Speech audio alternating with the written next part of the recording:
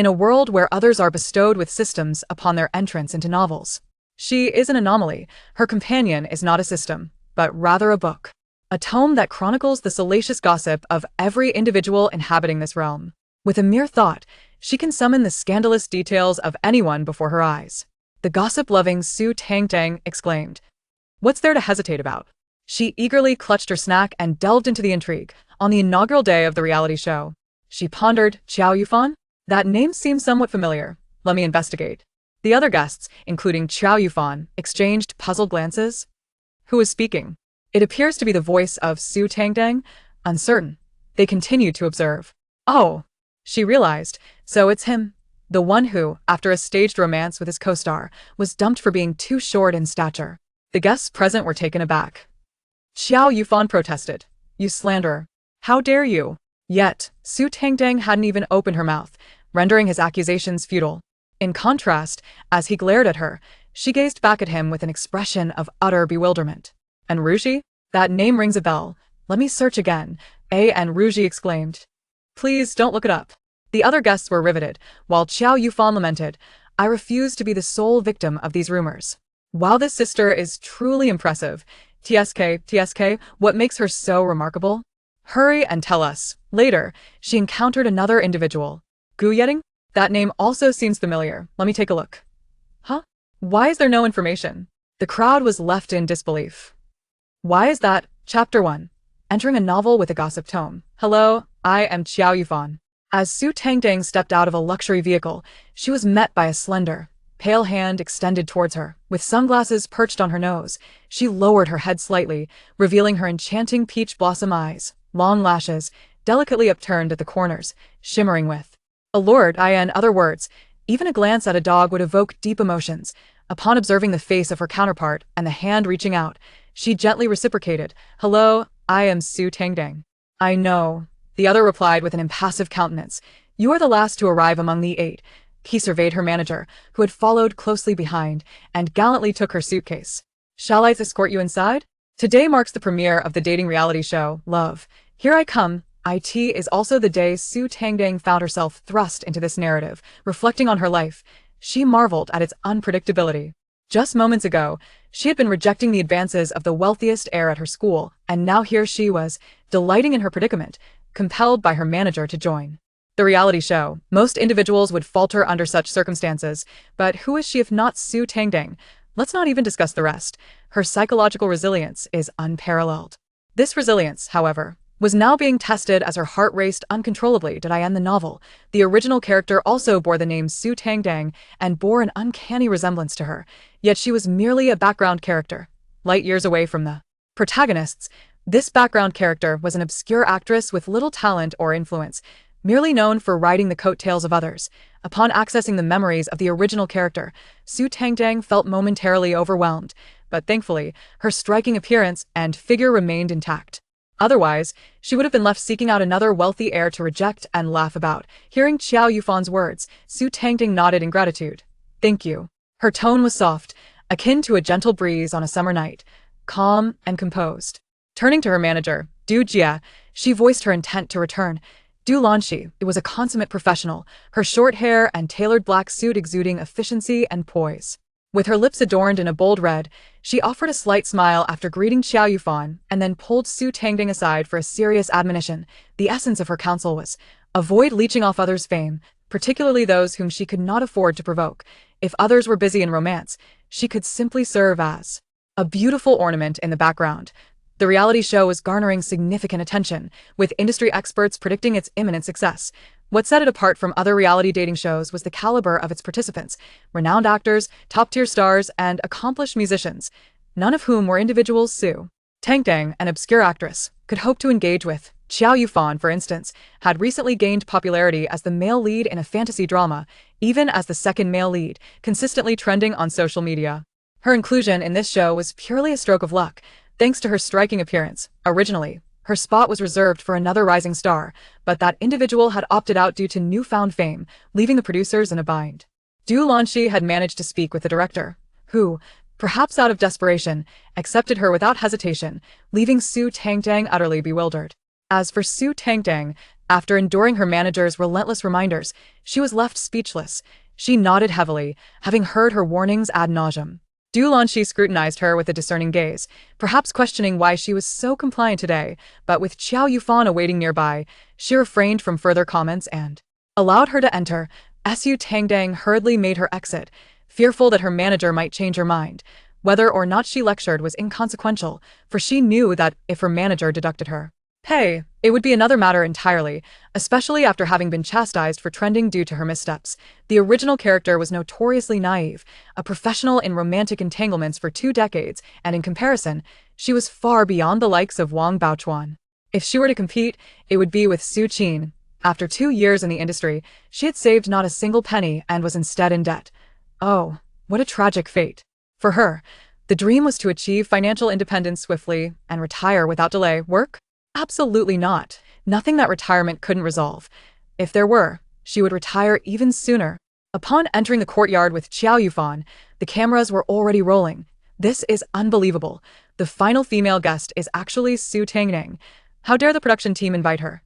Do they not value their ratings? Perhaps Sister Tang came of her own accord? Doge. I'll state one thing.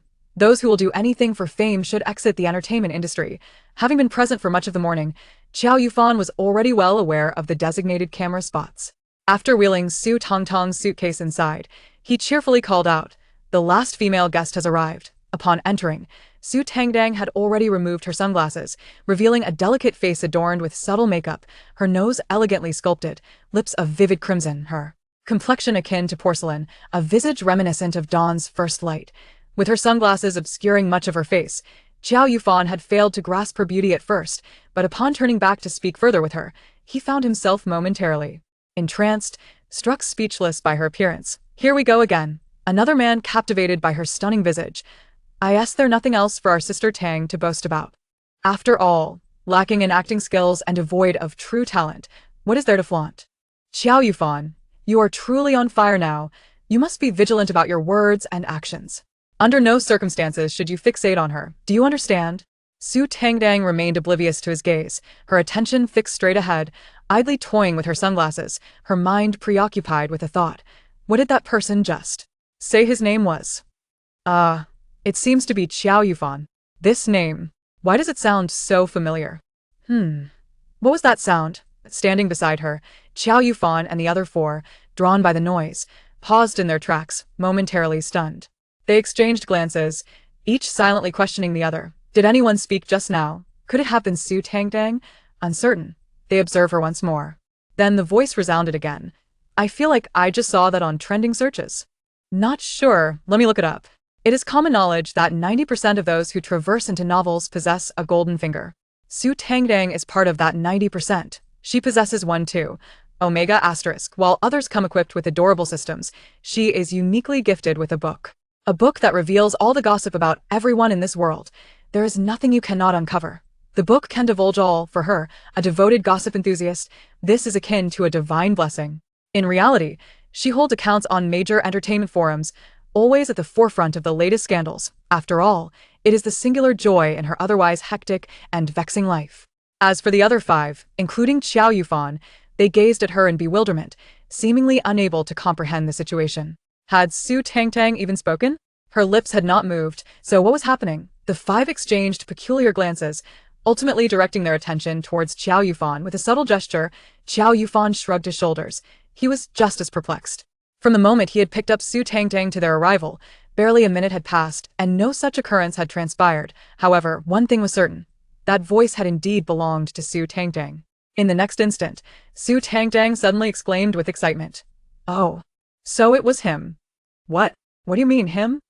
Is there some connection between the 2 of you? They were entirely led by her voice, unable to resist the allure of gossip. Qiao Yufan looked at her with growing tension, his grip on her suitcase handle tightening incrementally.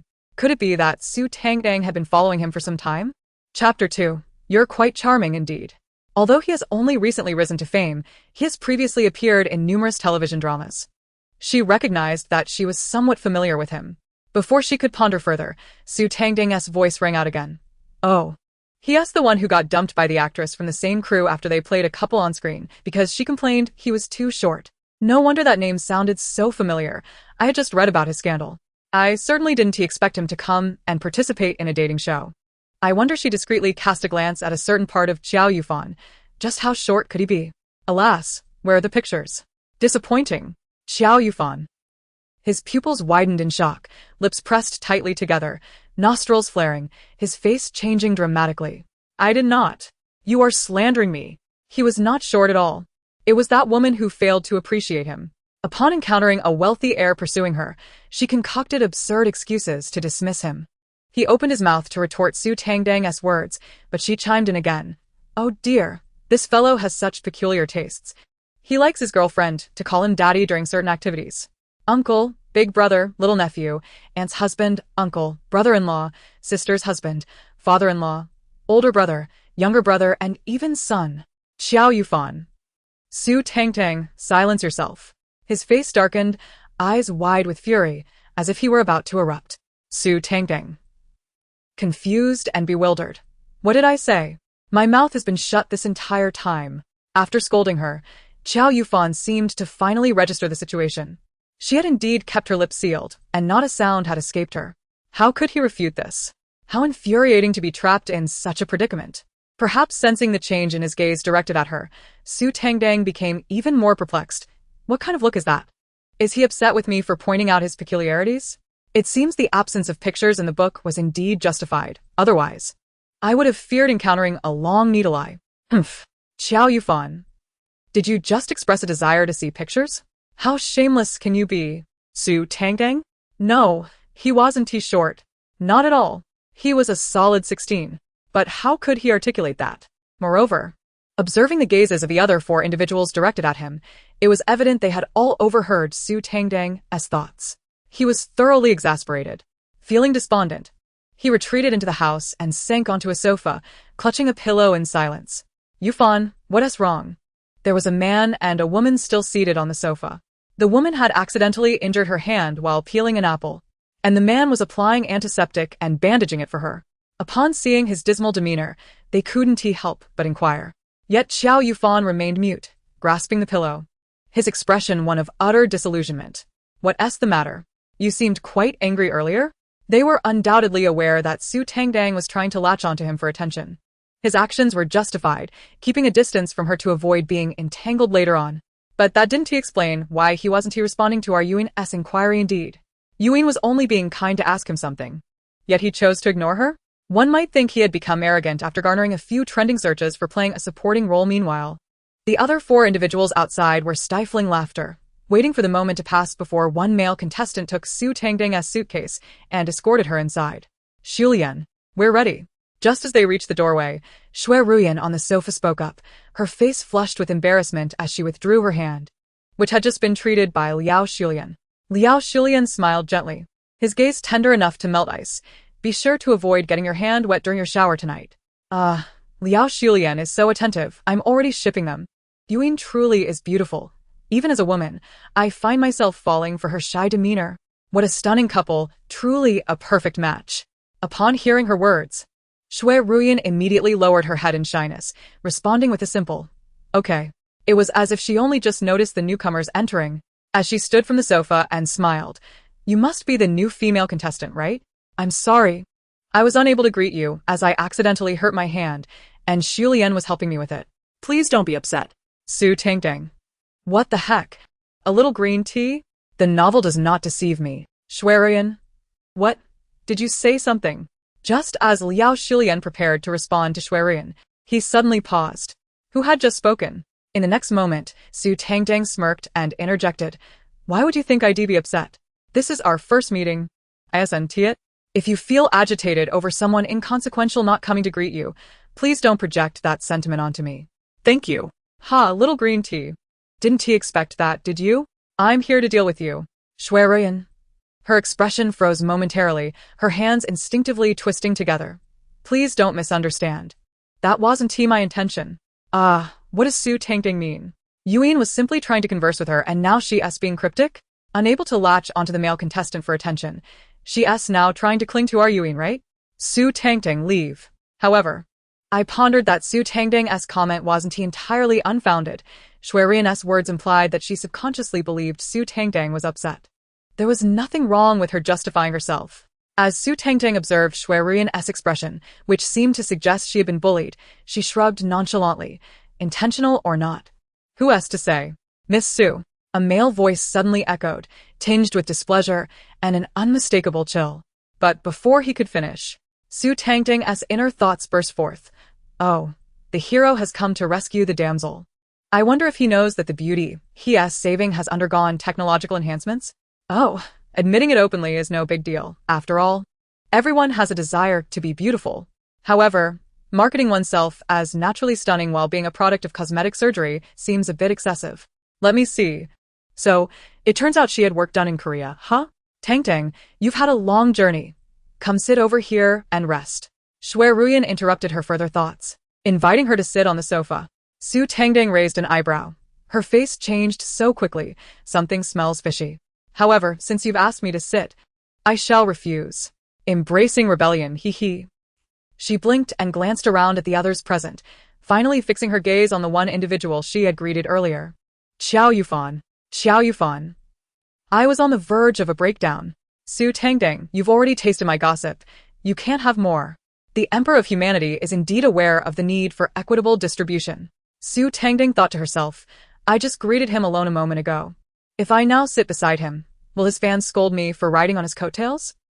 Qiao Yufan sighed in relief and stood up. Tangtang, come sit with me. I'll pour you a glass of water. Su Tangtang replied, sure, thank you. On the surface, while her outward demeanor was polite, internally she mused, though he may be a bit short and quirky, he possesses a genuinely kind nature. Qiao Yufan pondered, what if I don't feel like pouring the water? However, upon seeing Su Tangtang's innocent smile directed at him, he decided to rise and fulfill the task. Once Su Tangtang settled onto the sofa he had just vacated, an air of silence enveloped the gathering, necessitating someone to enliven the atmosphere.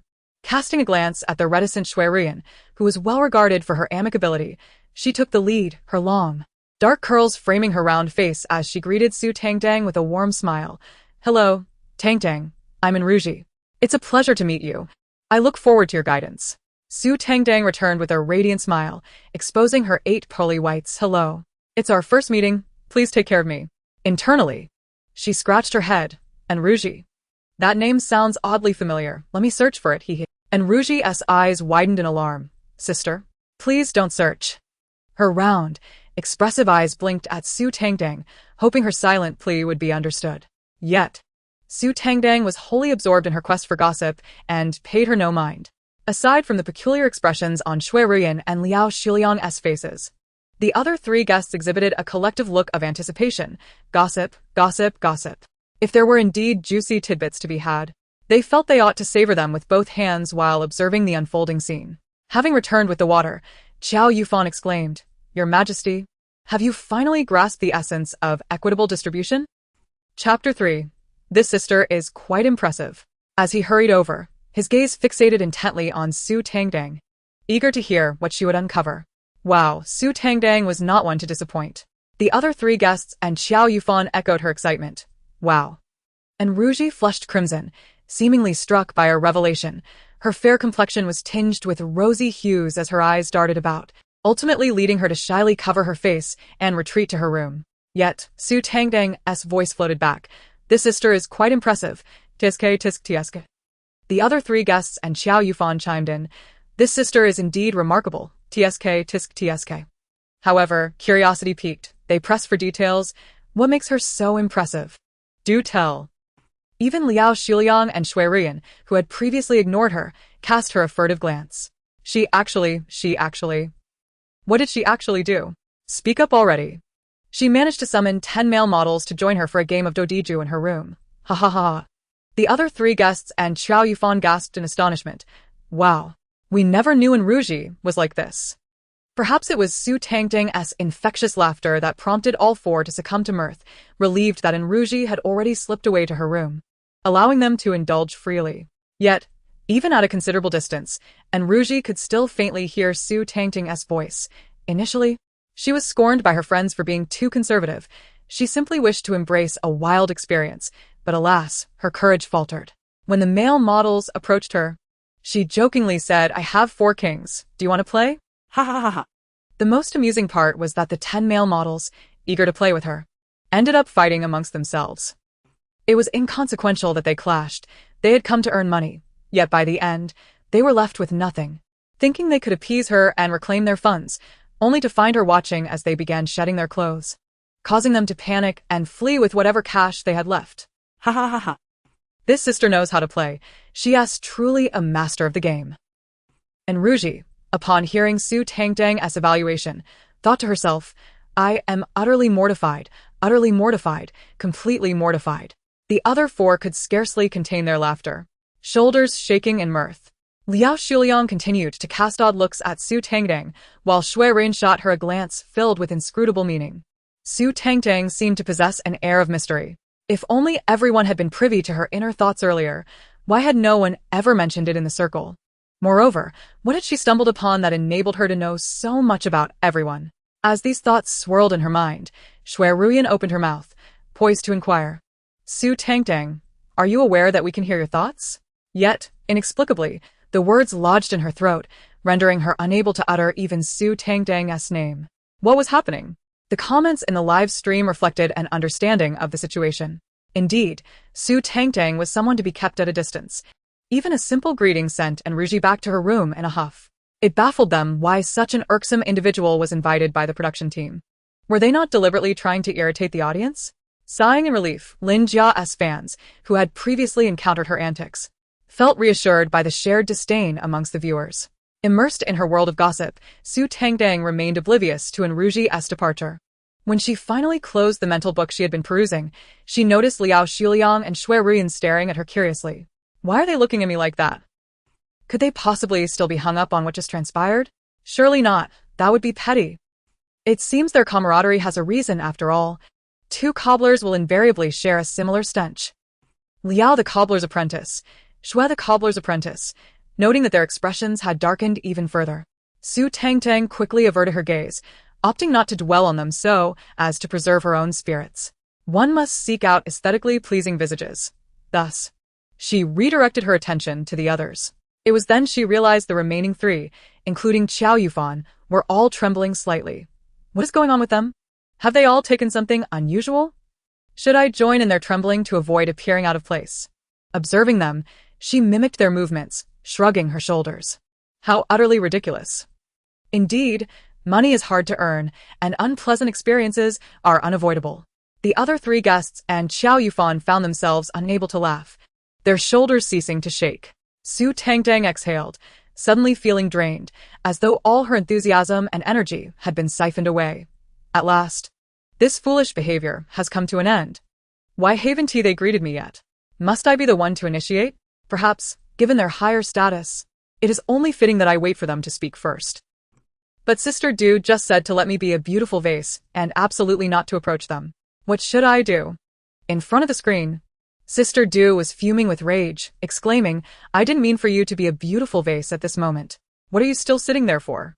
Are you waiting for them to greet you first? Where do you get such audacity?" Then she noticed that Su Tangtang indeed had that audacity, as the other 3 guests had already greeted her. Strangely, none of them mentioned her name. As Su Tangtang responded to them, she rummaged through the original owner's memories for any impressions of them. She discovered that 2 of them were familiar. Chun Sinian, the Oscar-winning actor that Sister Du strictly warned me to keep my distance from. Xiao Xiao, the fiery temperament genius composer that Sister Du spoke of. The 2 called out immediately straightened up, feeling more nervous than when they were called out by a teacher in school. "Tangtang, I heard you live nearby." Before she could respond, Chun Sinian, dressed in a crisp white shirt, sat across from her, his dark hair neatly styled, exuding a warm demeanor as he smiled at her. It was no wonder he was rumored to be one of the kindest personalities in the industry.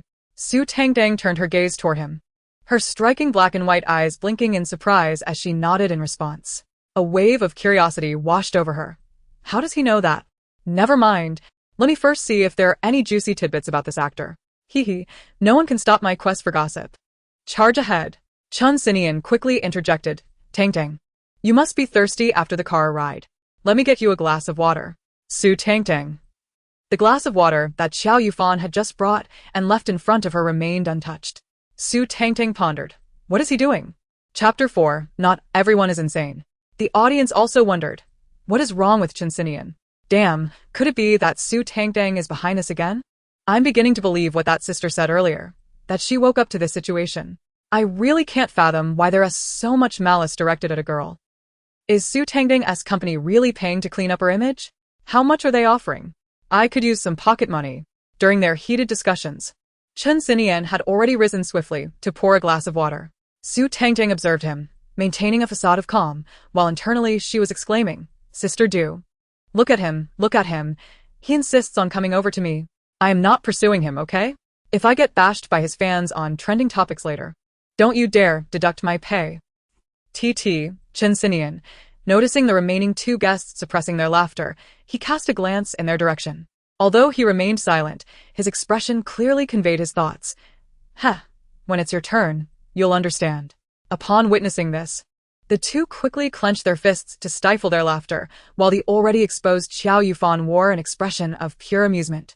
He genuinely wanted to interject at this moment. Su Tangtang, can you even handle this? Hurry up and dig up some dirt on this actor. He was eager for gossip, craving it like never before. At this moment, Su Tangtang found herself holding a glass of water that Chen Xinian had placed in her hand. Moreover, he cheerfully urged, drink up. Su Tangtang, feeling utterly disillusioned. Sister Du, you must listen to my explanation later. I swear I'm not trying to get close to him. She hummed in acknowledgement, still perplexed as she took a couple of sips before placing the glass down and immediately asking, Chen, brother Chen, may I go to my room to tidy up first? These people seem completely unhinged. I'd better make my escape before I catch whatever madness they have. Getting bashed online is a far worse fate. On the way here, Sister Du had explicitly stated that if someone got bashed on trending topics, a fine of 10,000 would be imposed. She hadn't even received her pay for the show yet. How could she allow that to happen? Seeing that she was no longer discussing her own matters, Chen Xinian nodded with a smile, displaying exceptional gentlemanly behavior as he moved her suitcase to the door of their room. The others inexplicably followed suit. At that moment, the last of the four female guests, Su Yuntang, approached, her demeanor exuding warmth as she gently explained, Tangtang, the production team prepared 2 rooms for us, both 3-person accommodations. Since you arrived later, the 3 of us have already chosen 1 room. Would you like us to move to a room with you? Or would you prefer to wait for the other guests to arrive? Before Su Tangtang could respond, the nearby Shuerian interjected, how about I move in with you? Being alone might attract unwanted attention. No way, hard pass. I'm allergic to green tea. Besides, if her high-tech looks and figure happen to collide and get distorted, who would be to blame? I can't afford to be a victim of her schemes. Shuerian, gritting her teeth in frustration, yet maintaining a facade of gentleness. She thought to herself, no worries, everyone in the entertainment industry has undergone some form of enhancement, right? I refuse to believe that Su Tangtang is naturally beautiful. Moreover, can she just determine that someone has had surgery based on a single comment? Su Tangtang didn't even glance at her, instead turning her attention to Su Yuntang. I'm fine living alone, thank you. What does she mean by that? Is Su Tangtang deliberately targeting Yunin? Yunin kindly inquired. And she didn't even respond? On the flip side, thinking from another perspective, her silence might actually be a blessing. I certainly don't want Yunin living with her. What if she ends up riding our coattails? Su Yuntang, still fixated on Su Tangtang's earlier words, observed Shuerian's face. When she first arrived, her elbow accidentally bumped into Shuerian's face. Although it hadn't been forceful, it had appeared quite painful at the time. Could that be the reason? Her high-tech enhancements truly are impressive. One can hardly tell she has undergone any work. At this moment, hearing Su Tangtang's response, she finally snapped back to reality and replied, all right, if you find it uncomfortable later, feel free to let us know. We can switch rooms. Su Tangtang smiled sweetly. Okay. After taking her suitcase from Chen Xinian, she announced her intention to tidy up first and instructed them to call her if they needed anything. However, upon finishing her statement, Chen Xinian seemed reluctant to leave, gazing at her with an expression that suggested he had something to say. Su Tangtang, what is going on with this actor? Is he somehow infatuated with my looks? While I know I possess natural beauty, captivating enough to outshine the stars, my focus is solely on making money. I have no interest in him whatsoever. Moreover, the book mentions he has a sugar daddy, the president of some corporation, with whom he has shared a bed. Chen Xinian, excellent. All that effort has gone to waste. He should not have entertained the thought of staying behind, attempting to say something to her to dissuade her from revisiting his gossip. Meeting the astonished expressions of those around him, he let out a derisive snort at Su Tangtang before turning to leave. Su Tangtang. What on earth did I do? Is this group of people out of their minds? Cough. Su Yuntong, hearing her words, couldn't help but clear her throat. Well, Tangtang, we'll head downstairs first. Do finish up quickly. The director will likely have some arrangements. A faint smile graced Su Tangtang's face. All right, understood. Thank you. Yet, her mind began to swirl with confusion. What was that person's name again? Did she introduce herself? It seems she didn't, right? How am I supposed to address her later? Forget it, I'll clean up first, then ask Sister Du, or maybe check online. The official Weibo should have pictures and names by now. Su Yuntong. Ultimately, there is no escaping it. She forced a smile and quickly slipped downstairs. Below, everyone exchanged glances, and even Enruji, who had just retreated to her room, re-emerged. She was still casting furtive glances at Chen Xianian, clearly having overheard Su Tangtang's earlier remarks. See, I told you everyone dislikes Su Tangtang. It's merely superficial pretense. The moment she's absent, silence envelopes the room. To have an entire industry detest her, that is truly something. Can everyone just ignore her? Watching their interactions with her makes me feel nauseated. I finally grasped the meaning of a saying, earning money is tough, and dealing with rubbish is tougher. TSK, I wonder what the comments are fretting about. Her business is none of our concern as monthly earners of 1,800, right? Ha ha ha, finally, I've found someone who shares my sentiments. That sister earning 1,800. I might be doing a bit better, at 3,000, you know. Did anyone notice that Enruji was stealing glances at Chen Xianian? Has this little fan finally been unable to hide her affection? When Su Tangtang finished tidying up and descended, aside from Liao Shuliang and Shui Rian, who wore frowns, the others lounged lazily on the sofa, appearing utterly defeated. It was only natural, they had all come to the same conclusion. Since it was inevitable that she would expose them eventually, they might as well follow the examples of Qiao Yufan and Enruji and get it over with sooner rather than later. This way, they could adopt a more relaxed mindset and enjoy the spectacle. They were all part of the same industry. Surely they had caught wind of some rumors. And being exposed in a dating show would make it difficult to maintain a facade. The real test of acting skills was about to commence. Tangtang, you've come down. Su Yuntong greeted with a smile. Su Tangtang nodded lightly, about to pose a question, but Enruji interjected, suddenly approaching her. Tangtang, they haven't introduced themselves to you yet, right? Let me tell you their names. Su Tangtang. Defensive mode activated. Sister, are you trying to sabotage me? Chapter 5. Wow, this is scandalous. I thought you were someone I could get along with. Retreat, retreat, retreat. Enruji. Wasn't she simply curious about their gossip? How did that equate to harming her? Before she could ponder further, Su Tangtang declared, no need for introductions. Although this is our first meeting, I already know who they are. Of course, I would know the big movie star and the renowned composer. If I didn't, I'd be a laughingstock online. Good thing I'm not falling for it. Enruji. Oh, so that's how it is. But sister, you've misunderstood me. I merely wanted to indulge in some gossip. Yet she could not directly confess this to Su Tangtang, lest she reveal that they could hear her thoughts. Just imagining the ensuing awkwardness made her shudder. Would the dating show even continue recording? Chuckling awkwardly, she linked arms with Su Tangtang. Since you already know them, I want to introduce you. After all, this dating show will last for 3 months. I don't believe I want to hear any juicy gossip.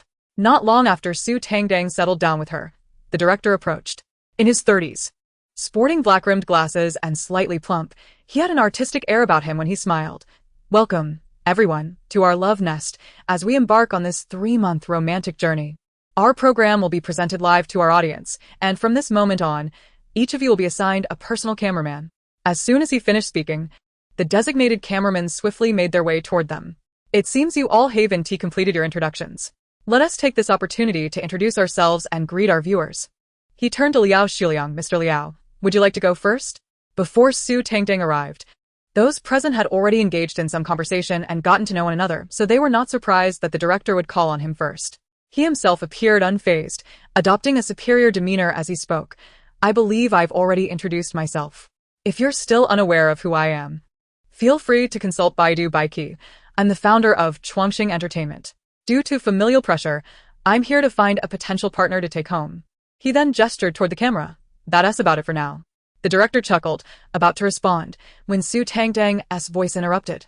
Is that so? Let me search for it, The attention of the group was immediately drawn to her.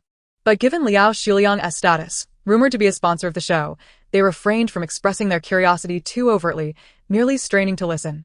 As for Liao Xuliang, upon hearing Su Tangtang's comment, he instinctively wanted to say something to her, but at that moment, he realized that discussing their ability to hear her thoughts was utterly impossible. The words lodged in his throat. No matter how hard he tried, he could not articulate them. Because of this delay, Su Tangtang's thoughts broke through again. Wow, this is sensational. His father's latest lover is his ex-girlfriend from ages ago, and when they first met at his home, they had a fling behind his father's back. Everyone. This is truly scandalous. What happened next?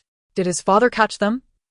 In a quest for excitement, they even did it in his father's bedroom, on the bed, in the bathroom, at the sink, in the study, and the office, among other places. However, there is no way to cheat without being discovered, especially given the frequency of their escapades.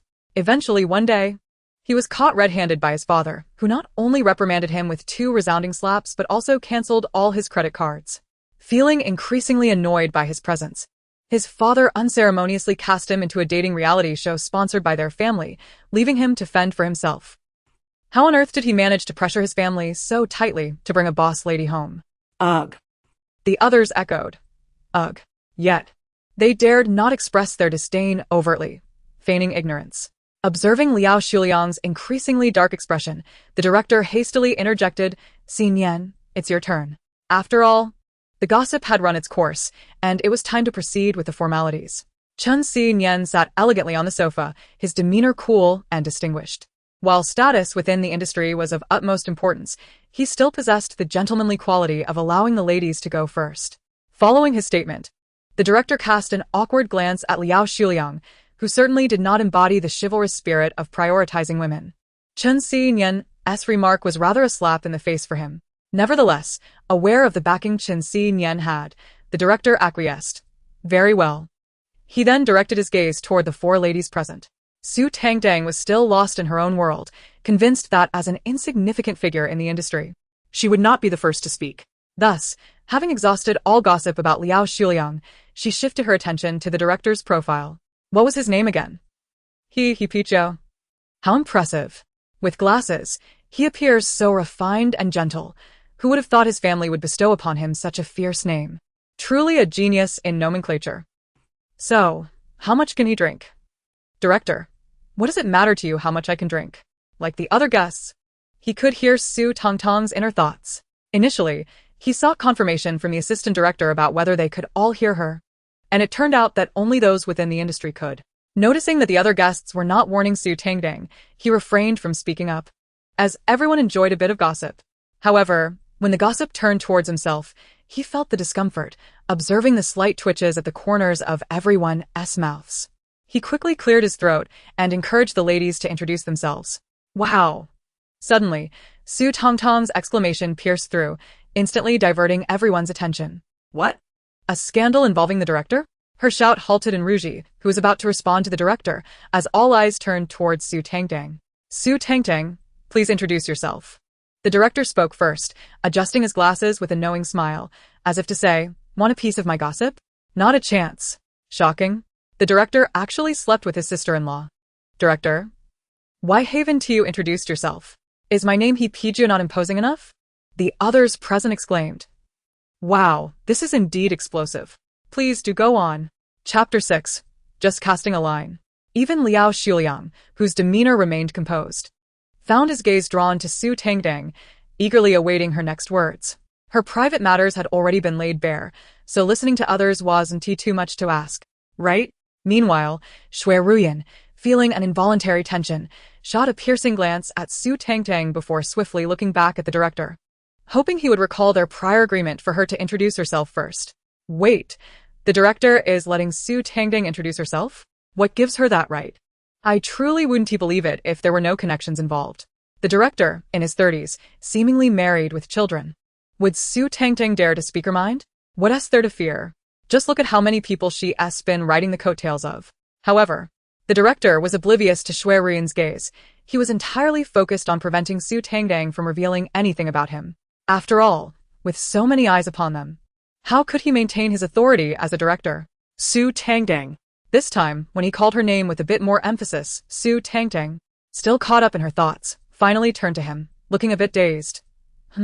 Did you call me? What is going on? I've barely cast my line before I got caught? Wait, I'm just an insignificant figure. Why is he fixating on me? He should be paying attention to the great actor Chen Xinyan. Director. Chen Xinyan. The two exchanged an awkward glance before the director continued. Su Tangtang, please introduce yourself to everyone and our viewers. Oh, all right. Without a second thought, Su Tangtang embraced her role as the obedient participant, adhering to whatever the guests and director instructed.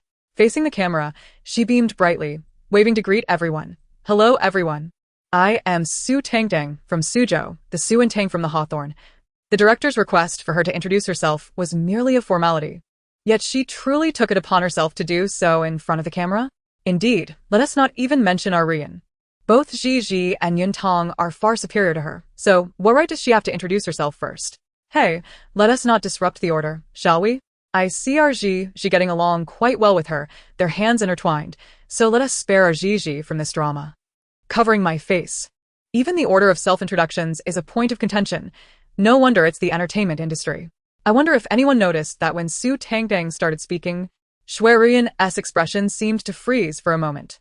Noticing it, I can only say, fans follow the lead of their idols. Indeed. Shui Ruiyan's expression did stiffen momentarily, and once Su Tangtang finished her introduction, the camera in the main live stream cut to her, where her demeanor had returned to normal. Offering a slight smile to the camera, it seemed the director finally remembered their prior agreement, quickly clearing his throat and urging her to introduce herself as well. She then looked into the camera, her face adorned with a smile she deemed graceful and composed, and softly spoke. Hello, everyone. I am Shui Ruiyan. I am an actress, having played the leading roles in modern romance dramas Heartbeat and Gentle Fall, as well as the ancient romance drama Prideful. I am thrilled to meet everyone here today. Whether it be Lin Qing or Su Xing, the love stories I portrayed are incredibly beautiful and enviable. I have always held high hopes for my own love life. And that is precisely why I am participating in this dating show, hoping to encounter someone who shares my interests, to love wholeheartedly, step into marriage, and spend a lifetime together. Ruiyan, you will surely find your beautiful love story like Lin Qing and Su Xing. After witnessing Ruiyan's interaction with Liao Shuliang, I can't help but wonder if he is the one who makes her heart flutter. Although I still prefer her pairing with the great actor Chen, I will wholeheartedly support all her decisions. Please refrain from bringing Chen scene. Thank you. My brother hardly interacts with your family member at all. It's utterly hilarious to think that Shui Ruiyan is so perfect that all the male guests are lining up to choose her. Once Shui Ruiyan finished her introduction, she nodded and smiled at everyone, indicating she was done. And Ruji and Su Yuntang then took their turns, playfully pushing each other to go first.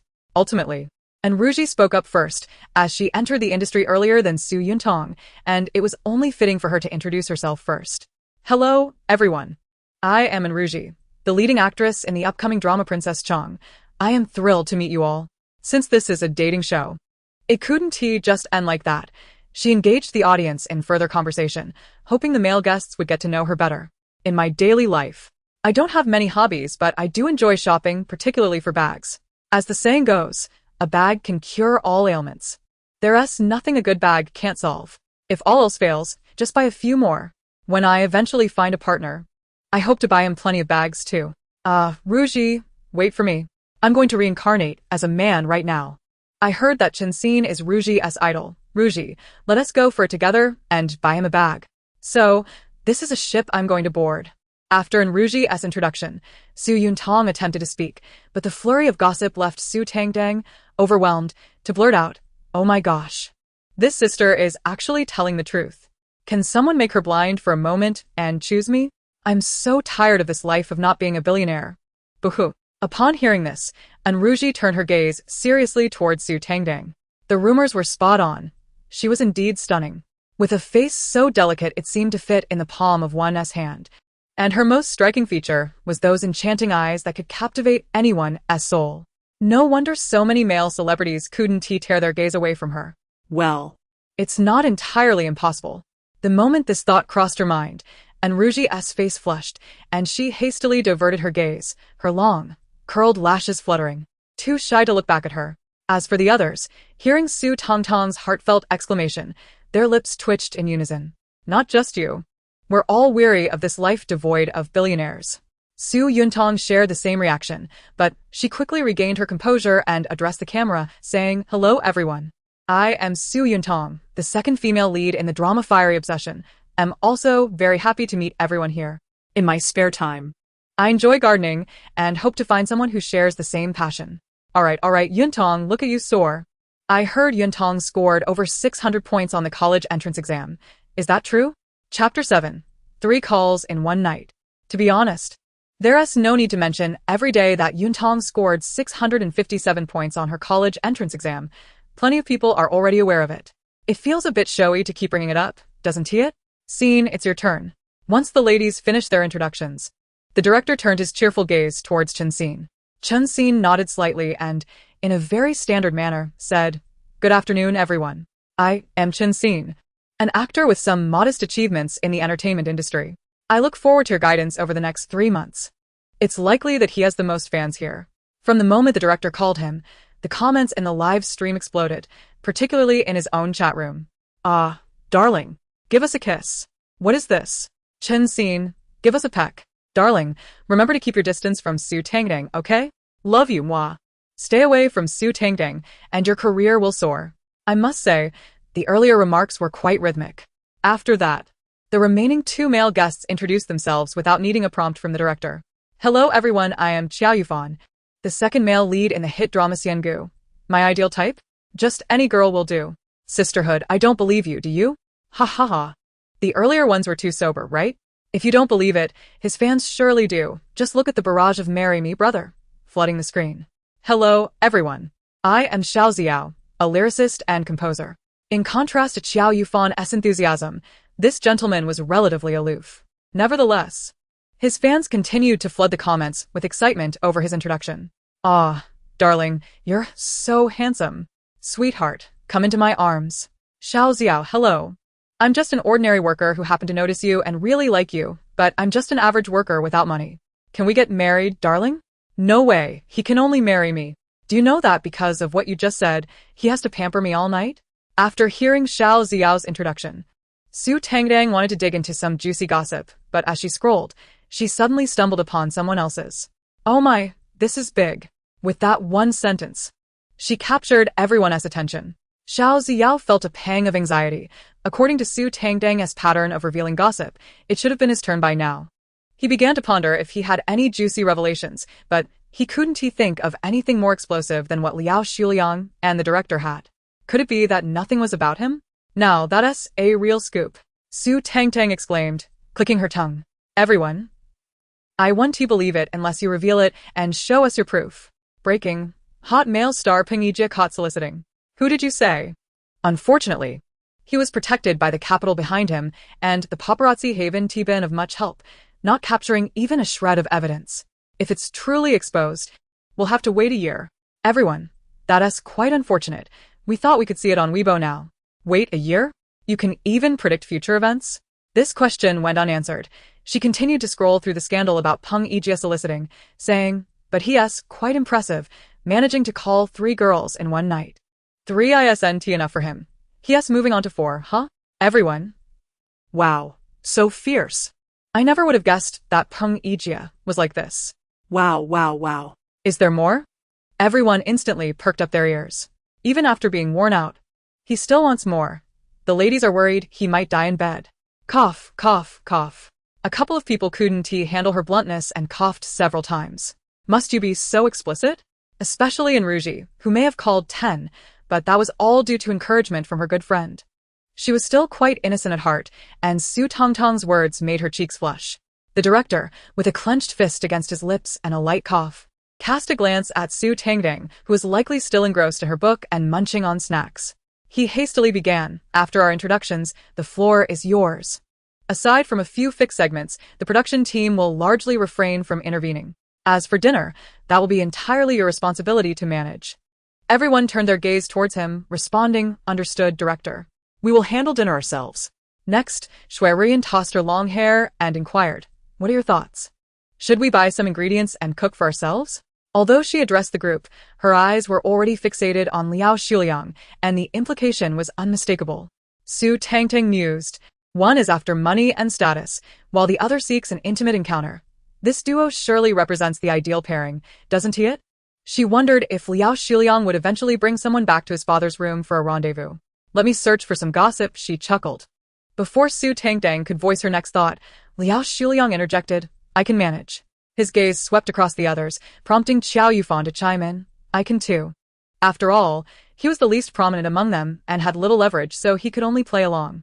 Chun Xinian and Xiao Xiao remained silent, and Ruyan interpreted their silence as agreement, continuing, "How about we purchase ingredients ourselves? I think it's a good idea." And Ruji, mindful of her manager's instructions to create more topics of conversation, nodded in affirmation. Su Tangtang, ever compliant, agreed to whatever they proposed, determined to adhere to what Sister Du had advised. She quietly nestled in a corner, engrossed in her gossip. Though the plan was set. When it came to discussing who would go shopping, Liao Xuliang stated first, "I have some matters to attend to, so I want to join you all." Ruyan glanced at him, her smile gentle as she replied, "With so many of us, it's indeed unnecessary for everyone to go. Those with tasks can stay behind to resolve them." Supportive as ever, she considered the workloads of others, winning their affection and admiration. Naturally, the others were disinterested in the pair. Chapter 8. Another scoop already? And Ruji shuddered at the thought of Liao Xuliang engaging in intimate activities with his ex-girlfriend in his father's room. Hearing her words, she immediately turned to Su Tangtang and asked, "Tangtang, are you going to buy something?" Rather than witness their cringeworthy interactions, she preferred to accompany Su Tangtang to enjoy some gossip. The others seemed to share her sentiment, turning their attention towards Su Tangtang after her inquiry. As for Su Tangtang herself, "Why is everyone looking at me?" she protested. "Your stares are quite misleading. One might think I'm the star with all the influence, while you're merely the obedient supporting cast." The group remained silent, still watching her. With a cheerful smile, she replied, "I'm fine with anything, just let me know what you decide." Ultimately, the arrangement was made. Liao Xuliang and Ruyan would remain at the villa, while the remaining 6 would venture out to shop. So, is my assumption regarding Liao Xuliang truly valid? He claimed to have matters to attend to, and she promptly chose to stay with him. Doesn't that confirm it? We can commence our gossip, everyone. The charming air of a wealthy family and the graceful, stunning starlet. This pairing truly excites me. After bidding farewell to Liao Xuliang and Ruyan, the others gathered their belongings and made their way to the door, preparing to depart. According to the signs raised by the production team, they would be taking the sponsor's vehicle for this outing. At this moment, someone posed the question, "Shall the boys take one car, and the girls another? Or should we select partners?" Others began to respond, but suddenly, an exclamation erupted. "What? Another scoop already?" Qiao Yufan, with a fist against his lips, cleared his throat. "I believe mutual selection is preferable. Let us see if anyone pairs up nicely." How refreshingly direct. "I love it," another chimed in. "I'm all for it. I enjoy straightforwardness. My ship, and Ruji and Chun Xinian, let us go." Personally, I find this proposition quite agreeable. So far, aside from knowing that Liao Xuliang and Ruyan harbor mutual affection and Ruji's interest in Chin the actor, I can't decipher the feelings of anyone else present. However, many who had initially endorsed the idea soon regretted it. Chun Xinian declared, "Then I choose Su Tangtang." He was curious to see what sensational drama would unfold.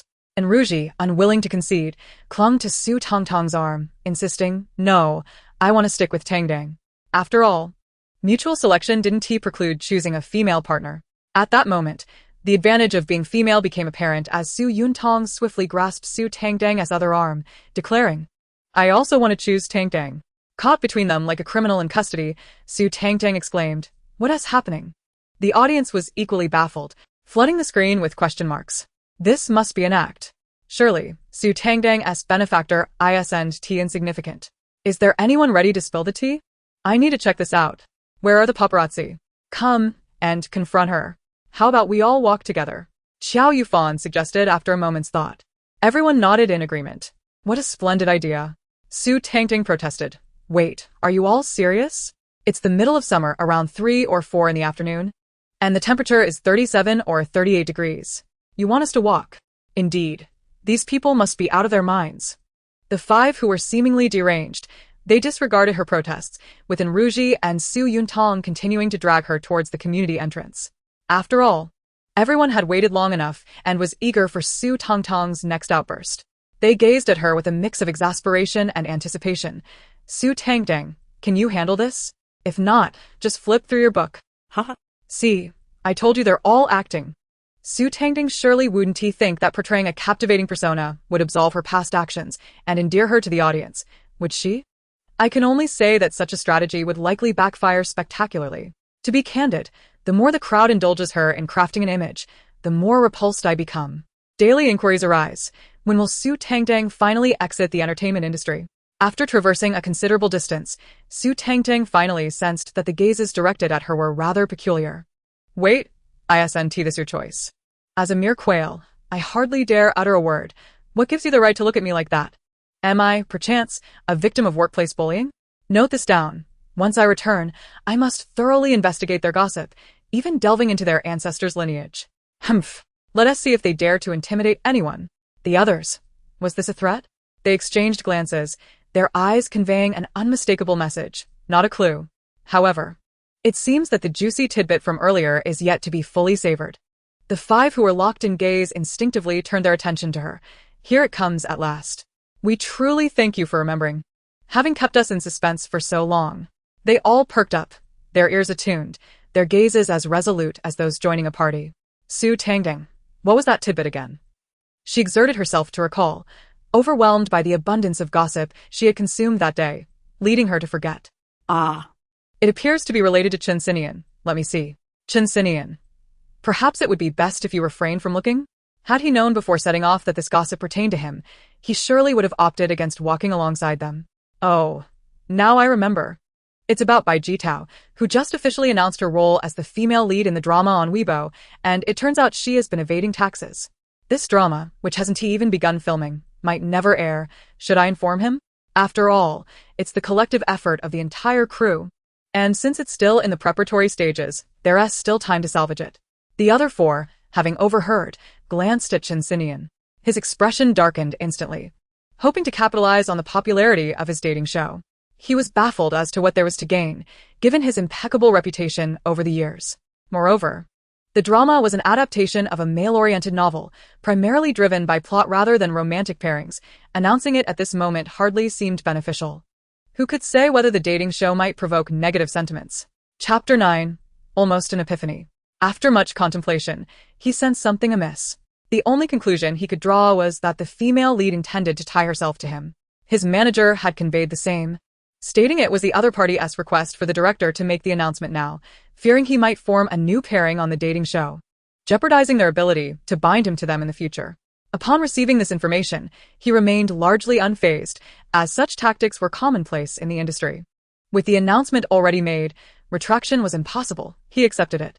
As for their attempts to bind him, he would respond only to necessary interactions and remain unresponsive otherwise. But what was this tax evasion business? Would it render the collective efforts of the entire crew futile? That was simply intolerable. He spoke in a deep, resonant tone. I have an urgent matter to attend to. I'll take my leave. I appreciate your assistance with the shopping. Where is he off to? The other four nodded in understanding. Being in the same industry, they were well aware of the arduous process of completing a project. So his urgency to return and inquire was justified. Only Su Tangtang remained oblivious. He just walked away like that? How am I supposed to discuss this matter with him? No need to say anything. He is already aware. The remaining four thought to themselves as they continued forward. By the time they completed their shopping, it was already past 5. After savoring the gossip about tax evasion, noticing Su Tangtang had fallen silent, they arranged for 2 cars from the sponsoring company to take them back. Upon their return to the villa, they did not encounter Liao Xuliang and Shui Rian, but fortuitously ran into Chinsinian descending the stairs.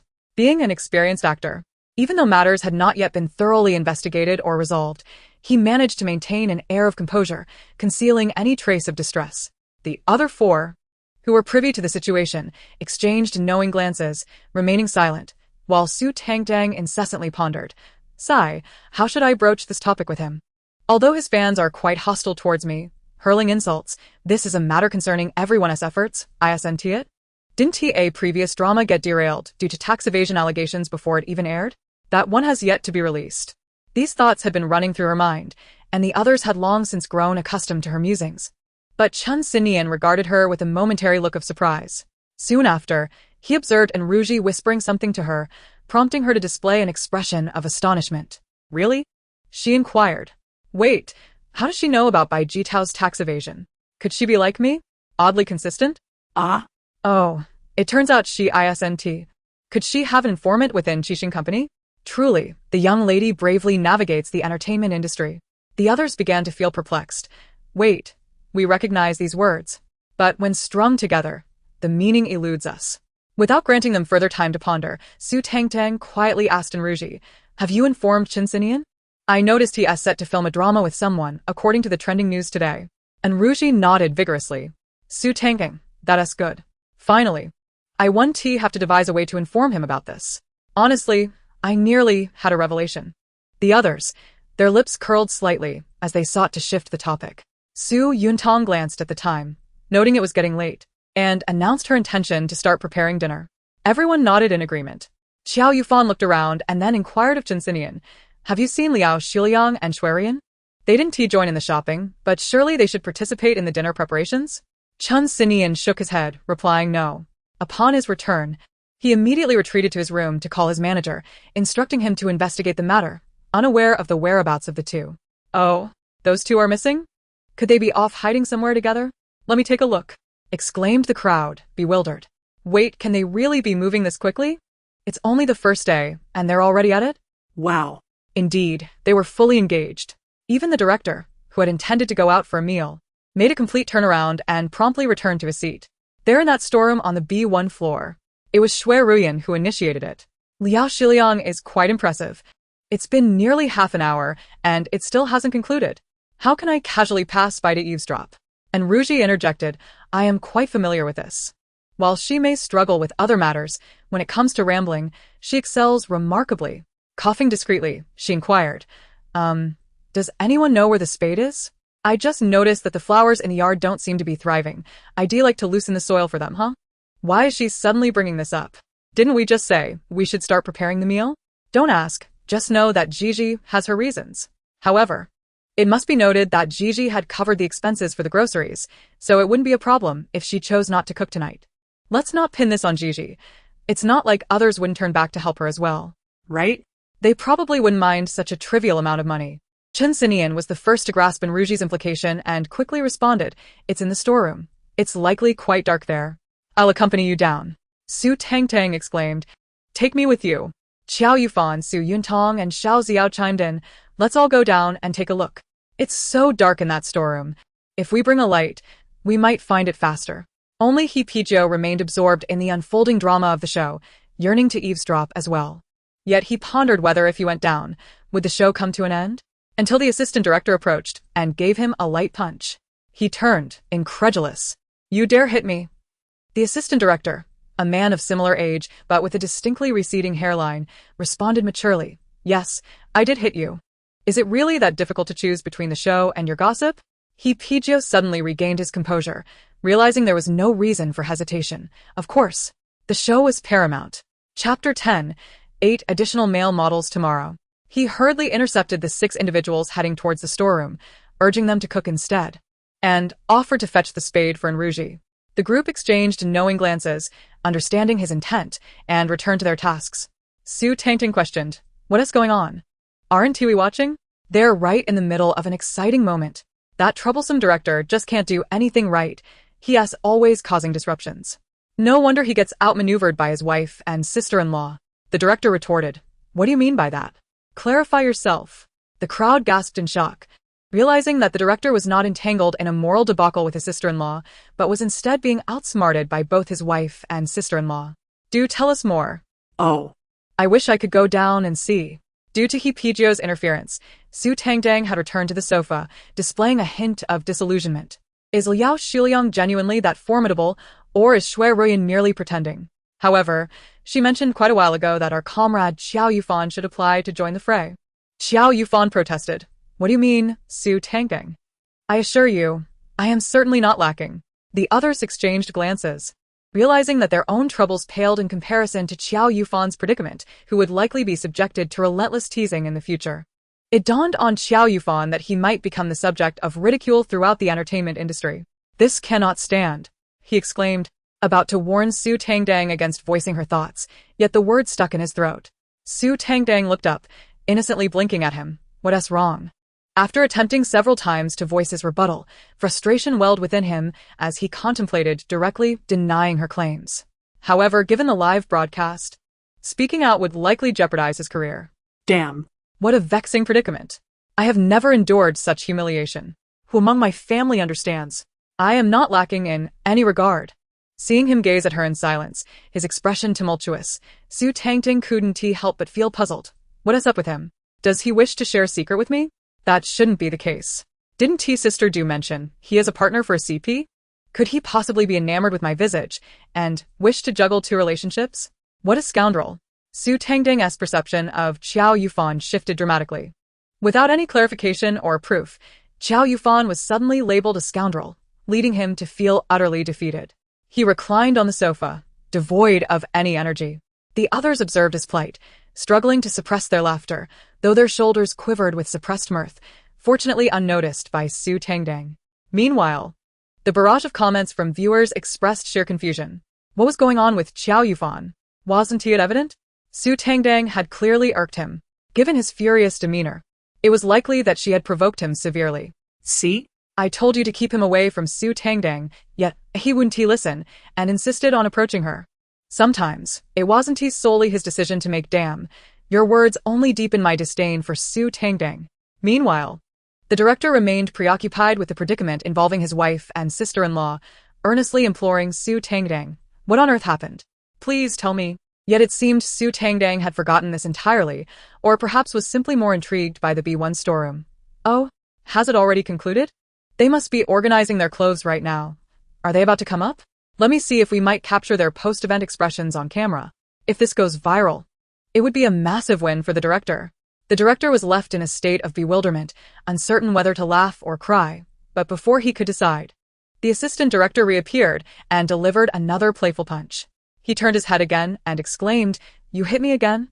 The assistant director, visibly exasperated, retorted, "The show is paramount." It was perplexing why he remained there in a daze. If they managed to capture this moment on film, they would undoubtedly face the risk of being shut down. Indeed, this household, nay, this production team, could hardly function without him. He pied Gio, still rubbing the spot where he had been struck, seemed to gradually come to his senses, prompting the others present to hastily prepare dinner. Leaving no one behind at the staircase leading to the basement, the other guests appeared to comprehend his intentions, all rising to make their way to the kitchen. Su Tangtang harbored no fondness for cooking. She preferred merely to eat, yet, what could she do? As an underappreciated artist, she needed to earn a living. She followed suit, mentally encouraging herself. One more effort today, and I shall have 8 male models tomorrow. Charge ahead. A few individuals were startled by her sudden outburst, nearly losing their footing and coughing several times. Although they were uncertain why such a thought had crossed her mind, they couldn't help but admire her ambition. Laughter bubbled up among them as they reached the kitchen, where they all began to take action. The process of preparing dinner was undoubtedly the perfect opportunity to cultivate romantic tension. Returning to the task at hand, the director eagerly anticipated that perhaps a memorable scene would unfold here. The audience, too, awaited the delightful chaos that was sure to ensue. Where had Enin gone? Why had they not seen her until now?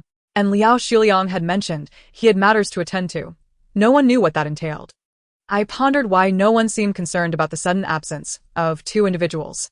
After all, they were supposed to be companions. Upon their return, it was odd that no one had inquired about their whereabouts. On the first day, it was likely everyone was still getting acquainted. This was understandable. Upon entering the kitchen, Enruji intended to seek out Qin Sinian, but the moment she lifted her foot, a sudden thought echoed in her mind. Su Tangtang's spoken words just before she entered the room to tidy up. A man. They shared a bed. This revelation caused her to hesitate. How could she proceed? After a few moments of silence, she ultimately decided to retract her foot, opting instead to wash the vegetables. Observing this scene, the director's expression instantly soured. He had, of course, overheard her remark. Yet, wasn't it preferable for them to perform? Initially, he had been most excited about this couple. When courting sponsors, they had discussed this pair the most. And now this? How was he to explain this to the sponsors? The fans in her live stream were equally puzzled, asking, what is going on? Hadn't Gigi wanted to find Chinsinian? Why had she suddenly changed her mind? Chapter 11. Her face is her kingdom. I, too, wished to inquire what urgent matter Chinsinian had, as I had seen him rush back to his room, forbidding others from following. Who knew? Given the fans' chatter about Enruji's affections for Chinsinian, I had hoped to ship that couple. But now what could I make of it? Perhaps we should wait and see. After all, we still had Yinyin and Liao Xiliang, right? Charge ahead. Enruji, known for her reluctance to pursue Chinsinian, was contrasted by Qiao Yufan, who sought out Su Tangtang, asking, what would you like to eat? I can cook. The implication was clear. He was willing to prepare a meal for her. Their families had already conferred, agreeing to keep things simple. As they were here not only to earn money, but also to generate buzz for greater earnings, they couldn't simply do nothing. Chinsinian and Xiao Xiao held too high a status for Su Tangtang to aspire to. As for Enruji, it was rumored she hailed from a prestigious family, and Qiao Yufan surmised that she would surely look down upon him. Moreover, it was common knowledge in the industry that Enruji had only joined this dating show after learning of Chinsinian's participation, clearly coming for him. He had no desire to become an adversary of Chinsinian. As for Yin, she was a well-known figure. Nearly every male actor she had worked with had been linked to her, a label that was difficult to shed. Her fans were infatuated, and whenever she grew close to someone, they would be mercilessly scrutinized, often necessitating a public clarification. Such clarifications only fueled her fans' outrage, targeting the male counterpart with fervor, which deterred him from pursuing her. As for Su Tangtang, she truly was an amateur, and thus not even on their radar. Hence, Qiao Yufan heeded his manager's instructions and reached out to Su Tangtang. What was Chinsinian thinking, though? He was already paired with a wealthy benefactor. Why come on this dating show? Enruji was equally curious, her interest piqued. Who could fathom what she had endured today? She genuinely liked Chinsinian, although she had yet to discern whether this affection stemmed from admiration for an idol or romantic attraction. If it were romantic, she would not have thought of him when she had been encouraged by her close friend to invite 10 male models. Conversely, if it were admiration for an idol, she felt a pang of sadness when Su Tangtang spoke so boldly. However, upon reflection, she inexplicably found herself wanting to ship their couple. After all, based on her years of understanding Chinsinian, he was not one to easily succumb to the whims of wealth. During his initial foray into the industry, he had endured great hardships. If he had not willingly accepted such conditions, the benefactor could never have held such influence over him. She trusted his judgment. That benefactor must be extraordinarily attractive. Alas, she had no defenses against beautiful people. As these thoughts swirled in her mind, she discreetly glanced towards Su Tangtang. Whether it was due to her awareness of Enruji's gaze, Su Tangtang suddenly lifted her eyes to meet hers, and upon noticing the stare, she quickly broke into a bright smile. This sister was quite the wealthy lady. Cultivating a good relationship with her was essential. Enruji, momentarily dazzled by the smile, found herself dazed for a time before sheepishly turning her now flushed face away. Enruji projected calmness as she continued to pick vegetables. Internally, she lamented, why is she so beautiful? I want to buy her the world.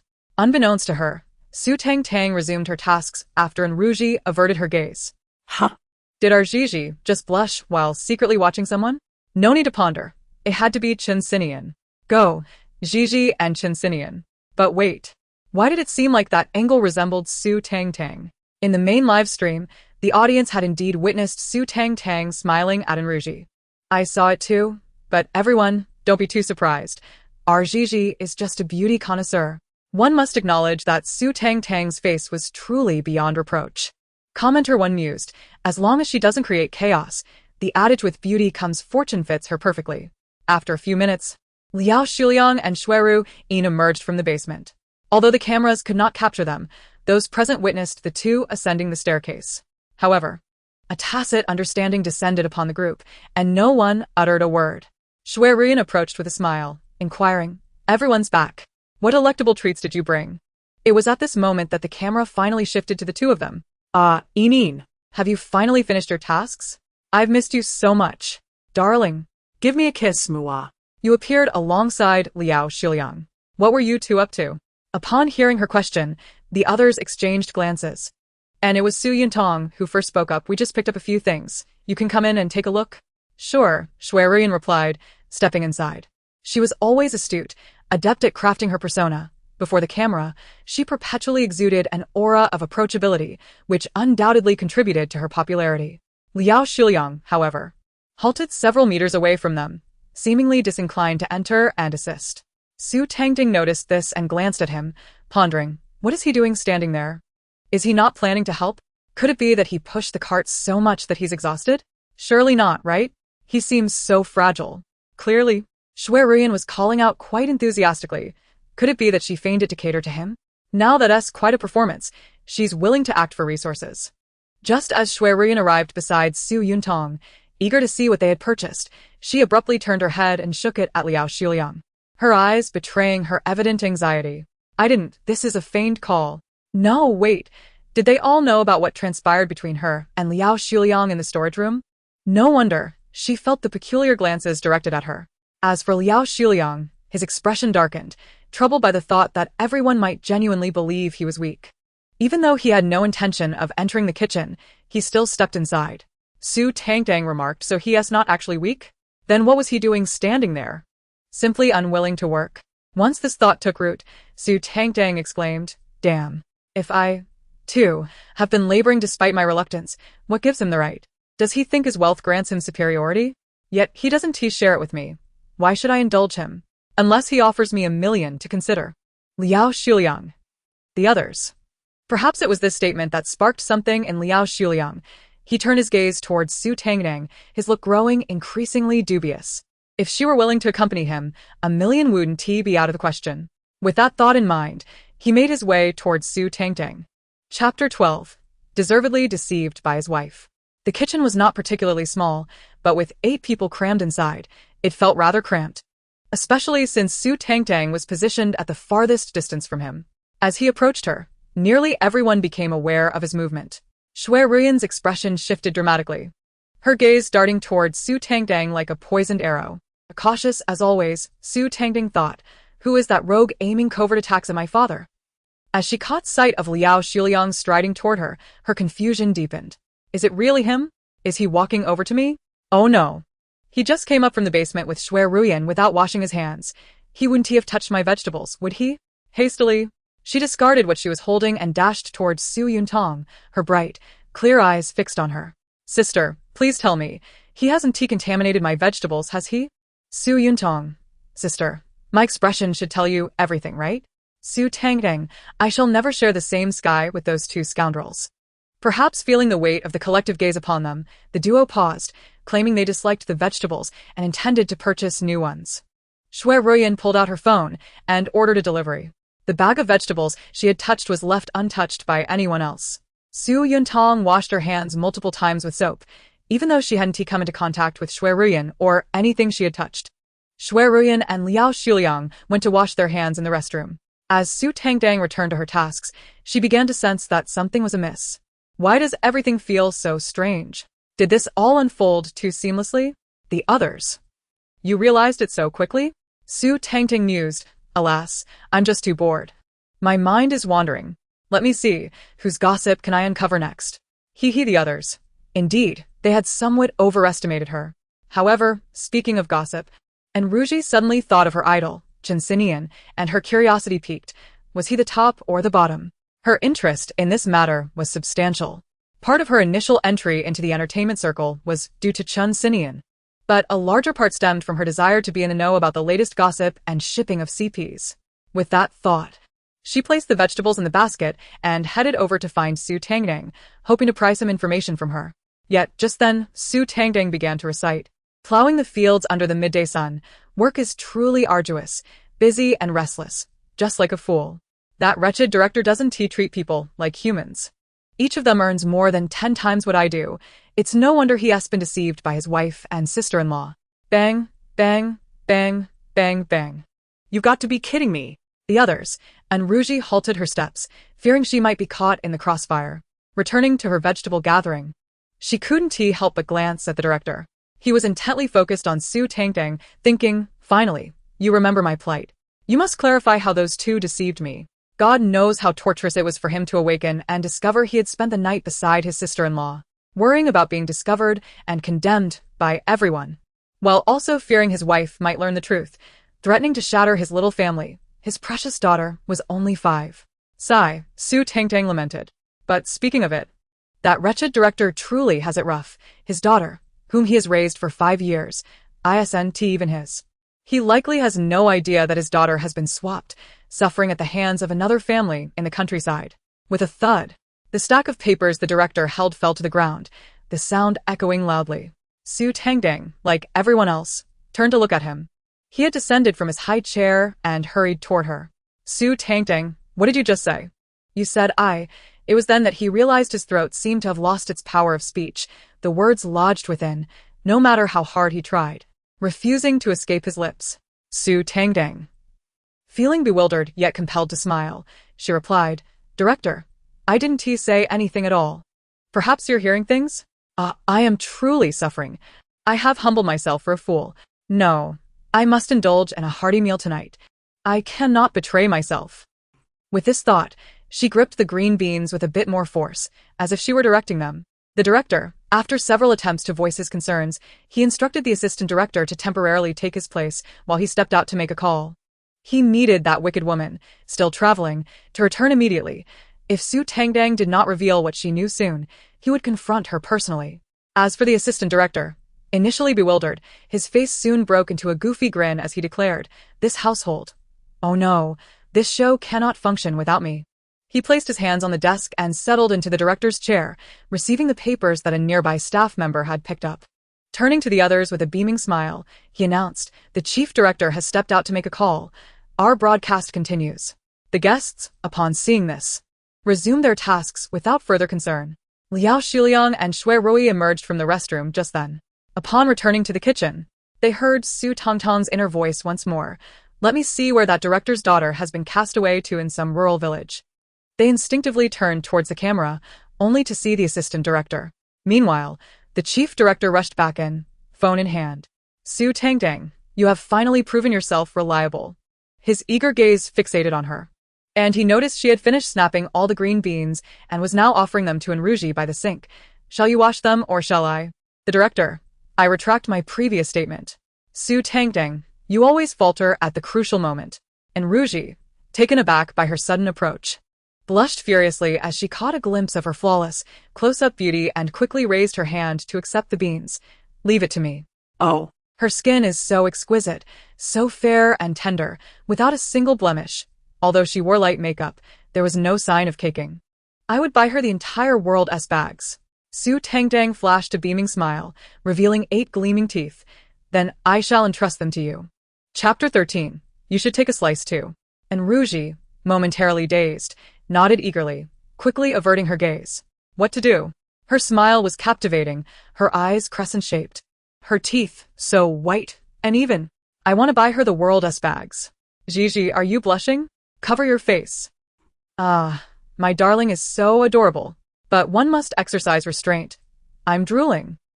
So, just how stunning is Su Tangtang that not only the boys are captivated, but the girls are equally enchanted. You may not realize, but girls love beautiful women even more than boys do. As the delivery of groceries was delayed, Su Tangtang observed that everyone had nearly completed their tasks, so she returned to her previous seat, no longer assisting. However, as her gaze fell upon the remaining vegetables, her inner voice suddenly spoke. Though I find them quite distasteful, they are still vegetables. The wealthy indulge while the poor starve. If I refuse to eat, they seem perfectly capable of consuming them, especially those 2 culprits, Shui Ruyan and Liao Xuliang. How dare they say they dislike the vegetables and simply discard them? Such a waste, utterly shameful. Liao Xuliang, what does this have to do with me? He had just entered the kitchen, and truth be told, he had not touched any of the food. But Su Tangtang was oblivious to his thoughts, silently rallying herself. Charge. For the sake of these vegetables, I must take the initiative. The others felt an ominous sense of foreboding, glancing at Shui Ruyan, their meaning clear. She must resolve that bag of vegetables quickly. Shui Ruyan, feeling a bit embarrassed by their awareness of her connection with Liao Xuliang, found their collective gaze rather uncomfortable. Yet, with the cameras rolling, She smiled and approached to take the bag of vegetables. Since we won't be eating these, let us give them to the staff. It would be a shame to waste them. What do you all think? Without waiting for a response, she took the bag and exited. Su Tangtang, who had yet to seize the initiative. Something feels amiss. She glanced at the others, who were calmly engaged in their tasks, entirely oblivious to her and Shui Ruyan. Perhaps I am overthinking it. Never mind, let me see where the director's daughter has been abandoned. Oh no. She's in Xinghua village in Lin County. Just on the other side of the city, those adoptive parents truly treat her like a servant. At just 5 years old, they have her washing clothes and cooking, while their biological daughter, of the same age, is off to kindergarten, and she's left at home tending to the chickens and pigs. What the hell? They even abuse the child, with no fewer than 10 scars on her little body. I'm furious. Where's my knife? I'm going to take care of those adoptive parents, put an end to their cruelty. You should join me in this fight. And Ruji exclaimed angrily, I'll stab them 1,000 times. The director, both tearful and enraged, I am her biological father. I will stab them 10,000 times. He entrusted the program to the assistant director and swiftly departed. Su Tangtang. Where is he going? I have something of great importance to discuss with him. Hey. When Shui Ruyan returned with the groceries she had purchased, she witnessed the director rushing out, tears streaming down his face, unresponsive to her calls. Puzzled, she entered the kitchen, placed the vegetables down, and inquired about the director's distress. Everyone shook their heads, indicating they were unaware. After all, with Su Tangtang present, they were hesitant to speak freely. Even if they could, they would avoid doing so in her presence for fear of provoking her suspicions. Observing their aversion towards her, Shui Ruyan's expression faltered. She hadn't meant to overlook washing her hands. Now that she had brought back the groceries, why were they still treating her this way? Surely, they weren't jealous of how quickly she and Liao Xuliang had become close? A smirk of derision flickered across her face, but was quickly repressed as she maintained a gentle demeanor. The groceries have been bought anew. Let us continue. As she spoke, she approached Liao Xuliang. Xuliang, what home-cooked dishes do you enjoy? Liao Xuliang, never one to refuse a beautiful woman who approached him, especially after their thrilling encounter in the pantry, found her playful spirit precisely what he desired. Initially, there were concerns about the lack of entertainment in this show, yet now, with the presence of such an individual, he naturally feels no inclination to disengage. Thus, he does not hesitate to indulge her whims, playing along with her performance. After all, when it comes to the culinary creations of someone one cherishes, their flavor becomes inconsequentially delightful. Could it be that Liao Xuliang is hinting at something? I sense an implication that Yimin is indeed his object of affection. Whatever dish Yimin prepares, he finds it delectable. How sweet this is. However, I fail to perceive the sweetness in this. Is he not suggesting that he desires his beloved to prepare meals for him? Why does he not take it upon himself to cook? Cannot he express that he relishes preparing home-style dishes for his partner? Upon hearing his words, Shui Ruyan immediately displayed a bashful expression. I adore sweet and sour ribs. Shall we prepare this dish together later? Liao Xuliang nodded in agreement. As for the others, they remained oblivious to their conversation, engrossed in their own tasks. Su Tangtang also approached, peeling lotus root. And Ruji had just washed some green beans and was contemplating her next move when her manager abruptly called, urging her to check her messages, which prompted her to hasten to interact with Chen Xinian. She cast a furtive glance towards him, recalling the words, the man, the one with whom she had shared a bed. This thought resurfaced in her mind. After a moment of hesitation, she decided against it, stowing her phone away and approaching Xiao Xiao. Xiao Xiao, may I lend you a hand? Her call drew Su Tangtang's attention, who turned to look at Xiao Xiao. An ominous premonition washed over him.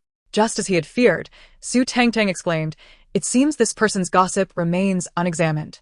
What a perfect time for some distraction. Let me investigate, he. Xiao Xiao shot a less-than-friendly glare at Enruji, feeling guilty. Enruji touched her nose, but was drawn to Su Tangtang's side with curiosity. It was rumored that Xiao Xiao hailed from a wealthy family, shrouded in mystery, with no one in the industry having unearthed any information about him. Chapter 14. Which scoundrel is cursing me? Moreover, aside from his passion for music, it was said that he exhibited no interest in other matters, though the veracity of this claim remained uncertain. Wow, came Su Tangtang's voice. All except Xiao Xiao instinctively turned toward her. Who would have thought there existed a pure-hearted warrior amidst this chaotic entertainment realm? Pure-hearted warrior, indeed. Oh, he actually joined a dating show to find that person? Let me see who this individual is first. Ha ha ha. Turns out it's the childhood friend who once pulled down his trousers. After tying him up and leaving him on the bed for a night, she fled, declaring he was inadequate, which left her quite uncomfortable. Ha ha. Such occurrences are understandable, given it was the first time. Upon hearing this, Xiao Ziao suddenly stiffened. He realized that Su Tangtang's book might assist him in locating this person. Instinctively, he began to stride forward. Yet, Chun Sinian appeared to sense his intention, blocking his path without uttering a word, merely signaling him with a glance. Indeed, in the next moment, Su Tangtang's voice echoed again. I must see where this childhood friend has been hiding. How could he have searched for 3 years without success? This caused Xiao Ziao to stiffen once more, his back straightening, tension flooding his expression. I must go, she asked near his home. It seems the adage is true. The most perilous places are often the safest. Xiao Ziao has searched both domestically and abroad for 2 years, yet he has never looked near his own home. It's peculiar. He spends so little time there. Should I inform him that the person he seeks is at that cafe nearby called Ernie? How should I? Before she could finish her thought, Xiao Ziao tore off the scarf he had just donned and hastily departed. Huh? Where is he going? I haven't told him yet. The assistant director, still reeling from the chaos in the house, exclaimed, No, you can't do this. This is his first time taking charge, and you're throwing him into disarray. How will he ever take over the main director's role? A director who does not aspire to be the main director is not a worthy director. He hurriedly stood and chased after him. The comments section erupted with a flurry of question marks. What just happened? Why did Xiao Ziao leave so abruptly? No idea. It seems the rumors online are true. He has quite the temper. From his demeanor, it seemed he intended to confront Su Tangtang. Did she provoke him? Surprisingly, it does seem that way. Su Tangtang is indeed a troublemaker. Daily inquiries arise. When will Su Tangtang exit the dating show? And when will she depart from the entertainment industry? Ah, Qiao. Su Tangtang suddenly sneezed. Is that scoundrel cursing me? May they suffer the misfortune of drinking tea without pearls. The onlookers couldn't help but twitch their lips. However, I haven't had milk tea in ages. I crave it. Shall I order a cup? She glanced around. With so many people, if I order, will it require me to treat everyone? No money, alas. Is there anyone willing to treat me inexplicably? She silently withdrew her gaze and resumed peeling her lotus root. And Ruji, seeing her pitiable demeanor, immediately called her manager to make arrangements. She simply could not bear to see such a beautiful woman in distress. Ah! Her sorrow made her wish to shower her with the world's treasures. Before long, the assistant director returned, looking utterly dejected, devoid of the earlier vigor he had shown upon his promotion.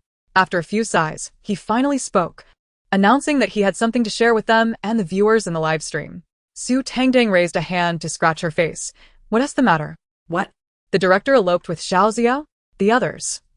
The assistant director, he barely managed to maintain a serious expression.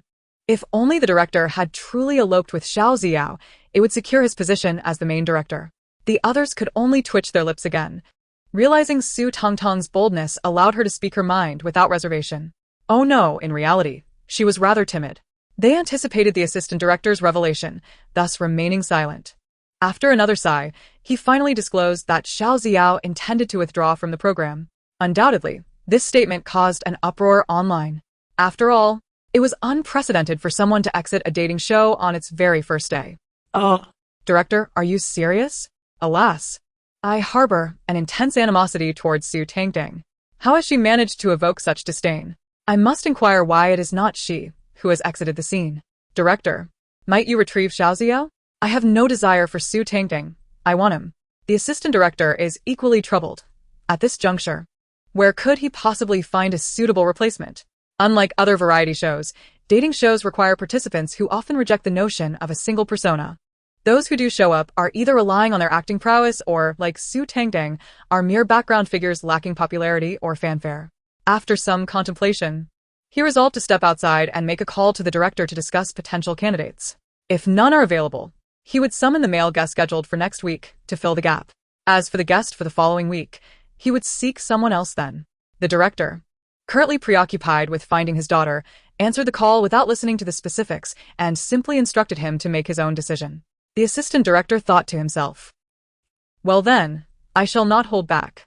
After a quick discussion with the incoming guest for next week, who consented, he promptly returned to inform everyone. We shall have an additional male guest joining us shortly. Take your time preparing, as we will dine together upon his arrival. The group acknowledged this and resumed their culinary endeavors. Su Tangtang was still interacting with Qiao Yufan.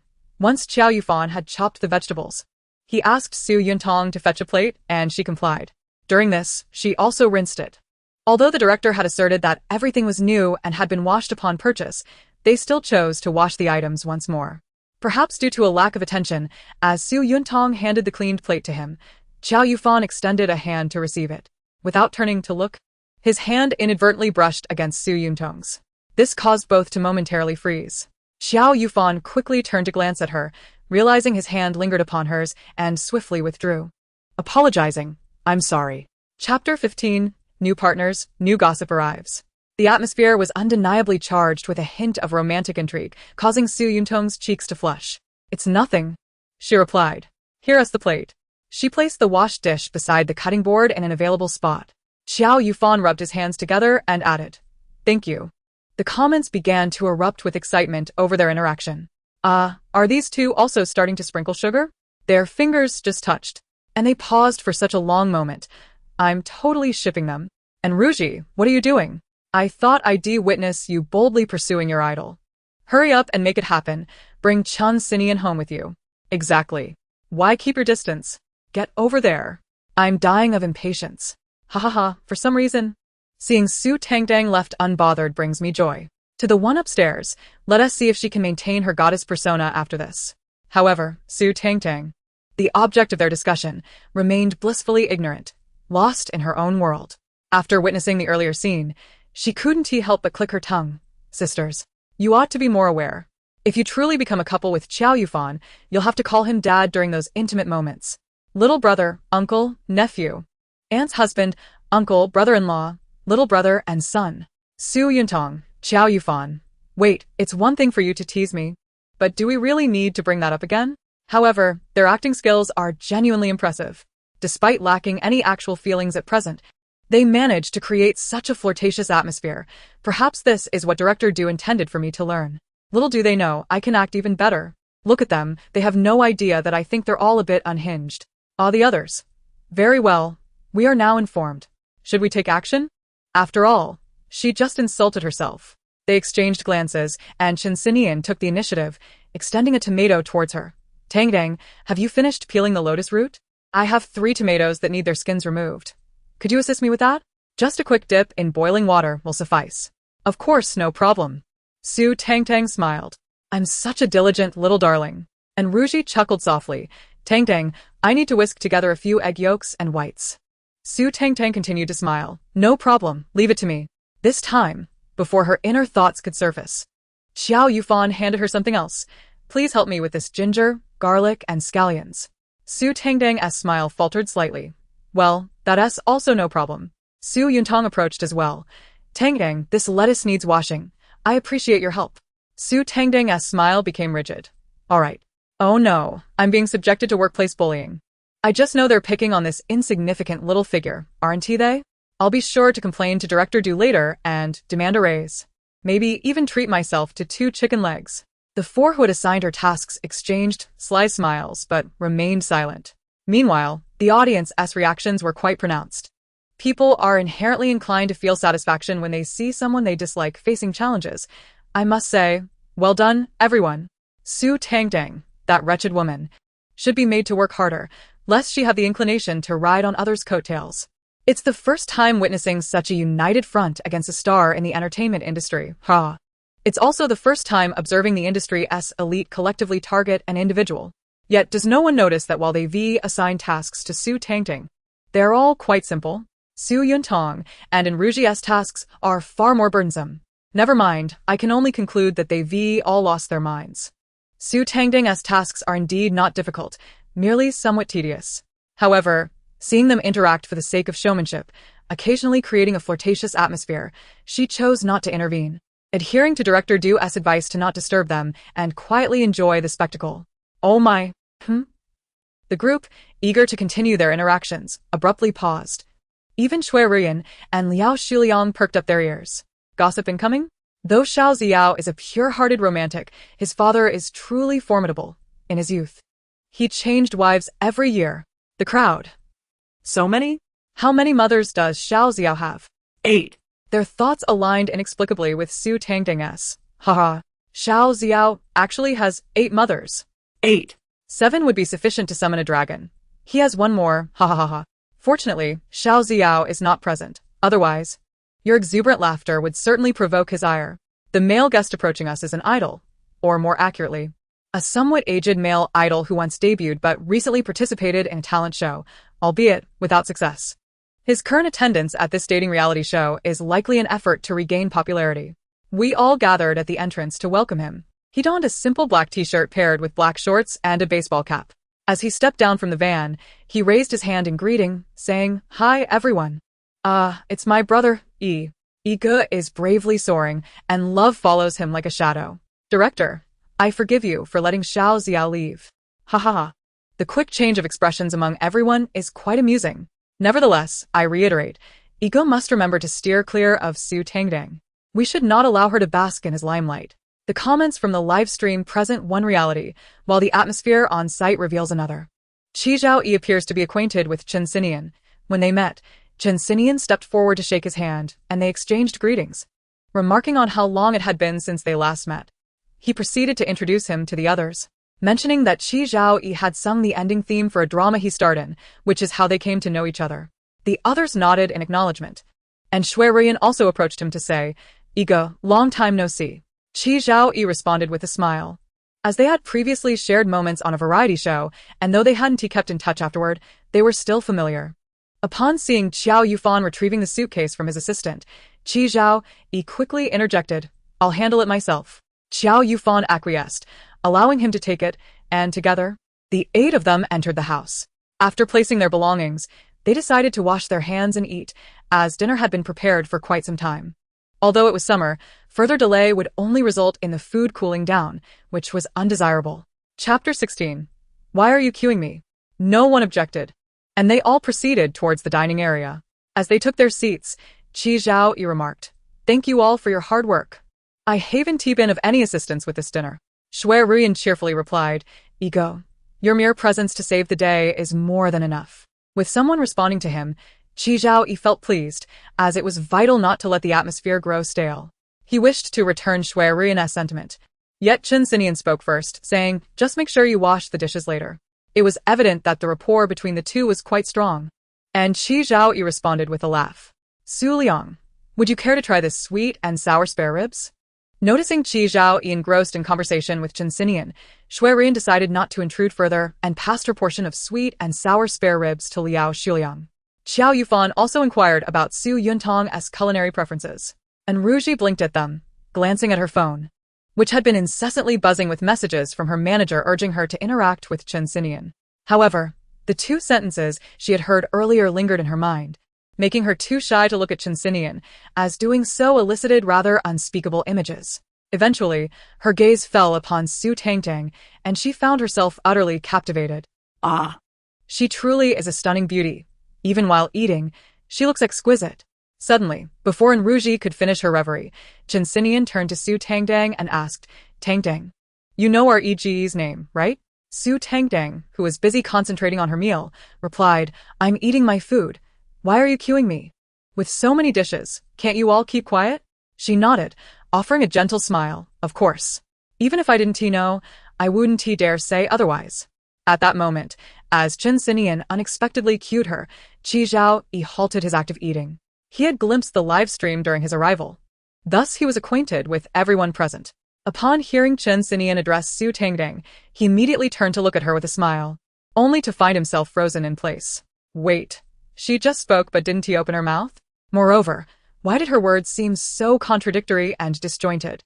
Noticing Qi Zhaoyi's bewildered expression, Chen Xinian exchanged knowing glances with the others, and when Qi Zhaoyi looked over, he responded with an enigmatic smile. "Qi Zhaoyi, what is going on with you all? Speak up if you have something to say. What else with this cryptic smile?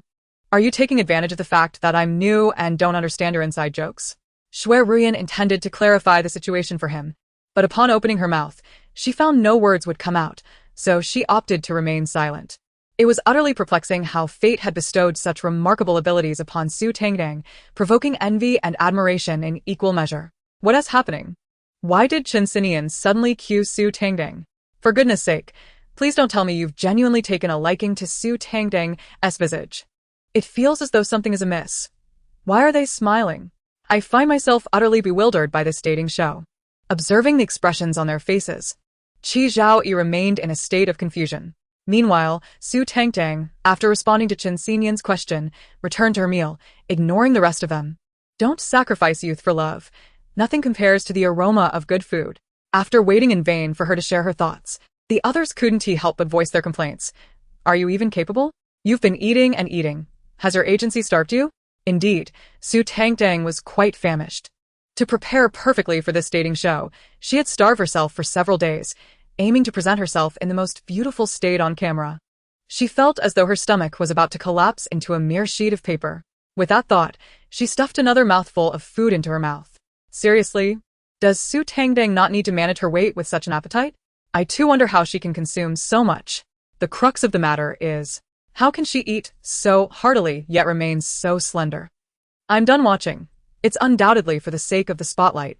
And I wouldn't be surprised if she soon felt the need to purge. This time, I'm siding with those upstairs. Who would believe that someone who eats so copiously could be so thin?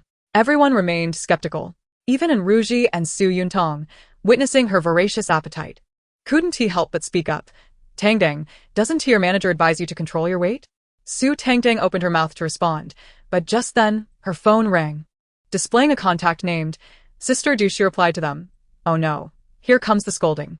With that, she answered the call. Hello, Sister Du, what's up? Even without putting it on speaker, everyone nearby could hear Sister Du's voice booming like a lion's roar. Su Tangtang, what are you asking me for? Who told you to eat so much? I told you to control your weight. You clearly haven't listened. Hello, Sister Du. Why aren't you speaking? The crowd. At this point, even the audience was left speechless. This is outrageous. Your volume is so loud that we can hear you from across the screen. And you dare to say that? Haha, it must be said that Su Tangtang possesses a certain comedic flair. I believe her manager's call came at such a timely moment precisely because it was during her live stream. Upon hearing her words, it is likely that her manager was even more infuriated. Just as someone remarked, after Su Tangtang's remarks, Du Lanqi's demeanor noticeably darkened. Su Tangtang, you better speak to me. What? Duji? You want me to eat more? That simply won't do. As an actress, I must uphold my image. Perhaps I shall settle for being moderately satisfied. Hey. Du Jia, why have you gone silent again? If you remain silent, I shall take it as your acquiescence. Hee, I shall continue to eat moderately. As for what constitutes moderately full, that is entirely at her discretion. Su Tangtang, are you pretending to be deaf? Just you wait. Before Du Lanqi could finish her sentence, Su Tangtang swiftly hung up the phone, patting her chest with relief. That was close. I almost heard her harsh words. If I had, I surely wouldn't sleep a wink tonight. Including Qi Zhaoyi, everyone else remarked, as if pretending not to hear would spare you from her reprimands. At this moment, Qi Zhaoyi seemed to have grasped that what he had just heard was not merely Su Tangtang's spoken words, but rather the unexpressed sentiments she wished to convey. No wonder Chen Xinian and the others had been looking at him with such eyes. They were welcoming him into their fold. He raised his cup of cola towards Chen Xinian. Cheers. Chapter 17. A moment of comfort is worth cherishing. Seeing this, Chen Xinian also lifted his cup, calling for everyone to join in. Su Tangtang noticed the others rising, and she too paused her actions, standing to clink her cup with theirs. It must be said, provided that someone does not stir up trouble, the atmosphere is quite pleasant. May this delightful camaraderie continue. Please disregard my well-being. Sweet to the point of ecstasy. Thank you. Politely inquiring, once we finish eating, shall we commence leaving messages? It ought to be so. This is the segment I look forward to the most. After indulging in their meal and lingering for a while, it was indeed time for them to leave messages for their heartthrobs.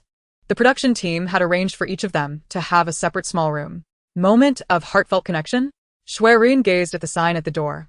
Smiling gently, the production team certainly knows how to name things. Liao Shiliang nodded, proceeding to open the door and step inside.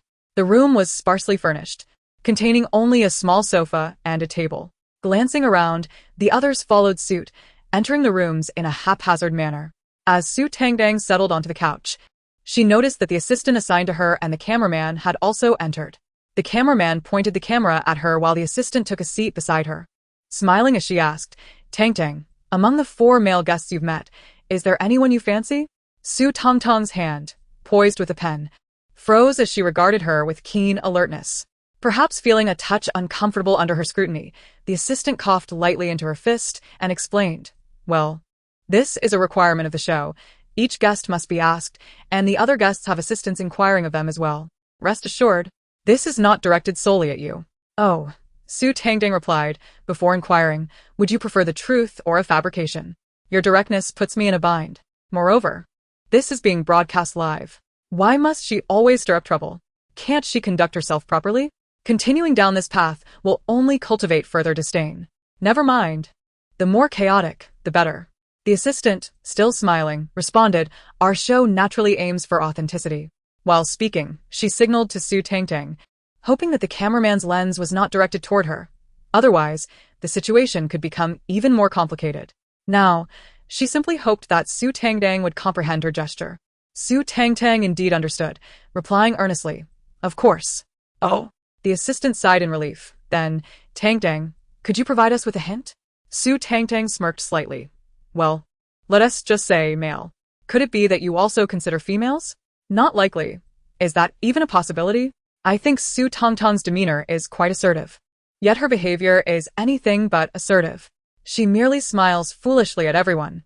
Is there a possibility that she has been intimidated? I don't care if it were a female.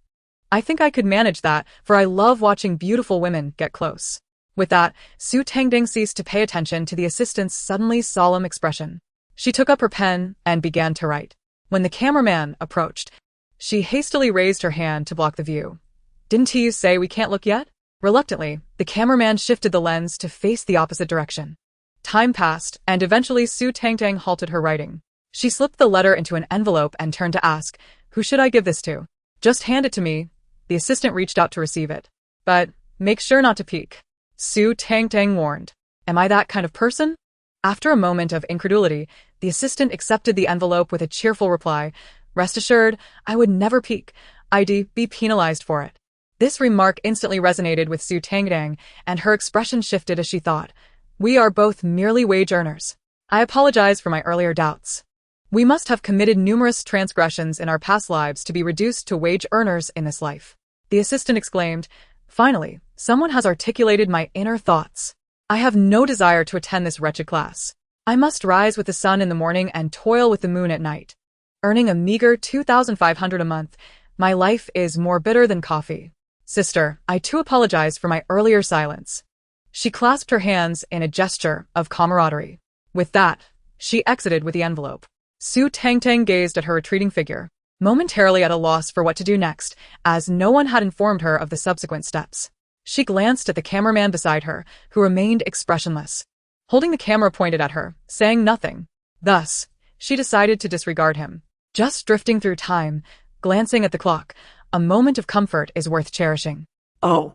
Right, that name Qi Jiaoyi seems somewhat familiar. Let me see who he is. Hee, here I come, Guagua. Su Tangtang's voice? As Chen Xinian, having also submitted his envelope, passed by the door of this room, he suddenly halted. He leaned closer to the door to listen. The cameraman following him was left bewildered by his actions. Even his fans were left questioning in the comments. What is he up to? Haha, Chen Xinian. Who would have thought you had this side to you?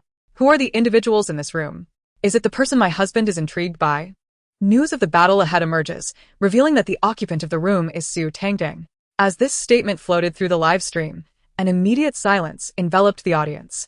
After a prolonged pause, a few murmurs began to surface. Surely, my husband has no idea who is present here. Let us not make a fuss. I too find this quite amusing, huh? Yet, I must say, Chen Xinian's eavesdropping by the door is utterly adorable. I have never seen this side of him before. How delightful. Brother Nian, our Gigi is just next door. Why not go and eavesdrop on her?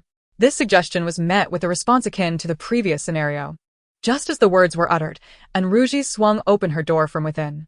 Upon spotting Chen Xinian leaning against the neighboring door, she was startled, nearly letting out a scream. However, Chen Xinian, quick on his feet, placed a finger to his lips, mere centimeters from her mouth, signaling her to be quiet. Both felt that this scene was harmless, yet their fans in the live stream went into a frenzy. Ah, My Jin Yen, charge forward. What is the photographer doing? Zoom in so I can see if they kissed. I don't care. I'm shipping them already. Chapter 18. I am utterly bewildered by this. And Ruji blinked at him, and after a moment of dazed acknowledgement, Chen Xinian retracted his finger. She whispered, "What's wrong?" Subsequently, the two found themselves leaning against the door together. I'm absolutely losing my mind. This is what you show me? From Su Tangtang's side. She hadn't done much, just sitting there, absorbed in her phone. What could they possibly be eavesdropping on? Furthermore, as others emerged, apart from Shui Ruyan and Liao Shuliang, Qiao Yufan and Su Yuntong rushed over. Qiao Yufan, ever perceptive, inquired softly, "Is there more gossip?" Chen Xinian and Ruji nodded in unison. Witnessing this, he and Su Yuntong promptly leaned against the door as well, leaving Qi Jiaoyi, who had approached but was utterly perplexed. Should I lean against the door, or seek out those who haven't come over? As if sensing his confusion, Shui Ruyan smiled at him. Brother E. My company recently composed a song for me. Could you take a look? Initially, she had planned for all the female guests to gather around her, given her high status. so what was happening now? Besides, she wouldn't lower herself to eavesdrop. Why should they get to hear it? Wow, wow, wow. Ineen, are you releasing a song? I'm so excited. What genre is it? Can you give us a hint? Ah, When is it coming out? I'll definitely listen. Qi Jiaoyi glanced at her, deciding to approach, and nodded, all right. Yet in that very moment, Chen Xinian suddenly pulled him back, insisting that the best gossip is savored in the presence of the main characters. And Ruji, witnessing his action, immediately gave him a thumbs up. She hadn't expected her idol to be so invested in the gossip. No wonder she found him increasingly likable. They shared the same taste. Then an unusual scene unfolded in the room. 5 or 6 cameramen surrounded the door, their lenses focused on the 5 individuals leaning against it. What on earth? I cannot comprehend this dating show. Neither can I. What are they doing? Didn't they say Su Tangtang was merely playing with her phone? Where is the director? Don't they want to continue the live stream and trend on social media? The director was still searching for his daughter, while the assistant director was dining with some producers, completely oblivious to the unfolding drama. As Qi Jiaoyi was pulled by Chen Xinian and leaned closer to the door, Su Tangtang's voice resonated from within. So that's what's going on. No wonder I thought he wasn't the type to be so carefree. who is she talking about? Qiao Yufan and the others, having missed the earlier part of the conversation, turned their heads to Chen Xinian. He pointed to Qi Jiaoyi with his chin. Qi Jiaoyi, taken aback, pointed to himself. Me? Chen Xinian nodded. The others exchanged knowing glances, while Qi Jiaoyi remained perplexed. Can we please not play charades? Why not speak directly? Then Su Tangtang's voice echoed again, but he is somewhat moral, although he has dated many women. At least he has given each one a title, remaining faithful throughout. Instantly, everyone turned to scrutinize Qi Jiaoyi up and down, labeling him as someone with many romantic entanglements. Qi Jiaoyi was bewildered. He couldn't shake the feeling that the person Su Tangtang was referring to sounded just like him. Uncertain, he leaned in to listen further. Oh my, he even dated that well-known sweetheart from the entertainment industry. Surprisingly, they seem well-matched. One portrays a single, innocent persona, while the other claims to be the nation's first love goddess, insisting she has never dated, yet who knew they had been involved? Now confident that Su Tangtang was indeed speaking of him, Qi Jiaoyi felt a wave of embarrassment wash over him, his ears burning under the teasing gazes of those around him. He contemplated clearing his throat to ease the tension, but just then, Su Tangtang's voice rang out again. Let us see how these two broke up. It can't possibly be because of Qi Jiaoyi's mother, right? Oh wow. It truly is. Qi Jiaoyi's mother confronted the other party, presenting a bank card with 2 million, demanding they leave my son. Why haven't I encountered such good fortune? Had I known, I would have penned a letter to him. Perhaps his mother would have sought me out too. And I would have definitely taken the money and fled. The crowd was left speechless. At such a crucial moment. Can you please refrain from being so materialistic and reveal something juicier? Qi Jiaoyi remained awkwardly embarrassed, contemplating slipping away, yet fearing Su Tangtang might divulge even more scandalous details, which would leave him the butt of the joke, so he hesitated, ultimately deciding to stay. However, Su Tangtang's voice chimed in once more, drawing everyone's attention. Why is it that these people only discuss relationships or trivial matters? Can't they provide something of greater substance? Honestly, if they're going to write about those encounters, they ought to include more details. Skimming over it with a single sentence is simply unacceptable. Focus on the process. It would help me, as a reader, understand just how significant these events truly are. How about we set a small goal? One day, I too shall seek out a handsome gentleman to try my luck. He he he. At this utterance, the number of awkward individuals outside, initially confined to Qiao, expanded to 5. Truly, my ears perked up at this audacity. Everyone straightened their postures in unison, tacitly deciding to remain silent, and collectively made their way towards the sofa. Ruyan, having just been dragged by Liao Shuliang into eavesdropping, joined him on the couch. At that moment, Liao Shuliang had just peeled an apple, which he handed to Ruyan. She sliced the fruit and offered half back to him, the atmosphere between the two positively effervescent. Upon noticing their approach, Ruyan edged a little closer to Liao Shuliang and inquired, "Would you like some apple?" Su Yuntang shook her head in response, and Ru Ji, suddenly recalling something, hurriedly turned back to knock on Su Tangtang's door. "Tangtang, are you in there? I heard you could come out now." Chapter 19 is testing my chubby tiger. Inside, Su Tangtang replied, stowing her phone away, and swiftly made her exit. As for the few who had already reached the sofa, upon encountering Qi Zhaoi's somewhat perplexed gaze, Chun Sinian texted him on WeChat to clarify. Consequently, Qi Zhaoi froze in place. "Is this true?" Chun Sinian replied. "Did you not just hear it all?"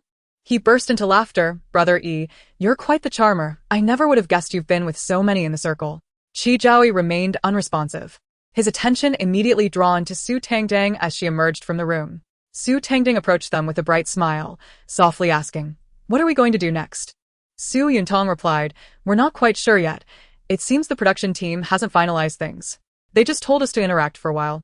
And when the time is right, we'll go outside to check the letters." Once seated, Su Yuntang leaned in and whispered, "Tangtang, who did you write your letter to?" As soon as she mentioned it wasn't for Qi Zhaoi, curiosity sparked in her. The others, including Liao Shuliang, cast glances in her direction. Without a doubt, Su Tangtang's beauty surpassed that of any woman he had encountered before. If she desired, parting with a little extra cash would be no trouble at all. Hearing the question, Su Tangtang replied, "Can you really ask that in front of the male guests?" She looked up at Su Yuntang. "Are you not putting my chubby tiger in a tough spot? Can I say it directly?" Su Yuntang teased. Guess. Su Tangtang responded. Su Yuntang remained silent, and the others were taken aback. What audacity! We're merely inquiring out of courtesy, and she dares respond in such a manner? Not to mention, the decision of to whom the letter was addressed or whether to disclose it was entirely Su Tangtang's prerogative. Indeed, it appears some have genuinely lost their composure. "Would you like to know whom I wrote to?" Seeing her reluctance to divulge, Su Yuntang didn't press further and leaned closer to whisper her own inquiry. Su Tangtang replied candidly, "Is it not that fellow named Qiao?" The directness of her remark immediately flushed her cheeks. Thankfully, it was not her innermost thoughts but merely whispered aloud. Otherwise, she would have faced considerable embarrassment. Had she and Qiao Yufan been so overt in their feelings? Although it was merely a performance dictated by the company, she had not anticipated it would be so apparent. What's going on? A single question halted the lively chatter among the group. Has Xiao Xiao found his childhood sweetheart? That can't be right. The book said he wouldn't find her for another year. How could it be so soon? Oh my, he has thrown his sweetheart onto the bed. The more the merrier. I could watch this all day. Comparing this, one can discern whether Ruyan's cries this afternoon were feigned, right? He he he. And let us also compare Liao Shuliang's prowess with Xiao Xiao's first-time experience, who is truly superior. Let the games begin. Ruyan exclaimed. I truly did not feign my cries. Liao Shuliang chuckled. I refuse to believe a novice like him could possess superior skills. Yet, it was beneficial for Su Tangtang to make the comparison. It would help her know whom to seek out later. Meanwhile, Qi Zhaoi pondered. Have I missed some monumental revelation? As for Qiao Yufan, he wore a contented expression, relieved that he was no longer the sole target of scrutiny. Su Tangtang, I shall refrain from chastising you today.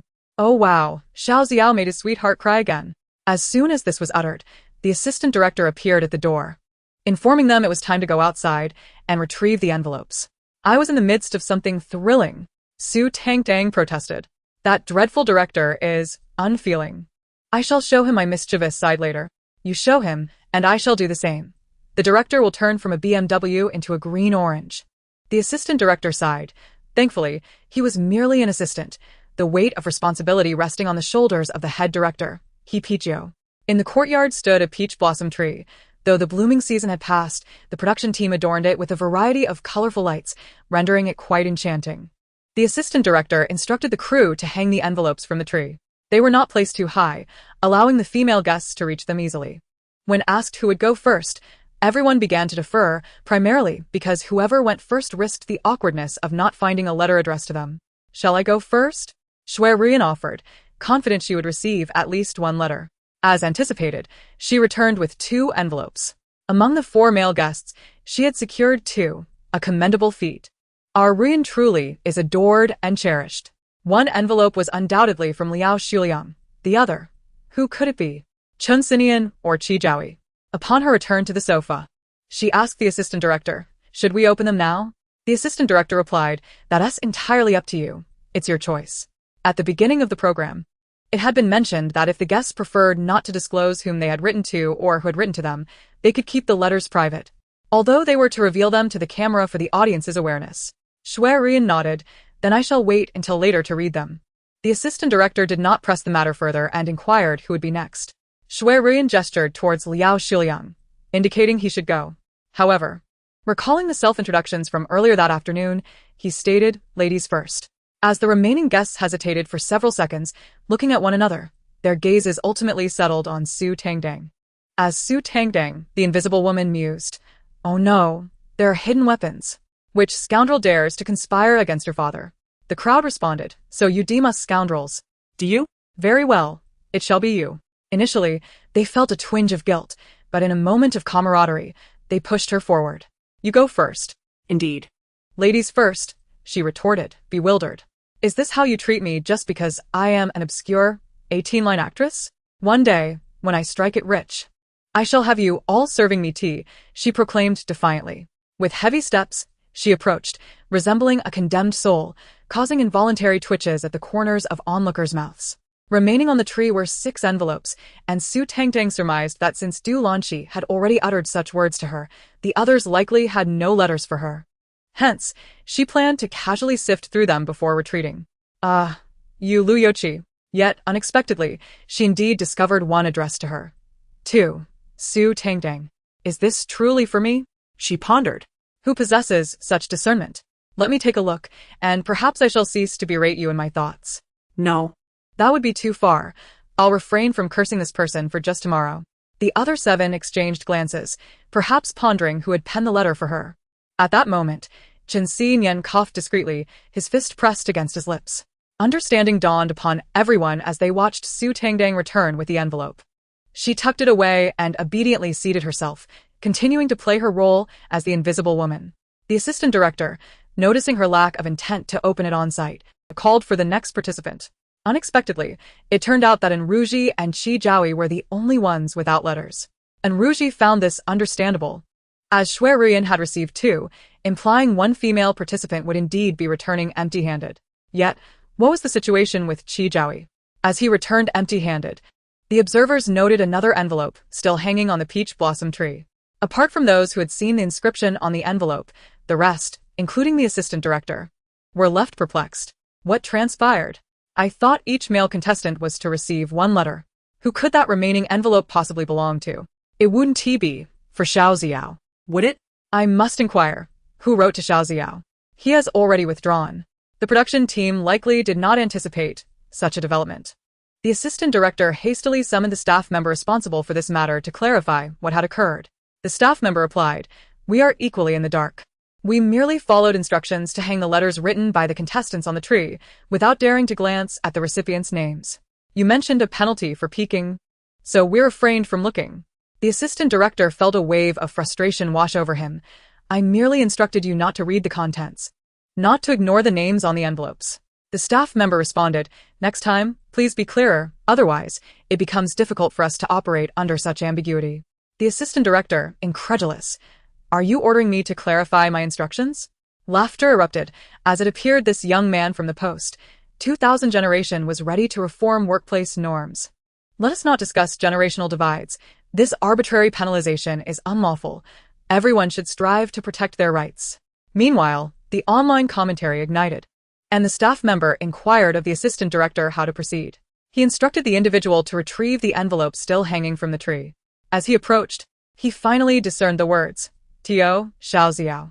Upon receiving it, the assistant director felt a twitch at the corner of his mouth and turned to the 4 female contestants, asking, who wrote this? The group exchanged glances, and eventually, Su Tangtang hesitantly raised her hand, her gesture so subtle that had they not been observing her closely, they might have missed it. In a soft, timid voice, she queried, is it forbidden to write to him? Internally, she seethed, Lu Yoqi. So you come to settle accounts with me, do you? You never specified that I couldn't write to him. Whose fault is it that the rules are unclear?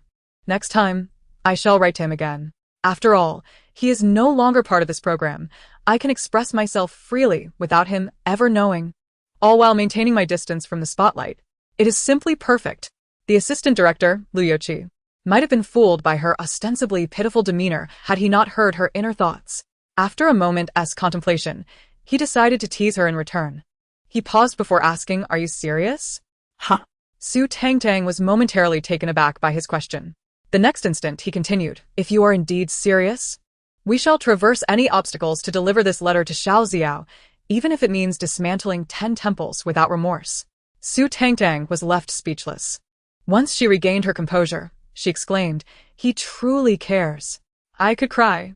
While other directors relentlessly seek ratings, he is concerned for the romantic endeavors of an obscure actress like me. However, this does not absolve you of the fact that I know you are secretly infatuated with your wife. Do not think I am unaware that you are enamored with her feet every night. Lu Yoqi, unable to contain his amusement, chuckled softly. It was Qiao Yufan who broke the tension, eliciting glances from the others toward him. He quickly raised his hand to cover his mouth. My apologies. I recalled something quite amusing. Turning to Su Tangtang, he mustered all his strength to suppress a smile. Please continue. Pretend my previous comment did not exist. Su Tangtang responded. What was I about to say? It slipped my mind. All thanks to you. When I return, I shall delve into the history of his relationship with his ex-girlfriend. I must see just how brief it was. Qiao Yufan, flustered. What? I merely chuckled. Is that too much to bear? And Su Tangtang, do you possess no shame? You wish to dig into that? Oh no, wait. I declared I am not short. Not short at all. His expression darkened visibly as the amusement that once danced on his lips vanished.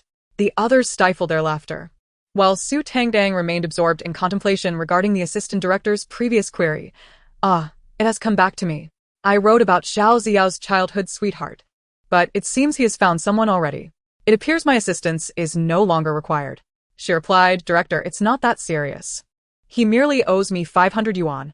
If it's convenient for you to deliver it, that would be splendid. If not, it's of no consequence. The assistant director, rendered speechless. Believing that love had arrived, she was unprepared for the looming specter of debt collection. What had been uttered earlier?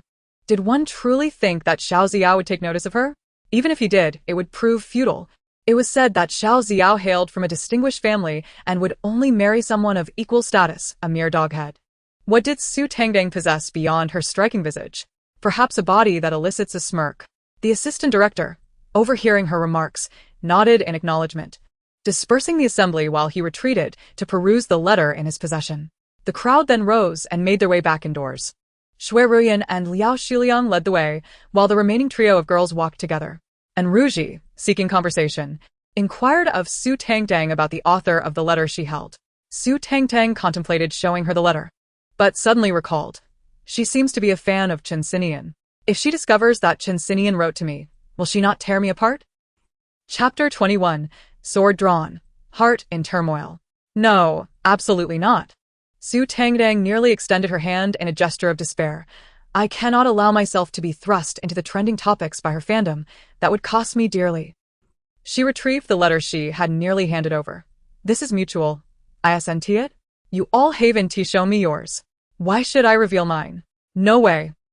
Oh, Anruji replied with a playful grin, exchanging glances with Su Yuntong, who promptly displayed her own envelope, revealing that it bore the signature, Qiao Yufan. Su Tangtang. Wait, why are they deviating from the script? Shouldn't they think that I, a mere 18-line nobody, am unworthy of knowing who penned their letters? Hesitant yet yielding, she ultimately decided to show them. Sisters, please don't tear me apart. It's all this wretched man Chen Xinian's fault.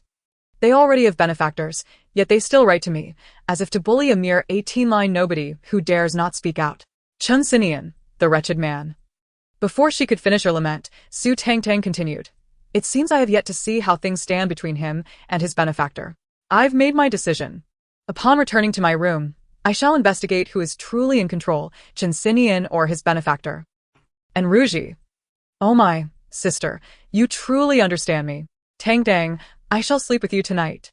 Come, I shall move my things to your side right now. She linked arms with Su Tangtang and hastened towards the staircase. Su Tangtang.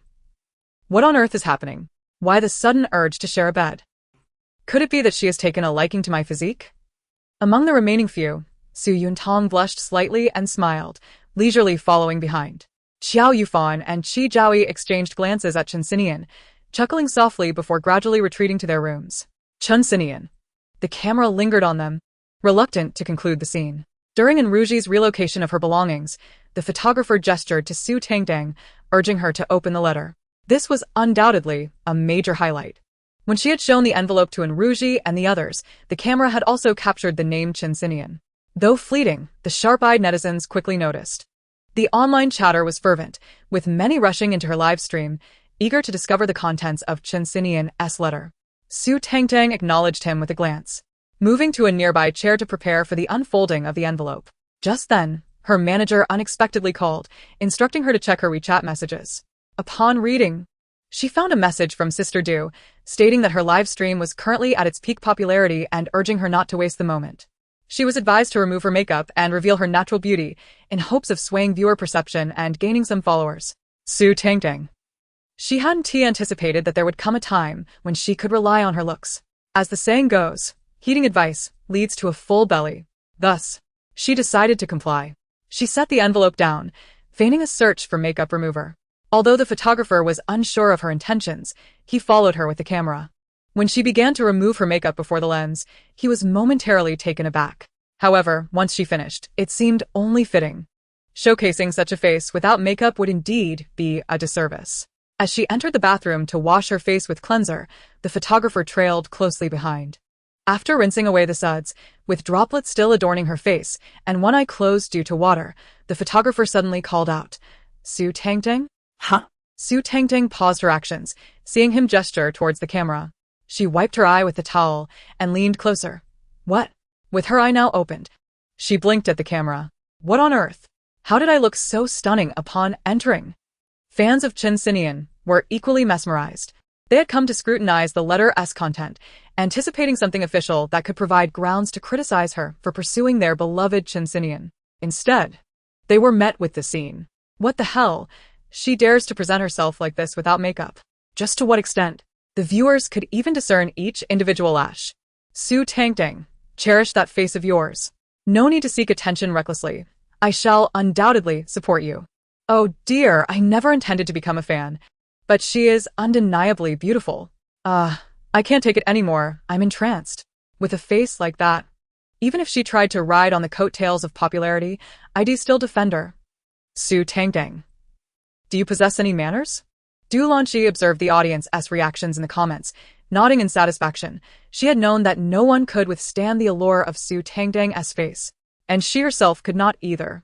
Were it not for that face, she would have long since abandoned Su Tangtang. She felt it was time for the company to step in and procure a favorable trending topic for her. Meanwhile, Su Tangtang remained oblivious to Du Lanqi's thoughts. She leaned closer to the camera, finding nothing amiss, dried her face, and remarked on the comfort she felt before promptly heading out to open the letter. Chun Sinian had written her a simple yet profound message. Su Tangtang, you are quite amusing. Su Tangtang. I am aware of my charm and humor. Was it necessary for you to point it out? After displaying the letter to the camera, she informed the photographer of her intention to freshen up. The photographer responded affirmatively. Before exiting, he reminded her that there were fixed cameras still rolling in the room. Su Tangtang nodded in acknowledgement, replying, I understand. As for the fans of Chun Sinian still in her livestream, what is happening? This situation is not at all as they had anticipated. Shouldn't Su Tangtang have immediately endeavored to associate herself with Chun Sinian for the sake of clout?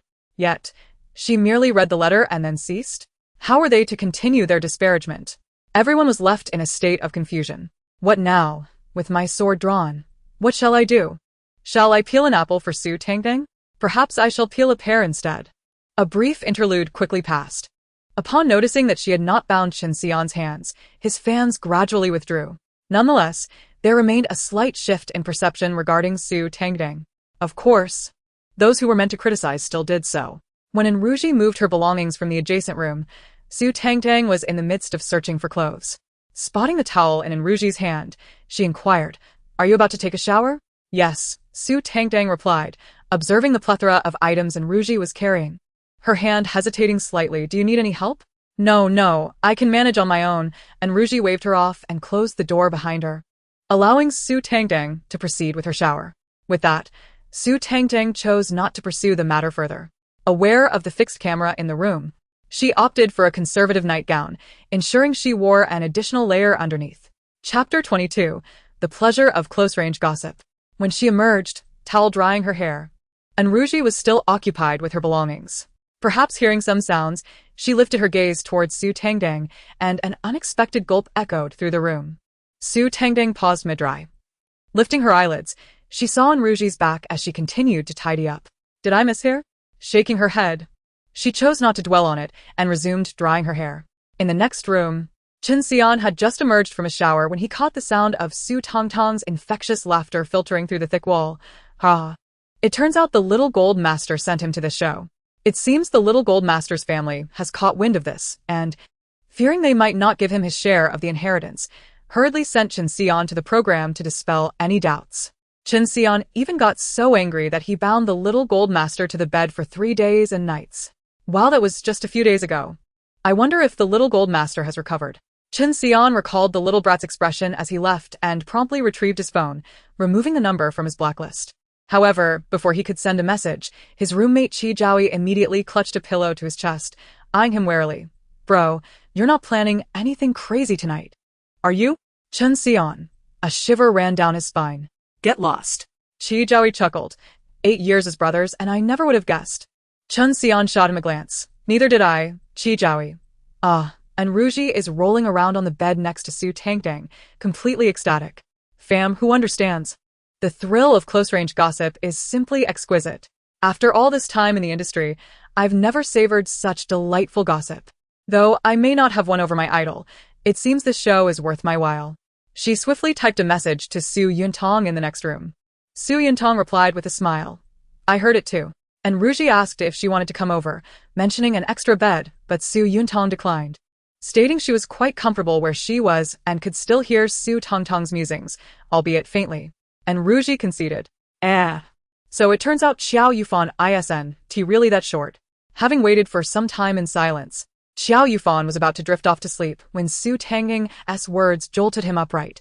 "Su Tangtang, if you vindicate me today, you shall be my goddess." Yet, after that proclamation, silence enveloped the room. After waiting for an eternity without hearing her voice again, Qiao Yufan exclaimed, "What the hell? Can you not be so uncooperative?" When he messaged Enruji to inquire, he found that she had already fallen asleep. Asleep? At your age, how can you possibly sleep? He was baffled. How could one doze off mid-conversation? At 3 in the morning, Qiao Yufan tossed and turned before sitting up again. Is she out of her mind? Talking mid-sentence and then falling asleep? How am I supposed to sleep? The next day, as Su Tangtang descended the stairs after tidying up, she encountered Qin Xian and Qi Jiaoyi returning from their morning run. The two greeted her. "Good morning." "Morning," Su Tangtang replied, her smile devoid of warmth. "What a load of nonsense. Being roused in the early hours to cook breakfast for you too. Do you think I can manage? This dreadful class. I have no desire to attend." With a forced smile, she remarked, "I'm off to boil the dumplings we bought yesterday. Would you like some?" Qin Xian and Qi Jiaoyi exchanged glances. "Do we want to eat? Can we eat?" "Well," Qin Xian said, wiping the sweat from his face with the towel draped around his neck, "you look a bit under the weather. Did you not sleep well? You should rest a bit more. We'll wash up and then cook ourselves." "Right," Qi Jiaoyi chimed in, "and we can cook for everyone while we're at it." Su Tangtang sighed, "If I go back to sleep, Sister Du will surely bombard me with 1,000 phone calls. Who told me my fate is more bitter than coffee? When the time comes, I'll just take the money and run." Charge. "Never mind, you two go wash up. I'll start cooking now and make enough for everyone." With that, she headed towards the kitchen. Seeing this, Qin Xian and Qi Jiaoyi decided against returning to shower and instead opted to assist her in preparing breakfast. They suddenly realized that Su Tangtang wasn't so intolerable after all. Honestly, as long as she doesn't cause trouble, I could admire her face for 100 years. Is this for real? Just cooking breakfast, and you've already changed your mind? As the dumplings were cooked and served, Su Tangtang's stomach suddenly growled loudly. Really? She exclaimed, quickly covering her mouth. What's wrong, stomach? Did I starve you last night? Qin Xian and Qi Jiaoyi couldn't help but chuckle. You go ahead and eat. We'll go wash up. At that moment, Ruyan descended the stairs. The main live broadcast chat was instantly flooded with comments from her fans. Oh my goodness. Yining looks as stunning as ever today. I love it. The dress is so fresh, and her side braid looks so innocent. My novel's pure heroine finally has a face. Standing beside Su Tangtang, they wondered about their abilities. Noting that everyone was in the kitchen, she approached with a gentle smile. It smells so good. What deliciousness have you cooked? Just some dumplings, Qi Jiaoyi replied. You all eat first. We'll wash up. Ruyan discreetly cast a glance at his exposed arm muscles, nodding with a smile before he and Qin Xian returned to their room. In the kitchen, only she and Su Tangtang remained. When Su Tangtang began to serve the dumplings, Ruyan couldn't help but ask, aren't we waiting for them? Should we eat first? I knew you would say that. If you want to play the saint. Please don't involve me. Su Tangtang replied, they said we could start without them. Ruyan's expression momentarily stiffened, but she quickly regained her composure, recognizing this as an opportunity to establish her superiority over her. With a smile, she said, you go ahead and eat. I will wait for the others to arrive. I believe it is better to dine together. Su Tangtang, fully aware of her intentions, replied, oh, I have a stomach ailment. Skipping breakfast would be detrimental to my health. So, I kindly ask you to wait for them. Just don't let today become tomorrow, or else some might accuse you of putting on an act. Little vixen. You think you can outmaneuver me? You still have much to learn. With a beaming smile, she carried her bowl of dumplings over to the dining table. The comments section erupted in a flurry of question marks. Chapter 23. Whom have you provoked again? Soon, Ruyan's fans were the first to voice their displeasure. Selfish brat. Our Yining kindly suggested that it would be better to eat together, and how dare she accuse her of performing for show? They lamented the lack of manners displayed by others, blaming her for the general disdain she faced in the entertainment industry. I mused that Su Tangtang had a point. Both Qin Xian and Qi Jiaoyi had encouraged them to eat first. Moreover, it was her own homemade food. What was the ethical dilemma about when to consume it? By the way, let me add, don't generalize about the entire entertainment industry. I believe my Gigi gets along quite well with her, for now. We do not harbor any ill will. You are indeed magnanimous. Qin Xian, who has been stealing your Gigi spotlight, and yet you still defend her? Just wait until she really binds him to her. You'll be the one mourning. First and foremost, I am a fan of Qin Xian. Secondly, our Qin Xian belongs to no one but himself. Thank you. Early in the morning, the comments section buzzed with activity, much to the delight of the production team. More engagement meant greater visibility. The worst situation was when no one bothered to argue at all. On Dulanqi's side, there was also joy as finally, someone was willing to speak up for Su Tangtang, proving that her trending topic from yesterday had not been in vain. After Su Tangtang finished her meal and went to wash the dishes, Qin Xian and Qi Jiaoyi descended from upstairs. One by one, the others followed suit. Tangtang, have you finished eating? And Ruji bounded down the stairs to greet her. Su Tangtang nodded. Then, she noticed Qiao Yufan glaring at her with his large dark circles. Su Tangtang. What the heck? Where did that panda come from? Qiao Yufan, isn't it thanks to you? Reminded of his own torment from the previous night, he glared at Su Tangtang once more, this time even letting out a huff. Su Tangtang, what's with him so early in the morning? Forget it. I just had a satisfying meal, so I won't stoop to the level of a fool. She wandered over to the sofa to play on her phone. Qiao Yufan joined the others for breakfast. When he saw Ruyan bring her bowl over, Qi Jiaoyi asked in surprise, haven't you eaten yet? Ruyan smiled and nodded. I wanted to wait for you all. That's all right, Qi Jiaoyi replied. You can eat first, it will get cold if you wait too long. We have to shower soon. Ruyan's smile faltered at his words. The joy she had just felt was now replaced with a wish that he had kept his mouth shut. Noticing Liao Shuliang approaching, she ignored Qi Jiaoyi and handed her bowl of dumplings directly to him. Accustomed to being flattered by women, Liao Shuliang simply accepted the offering without a word. After a brief pause, he seemed to remember something and placed the dumplings back on the table, procuring a pair of chopsticks for Shui. You can serve yourself. Shui-Rian's previously somber expression brightened instantly, a gentle smile gracing her face as she approached him. Xu Liang is truly sweet. I declare, they are officially locked in. The key is mine to swallow. The simple meal concluded, and the production team distributed a task card. Everyone gathered around to examine it. The card announced the commencement of the day's first date, with 4 destinations: an amusement park, a horse riding arena, a ski resort, and a zoo. Each person was to select one to visit. As they laid the task card down, they exchanged glances, seemingly pondering which destination to choose. Qiao Yufan directly inquired of Su Tangtang, "Which one will you choose?" Surprised by his straightforwardness, Su Tangtang blushed. Qiao Yufan, are you really this direct? I don't care. I'm prioritizing my own interests. The atmosphere turned lighthearted as everyone laughed and turned their gazes towards Su Tangtang. She smiled back, then answered earnestly. I would like to go to the zoo. Qiao Yufan nodded in agreement. The other 6 remained silent. Back in their room, as Su Tangtang packed some essentials into her bag, she suddenly received a phone call. Seeing the contact name Brother Mu Qing, she felt a wave of nausea. Promptly hung up, deleted the contact, changed it to just a number, and swiftly blocked him. The entire sequence was executed with fluid precision. However, as she prepared to leave, another call came in, this time from an unlisted number. Assuming it was that fool calling again, she immediately rejected and blocked it. After several rounds of this, her blacklist had grown to 6 numbers. After a brief wait with no further calls, she finally stepped outside. Due to the delay, she found herself the last remaining guest.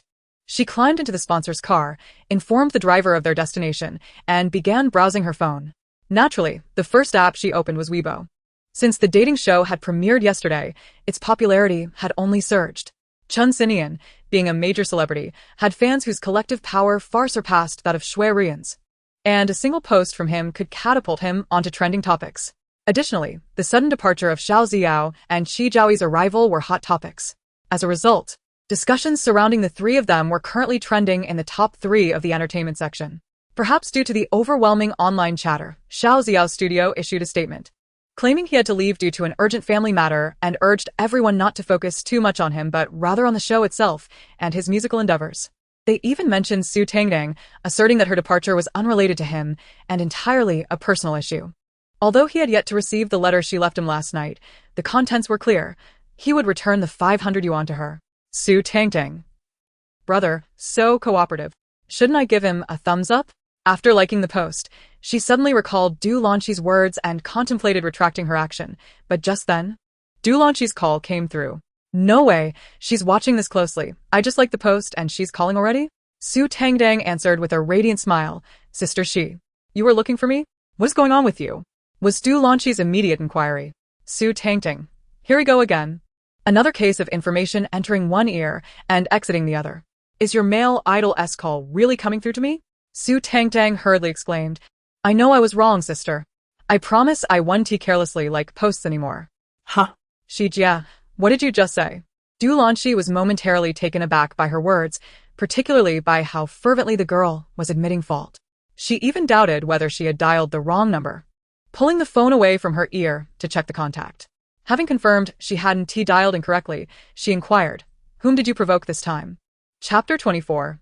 Have you been possessed? Su Tangtang chuckled awkwardly. Sister Du, what are you talking about? Who could I possibly provoke? I assure you, from this moment forth, I shall amend my ways and refrain from stirring up trouble. I will obediently be myself. I will absolutely heed your counsel. If you instruct me to go east, I will never head west. If you tell me to release gas, I shall not hold it in. As for the one who called you, you can simply block him. Due to the photographer in the passenger seat holding a camera towards her, her words weren't entirely explicit. Du Lanqi could discern enough, prompting her to ask, have you been possessed, or have you encountered some fortuitous opportunity that awakened you? Given how infatuated she used to be, even after watching Wang Baochuan for the 100th time, she wouldn't have reverted. Now, with her sudden change of heart, who wouldn't be bewildered? Su Tangtang. Oh, Sister Du, it seems you've read quite a few novels. Which of the 2 do you believe I am? Du Lanqi, don't play coy with me. I have no idea what you're up to, but just ensure it doesn't interfere with the regular filming of the dating show. Otherwise, you'll be the one paying the penalty for breach of contract. The original owner had no money to speak of, having given it all to that foolish male idol. The other party, who ran a research institute, was always short on funds and consistently exploited the original owner, attempting to ride the coattails of various trends in the entertainment industry, all under the guidance of that same fool. No. That fool, in a bid to showcase his noble character of not being interested in wealth but rather in research, always claimed he was borrowing money from her, promising to repay her once his research was successful. Su Tangtang. Goodness, the tides of fortune have finally turned in my favor. Oh. Sister Du, I have matters to attend to, so I'll hang up now. With that, before Du Lanchi could respond, she ended the call. Immediately, she opened her banking app to review the transfer records from the past few years. The results were astonishing, amounting to a significant sum. Oh my goodness. So much money. I am destined to become a wealthy woman. She unblocked that fool from her WeChat blacklist and proceeded to screenshot their chat records, preserving all the messages where he asked to borrow money and promised to return it.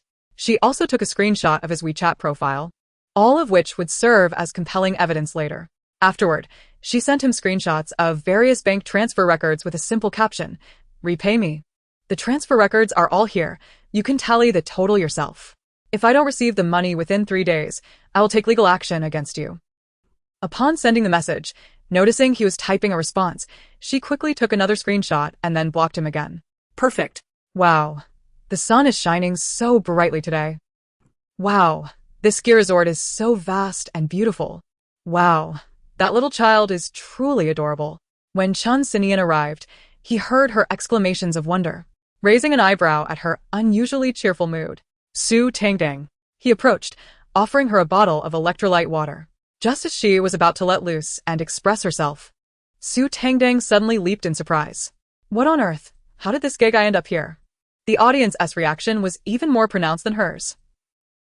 No way, dude, are you serious? Su Ruyin and Ruji and Su Yuntong are all far more impressive than her.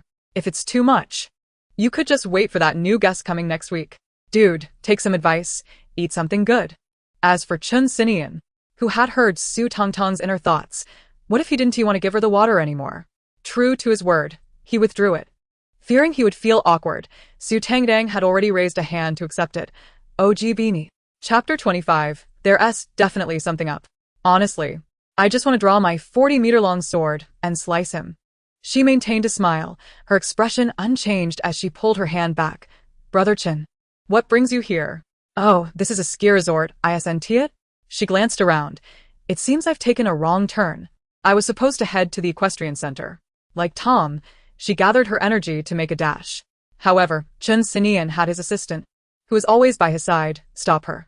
The equestrian center is in the completely opposite direction. By the time you get there, they'll probably be done. Su Tangtang. Oh no, I miscalculated. No, I meant the amusement park. That's also in the completely opposite direction. Su Tangtang. Surely. The zoo isn't in the opposite direction as well? Chun Sinian laughed. It is. Come on in. With that, he stepped toward the equipment room. Oh my goodness. I think Chun Sinian is serious. I feel like he has never smiled at me like this before. Staring at his figure for a while, Su Tangtang thought. Wait. Why should I be afraid of him? Since he likes men, we're practically sisters. Sister, I'm here. Chun Sinian. Goddamn sister. After selecting their gear, they began putting on their ski suits. At this point, the photographer hadn't followed them, but Chun Sinian's assistant was present, ensuring they weren't alone. Once they had donned their outfits, they sat down to put on various protective gear. Suddenly, Chun Sinian spoke. Su Tangtang. There's something I'd like to discuss with you. Su Tangtang turned to look at him. What is it? Have you become straight? Besides you becoming straight, nothing in the entertainment industry could possibly shock me anymore. Wait a minute. If he is straight, then I can't refer to him as my sister anymore. She shifted her position slightly. Chun Sinian, his lips twitched slightly. Actually, I'm gay. Oh, I knew that. Wait. One moment, I'm stunned. Her expression was one of shock.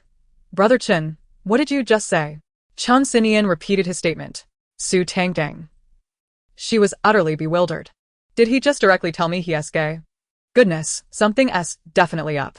Brother Chun, just say what you need to. Chun Sinian, who also preferred straightforwardness. I'd like to discuss a collaboration with you. Please help me by interacting with me more in front of the camera. You can set your own price.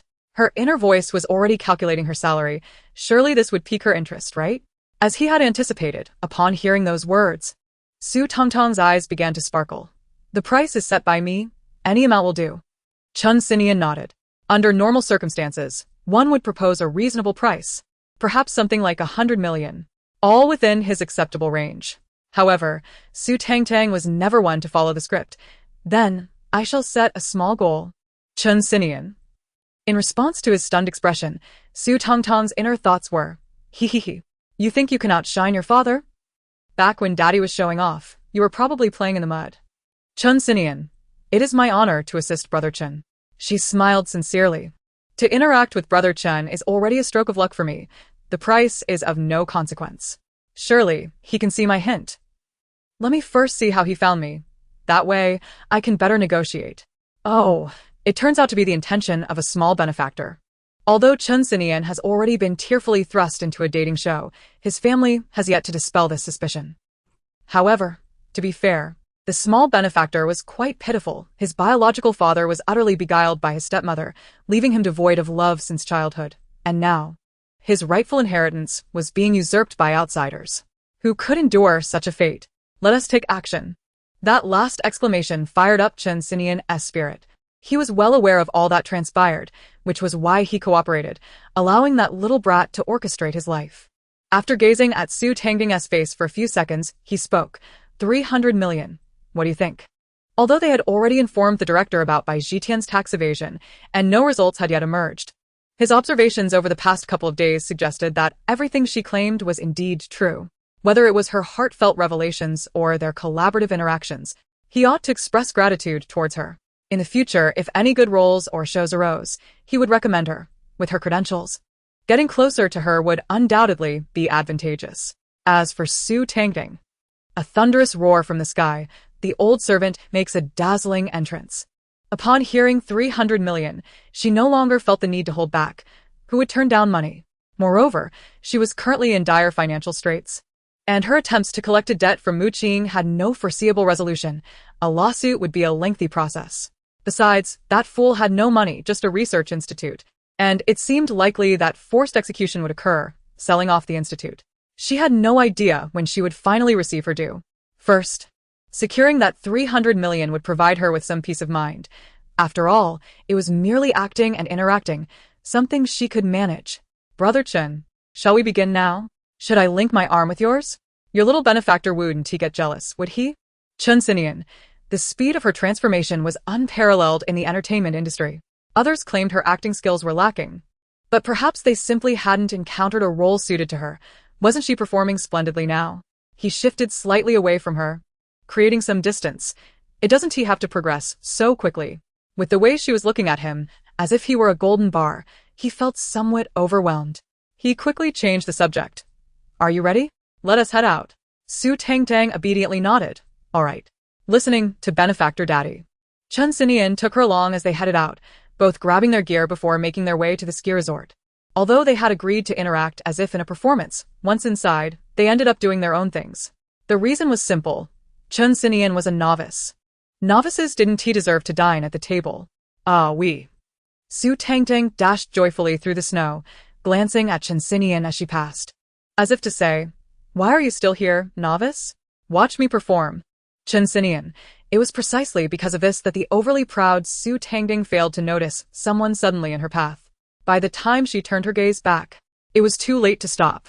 Oh no, my father's illustrious reputation. Quick, move aside. Chapter 26. This person has such beautiful eyes. No sooner had she shouted than the person shifted slightly, and she found herself tumbling into him. Due to the momentum, he was pushed back, and they both fell into the snow.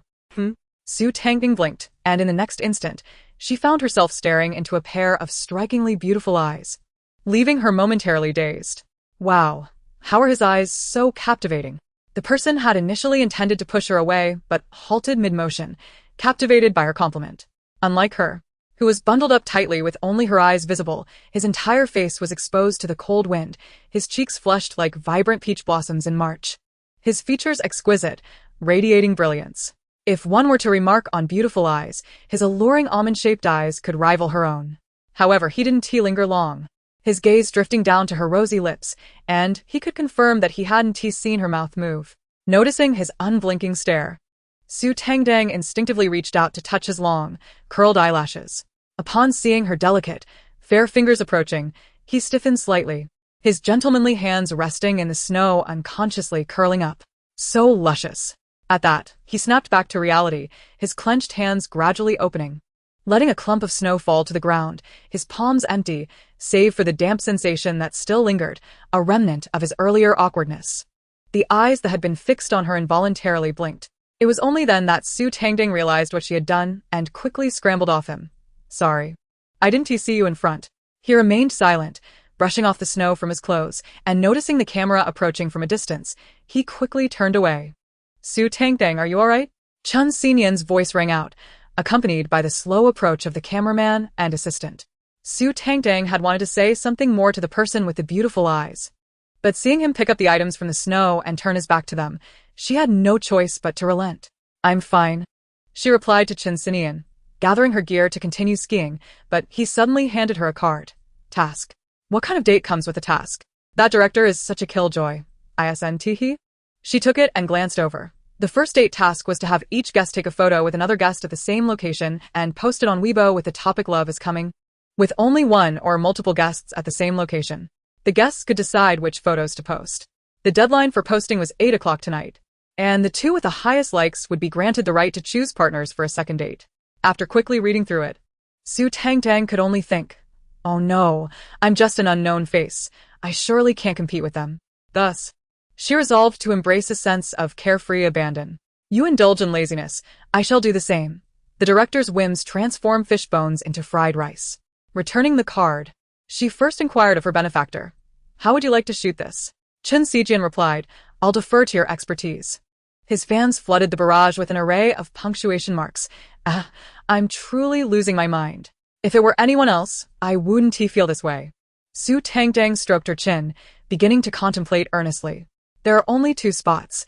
I certainly cannot compete with them, but my dear friend Chen Xijian can. I shall have him arrange my date.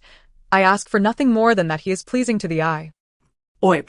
Let us proceed with this plan. With a snap of her fingers, she directed Chen Xijian to extract his phone. I will take your picture. Chen Xijian was still lost in thoughts of his friend until her voice snapped him back to reality. Looking somewhat dazed as he retrieved his phone. How do you intend to shoot it? He handed it to her, the phone already unlocked. Su Tangtang took it with a professional demeanor, surveying the surroundings, and upon noticing the splendid sunlight, instructed him to turn around and face away from the sun. Chen Xijian obediently complied, and as she lowered her equipment and raised the phone towards him, he immediately struck a pose, awaiting her further instructions. Observing the scene, the photographer responsible for capturing Su Tangtang's shots slowly redirected the lens to Chen Xijian's phone. Under the watchful eyes of many, Su Tangtang spoke. All right, brother Chen. Please commence your performance. After a prolonged silence, Chen Xijian stood there, seemingly at a loss. Moreover, within the frame, the photographer and the audience could see Su Tangtang's right thumb and index finger continuously enlarging the sun on the horizon, while Chen Xijian merely occupied the lower left corner. After several clicks of the shutter, her voice rang out. Very good, just like that. Keep it up. Brother Chen, the photographer. Observing Chen Xijian struggling to pose, his fans felt a whirlwind of emotions. This is quite complicated. Ha ha ha. I can hardly wait to see Chen Xijian's expression when he views the photos. Last night, when reading the messages, which friend said that Su Tangtang didn't seem the type to develop feelings for Chen Xijian. Now I believe it. What if Chen Xijian does fall for her? But she remains indifferent? Can we proceed? Chen Xijian's voice broke through, prompting Su Tangtang to cease her photography, reviewing the captured images with a nod of satisfaction. The sunlight was indeed splendid. She handed the phone back to Chen Xijian. The audience eagerly anticipated this moment. As Chen Xijian received the phone, his gaze fell upon the bright sun, and the composition of the background was quite commendable. Upon looking at himself, however, his expression faltered. He retracted his earlier words, casting a gaze filled with unspoken thoughts towards Su Tangtang. Su Tangtang raised an eyebrow strategically. Well, how about it? Praise me, Chen Xijian. The corners of his mouth twitched awkwardly. Family, I'm speechless. Ha ha ha. Does she genuinely believe she took a great photo? I don't care. Her confidence is enchanting. And I adore it. Under Su Tangtang's watchful gaze, Chen Xijian decided to post the photo on Weibo. Fortunately, his face could shine through, even if only half was visible in the lower corner. His fans, upon seeing the post, were utterly distraught. No way, he actually posted that? Truly, this is love. A vague sense of endearment seemed to whisper through the air. While Chen Xijian had concluded his tasks, Su Tangtang's were yet to be fulfilled. When he voiced his intent to ask how she would shoot next, she abruptly snatched the phone back, exclaiming, "All right, let us keep pushing forward." Chapter 27. To honor my benefactor. Chen Xijian, perplexed, asked, "Did you post yours?" Su Tangtang replied with a hum, picking up the snow stick from the ground, continuing her descent. Curious, Chen Xijian and the audience rushed to check her Weibo, where she had complied with the program's requirements by posting a gif of her inadvertently toppling someone into the snow. The individual was humorously edited to show only their legs, accompanied by the caption, "Love, here I come." Although it slightly deviated from the task's intent, it was rather fitting for the show. Excellent, saved it, and I'll send it to my crush later. While others posted beautiful couple photos, why did theirs turn into a facepalm moment? You wouldn't understand. It's about making it special, or else how could she be dubbed Su Green Tea? After perusing her post, Chen Xijian turned his gaze to the PD who had just handed them the task card, noticing her raising her phone, indicating she needed to make a call. He patiently awaited her response. After a few minutes, the PD nodded, and he resumed his arduous journey, eventually reaching the bottom. Su Tangtang had lost count of how many times she had run back and forth, but seeing her still full of enthusiasm, Chen Xijian refrained from urging her. However, Su Tangtang felt guilty about keeping him waiting too long. After one last slide, she joined him to return the equipment and change clothes. The two ventured out for a meal in a private room arranged by Chen Xijian's assistant. There was no choice. He was popular, and fans followed him everywhere. Su Tangtang felt fortunate to bask in his glow. Ah, I truly wish I could be Su Tangtang. Jealousy has twisted my visage. After ordering, Su Tangtang glanced at Chen Xijian, who was intently focused on his phone. She too pulled out her device. "Miss Su, your lemon tea." Shortly thereafter, his assistant returned with her milk tea. Su Tangtang accepted it with thanks. "How much?" "I'll transfer you." The assistant smiled, replying, "No need. The boss will reimburse." Su Tangtang then looked over at her boss, who had set his phone down and was pouring tea, inquiring, "Would you like some?" Su Tangtang shook her head. Curious, was he messaging his little benefactor just now? Oh no, his little benefactor is coming. Will they cross paths in the men's restroom? How extravagant. Chen Xijian, does he think I'm Liao Xuliang, sending messages everywhere? It's just a little brat wanting to meet for a brief moment. Oh. Chen Xijian paused mid-sip of his tea. That tone suggests something significant. He sipped his tea, while pricking up his ears. T the son of his little benefactor as stepmother, not his biological child? Su Tangtang quickly scrolled back through messages. Oh my. Even the daughter born just months ago, ISNT. When he was younger, he was quite the playboy, and by 30, it was all over for him. He faced plenty of ridicule. Those people took his money, pretending to flatter him in bed, while mocking him outside. Only the stepmother praised him, both publicly and privately, securing his heart firmly. TSK, both the son and daughter are from their family as assistant. The little benefactor's father is truly a naive fool, raising children for others all this time, not to mention losing his inheritance. Chen Xijian found himself increasingly restless. Rarely did he exhibit such a sense of urgency. He rose from his chair, muttered something about needing to use the restroom, and swiftly departed. Su Tangtang watched his retreating figure, blinking in surprise. Is he that impatient? Leaving without even eating? She pondered, what should I do? If the dishes arrive later, must I wait for him? Her stomach grumbled audibly, prompting her to curse under her breath. Damn. I hope he won't be able to raise his little brother later. Chen Xijian had just reached the door of the private room when he paused, turned back, and said, Tangtang, when the dishes arrive, you should eat first. Don't worry. No one will scold you. Su Tangtang gasped in disbelief. So, my benefactor is this kind-hearted. It seems I judged him too harshly. May my benefactor remain a steadfast pillar. All right, Brother Chen, she replied obediently.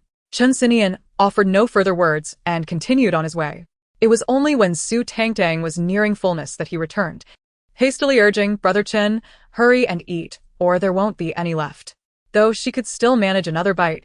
She had just received a warning from Du Jia about a wage deduction. Sigh. Life truly is a bitter journey with a short span. After sharing a piece of lettuce with Chen Xijian, Su Tangtang set down her chopsticks, allowing him to savor his meal at his leisure. He nodded in acknowledgement and engaged her in light conversation. Noticing a producer raising a sign, he read aloud, "What impression do you have of everyone? If you were to rank the 7 of us, including myself, how would you arrange it?" As Su Tangtang took a sip of lemon tea, she caught sight of the sign as well. Naturally, before the cameras, she maintained her composure to avoid any accusations of staging. With a playful smile, she replied, "Brother Chen, please don't set traps for me, as if I haven't been scolded enough already." However, she shifted her tone, adding, "If I truly had to rank, you'd undoubtedly be first. After all, you are my benefactor." Chen Xinyan's lips curled into a subtle smile, evidently pleased that the investment of 300,000 was yielding returns. "Not again. Why are you smiling? You enjoy this, don't you? You smile just because I ranked first. Was this mutual affection?" "No, I won't allow it. Chen Xinyan is mine." After their meal, he inquired, "Is there anywhere you'd like to go?" The producer held up a sign, indicating that there were no further arrangements for the afternoon, allowing them the freedom to choose their destination, including returning to the villa. "I'm fine with anything," Su Tangtang replied, turning her attention to the likes on her Weibo post, consciously skipping over her own. She still possessed a modicum of self-awareness. Upon comparing the rankings of the remaining 7, she noticed Chen Xinyan placed third, and alarm bells rang in her head. "Your fans seem a bit lackluster?" She poked at his arm with her phone. Initially feeling comfortable enough to tease him as a friend, she reconsidered. After all, the audience was watching, so she opted for her phone to avoid any backlash. Chen Xinyan observed her actions with an impassive glance, responding, "It's always been this way. I've told them to prioritize their own lives before chasing stars." Su Tangtang gave him a thumbs up. "No wonder your 70 million fans can't outshout Shuai. Well, it's just one chance to arrange a date. Whether it happens or not is inconsequential," she suggested. "How about we head back?" Chen Xinyan agreed. Upon returning to the villa, they were surprised to find Enruji and Qiao had also returned. Chapter 28. Say it again, if you dare. "You all are back," Enruji called out first, having just poured herself a glass of water from the kitchen and noticing their halted steps. Chen Xinyan inclined his head and directed his gaze towards Qiao, who was engrossed in his phone on the living room sofa. "When did you return?" Qiao replied, "Just now. We went to the equestrian center. Su Liang and Rian were there too. We wrapped up around noon and had lunch before coming back. What about you?" "We went to the ski resort." As they spoke, Chen Xinyan washed his hands in the kitchen while Su Tangtang headed to the restroom. They both emerged almost simultaneously, and Enruji took a sip of water. "I saw it. Tangtang, your expression pack is quite amusing." Su Tangtang responded, "It's all right." Simultaneously complimenting, she added, "Your group photo looks great." Enruji blushed, rubbing her ears shyly, but after a few seconds, she resumed recounting amusing anecdotes from their horseback riding experience. As Su Tangtang listened, a question arose in her mind. Did Shuai and Liao Xuliang ride the same horse? Surely they wouldn't shake things up like that?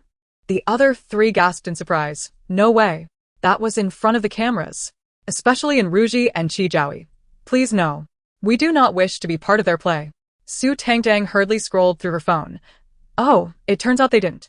A collective sigh of relief swept through the group. Thankfully, they still knew their boundaries.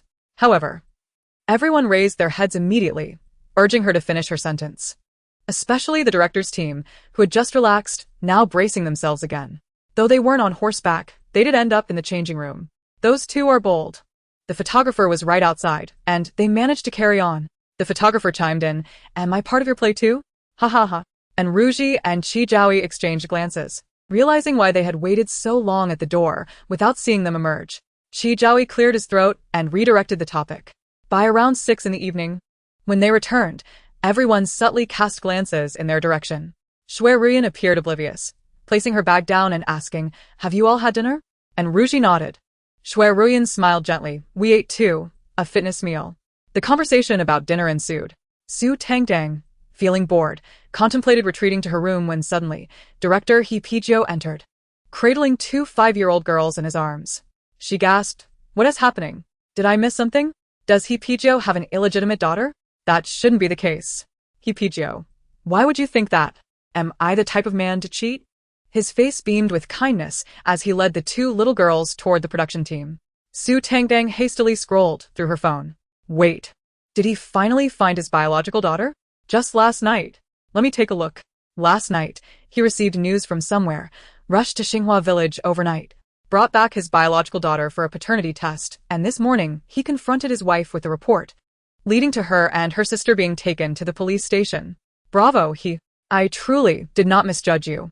The couple who abused your daughter should also be incarcerated. They accepted money for their actions, with your wife directing the transfer through her sister, a sum of 500,000, all of which is your money, easily traceable through bank records.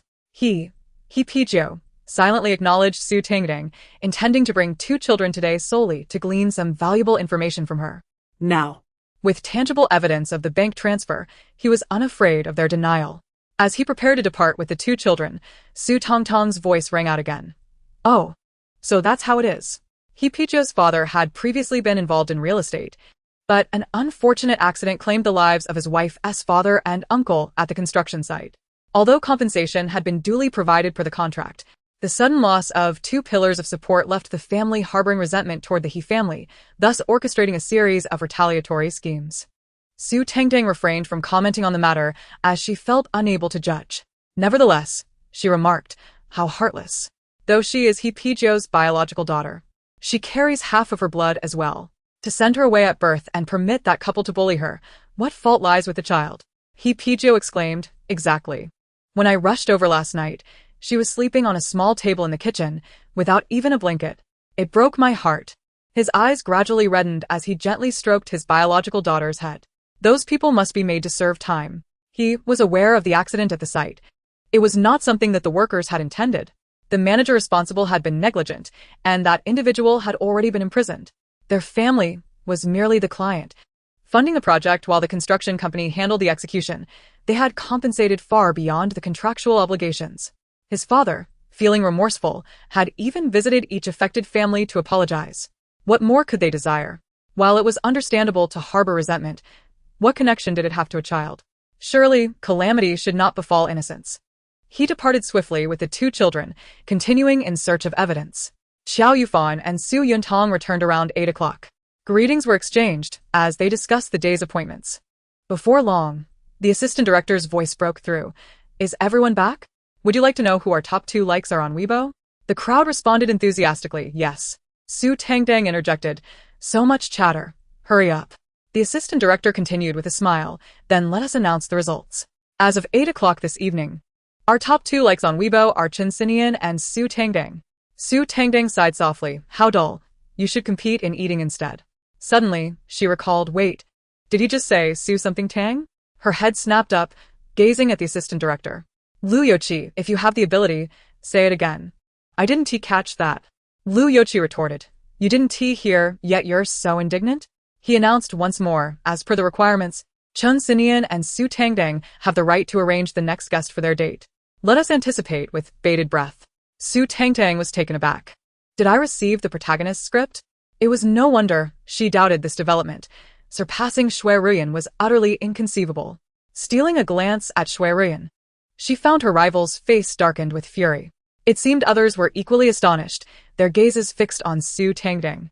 They had all checked Weibo earlier and found Chen Xinian and Ruyan far ahead, leading them to believe that surpassing them was impossible, and they had given up hope. How was it that Su Tangtang had overtaken them in a mere hour? Was it truly feasible? In a state of confusion, Su Tangtang flipped through her thoughts. Did Xiao Xiao lend assistance? Did he post on Weibo soliciting likes for me? The crowd collectively acknowledged. Oh, that makes sense.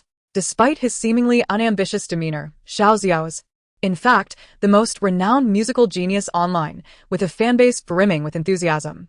With his support, surpassing Ruyan within an hour was entirely plausible. All had come to this conclusion, yet Su Tangtang scratched her head, perplexed. But wait, he claimed on Weibo that I had helped him.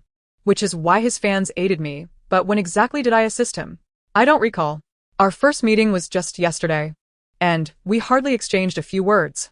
Unbeknownst to her, the others were well aware that it was indeed due to the matter of his childhood sweetheart. Hadn't she mentioned finding the person and forcefully pushing them onto the bed? Ruyan, too, grasped the situation, her fingers almost drawing blood from the intensity of her grip. Fortune had favored Su Tangtang with that book's existence. Yet, even in this realization, she maintained a gentle smile, addressing Su Tangtang. Congratulations, Tangtang. Su Tangtang glanced over, replying with a simple, "Thank you." Such acting prowess. Despite her jealousy, she can maintain her composure, she mused. Under the collective gaze of those present, Ruyan continued to smile sweetly, tossing her hair back. What was there to flaunt? Without Xiao Xiao's help, could she have surpassed Ruyan on her own? A typical case of profiting from another's generosity while pretending innocence. Each day, she was questioned about her departure from the entertainment industry. Aside from the displeasure of Ruyan's fans, who had come to vent their frustrations by criticizing her, no other fan groups seemed to express discontent. They were likely intrigued by the events on Weibo, curious about what Su Tangtang had done to earn Xiao Xiao's personal appeal to his fans for support, especially after the rare occurrence of his presence in several fan groups. Could you both clarify what assistance was rendered? Yesterday's live broadcast left many believing there was a significant conflict between you. The discussion surrounding the previous day's livestream had led to speculation that Xiao Xiao's exit from the industry was due to Su Tangtang. Yet this unexpected turn of events had caught everyone off guard. While they analyzed and debated, neither Su Tangtang nor even she herself could comprehend the situation fully. As she entered the Heartfelt Moments room to write today's love letter, she remained perplexed about her supposed assistance to Xiao Xiao. Ultimately, she decided to set it aside, shaking her head and resolving to clarify matters when they next met. Picking up her pen, she commenced her love letter for the day. At 9:30, everyone ventured out into the courtyard. The night had deepened, shrouded in a veil of mist, illuminated only by a few dim yellow lights that graced the night sky. This time, no one returned empty-handed from the peach blossom tree. Su Tangtang held a letter penned by Xin, although it was not addressed to him, but rather to Qi Zhaoyi. As she observed Qi Zhaoyi retrieving the envelope, she pondered with a hand on her chin. I'm sending this to him. I wonder if his mother will find me and toss a bank card my way? The crowd responded with a collective murmur. Qi Zhaoyi remarked, You haven't forgotten about this matter, have you? As for the pairs of Ruyan and Liao Shuliang, as well as Qiao Yufan and Su Yuntong, they exchanged letters with one another. Upon witnessing this, the audience's comments flooded in with a cascade of sweet, sweet, sweet. Meanwhile, when Chunxin's letter to Su Tangtang culminated in him returning only with a letter from Enruji, his fans were momentarily at a loss for how to react. What should we do, everyone? I find myself thinking that Su Tangtang is quite ungrateful. Yet if she truly wrote to him, pursuing a mutual affection, it would sadden me immensely.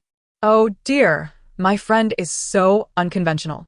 I am utterly unsure whether to feel joy or sorrow. Once all had collected their letters, the assistant director interjected, That will be all for today. Everyone should return and rest early. After breakfast tomorrow, we will conclude this phase. The romantic reality show spanned 12 episodes, each lasting 2 days over the weekends, perfectly timed for office workers and students to enjoy the live broadcasts. With Monday looming, the first episode would wrap up, and they would have to wait until next Saturday for the next airing.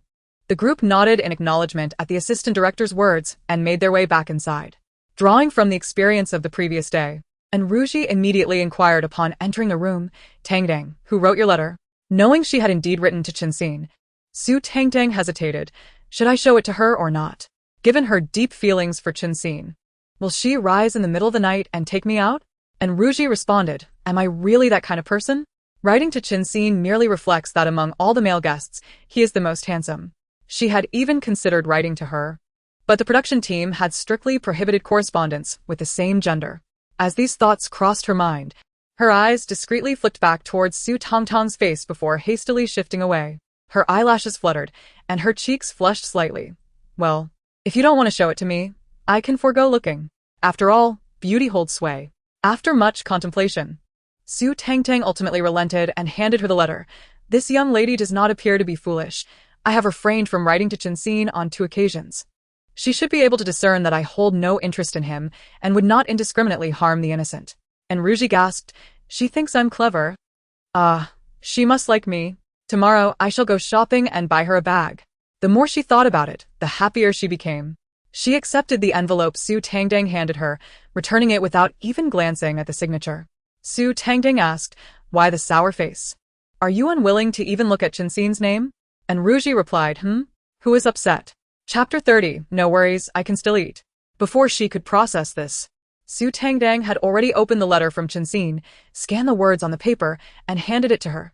This should quell any wild imaginations. Enruji was ecstatic. She truly likes me. Sharing the contents of the letter, Upon reading Chinxin's words about being happy today and expressing gratitude, her smile was inescapable. After returning it, she promptly opened the letter from Qi Jiaoyi to share with Su Tangtang. Su Tangtang remarked, "Silly child. How can you be so overjoyed just from reading a letter?" As for the letter from Qi Jiaoyi that Enruji handed her, Su Tangtang merely glanced at it before stating that she would go wash up. Enruji responded sweetly, her round face adorned with 2 dimples, utterly endearing. Resisting the impulse to pinch her cheek, Su Tangtang fetched her pajamas and headed to the bathroom. Upon emerging, she found Enruji washing up. Has Chinxin's little gold master discovered that his stepmother's 2 children are not his father's? As Enruji emerged, drying her hair, she caught this snippet of conversation. What? Another scandal? She hurriedly took a seat at the edge of the bed, feigning nonchalance while straining to listen. Wow, wow, wow. The little gold master's father fainted from anger and called for an ambulance. Oh no, the stepmother and the assistant are attempting to flee. Quickly pursue them. In the adjacent room, Chinxin hurriedly grabbed his phone and headed to the balcony to make a call. They caught up so quickly? It seems the little gold master was well prepared. However, resolving these 2 imposters is just the beginning. There are still the genuine ones to contend with. His father was quite the playboy in his youth, not merely boasting about it. He has sown countless wild oats. This stepmother is just one of them. Oh, dear. Previously, many had approached to claim kinship, but they were all chased off by this stepmother's threats. She and the assistant joined forces to ensure those individuals never laid eyes on his father. It's no wonder they managed to turn the false into the true. With this assistant at the helm, anything he wishes to conceal or reveal is a mere trifle. The little gold master would do best to deceive his father at the hospital. What on earth? Liao Shuliang and Shuirian are set to brawl on the rooftop? Chinxin, who was relaying all this to his little brat, was left bewildered. What are you going on about? What should he deceive his father about? You must finish your thought. Why must Liao Shuliang and Shuirian choose now to fight? The others, caught off guard by her abrupt change of subject, were equally perplexed. Huh? A fight? An inappropriate fight? Meanwhile, Enruji, still drying her hair, quickly grabbed her phone from the nightstand to text Su Yuntong, inquiring whether Shuirian had left her room. Su Yuntong replied affirmatively, yes. Enruji exclaimed, wow. Su Tangtang echoed, wow. It has begun. Enruji urged, sister, hurry. I want to hear all about it.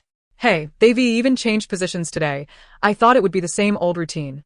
Geez, Liao Shuliang is lacking stamina. He can barely hold her after just a short while. Shuirian actually said that was impressive? I am utterly baffled. Su Tangtang yawned, her eyes heavy with sleep. Glancing at the time, she realized it was already 11:30. How dull. It's time for sleep. Beauty rest is essential. Enruji and the other 3, who were still engrossed in the unfolding drama, were left in a state of disbelief. Outside on the balcony, Chinxian contemplated Su Tangtang's words within the context, surmising that she was likely to deceive her father at the hospital, persuading him to transfer the family fortune to the hands of a mere child. As for the method of deception, that was a puzzle for them to unravel. The following morning, as Su Tangtang descended the stairs, she once again encountered Chinxian and Qi Jiaoyi returning from their morning jog. Clad in black and white hoodies paired with athletic pants, their tall, lean physiques showcased well-defined muscular arms, complemented by their strikingly handsome faces, truly a feast for the eyes. The irritation from being awakened by Du Lanqi dissipated instantly as she discreetly glanced at them, rallying her spirits with the thought, a little extra effort today means 8 more male models tomorrow onward. Chinxian and Qi Jiaoyi greeted her, to which she responded in kind. Having consumed all the provisions from the refrigerator the previous night, she contemplated ordering takeout and inquired if they desired anything.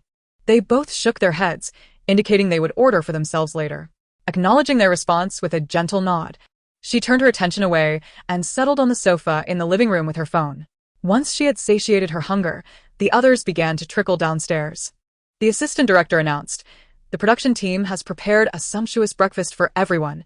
Please proceed to the courtyard to indulge." Su Tangtang. Ha ha ha. Su Tangtang's expression is utterly hilarious. Su Tangtang. Why didn't you mention it earlier? Su Tangtang. Must it be this way? Do I have to fill my stomach first? The assistant director, noticing her reaction, coughed discreetly with a fist to his lips. I was just about to inform you, but you had already entered with your takeout. Su Tangtang. I don't believe it. Unless you give me 500. She rose from the sofa, declaring, "No matter, director, I can still eat." The assistant director. The courtyard has been beautifully arranged, exuding warmth and romance. The benches are draped in white cloth, adorned with several bottles of pink lychee roses, encircled by elegant white tulle garlands. When the wind blows, the tulle dances, creating lovely ripples, a sight to behold. Shui and Liao Shiliang took their seats side by side, with Liao Shiliang positioned on the outer edge. Others glanced over, and Su Yuntang settled across from Shui. Observing this, Qiao Yufan also chose to sit opposite Liao Shiliang. As for the remaining 4 seats, they took their places at random. Noticing Su Tangtang shift to occupy a seat against the wall, and Ruji immediately reached out to sit beside her, but a long hand beat her to it, resting on the back of the chair. Looking up, she saw it was Chen Xian. And Ruji, you already have a sugar daddy and yet you still attempt to steal my beauty. I shall not write to you next time. She promptly moved to sit opposite Su Tangtang. Oh. Dear family, tell me this isn't real. Did Ruji just roll her eyes at Chen Xian? I seem to have seen that too. What on earth? Surely my approach to live streaming is flawed. Chapter 31. Kissing his wife's feet for 7 days. The breakfast was indeed lavish, featuring a variety of pastries and snacks, with the ever-present milk from their sponsor. The assistant director instructed the staff to display a whiteboard, which read that everyone should take a sip of milk. Everyone except Liao Shiliang complied. Su Tangtang also picked up a bottle, unscrewing it gently for a sip. Her previous claim of being able to eat was genuine. It was merely a second stomach, as if everyone had one. Setting the milk down, she immediately grabbed a sandwich and took a bite, simultaneously contacting Du Lanqi to remind her to come pick her up later. Du Lanqi, maintaining her aloof demeanor, simply replied, "Read." Yet, half a second later, upon noticing Su Tangtang eating, her cool facade shattered as she vocally commanded, "Try to take another bite, I dare you." Unintentionally, Su Tangtang had played the voice message aloud, serving no purpose for her, but causing the others to pause, their hands frozen mid-motion. It was an instinctive reaction. When they finally regained their composure, they realized it wasn't their manager who had spoken. All eyes turned towards Su Tangtang. Su Tangtang, this is quite embarrassing. However, adhering to her principle that as long as she remained unembarrassed, any awkwardness belonged to others, she smiled naturally at everyone. It seems we share the same world and the same manager. Everyone, ha ha ha ha, except for Liao Shiliang and Shui. They all set down their food, marking this moment as a highlight of the dating show. Enin truly deserved her title as one of the most disciplined individuals in the entertainment industry. Perhaps she was so self-disciplined that she required no management, hence her lack of instinctive response. Ignoring them, Su Tangtang lowered her lashes and continued to peruse her phone, sending Du Lanqi several bomb emojis and a few poop emojis before exiting their chat. There was no further food to consume. Times had changed, and she would soon meet Du Lanqi, so she had no intention of jeopardizing that. Nevertheless, the half-eaten sandwich was not to be wasted, and she slowly finished it, mindful of not being wasteful. As she prepared to take another bite, she whispered toward the camera beside her, "Sister Du, I'm only eating this one. I've taken a bite, so I can't waste it. Du Lanqi, only this once." Su Tangtang noticed, but chose to ignore it.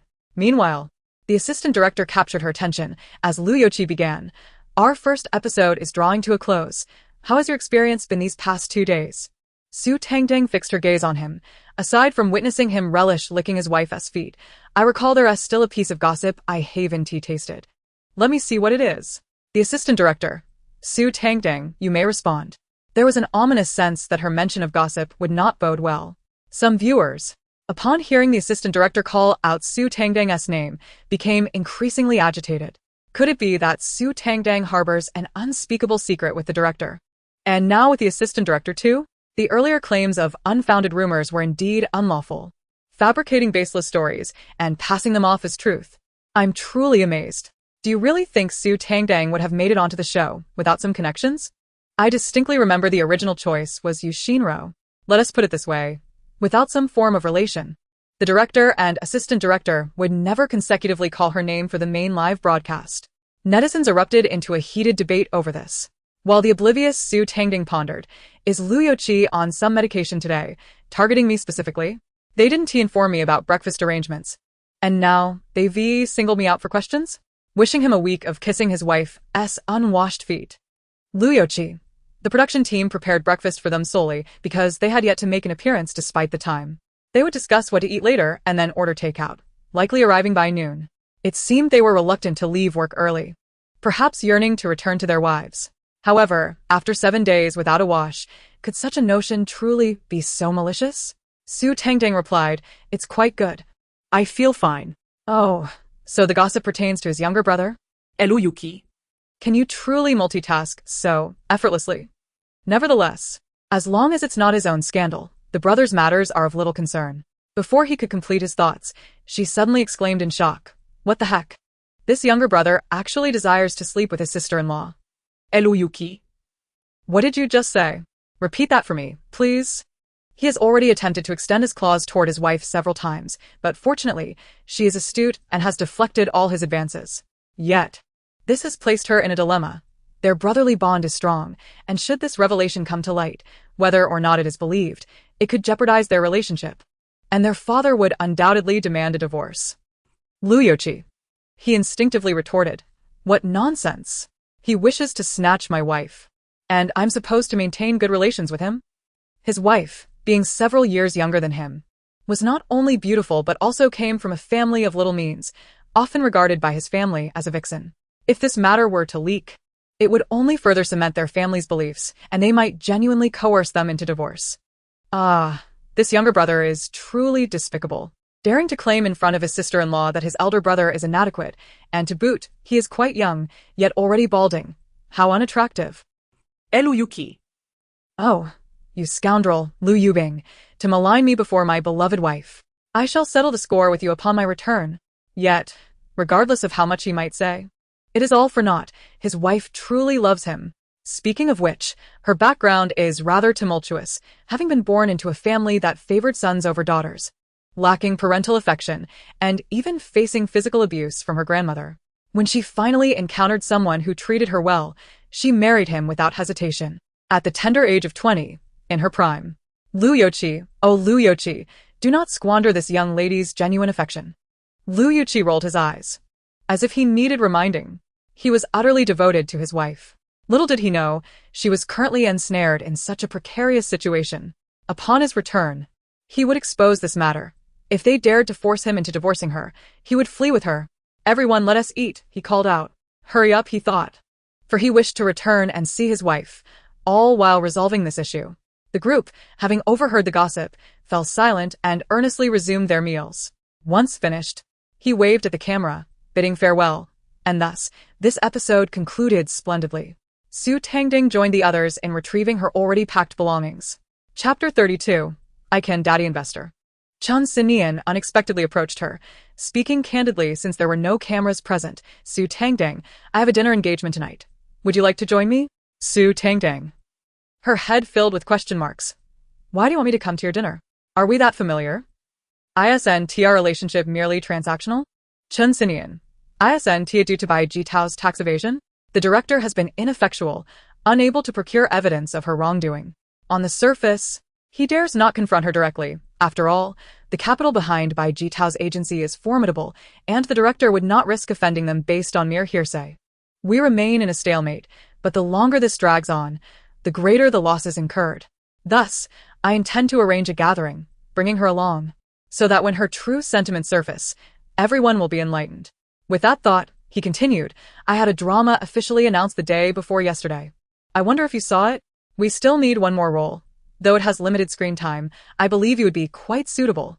And I wish to recommend you for an audition. Su Tangtang. Daddy Investor? I'm all in. Chun Sinian subtly smirked. All right. I'll send you the time and location on WeChat. Su Tangtang nodded eagerly, like a chick pecking at rice. Thank you, Brother Chun. I will definitely be on time. Daddy Investor is truly wonderful. Wishing him and the little investor everlasting happiness. Chun Sinian felt a twinge of guilt, realizing he was the one orchestrating everything, yet here he was receiving her praise. He rubbed his nose nonchalantly, replied that it was nothing, and quickly retreated to his own room. Given that they had spoken openly, nearly everyone had overheard their exchange.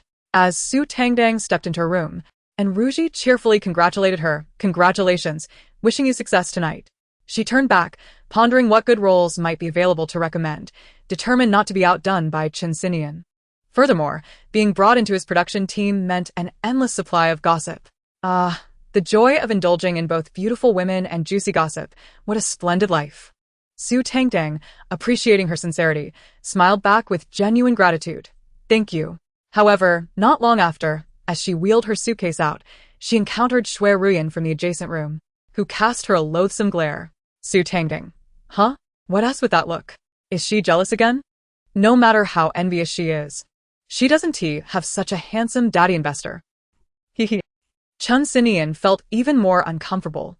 Only after she left did he dare step out of his room. Outside the villa, Du Lingxi was already waiting beside the car.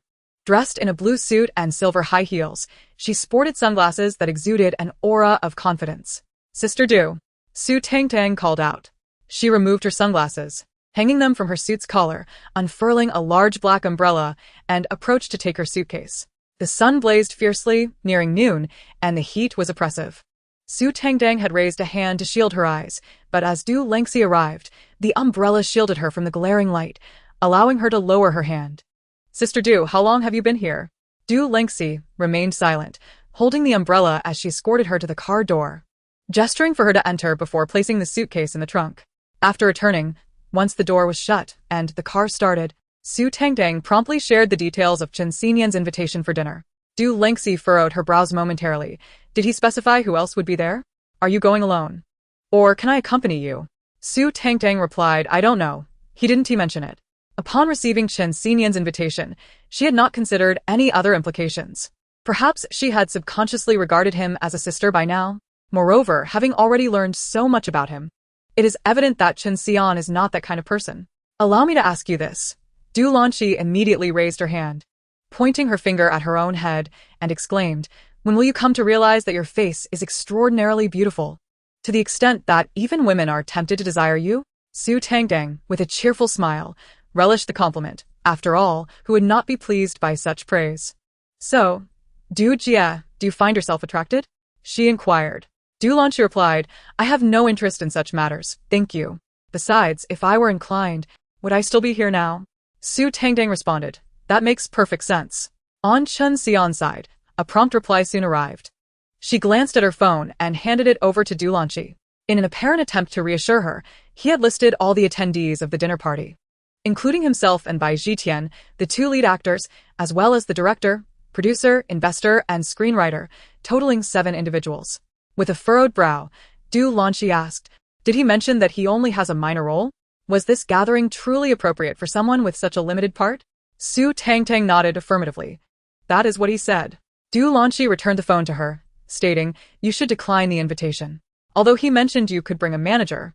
Her keen intuition sensed something amiss. Su Tangtang replied, oh.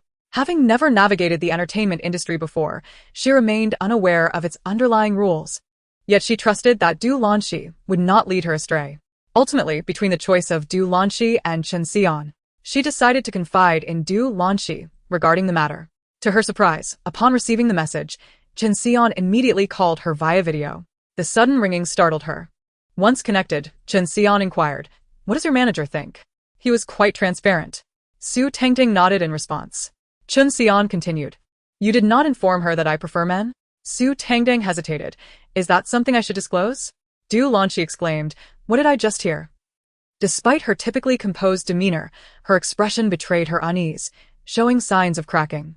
Chen Xian spoke again. Hand the phone to her. I wish to speak with her. Su Tangtang complied, passing the phone to Du Lanqi. Chen Xian's words were straightforward, asserting that he organized the gathering himself, merely a casual dinner, with none of the circumstances she feared. If she remained skeptical, he offered to record a video as evidence, assuring her that she could remain present and would not be separated from Su Tangtang for even a moment. Du Lanqi's initially cracked expression gradually morphed back into that of a poised professional.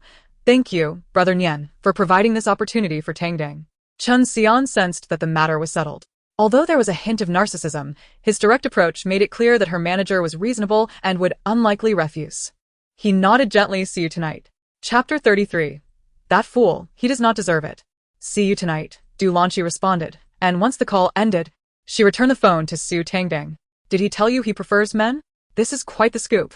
It could potentially break the internet. Did he truly share this with Su Tangtang? This prompted her to scrutinize Su Tangtang anew. Was her beauty truly that impactful? Su Tangtang maintained her composure and nodded.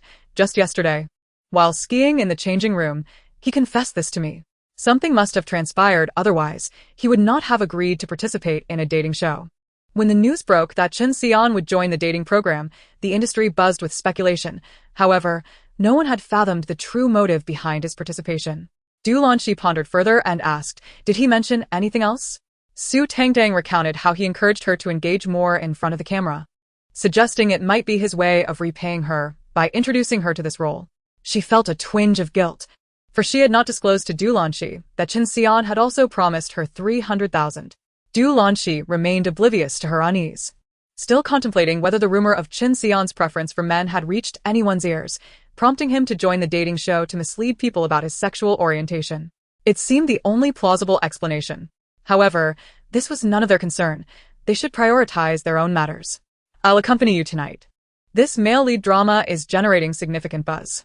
Although filming has yet to commence, it has already trended several times, indicating that the production team is willing to invest. And exposure is guaranteed.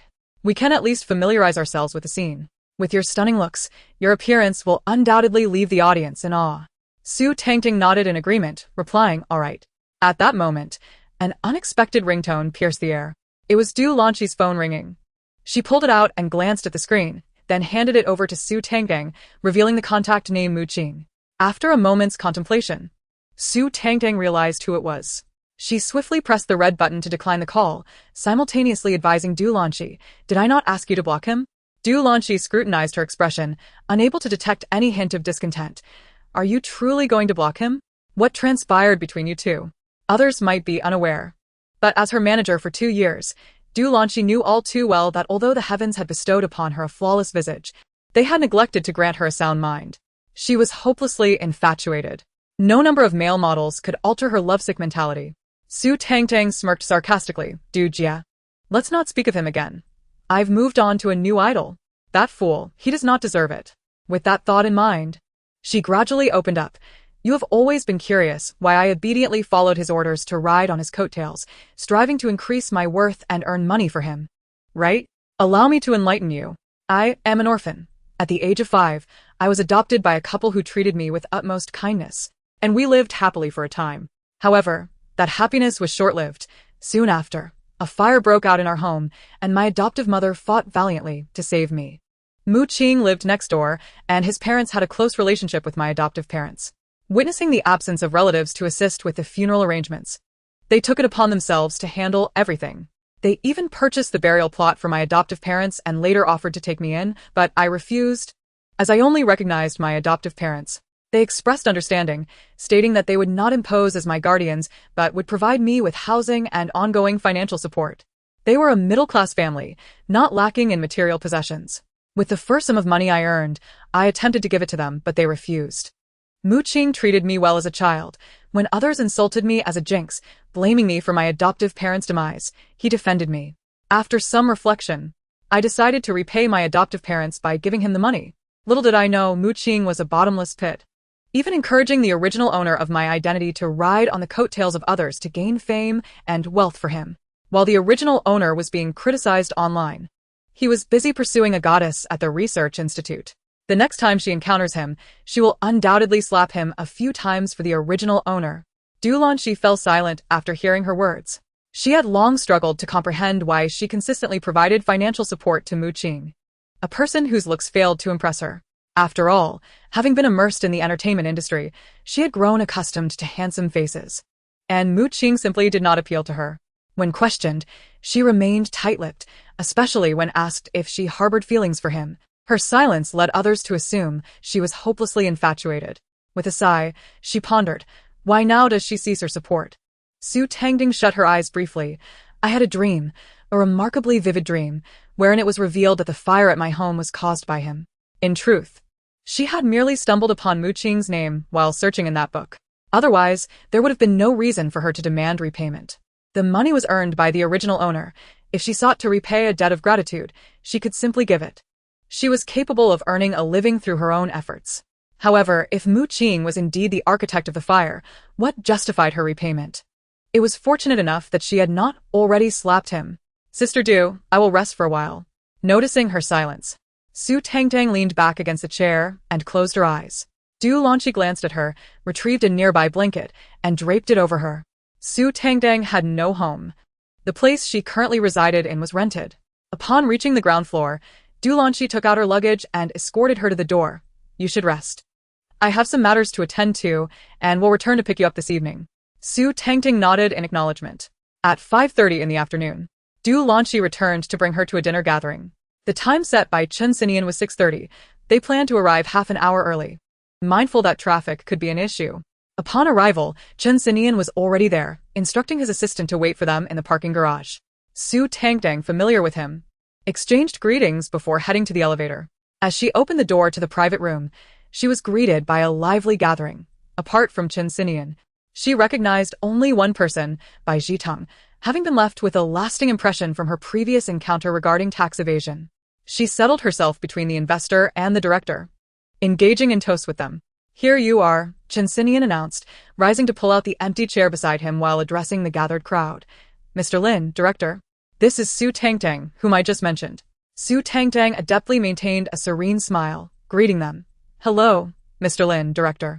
They momentarily paused in their actions, glancing at her with surprise, before falling silent.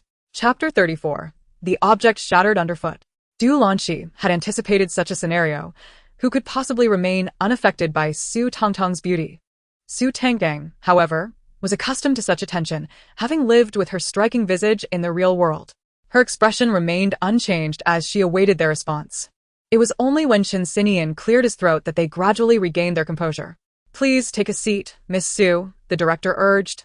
Recognizing the courtesy owed to someone introduced by Chen Xinian, Su Tangtang complied and moved to sit in the chair beside him. But at that moment, the investor, Mr. Lin, suddenly cleared his throat. The director discreetly glanced at him, seemingly understanding his intent, appearing somewhat embarrassed. Su Tangtang took note. Could it be that this investor has taken a liking to me and desires me to sit beside him?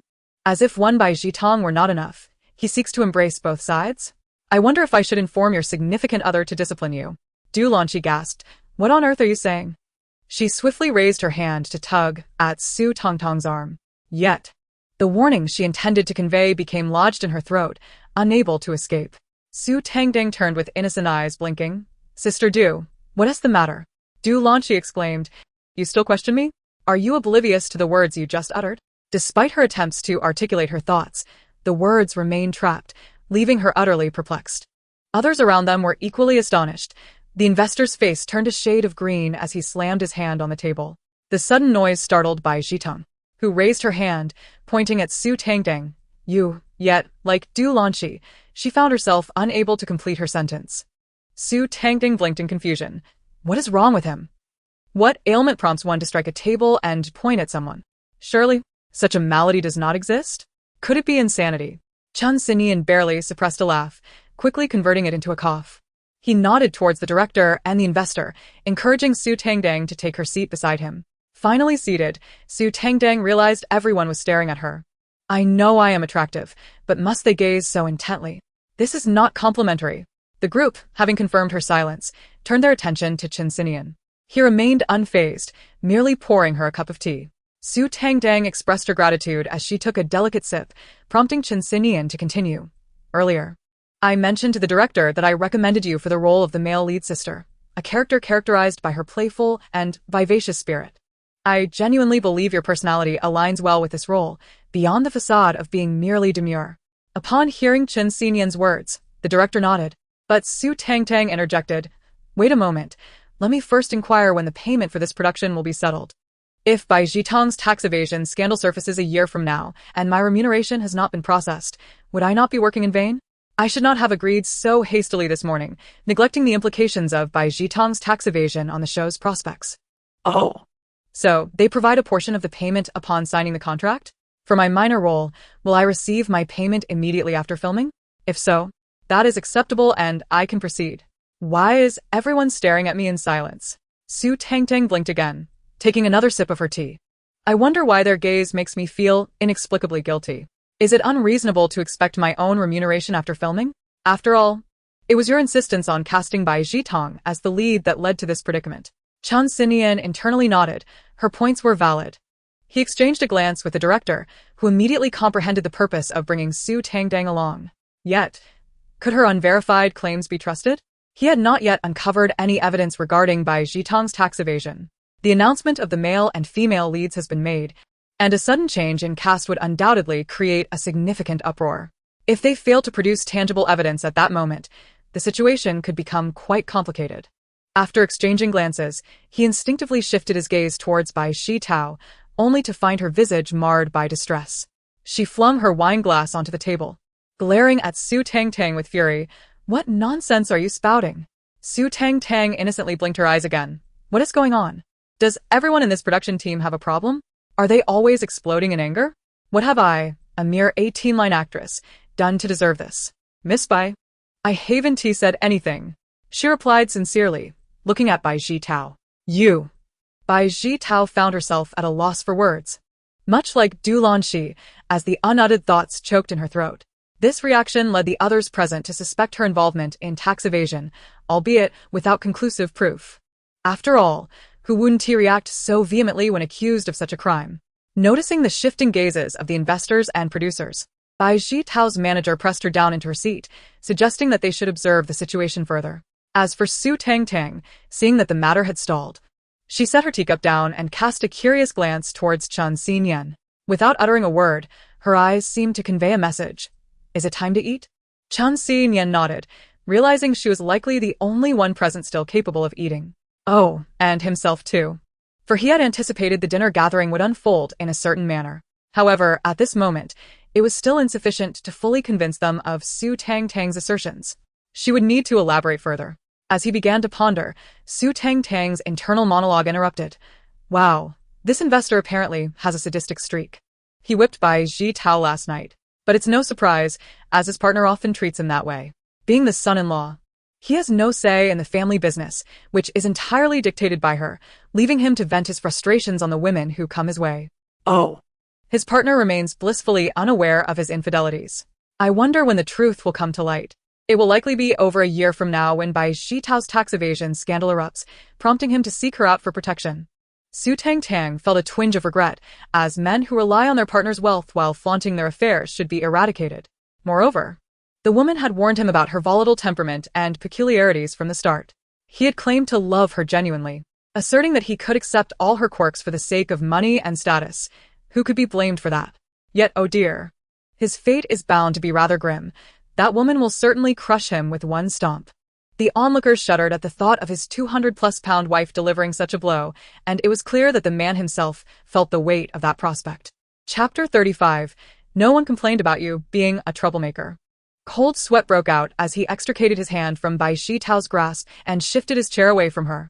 As he retrieved a handkerchief from his pocket to dab the sweat from his brow, he suddenly remembered that this handkerchief was a gift from a certain female celebrity, which he promptly discarded, as if it were a piece of filth.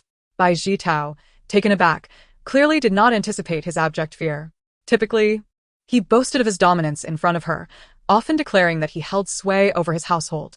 In his own words, "What can that tigress do?" With just a glance, she turns into a meek kitten. Chen Xinyan continued to observe the shifting expressions of those present while munching on his food. Soon enough, he caught the director's eye and offered a polite smile. "Ah." With Su Tangtang's exclamation, all eyes turned to her once more. Is the director's daughter getting married? The groom is handsome and charming, a graduate student from Stanford, a quintessential example of high-caliber talent. The director is thoroughly pleased with this son-in-law. Upon hearing her mention his prospective son-in-law, the director instinctively stroked his chin, his face radiating pride. Chen Xinyan shot him a glance and sighed, realizing he was still quite oblivious. At present, everyone Su Tangtang had mentioned seemed to have their secrets. This matter was surely more intricate than a mere wedding. As he had expected, Su Tangtang's thoughts resurfaced. But little does he know, his future son-in-law is likely lacking in endowments. The director? His expression of pride abruptly froze. What did you just say? The others were equally taken aback by her comment, several of them coughing in surprise. Chen Xinyan was unfazed, having witnessed her candid remarks in various reality shows. Meanwhile, Du Lanxi, seated beside Su Tangtang, felt utterly stunned. Could such words truly escape the lips of someone who appeared angelic? Unbeknownst to her, Su Tangtang was a rather unrestrained individual at heart. The director's daughter has been influenced by her aunt. She discovered her attraction to women early on and secretly dated several during her studies. Though she had no intention of going public, it wasn't until she encountered her current partner, whom she met abroad 2 years ago, that she truly fell for someone who had a playful yet dashing charm. After spending time together, they grew increasingly enamored, even contemplating marriage. Thus arose the scheme to have her partner impersonate a man to deceive their families, planning to fabricate a marriage certificate to placate their parents before eloping to country M. The director. Impossible. Absolutely impossible. My precious daughter would never engage in such antics. Initially, he had been inclined to believe Su Tangtang's words. But as the narrative unfolded, he categorically dismissed it. What nonsensical drivel. How could Chen Xi-Nian be so easily fooled? Chen Xi-Nian had certainly noticed the director's scrutinizing gaze directed at him, understanding the implication behind it. Nevertheless, he chose to remain unresponsive, continuing to savor his meal. Su Tangtang, engrossed in her gossip, remained oblivious to his maleficent stare. Director, please ensure your wife remains unaware of this matter, otherwise, it could lead to dire consequences. She might even pass away from the shock. Thankfully, their son. Does he also have a partner? The director. The partner is a close friend of his daughter, beautiful, gentle, and well-mannered. The director breathed a sigh of relief. However, as he processed the information, he realized no. His son is only 19 and focused on his studies. He cannot be dating. What the hell? The director's heart raced once more. The emotional roller coaster was quite taxing. The others, including Du Lanxi, leaned in attentively.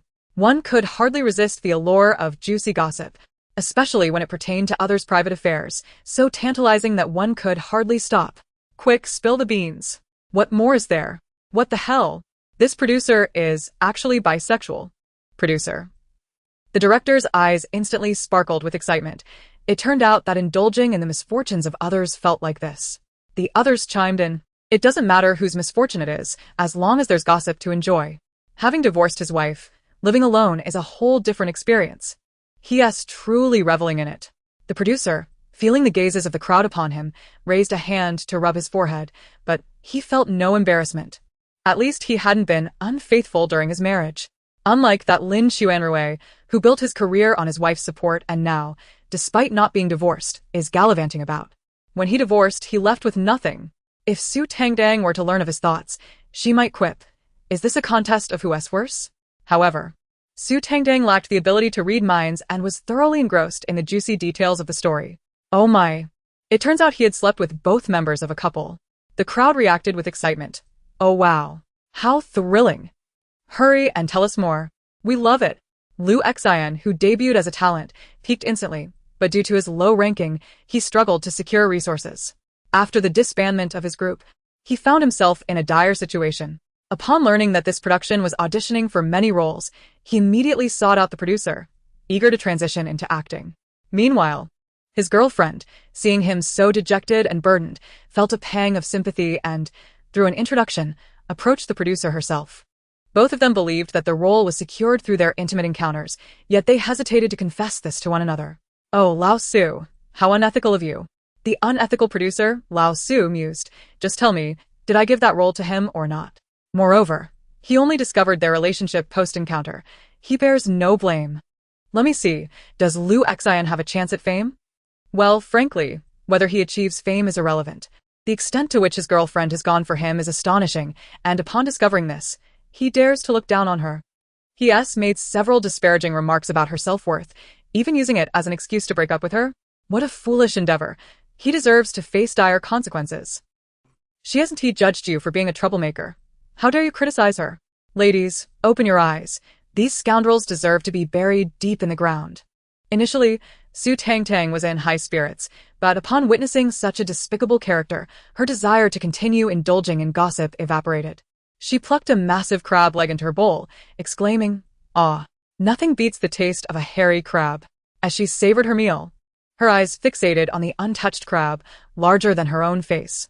What should I do? How can I discreetly slide it into my bowl without drawing their attention? Especially Sister Du. She wouldn't embarrass me in front of everyone, would she? No, surely not. Du Lanxi. Chapter 36. My online dating partner is my nephew. When Chen Xinian donned disposable gloves and placed the large crab before her, she surprisingly refrained from protest. Su Tangtang, upon seeing it, let out a whistle. Ooh la la. If I didn't know he was my sister's friend, I might suspect he had taken a liking to me. Chinsinian, sister. This term is inescapable, isn't it? Coughing, Dulanshi, though accustomed to Su Tangtang's bluntness, was still taken aback by the term sister aimed at Chinsinian. How audacious of you to call him your sister. The others looked at Chinsinian with confusion, wondering what this meant. Is gossiping now akin to solving a riddle? Can't we speak plainly? Su Tangtang remained oblivious to their curious glances, her eyes glued to the crab. Stealing a glance at Dulanshi and seeing her silent, she promptly began to open the shell. The golden crab roamed at her gaze, the aroma causing her to swallow hard. Scooping a generous spoonful into her mouth, she exclaimed, "Wow, this is delicious. I must earn money so I can enjoy one of these every day." The others chimed in, "Crabs are cold in nature. With your eating habits, can your stomach handle it?" "Oh right. We still have their gossip to unravel." She slyly glanced towards the assistant director and the screenwriter. The assistant director and screenwriter trembled, especially under the curious and mischievous gazes of their peers. "With the entire crab bestowed upon you, could you not simply enjoy it without peering into our gossip?" Su Tangtang exclaimed. "Ooh, the thrill of eating while gossiping is simply exhilarating." The assistant director and screenwriter, "No, it is not exhilarating at all. Let me see. Oh my, the assistant director is surprisingly innocent, engaging in online dating. His online dating partner is, shockingly, his nephew." Assistant director. Others cast teasing glances his way, baffled. How could he engage in an online romance with his nephew? What a scandal. Oh, it's a misunderstanding. He was unaware of this connection and is just an innocent victim. The assistant director nodded vigorously, silently imploring the audience. "Did you hear that? It's my nephew's fault. Retract those judgmental looks." The crowd responded, "Surely not. How old are you? How could you be fooled by your nephew in an online romance? It would be better if you were aware." The assistant director. It turns out his nephew had developed a crush on a female gaming streamer, showering her with gifts, and in her repeated calls of Big Brother, he lost himself. Striving to be her top supporter, but lacking funds, he turned to his easily deceived uncle. This uncle not only had money, but was also gullible. With a simple voice changer, he was led to believe anything, even falling for a scheme where his grandfather's illness led him to transfer hundreds of thousands, all while receiving nothing in return. He didn't even suspect anything amiss, casually sending greetings to her grandfather? Aha, little did he know, her grandfather is your father. The assistant director, suddenly, he felt it would have been better to be ignorant of the situation. He covered his face with his hand, lamenting how his illustrious reputation was tarnished. Su Tangtang expressed her disapproval of this gossip. How did he manage to become an assistant director with such a low IQ? Doesn't this production team screen their candidates? The crowd. How can we convey to her that our team is indeed very selective? We never realized he was so easily deceived. We need to resolve this urgently. Su Tangtang set aside the assistant director's gossip to delve into the screenwriters. While they may not be discerning in their selection, she was quite particular about the gossip she consumed. She would not partake in such foolish tales. Oh my. This screenwriter is not as innocent as he seems. He has got a history with a wealthy benefactor, with enough children to field a football team. The crowd gasped. Wow. We never expected you to be that kind of screenwriter. The screenwriter. He clenched his fist to his lips, attempting to clear his throat. But Su Tangtang's exuberant voice interrupted. Oh my goodness. He is having an affair with the daughter of his legitimate wife while dating a half-brother who hasn't been recognized yet. Sister, please be cautious. That's your half-brother. The screenwriter. He nearly succumbed to darkness, urgently imploring, "Please tell me this isn't true." The crowd murmured in unison. What a calamity. Thankfully, we haven't sown seeds indiscriminately. Su Tangtang hastily leafed through her thoughts, reflecting, thank heavens, the two have only just begun their relationship. Nothing significant has transpired. It's truly a sin wrought by my father. Why must the child bear the burden?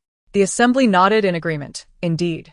If these two were to discover their blood relation in the future, how would they face each other? If he cannot fulfill his role as a husband, and fails as a father, what purpose does he serve? He deserves nothing less than a scarlet punishment. The discourse continued. Each of them is in such disarray. Aside from the assistant director's slight foolishness, nothing of substance has occurred. Can this production team even withstand such turmoil? The crowd echoed. Indeed, but wait. What did you just say? The assistant director interjected. Is it possible to bypass this segment? I, too, wish not to be deceived. But when he repeatedly calls out little brother in that falsetto, who can resist? Please, take your time dining, I must take my leave. The director rose first. While the two had yet to engage in anything, he resolved to sever this ill-fated connection. Observing this, the assistant director stood as well. I have matters to attend to as well. I'll be leaving.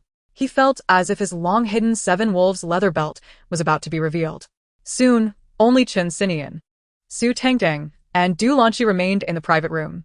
Su Tangtang, glancing at the half-eaten crab roe, turned to Chen Xinian. Brother Chen, are you leaving as well? Before you go, remember to settle the bill. Chen Xinian responded, since it is my gathering, I will wait until you have finished. It seemed that the others had come to accept the situation. Bai Zhitang's intention to ensnare this lady had been realized, and he had no urgency to depart. Su Tangtang acquiesced. Knowing he was her brother, she felt no fear, especially with Du Lanqi present, which provided her with a sense of security to continue eating. However, after just one bite, Du Lanqi raised a hand to stop her. That's enough. In front of so many people, particularly influential figures, she had granted her some face. But now, with only Chen Xinian present, the thought of him being her brother struck her. Du Lanqi momentarily froze, realizing she had been led astray by Su Tangtang. Meanwhile, Su Tangtang looked at her with a pitiful expression, but I haven't had enough. Discontented. Chapter 37. When have I ever deceived you? Yet Du Lanqi remained unmoved, firmly wrapping Su Tangtang up and leading her out of the room. Chen Xinian accompanied them to the elevator down to the parking lot, and upon reaching their vehicle, Du Lanqi cast a glance at him, finally understanding his purpose in summoning Su Tangtang to the meal. Having been outmaneuvered, even with his elevated status, Du Lanqi no longer felt inclined to negotiate with him. Su Tangtang, however, spoke up, Brother Chen, we will take our leave now. Chen Xinian did not respond directly to her, but instead said, I need to discuss something with you. I may not participate in the dating show anymore. The young lad had already acquired all his father's assets, including company shares, and his stepmother and assistant had been dealt with. He found no need to continue playing the role in the dating show. Su Tangtang exclaimed, rifling through her notes, what about my 3 million? Chen Xinian assured her.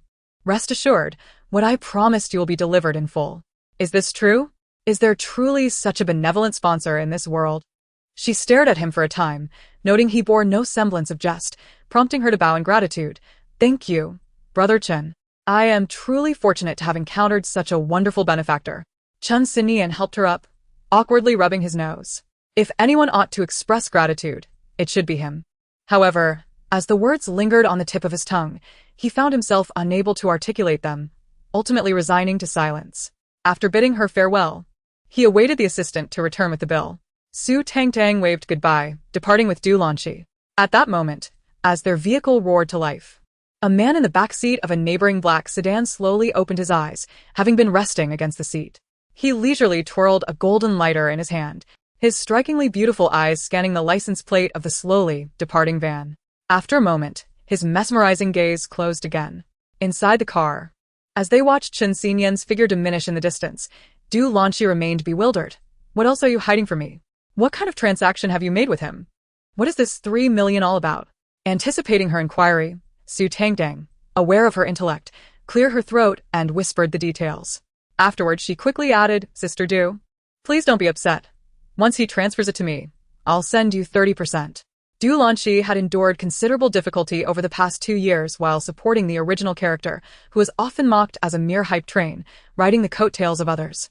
She had little leverage in the industry, with many colleagues laughing at her and no one willing to allow her to mentor them.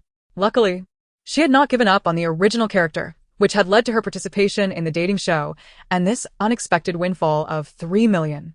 Du Lanqi glanced at her. Are you serious? Absolutely. Su Tangtang replied, when have I ever deceived you? At that moment her phone chimed, and Chen Xinian had promptly transferred the funds. Seeing this, she immediately sent 30% to Du Lanqi, all the while saying, Sister Du, I remember my contract with the company is for 3 years. It's nearing completion, isn't it? Once it's up, shall we start our own studio and work independently? She had not forgotten how a certain executive had attempted to exploit the original character. Had it not been for Du Lanqi's protection, that man might have succeeded. Even when they reported the incident, it had yielded no results, and many had advised the original character to let it go, as nothing had truly transpired. Du Lanqi observed the transfer notification, pausing momentarily. Are you truly serious? Su Tangtang affirmed, "Of course, when have I ever deceived you?" Although she was uncertain of what the future held, she vowed, "As long as I have a bowl of porridge, you will certainly have a bowl to wash." Du Lanqi gave her a knowing look, encouraging her to interpret the meaning. Su Tangtang smiled brightly at her. Du Lanqi sighed. "Let me see. I still have over a year left on my contract. If the company refuses to release me, I will have to wait until the time is up." Su Tangtang replied, "All right, if they don't let you go, I will wait for you." Du Lanqi contemplated for a moment. "You need not underestimate yourself, with your looks. As long as you don't create trouble, there will be plenty of resources available in the future. Besides, she possessed that book that could uncover anything." "I know." Su Tangtang chuckled. "I was merely jesting with you."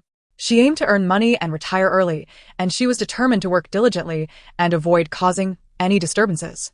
The following morning, at 10 o'clock, Su Tangtang was still lying in bed, engrossed in her phone, when suddenly a notification popped up on Weibo. Bai Zhitong announced on her social media that, due to personal reasons, she had stepped down from her role as the lead actress in the upcoming drama. The production team confirmed this decision and also posted that they were currently seeking a new leading lady. Su Tangtang was perplexed and quickly flipped through the script.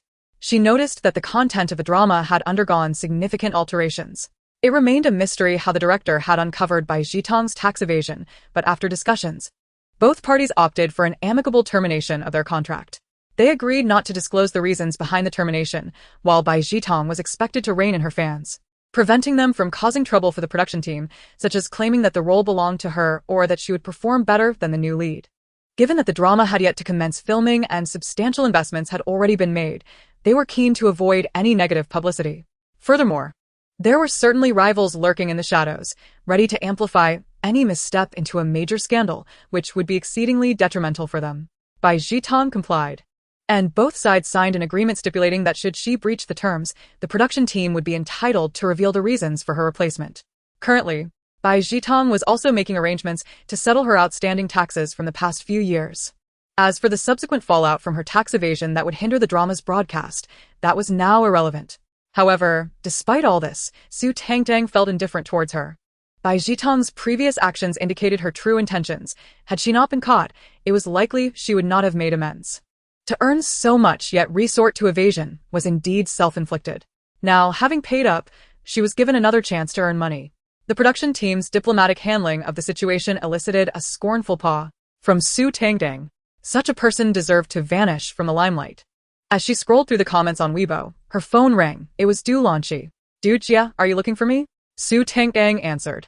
Du Lanqi responded, "Regarding the role from yesterday, the director has asked me to come in and sign the contract now.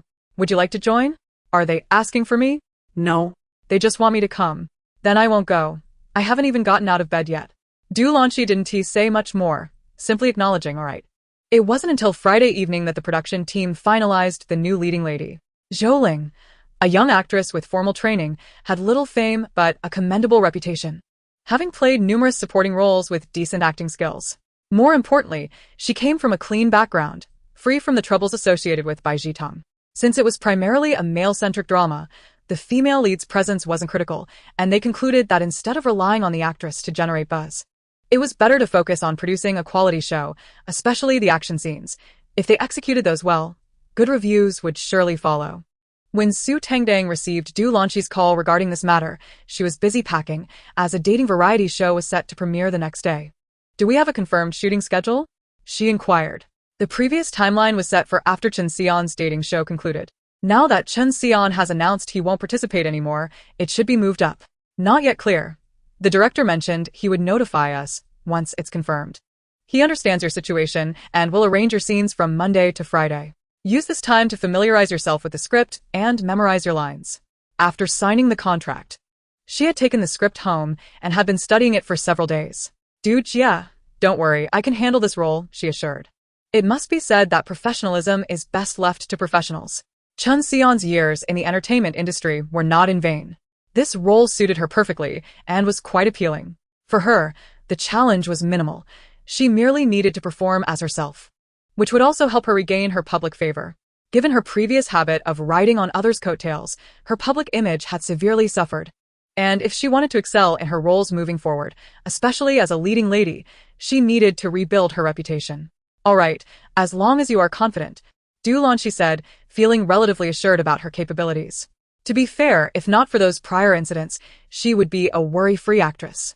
They continued their conversation on other topics, and She reminded her to get some rest, as the production team required everyone to gather at 10 the next morning. By 8 o'clock, She was already at Su Tangtang's door. At that moment, Su Tangtang was still in the midst of her makeup routine. "Have you packed everything?" she asked as she entered. Su Tangtang finished applying her mascara and nodded in response. After checking her reflection to ensure both sides looked even, she began to apply blush and lipstick. Once she was satisfied with her appearance, she tidied her hair and stepped out with Shi.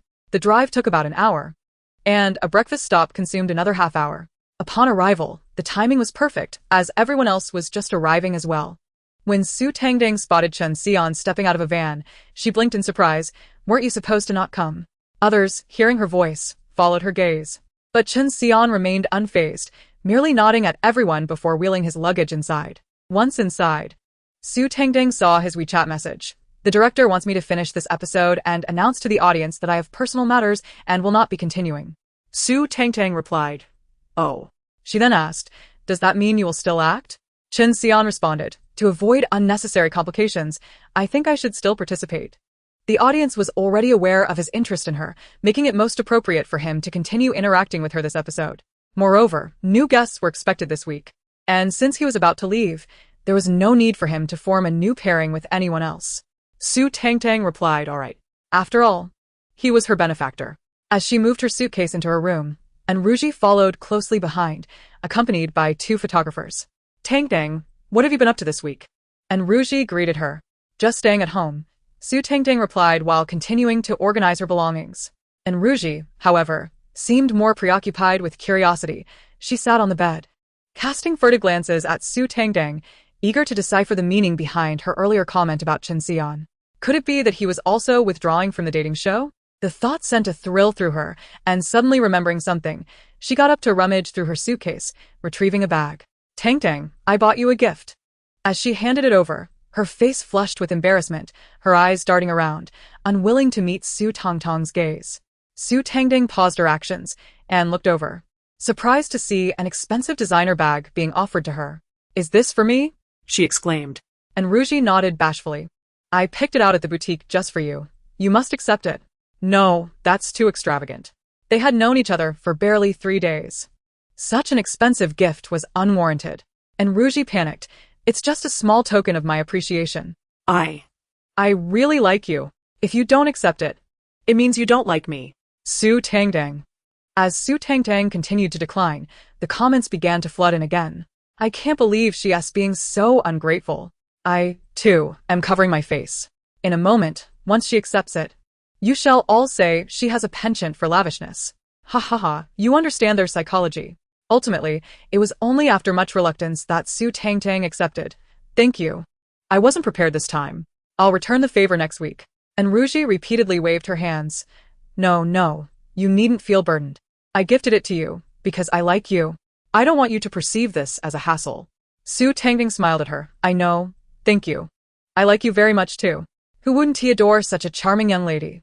That single sentence caused Ruji's previously composed round face to flush with sudden embarrassment, rendering her speechless as she hurriedly began to tidy her belongings. It was evident that Gigi truly cherished Su Tangtang. She had never blushed like that even in the presence of her idol, Chen Xian. Let us refrain from stirring the pot in the future to spare Gigi any discomfort.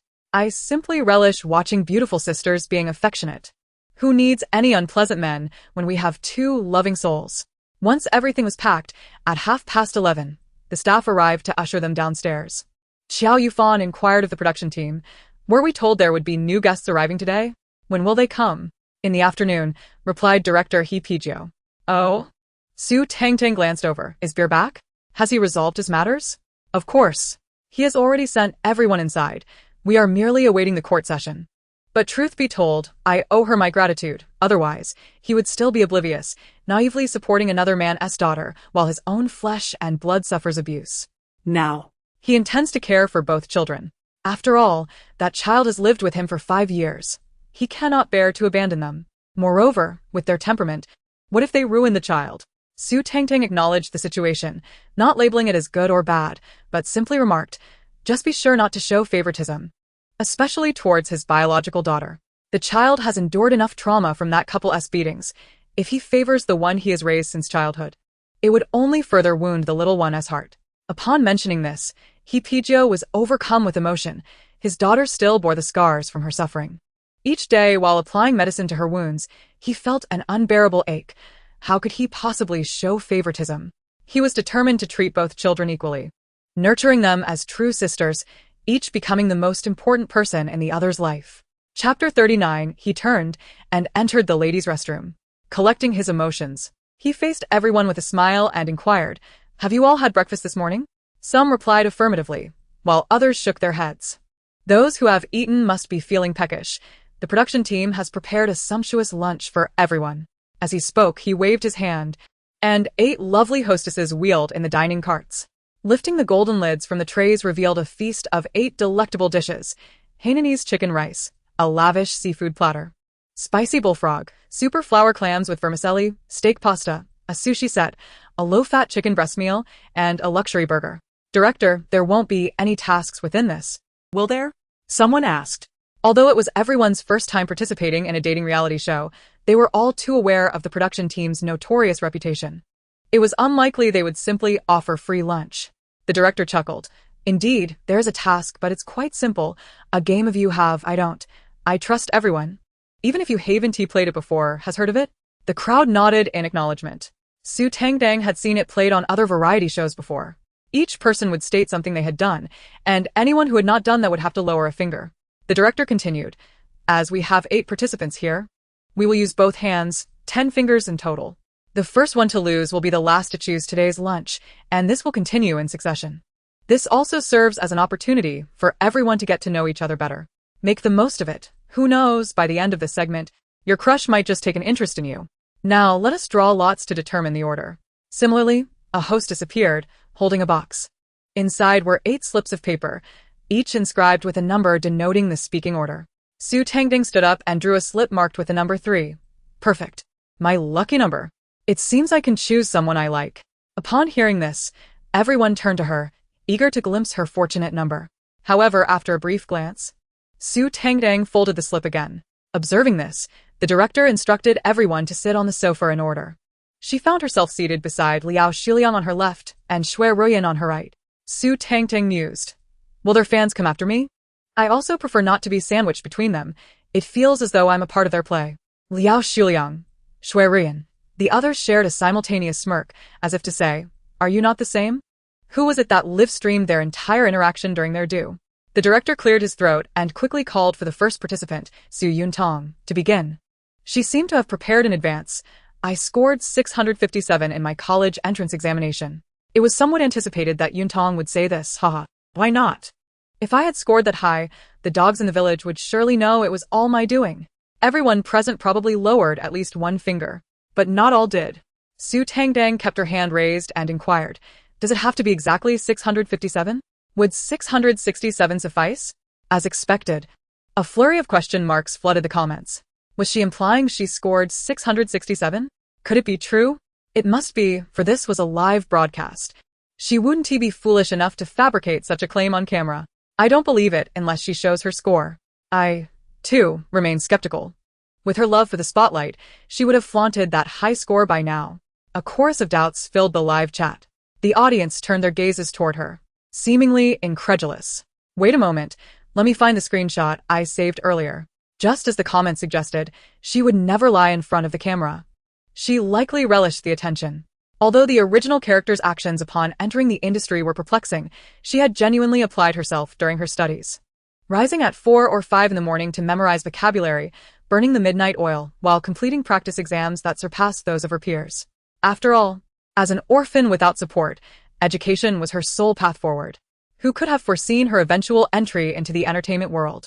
Regardless, that score of 667 was the fruit of her years of hard work and dedication, an achievement beyond reproach. Producing the screenshot, she extended her phone toward the director. The director, seated far away, did not approach to look but merely glanced at Su Yuntong. As she had initiated the discussion, the decision rested with her. Would it be strictly 657, or would any score above that suffice?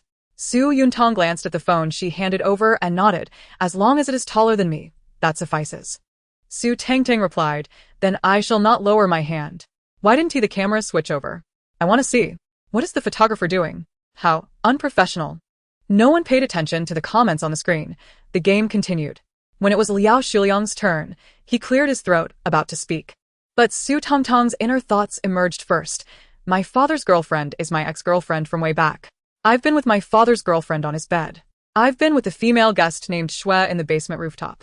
Wow. He has so much to say. He must surely win. Liao Shuliang, everyone, including the director. Do you hear yourself? Can you really say such things? Su Tangtang was utterly oblivious to their scrutinizing gazes, lost in her own world. Oh, dear. Has Liao Shuliang taken Shui Rian to meet his rowdy friends lately? Let me see if there are any juicy bits in this. Before she could continue, Liao Shuliang coughed and immediately spoke up. I manage an entertainment company. Everyone but him dropped their fingers. When it came to Su Tangtang, she had to abandon her curiosity. I accidentally walked into the men's restroom, and after finishing, I made eye contact with a gentleman who had just entered. And he promptly turned to go into the ladies' restroom. The crowd, are you serious? It took the barrage of comments a while to register her words. Ha ha ha. I can't breathe. That poor gentleman, did he get beaten up? Su Tangtang, tell me the truth. This can't be a joke, right? The atmosphere was one of disbelief, yet everyone gradually lowered their fingers. The director subtly indicated, in this game, what you say must be the truth. Su Tangtang quickly grasped his implication. Everyone here should know who this gentleman is. I'm unsure if mentioning his name on this show is appropriate. Who? Hurry up and say it. I want to ask him about the follow-up. Su Tangtang, I beg you, tell me. Don't tease us and then say nothing. Curiosity piqued among everyone present, including the director, but mentioning others' names on the show, especially in embarrassing contexts, was indeed somewhat inappropriate. After a long silence, the director suddenly coughed. How about you describe him? Chapter 40. This is the work of a true son. Everyone nodded in agreement. If all else fails, just convey it through your thoughts. This matter cannot pass without acknowledgement. For the first time, I find the director so useful. I said 1 point, he understands us. Su Tangtang quipped, this is what you said. If someone accuses me of seeking attention later, I'll blame you. The director nodded in agreement. Su Tangtang continued, the one who topped the most popular talent show a year ago. The director, not just him, everyone present, including the audience, was left bewildered. Am I really witnessing a family affair here? Qianjiajin? Is this for real? Wait, I'm going to ask him right now. Curious onlookers rushed to Qianjiajin's Weibo, inundating his latest post with inquiries about the matter. Meanwhile, back at the show, upon discovering the identity of the subject, the game resumed as usual. After one round, everyone except Su Tangtang had lowered 7 fingers. However, in the first round, everyone shared their most unique experiences, resulting in few overlaps. The second round would be different. Su Yuntang stated, I've raised 3 cats. Is it okay for dogs? Qi Jiaoyi inquired. This time, she shook her head. Qi Jiaoyi lowered a finger, as did Su Tangtang. Noticing only the 2 of them remained, Su Yuntang was slightly astonished. Did everyone raise 3 cats? Those who hadn't lowered their fingers nodded. Liao Shuliang declared, I have participated in professional racing competitions. Upon hearing this, Qi Jiaoyi had only 1 finger left. Everyone turned their attention to Su Tangtang. Her eyes brightened as she looked at Qi Jiaoyi. In high school, during a physical education football class, I sprained my left ankle. And when I didn't want help going down the stairs, I hopped on one leg, only to sprain my right ankle as well. Everyone, Qiao Yufan sincerely asked, is this the image of a strong Chinese woman? Su Tangtang shot him a proud glance. The strong Chinese woman. I can't breathe from laughter. Su Tangtang is inherently a comedian. Isn't she? I noticed everyone was sharing their admirable traits, while only she earnestly recounted her embarrassing stories, covering her face. Qi Jiaoyi lowered his last finger, prompting the director to announce, Qi Jiaoyi is out. The final participant will choose today's lunch. Currently, aside from Su Tangtang, who has 2 fingers left, everyone else has only 1. Now it was Shui Rian's turn to speak. Shui Rian said, I have collaborated with teacher Zhong Jianda. That was an esteemed veteran, and all the guests, including Chen Xinian, lowered a finger. The director remarked, now only Su Tangtang and Shui Rian have 1 finger left. Su Tangtang, it's your turn to speak. Isn't this a matter of sequential advantage? What is there to compete for? U1S1, the order is drawn by lot. Luck is also part of skill. Su Tangtang glanced at Ruyin and slowly began. Previously, I had a landlord who installed a voice-activated light in the kitchen, causing me to shout hey every few seconds while cooking in the dark. Ruyin lowered her last finger. Everyone's lips twitched, particularly at the thought of her shouting hey every few seconds in that scenario. Ha ha ha, that landlord must be quite clever. Only a genius would think of installing a voice-activated light in the kitchen. Su Tangtang stood until the end, selecting a lavish seafood platter, followed by Ruyin. As for the others who were eliminated together, the director initiated a new round, this time with only 5 fingers. However, Su Tangtang did not pay attention to what they said. She was already joyfully indulging in her lunch. Of course, what is lunch without some gossip? She quickly flipped through the book. I haven't had the chance to see what Liao Shuliang and Ruyin did at his rowdy friend's party the other day. I'm dying of curiosity. Hearing this, both Liao Shuliang and Ruyin stiffened momentarily. Yet, this did not deter Su Tangtang from continuing. Oh? Did he cast her as the protagonist of a youth pain literature film? The prerequisite, I presume, is for her to seduce his father? Due to his participation in a dating reality show, Liao Shuliang has become the subject of ridicule among his so-called friends, leaving him fervently wishing for his father's approval to withdraw from the show and restore access to his bank account. However, every encounter with his father only increases his father's annoyance, as it reminds him of Liao's indiscretions with his mistress. His father refuses him the chance to speak, opting instead to have him forcibly removed. In this predicament, his mischievous friends concoct a rather absurd plan to send someone to whisper sweet nothings into his father's ear. Such a ludicrous idea could only originate from this band of buffoons. The crux of the matter, however, is that Ruyin has agreed to this scheme. This revelation causes Su Tangtang to pause mid-bite, casting a furtive glance towards Ruyin. The others share her astonishment, neglecting the ongoing game as their attention shifts back and forth between Liao Shuliang and Ruyin. This is undeniably scandalous. Not only has he dallied with his father's mistress, but he is also sending his own partner to his father's bed to whisper in his ear? Is this truly the audacity of a son? Su Tangtang finds herself questioning this, flipping through her thoughts until she discovers the undeniable truth of their relationship. Liao Shuliang is indeed his father's son. However, the tragic backstory reveals that Liao Shuliang's mother had an affair, leading to her untimely demise in a car accident while on her way to meet her lover. This unsettling information causes Liao Shuliang to tense up immediately, oblivious to the director's call for the game to commence. And he drops a finger in disbelief after Su Yuntong finishes speaking. At that moment, Su Tangtang interjects, but that's not right. His mother was not unfaithful. That man is merely her biological brother.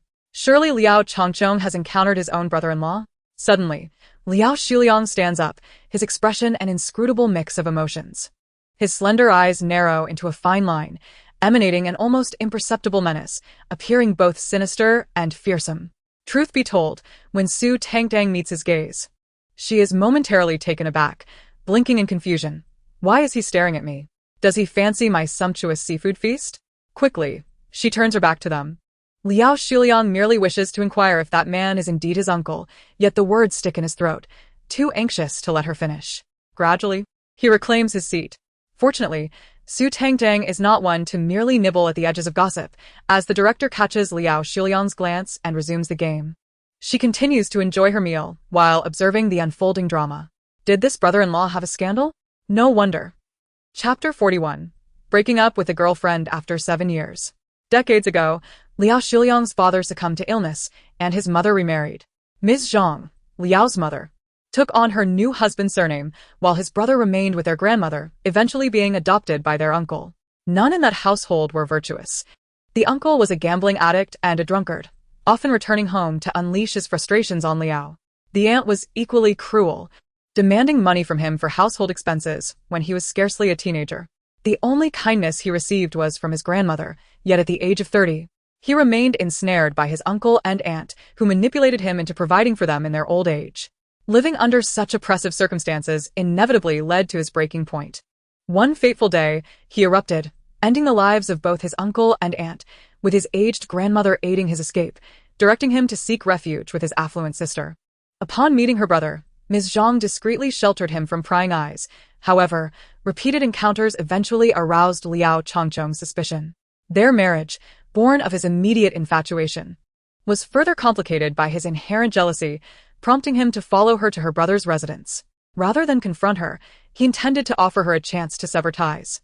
Yet, upon learning that her brother had been discovered, Ms. Zhang rushed out to find him, ignoring Liao Chongcheng's attempts to placate her with monetary compensation. Tragically, the accident that claimed her life occurred on that very road. Her brother, responding to the doorbell, mistook it for an intruder, and in his panic, he fled through the window, only to be struck by a passing truck, leaving no witnesses to corroborate his story. This cemented Liao Chongcheng's conviction that Ms. Zhang had forsaken her family for her lover. In every argument with Liao Xuliang, he would hurl accusations of infidelity, asserting that the apple did not fall far from the tree. Liao Xuliang's temperament was already volatile, particularly when in the company of his boorish friends. The more Liao Chongcheng berated him, the more determined he became to live out the very life they condemned, leading to a series of subsequent events. Upon hearing this, a sardonic smile crept across Liao Xuliang's face, brimming with derision. He uttered not a word, and simply rose to depart. Su Tangtang, with her back turned, remained unaware of his exit until Shui Ruian called out to him. She turned her head, catching only a glimpse of his retreating figure. In that moment, noticing Liao Xuliang's silence, Shui Ruian cast a discerning glance towards Su Tangtang. What on earth? Why is she looking at me? I'm simply enjoying my lunch. His abrupt departure has nothing to do with me. The others shared her bewilderment, as did the audience. What transpired? Did Liao Xuliang just walk out like that? He appeared rather anxious. Surely there was something amiss? Managing a large corporation, one could understand his stress. The director, observing Liao's departure, felt overwhelmed, sensing that he would soon be in search of a new guest. He signaled to his assistant to follow Liao Xuliang as he addressed the group. Let us proceed. The game resumed as they rearranged themselves and selected their meals, taking a brief respite before the voice of a staff member announced the arrival of a new guest. Everyone stood to greet the newcomer. Dressed in a black t-shirt and shorts, sporting a buzz cut and a blue earring in his right ear, the newcomer stood an impressive 6 feet 3 inches tall. Good day, everyone. My name is Su Guanghao, and I am a model. I look forward to your guidance. As the group had not previously met him, they exchanged polite greetings before heading inside. Not long after settling into the living room, the director instructed the staff to bring out a whiteboard, prompting them to inquire about the new guest's impressions of everyone present. Shui Ruian scanned the room and spoke first. Guanghao, did you mention that you watched every replay of the last episode? Su Guanghao smiled and nodded. I have been following the show since its inception. And when I received the invitation from the production team, my manager and I were both thrilled. Oh, thrilled enough to break up with your girlfriend, I presume? A sudden voice pierced the air, causing Su Guanghao's smile to falter. He discreetly glanced around the room, searching for the source of the remark, but finding none. His complexion fluctuated from red to purple, then to blue, and finally pale. The others were visibly intrigued, their eyes sparkling with anticipation. Do tell. However, before Su Tangtang could interject again, Shui Ruian cleared her throat. Tangtang, was that you who just spoke? As those words fell, Su Guanghao's gaze was firmly fixed upon Su Tangtang. Su Tangtang, however, appeared utterly bewildered. No, I was genuinely listening to your conversation. Is that so? Shui Ruian chuckled lightly. Perhaps I misheard. She continued to observe Su Guanghao, who was intently staring at Su Tangtang, his brow slightly furrowed. At that moment, Su Tangtang was still in a state of confusion. What mischief is this little green tea up to? Can't I enjoy my snack in peace? As she lifted her gaze, her eyes met Su Guanghao's. His brow furrowed deeper, seemingly caught in a struggle of words unspoken. Su Tangtang regarded him, hesitating slightly. Do you have something to say to me? Yes. Yet, while he managed to utter that single word, the thoughts that trailed behind remained stubbornly trapped within. Su Tangtang, perplexed, asked, What do you wish to convey? We don't even know each other. This is our first encounter. After a prolonged silence, he managed to stammer out, You are very attractive. Su Tangtang, what? Don't think that your flattery can alter the fact that you dumped your girlfriend of 7 years for a dating show. When she questioned you about our supposed eternal love and promises, you had the audacity to respond with a mere idiom? You scoundrel. Su Guanghao. The others. What the hell? 7 years. You scoundrel. How many 7-year spans can a girl have? As he caught the teasing glances from the crowd, he realized that everyone had overheard. Momentarily paralyzed, he stood there in shock. What on earth was happening? Wasn't Tia's relationship status supposed to be discreet? How did she come to know? Furthermore, Why did she speak without opening her mouth, yet everyone present could hear her? After a moment of hesitation, he directed a pleading glance toward Shui. She had added him on WeChat and communicated this via text. Su Guanghao read her message and thought, is there really such a bizarre phenomenon in this world? Chapter 42. As soft as noodles. Noticing him engaging with Shui, Su Tangtang chose to ignore them and continued reading. So, his girlfriend had been with him even before he became a model? She covered their rent, paid for their food and entertainment, and even purchased the high-speed train ticket for his first shoot. How could he have the audacity to claim they were incompatible? When he was spending her money, why didn't he mention their incompatibility? The crowd echoed in agreement. Exactly. This is the modern-day Chen Shimi. Goodness. This scoundrel is even involved with his agent. If memory serves, isn't his agent already married with children? Cough. Someone could no longer contain a cough, and upon seeing Su Guanghao's grim expression, it was clear he was in deep distress. However, this did not deter Su Tangtang from continuing her tirade. Oh my gosh, they even engaged in intimacy, while his girlfriend was asleep right next to her. The crowd gasped, goodness. This guy is even more audacious than Liao Xuliang. At least Liao Xuliang never did anything with his lover while his father was asleep beside him. If Liao Xuliang were here, let me see how he got involved with his agent. Oh. It turns out it was during a lingerie show where he, overwhelmed with excitement on his debut, found himself, well, let us just say his agent assisted him. From there, they hit it off and it spiraled out of control, sneaking around behind his girlfriend's and family's backs during business trips. Seriously? What kind of eye does that director have to hire someone like him? I take back my previous statement. Pijio, you're a fool. Pijio, I ended up in this predicament, desperately seeking replacements, all because of you. Just look around. Xiao Xiao has left. Chen Xinian is considering stepping back. And now with Su Guanghao's imminent downfall, where on earth am I supposed to find replacements? It's a genuine struggle. Wait. His girlfriend was already aware of his affair with his agent. What? She knew all along. Goodness, could there be a twist in this tale? The crowd's eyes widened in astonishment, eager for more details. Su Guanghao, too, found himself perplexed. How could she have known and not caused a scene? This was inconceivable. Oh. So that's how it is. That sister is quite impressive. Absolutely. But what made her impressive?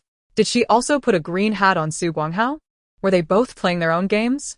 Back in high school, this sister was a chubby girl who confessed to Su Guanghao. However, this scoundrel, with his cruel tongue, rejected her and mocked her in front of everyone. His words were increasingly hurtful. In a fit of anger, she worked hard to lose weight, ultimately transforming herself into a goddess, presenting herself before Su Guanghao, who pursued her for an entire year. Su Guanghao's jaw clenched, his complexion darkening in disbelief. Impossible, absolutely impossible. If this were true, why did she agree to be with him? Shouldn't she have proudly rejected him while he was pursuing her? Why endure his hardships? The crowd shared his confusion, including Su Tangtang, who quickly flipped through. When they went out on dates, someone noticed their striking looks and approached them about becoming a couple influencer. She publicly declined but secretly added that person's contact information. Their first day together coincided with her first advertisement gig. One couldn't help but admire the sisters' intelligence. Su Tangtang couldn't resist expressing her admiration. During their relationship, everything Su Guanghao wore and used was sponsored by advertisers. She crafted an image of someone who loved to take photos and share on social media. Yet all those images were cleverly cropped to conceal her face, promoting brands across various platforms. And as for enduring his hardships, that is entirely unfounded. Ha ha ha. She has her own management job, coupled with her role as a couple influencer, earning a monthly income of several tens of thousands. Yet she only set aside 3,000 for Su Guanghao, keeping the rest for herself and her parents to buy cars and homes. She has already become quite the affluent young lady. And upon discovering his affair with his agent, she remained unfazed, secretly recording videos. This breakup was precisely what she desired. And she received an unexpected compensation, heading off with her money and parents to enjoy life.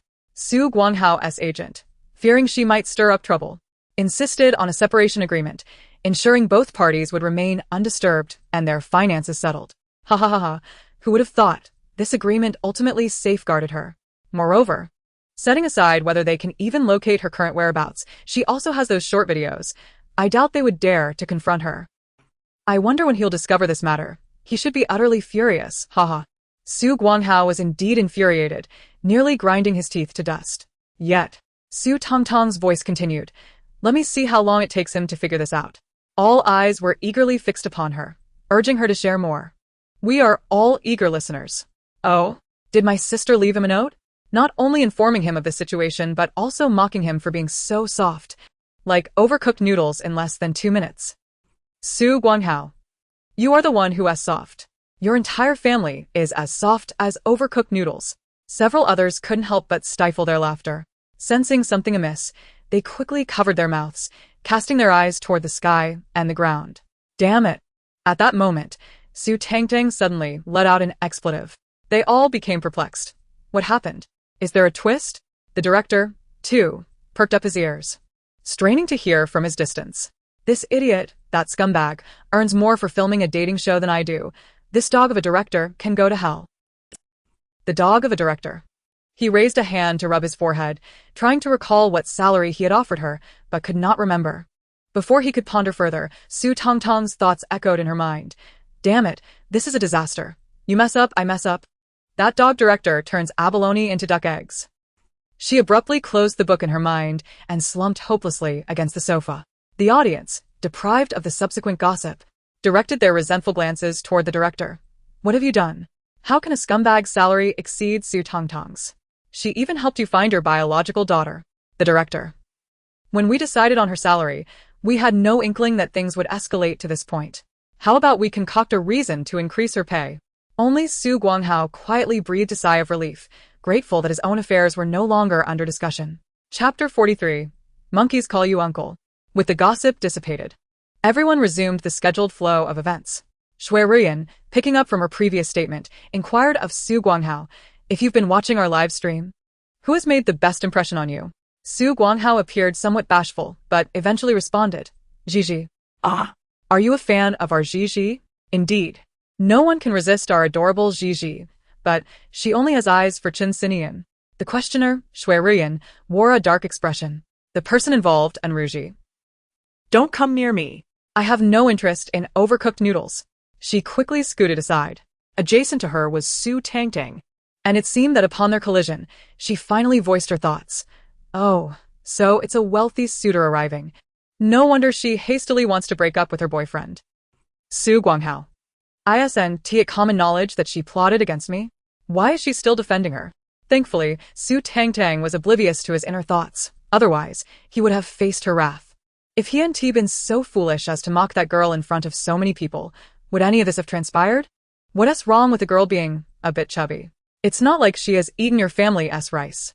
Oh, you're thin, you're the thinnest. Even a monkey would call you uncle.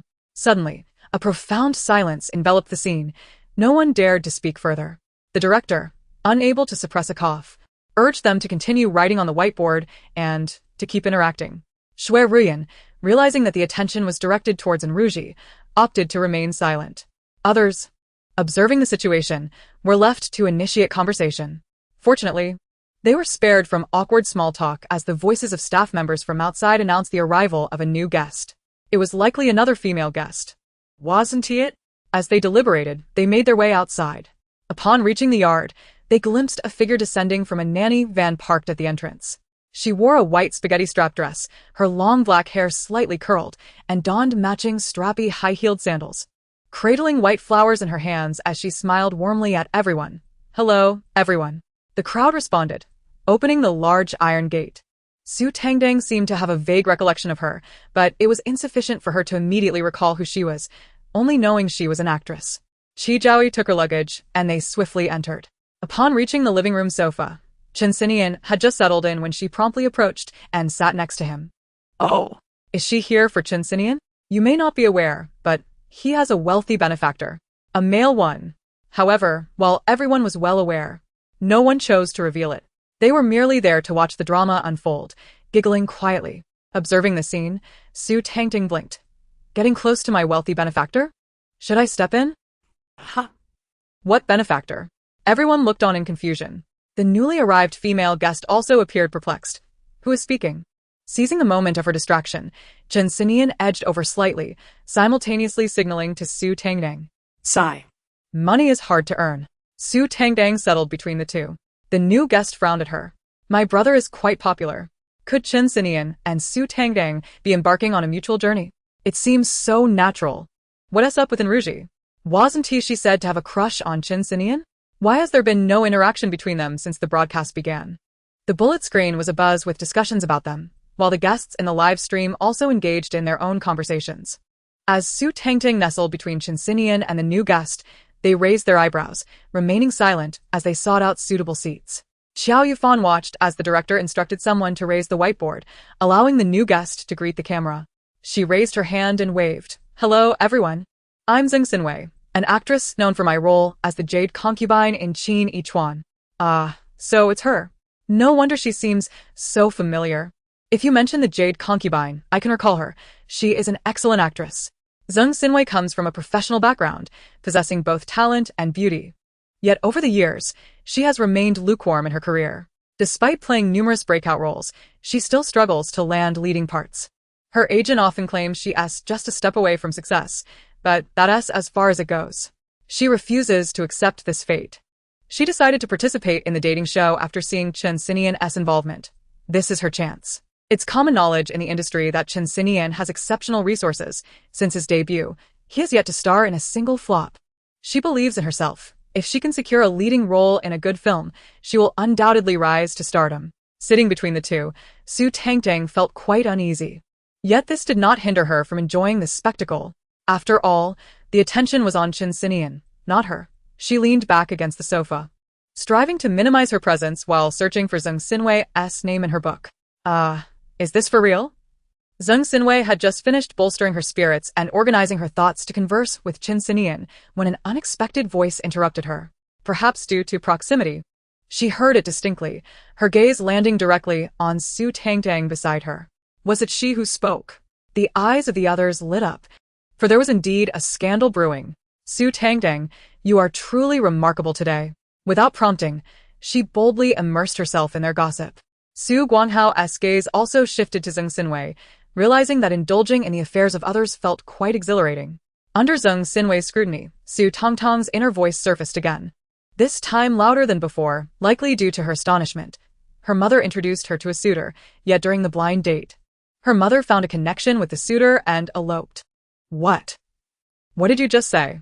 Perhaps overwhelmed by the shock, everyone momentarily failed to react. Zheng Xinwei thought. Who is speaking? How could they possibly know about her family matters? Noticing Su Tangtang remain silent, she instinctively dismissed her and nervously scanned the faces of everyone present. Eventually, Su Yuntang could no longer contain herself and approached her, whispering something in her ear. Su Tangtang then sensed the attention directed at her. What's up? She lifted her gaze to meet the other's. The recipient of Su Yuntang's words seemed momentarily frozen in place. Seeing the lack of response, Su Tangtang turned her attention back to Su Yuntang, who smiled and shook her head. It just feels off somehow. Su Tangtang scratched her head in confusion. Were they just talking about me? Is it possible that my presence here has upset Zheng Xinwei? But this isn't my fault. Blame Chen Xinian, that scoundrel. He already has a benefactor, yet still flirts with other women. Chen Xinian. So when it comes to money, I'm daddy benefactor. But when it's time to work, I become a scoundrel. Is that it? Zheng Xinwei. Chapter 44. 2 minutes of turmoil. Upon learning that Chen Xinian had a benefactor and would be withdrawing from the show after this episode, Zheng Xinwei felt utterly deflated. What was the purpose of her participation in this dating show? Other male contestants might not even possess resources as advantageous as hers. If it didn't aid her career, she had no desire for romance or marriage. Her attendance at the blind date was merely to alleviate the pressure her mother exerted on her. She intended it to be a mere formality. As for the incident of her mother eloping with her suitor, that was beside the point. Suddenly, she sprang up from the sofa. Director, I need to discuss something with you. The director responded almost reflexively. No, you do not? Zheng Xinwei was perplexed. What was this reaction? Pichio, I'm done. It's obvious she wants to discuss withdrawing. And there's no room for rebuttal. We'll talk after the recording tonight. Zheng Xinwei simply acknowledged him with an oh. Oh my, what a shock. Although Zheng Xinwei felt that her mother eloping with her suitor was not the main issue, Su Tangtang was bursting with curiosity and quickly delved into the matter, leaving her utterly astonished. Her worldview had been significantly shattered. So the blind date was actually Zheng Xinwei's brother? Her father has been leading a double life? He left home for over a decade for that family, only to return after Zheng Xinwei gained fame as Yu Fei. So her mother is now with her son? No, wait. Is she with the son born from her husband and his mistress? Wow. This is explosive. The others nodded like chickens pecking at grains. This is indeed explosive. It has shaken their entire family. In their furtive glances, Zheng Xinwei's complexion oscillated between pale and flushed, though she was unaware of these matters. Who would want to expose their family secrets to the public? Especially under their scrutinizing gazes, she felt utterly humiliated. She moved her lips, about to interrupt Su Tangtang, but her inner voice escaped first. Her father and that illegitimate son's actions were actually to swindle Zheng Xinwei's money. But Zheng Xinwei is completely unfooled. Perhaps due to her father's influence, she has witnessed her mother's years of hardship and suffering, leading her to desire marriage even less. She only wishes to focus on her career, and her expression during the blind date process was completely indifferent, lacking any enthusiasm. When her father and that illegitimate son realized they couldn't benefit from her, they turned their attention to her mother. Although her mother wasn't as wealthy as Zheng Xinwei, she still possessed several properties. Wait, no. I just saw that it was stated her mother and that illegitimate son had mutual feelings. Oh.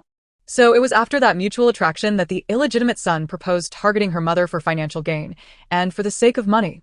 Her father reluctantly consented to being cuckolded by his own son. Now, that illegitimate son and her mother are living quite happily, having severed ties with her father, leaving him to fend for himself, claiming they'll only return to claim the marriage certificate once he has passed. This is all so chaotic. Su Tangtang felt as though her CPU might overheat. She glanced at Zheng Xinwei, who seemed unfazed, and nodded knowingly. Your family is truly chaotic. Zheng Xinwei. At that moment, she felt the same way, even contemplating giving her a nod. Fortunately, just in time, she regained her composure and refrained from doing so. She then brushed her hair back, casting her gaze elsewhere in discomfort. The others were still digesting this bombshell. It was likely the most mind-blowing news they had encountered in a long while. Zheng Xinwei also took a moment to recover. She had initially planned to call her mother to discuss something, but after hearing Su Tangtang mention that money and properties were still firmly in her possession, she reconsidered. Ever since her mother eloped with that scoundrel father, she had become taciturn, rarely exchanging words with her throughout the year. Their communication had been limited to financial matters. During her school years, she would ask her mother for money, and now that she was working, she would inquire if her mother had any funds remaining. To be honest, after her mother's elopement with the blind date, Zheng Xinwei felt relieved. At least she no longer had to care for that husband who had returned after abandoning them for over a decade. That revolting man made her want to vomit at the mere sight of him. It was for the best that her mother had severed ties with the suitor. As for her, she had no intention of dealing with that despicable man, who had hardly cared for her upbringing before running off with someone else. Why should she shoulder the responsibility of supporting him? If her mother wanted to sue him, so be it. She wasn't afraid. At worst, they would settle on the legal amount he would receive monthly. Moreover, as far as she knew, he didn't even have a job and had always relied on women for sustenance, so he could wait until that fateful day. With these thoughts swirling in her mind, she suddenly felt a surge of happiness. While preparing dinner with everyone, she was remarkably enthusiastic. Dinner was served outdoors, as dusk descended upon the sky.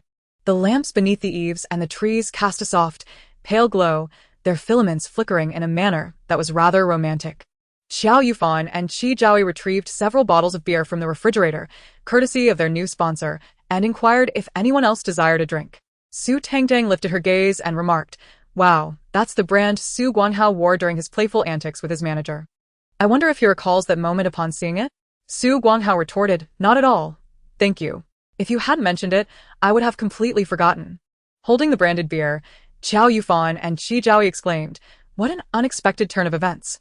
Whether Su Guanghao would reminisce about that scene was uncertain, but they certainly felt a wave of awkwardness wash over them. The beer presented a dilemma.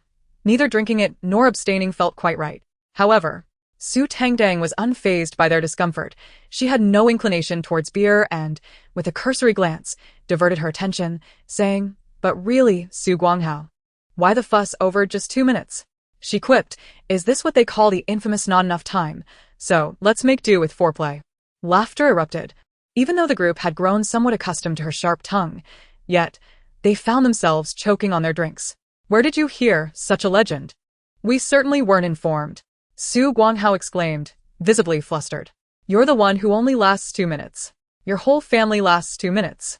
If he truly lasted 2 minutes, how could his manager still be playing along with him? Who would have guessed that this towering figure, over 6 feet tall, would indulge in such feminine antics? One of them chuckled, especially when dressed up, wig, skirt, stockings, high heels, all while being called sister by his manager. Another chimed in. Is this what people mean when they say even a tough guy can have a soft side? The group struggled to suppress their laughter, their faces flushed. But the image of such a tall, muscular man in a skirt and heels was too much to bear. It was hard to tell who broke first. But soon laughter spread like wildfire, with some collapsing onto the dining table, shaking with mirth. Su Guanghao's expression morphed into one of deepening frustration as he attempted to silence Su Tangtang, but words eluded him, as if he were being choked. In the end, he could only simmer in anger. Why is it that out of all these people, I'm the one being targeted? The others seemed to sense his irritation and exchanged knowing glances, signaling that they too were on the verge of being exposed. It was a relief they had arrived early now. They were merely spectators enjoying the spectacle. Unbeknownst to Su Tangtang, who continued to munch on her food while engrossed in tabloid gossip, she remarked, Oh, did Liao Xuliang discover how his mother passed away? She mimicked the confrontation. He threw the evidence in his father's face, accusing him of being the true betrayer of their family. She continued, Imagine his shock, surprise. The man you thought was your mother's lover is actually your uncle. My mother never cheated. The real culprit is you, the paranoid murderer. You caused her death and then brought countless women into her bedroom after she was gone. Do you think her spirit haunts that room, watching you with other women? Wait. Did Liao Xuliang's father really go insane? Gasps filled the air. He actually cut off his own. The entire group reacted with shock. No way. Su Tangtang quickly consulted her phone. If done correctly, it can be reattached within 6 hours, provided the spongy tissue remains intact. Liao Xuliang tried to take his father to the hospital, but his father refused and even fed it to the dog. At this juncture, Su Tangtang paused thoughtfully. What if Liao Xuliang remembers seeing his mother in that room and recalls his father with his mistress on that very bed? What would he do? Would he resort to the same drastic measure? Surely not. Wouldn't he throw it to the dog, would he? That would be a particularly cruel fate. The group couldn't help but chuckle again, and Su Tangtang resumed devouring her ribs, exclaiming, Delicious. Absolutely delightful. Though Su Guanghao's character may leave much to be desired, one cannot deny his culinary skills. Truly, he is a master in the kitchen. Upon hearing his name, Su Guanghao shivered inwardly. Surely, wouldn't he turn her attention back to him? Wow. His manager mentioned they'd be arriving tonight, and they're going to shake things up in the car? Su Guanghao felt overwhelmed. The teasing gazes of his companions fell upon him. Ding dong. The doorbell rang. Su Tangtang's head snapped up. Could it be his manager at this hour? They're bold enough to make their intentions known? Su Guanghao was bewildered. He had no idea they were making such an open display. Everyone turned their attention to the door. Before they could discern who was outside, a figure darted past, the ever-energetic Hipijio. He flung the door open and greeted the newcomer. Yi Ting, welcome to our dating show family. Thank you, the voice responded before the individual even stepped inside. Su Tangtang rubbed her ears. What a pleasant voice. Ignoring her, everyone stood up to welcome the new guest. Su Tangtang understood the protocol. A new guest deserved a warm welcome. As the figure entered, they revealed a tall and slender stature, clad in a crisp white shirt and black trousers. With sharp brows and striking features, he exuded a calm and detached demeanor. His silhouette illuminated by the moonlight, reminiscent of a distinguished gentleman from the Republic of China era. How handsome! Su Tangtang couldn't contain herself, letting out a whistle. The atmosphere shifted as everyone realized who had arrived. Wait, it's Gu Yiting. No one had mentioned he would be joining the dating show. What a striking figure. I can hardly contain my drool. I wished to speak, but revealing my IP would compromise my dignity, so I remained silent. A smile gracing my lips, my mouth soaring into the heavens. Su Tangtang observed their reactions and promptly nudged Enruji beside her. Who is this person? Enruji whispered in her ear, Gu Yeting, a being in this circle even more extraordinary than Chen Xinian. Moreover, he is as elusive as a dragon, shrouded in mystery. Gu Yeting? Su Tangtang murmured. That name sounds so familiar. She hurriedly flipped through the book. The crowd's gazes ignited with fervor. They looked as though they were about to devour the juicy gossip. Wow. Who would have thought they could indulge in the scandal of Gu Yeding? Everyone's eyes darted between Gu Yeding and Su Tangtang, urging her on. Hurry, hurry, we can hardly wait. Amidst the collective anticipation, Su Tangtang's inner voice finally emerged. Huh. It's coming. It's coming. Where is it? The crowd. What do you mean? Su Tangtang searched again. It really isn't here. The crowd. How can that be? Why does he have no information when we can find everything else? We refuse to accept this. Gu Yeding, Standing opposite them, paused slightly, his obscure gaze subtly flitting over to Su Tangtang before nodding at the crowd. Su Tangtang's curious and probing gaze turned towards him. How strange. There's actually no information on him. Could there be a bug? She quickly tapped the book in her mind, a buzzing sound resonating. She tapped again. But this time, there was silence. How peculiar. Distracted by her fiddling, she failed to notice that Qiao had already escorted Gu Yeding into the house to drop off his belongings. By the time they emerged, everyone had already feasted. The director announced that they should head to the love letter cabin to write their letters of affection for the day. Who even needs to think? I'll choose Gu Yeding directly. No, if it were me, I would take them all. Ha ha ha, can the sisters in front handle this? No driving allowed. Chapter 46. It was too brief. After about 10 minutes, everyone trickled out from the small cabin. Qiao brought up last week's task, suggesting that Su Tangtang and Chen Xinian accompany him to the room to arrange the second date partners for everyone. Just as Su Tangtang was about to sit down, she turned and left with him. Chen Xinian stood up and followed. The three entered the room, the door closing behind them as they sat facing each other. Qiao stated, given that the three new guests today did not participate in last week's task, you do not have the authority to arrange for them. Is that agreeable? The two exchanged glances and nodded. Qiao handed over the card in his hand. Just like last week, there are 4 locations. You arrange for those who are your contemporaries, and the remaining 3 guests will decide where they want to go. Su Tangtang recalled Liao Shiliang and asked what to do. He was likely still at the hospital with his father, unable to return, but they still needed to stop the bleeding. Qiao glanced at her, his expression somewhat complex, then sighed. He probably wouldn't be coming back. Just arrange for the remaining guests. Oh. A few minutes later, once the two had made arrangements, Qiao asked Chen Xinian to step out first, as he needed to discuss something with Su Tangtang. Su Tangtang was startled. What is this scoundrel planning to do to me? Does he not understand his own worth?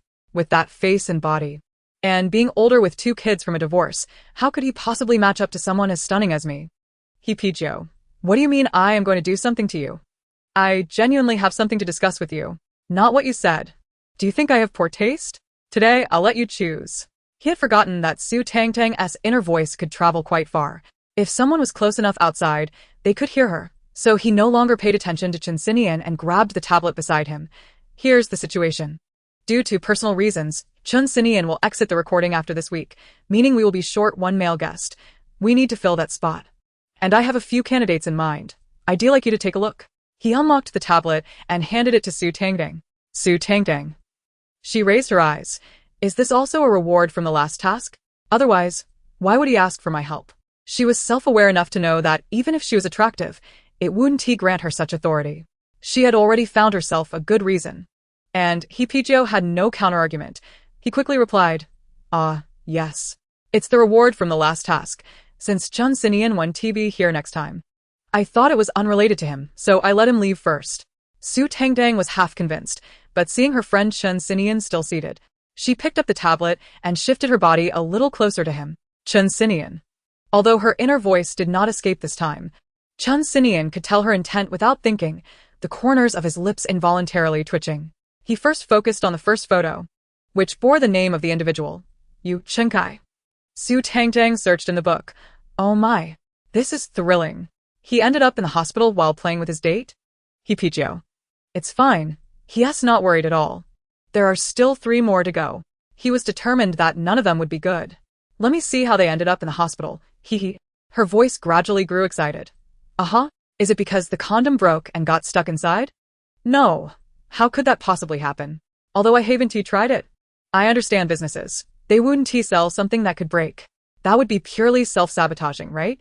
Could it be because it was too short? Ha ha ha ha ha, no way. Buying the smallest size but still not fitting, ha ha ha ha ha. If that doesn't break, what will? I say, brother, if it really doesn't work, let us just avoid it. Must we go for this date? It's not just once, but many times. It's hilarious. He Pichio, Chun Sinian. And the crowd outside the room, drawn closer. Everyone couldn't help but smirk. Some even glanced at Gu Yeting, wondering if he could hear Su Tangtang's thoughts. Since they couldn't find any information about him, would he also not be able to hear her? That seemed reasonable, right? But they soon realized they were overthinking it. Gu Yeting could indeed hear, and the corners of his lips unconsciously curled into a faint smile. The crowd remained puzzled. No. Why does he get to? We refuse to accept this. In the room, Yu Chunkai had passed out, and He Pijo pointed to the second option. What do you think of this one? Su Tangtang lowered her gaze and followed his finger, glancing at the name. Sure, Fan? Isn't he the one who tortures cats? He Pijo responded. It's fine, it's fine. He has two more options. He was determined to find at least one good candidate among them. What on earth is this peculiar obsession? He captures male cats, regardless of their ownership, to have them neutered, then takes them home to abuse. Dozens of male cats have fallen victim to his cruel hands. Outrage filled the nearby onlookers, all of whom were cat lovers. When Su Yantong mentioned that she had 3 cats, only Qi Jiaoyi, aside from Su Tangtang, had refrained from expressing disapproval. At this moment, nearly everyone was livid, some even unable to suppress their anger, muttering curses under their breath. What is happening? Who is Qiao Yufan cursing at? I don't know. But I have this nagging feeling he might be contemplating murder, someone remarked, covering their face. Have you all noticed that everyone's expressions seem rather grim? How long have Chun Sinian and Su Tangtang been inside, without coming out? Chun Sinian and the director maintained a profound silence. Meanwhile, Su Tangtang continued to peruse her book. Such an odd quirk must have a reason behind it. Oh my. His university roommate actually took advantage of him while he was drunk and unconscious. The next day, he awoke in pain, thinking he had hemorrhoids, and rushed to the hospital. The doctor was shocked and subtly inquired if he had any peculiar habits. After a lengthy conversation, he realized that he had likely been assaulted by his roommate. When he called to ask, his roommate actually confessed. Confessed? And claimed he had liked him for a long time, urging him to accept it? If I were him, I would have taken him to court. Oh, dear. This roommate turns out to be Wang Qingyu from the third photo? Double kill. He Pijo felt his mind go blank. He raised his hand to his forehead, unwilling to look at the last one. Yet, Su Tangtang's thoughts continued unabated. This person recognized so quickly. Could he be a habitual offender? Chapter 47. The innocent straight man suffers. I can't believe it. All 5 of his university roommates have been subjected to such treatment. They are all pure straight men. Out of shame, fearing isolation from the other 4, none dared to speak out. I can understand why Fan would want to cut off his, appendage. Even I feel the urge, after reading this. But that doesn't excuse his practice of neutering every male cat he encounters and then taking them home to mistreat. The others were still reeling from this shocking revelation, instinctively agreeing. Exactly. Cats are so adorable. Why treat them this way? Wait. Wang Qingyu has continued his nefarious ways since entering the industry? Numerous low-profile actors have fallen victim to his cruelty. Why are we low-profile actors being targeted? Huh. We? You have dirt on yourself too? If you're going to reveal your secrets, then we won be bored. Having consumed so much of their gossip, they felt entitled to return the favor. However, Su Tangtang was oblivious to their intentions, immediately immersing herself in the narrative of the original character, who had also been subjected to a similar fate. Her face flushed with indignation. When did this person become infamous? 3 more years? How many innocent straight men will suffer at his hands? Anyone brave enough to stand up and expose him? It turns out he has powerful connections. The son of the esteemed Wang Hong? Wow. His family has a plethora of scandals. The old veteran recently married his 4th wife, who has children with 4 different men. The crowd gasped, wow. Unfortunately, he was absent, diminishing the excitement. TSK. One of them is actually his cousin? His cousin is 72? Talk about aging like fine wine. Wait, I think I just saw Qiao Yufan's name? Qiao Yufan, no. You did not. You must be mistaken. The onlookers cast curious glances his way. Qiao Yufan. Oh, so this cousin taught Qiao Yufan. He was his acting instructor. Instantly, Qiao Yufan breathed a sigh of relief, grateful that he wasn't entangled in some scandal unknown to even himself. No, wait. Cough, cough, cough, he exclaimed, choking on his own words. The only acting teacher who taught me and is now over 70 is my favorite and most respected one. No way, not you, dear teacher. Zhang Xinwei, who attended the same school, recalled several teachers in their 60s who occasionally taught students, leaving her uncertain about which one it could be. Her gaze fell on Qiao Yufan, whose complexion had soured, matching the grave expressions of those around him.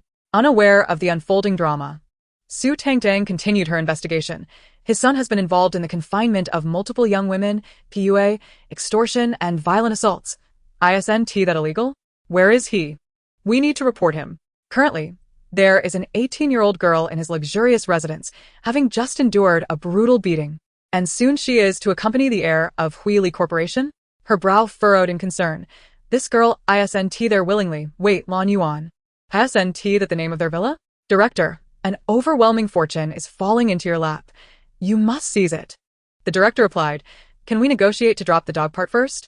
For some reason, the mention of dog immediately reminded him of Liao Shuliang's pet. How should I bring this up with him? That girl is currently applying medication to her injuries and will soon be made up to accompany Lu Fangbo, the son of that cousin. We truly need to expedite this. Pijio suddenly stood up from his chair. Taking the tablet from Su Tangtang's hands, You've been looking for so long. Have you found even one suitable candidate? Forget it. I'll discuss this with the assistant director. We need to leave now. There are further arrangements. Su Tangtang replied, Oh. Although she was unsure of his intentions, she had no doubt that it aligned with her thoughts. She rose and followed the two of them outside. The crowd outside had already gathered around the sofa. Pijio glanced over them, smiling. It's still early. Shall we take a stroll outside? Everyone understood his implication and nodded in agreement. The group made their way out. At the door, Pijio looked at Su Tangtang. Tangtang, you decide which way we should go. It's a benefit from last week's task. Last week. The top two in the task were not just Chen Xinian, right? Why was she the only one sought after? Indeed, Chen Xinian garnered even more likes than her. Perhaps it is due to the gentlemanly nature of Brother Nian, who would defer to the lady's wishes. Su Tangtang harbored no such doubts. For just moments ago in that room, Pijio had already clarified that Chen Xinian would be withdrawing next week, thus his thoughts were not to be considered. What troubled her now was, I am hopelessly directionally challenged. I hope I don't end up leading them into a ditch instead of Lu Fangbo's mansion. The onlookers. So, you're the one who falters at crucial moments, huh? This is number 30. Lu Fangbo's mansion is at number 60. It should be to the left, right? To the right. Pijio coughed lightly. I remember there is a sports center next to number 50. Shall we go check it out? Now that we've spotted number 50, how far can number 60 be? Beer, I knew I didn't misjudge you. Pijio, I recall someone mentioning they would retract that statement. After nearly 10 minutes of walking, they finally arrived at the sports area beside Villa number 50. Knowing the location, Pijio intended to lead them towards number 60. Su Tangtang glanced at her book. Are they preparing to leave? Qiao Yufan knows his father, so he should recognize him too, right? I remember seeing him visit Lu Fangbo's home to check on his father. How can we get him to greet the other party? She racked her brain for a solution, but to no avail when suddenly, Qiao Yufan waved toward a villa courtyard. Teacher Fangbo. Following his gaze, Lu Fangbo and a girl happened to emerge from the villa. Fortunately, all the villas here were designed similarly, with large wrought iron gates allowing a glimpse inside. At that moment, the night was thick with darkness, and the faint light at the entrance obscured Lu Fangbo's expression, though it was evident his steps faltered. Several seconds passed before he spoke. Are you one of my students? Qiao Yufan smiled, edging closer to the iron gate. More or less, I'm a student of Professor Liu, and I've been to your home before. Wen Xian, what are you doing here? Su Tangtang's voice chimed in. Your parents couldn't find you and called me. Did you know that? Chapter 48. They say I'm not quick to act. Upon hearing her words, Yi Wenshuan shrank back, displaying a demeanor of rejection and fear. What a terrible person. Look at how he's turned this lively girl into this. After being caught and beaten twice for trying to escape, even a mere glance through the window could trigger his wrath. Such scum should rot in prison.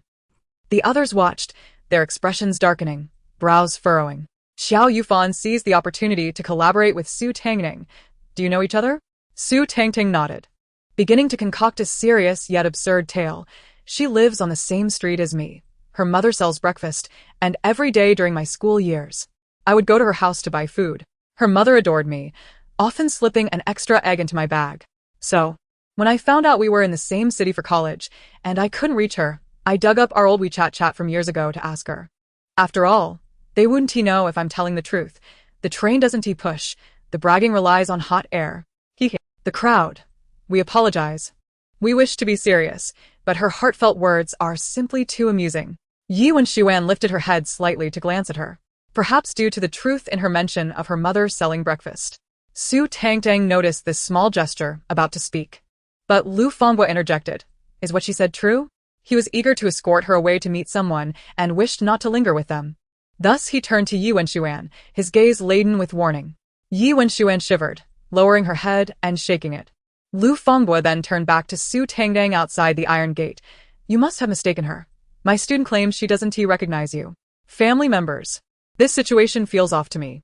I too have sensed something amiss. That girl's reaction was unusual. Although her face was not visible to the camera, her body language below the neck seemed to convey her fear of this teacher. It was now around 8:50 p.m. Given the habit in Nancheng, nightlife had yet to commence, making it unlikely for anyone to be asleep. Yet, all the lights in the villa were off, suggesting only this teacher and student were present. Coupled with the student's reaction, it was hard not to suspect something untoward had occurred with the previous dialogue lengthy. I'll heed your lead. Su Tangtang, undaunted by Lu Fangbo's words, looked at Yi Wenxuan and blinked, seeming to speak to herself and to them. No, I'm not nearsighted. I have 53 vision. As clear as the Air Force's eyes. Could it be that the night is too dark for clarity? Wenxuan, come here, let me see if it's you. Upon hearing this, Yi Wenxuan still kept her head down, clutching her hands, appearing hesitant to speak.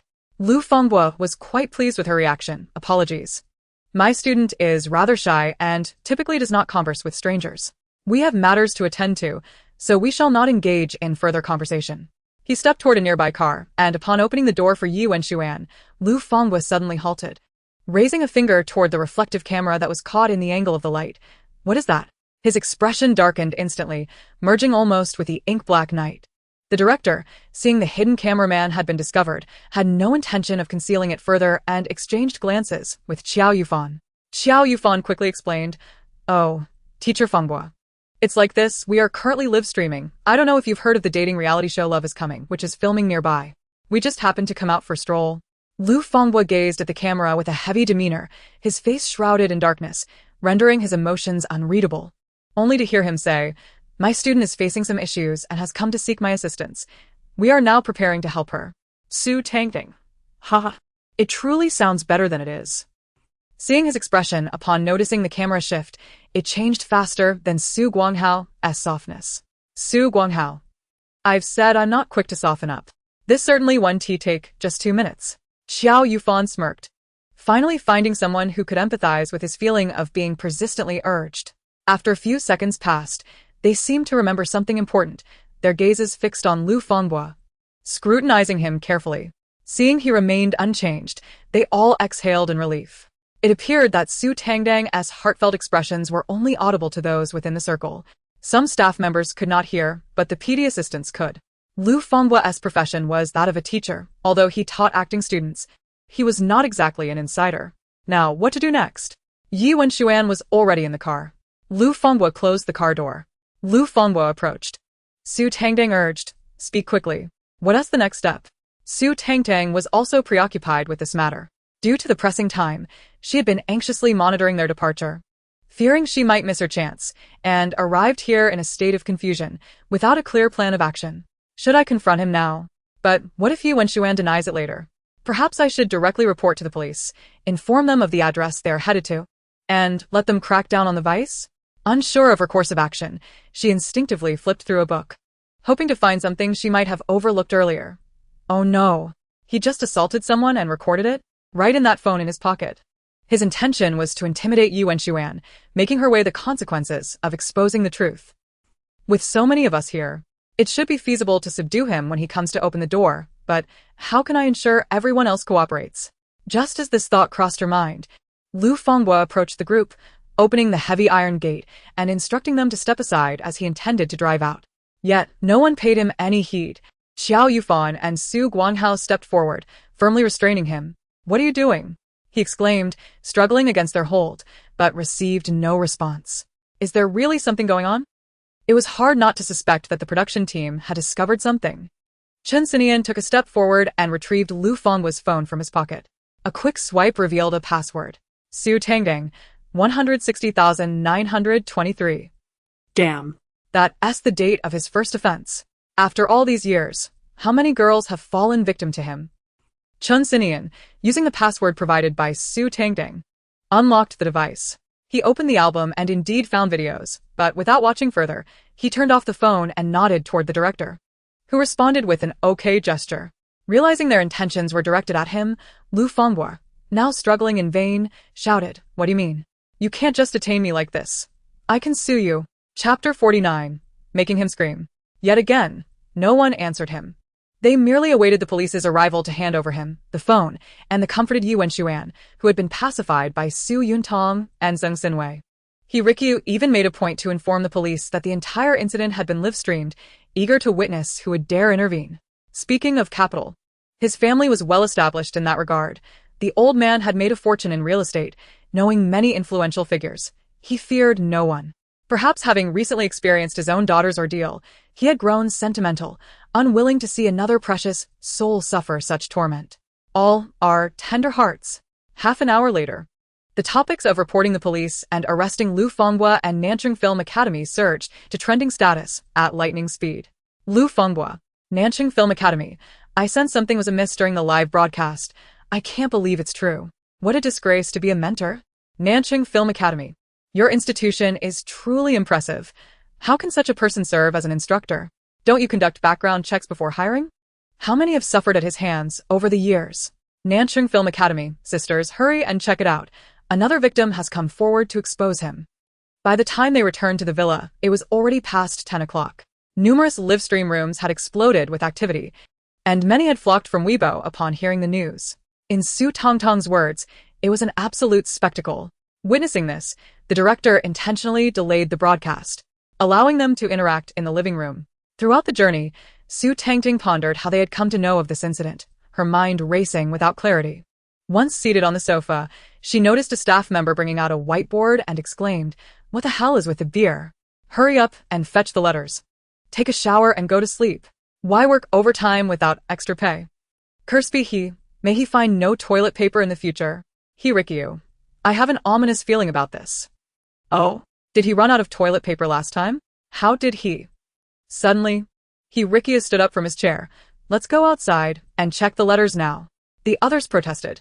No, the lack of toilet paper is irrelevant. We just want to sit and chat a bit longer. But Su Tangtang had already risen. At least he's somewhat sensible. Otherwise, he'll be back to square one with no toilet paper next time. Rikyu, hurry, we need to be quick. I still want to get my beauty sleep. Surprisingly, Su Tangtang returned with 3 letters in hand. Is she acting? Is she so eager to establish a charming persona? What's going on? I usually don't follow the entertainment industry, and this is my first time tuning into a variety show due to the Weibo trending topics. Isn't she the most beautiful among the 5 female guests? Receiving 3 letters should be quite normal, right?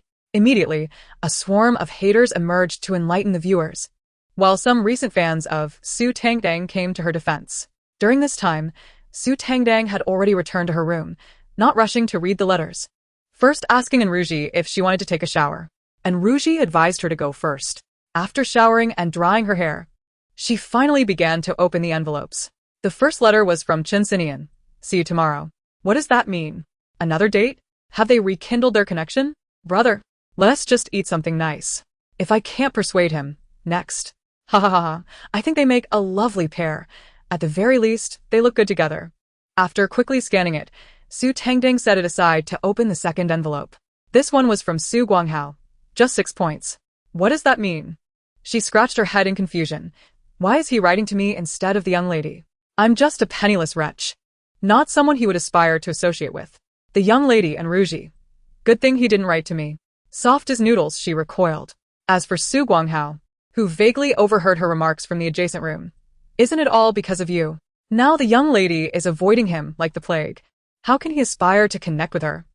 The third letter was from another new guest, Gu Yeting. She had hastily grabbed it, causing the photographer to miss the shot, but upon seeing the signature on the envelope, the comments exploded. Gu Yeting also wrote to her? Seriously? Don't the male guests value character overlooks? I can't take this anymore. I want to go mad. Gu Yeding, I thought you were different. Haven't you always been indifferent to women? Your roles have been in wartime dramas or without any romantic involvement. Why are you so superficial now? Ha ha ha ha ha. Tangtang, you're doing great. No wonder I have my eye on you. Go, go, go. Enchant everyone. New fans are here. Baby, you look stunning without makeup. Sending a kiss Mua. Upon seeing this name, Su Tangtang finally remembered this character whose information she couldn't find in the book, and her curiosity surged once more. She hurriedly tore open the envelope, which simply contained 4 words: "You have beautiful eyes." She glanced at the mirror beside her and instinctively blinked. Well, I must admit my eyes are quite beautiful. He certainly has an eye for talent. Next door, Gu Yeding, who shared a room with Chen Xinian and Qi Jiaoyi, curled his lips into a subtle smile. Wow, he is truly handsome. This exclamation resonated again, causing him to pause in his motion of drying his hair. Su Tangtang neatly tucked away all the letters, instructed the photographer to leave, closed the door, and climbed onto the bed. Unable to find any information about him in the book, she turned to the internet, and upon entering his name, photographs of him in military uniform appeared instantly, prompting her to exclaim in admiration, "How mysterious. All I can find is his name, height, age, and notable works. There's not even a mention of which school he attended." After a considerable search yielded no useful information, she resolved to give up. Just before doing so, she caught sight of his striking photo. He is so incredibly handsome.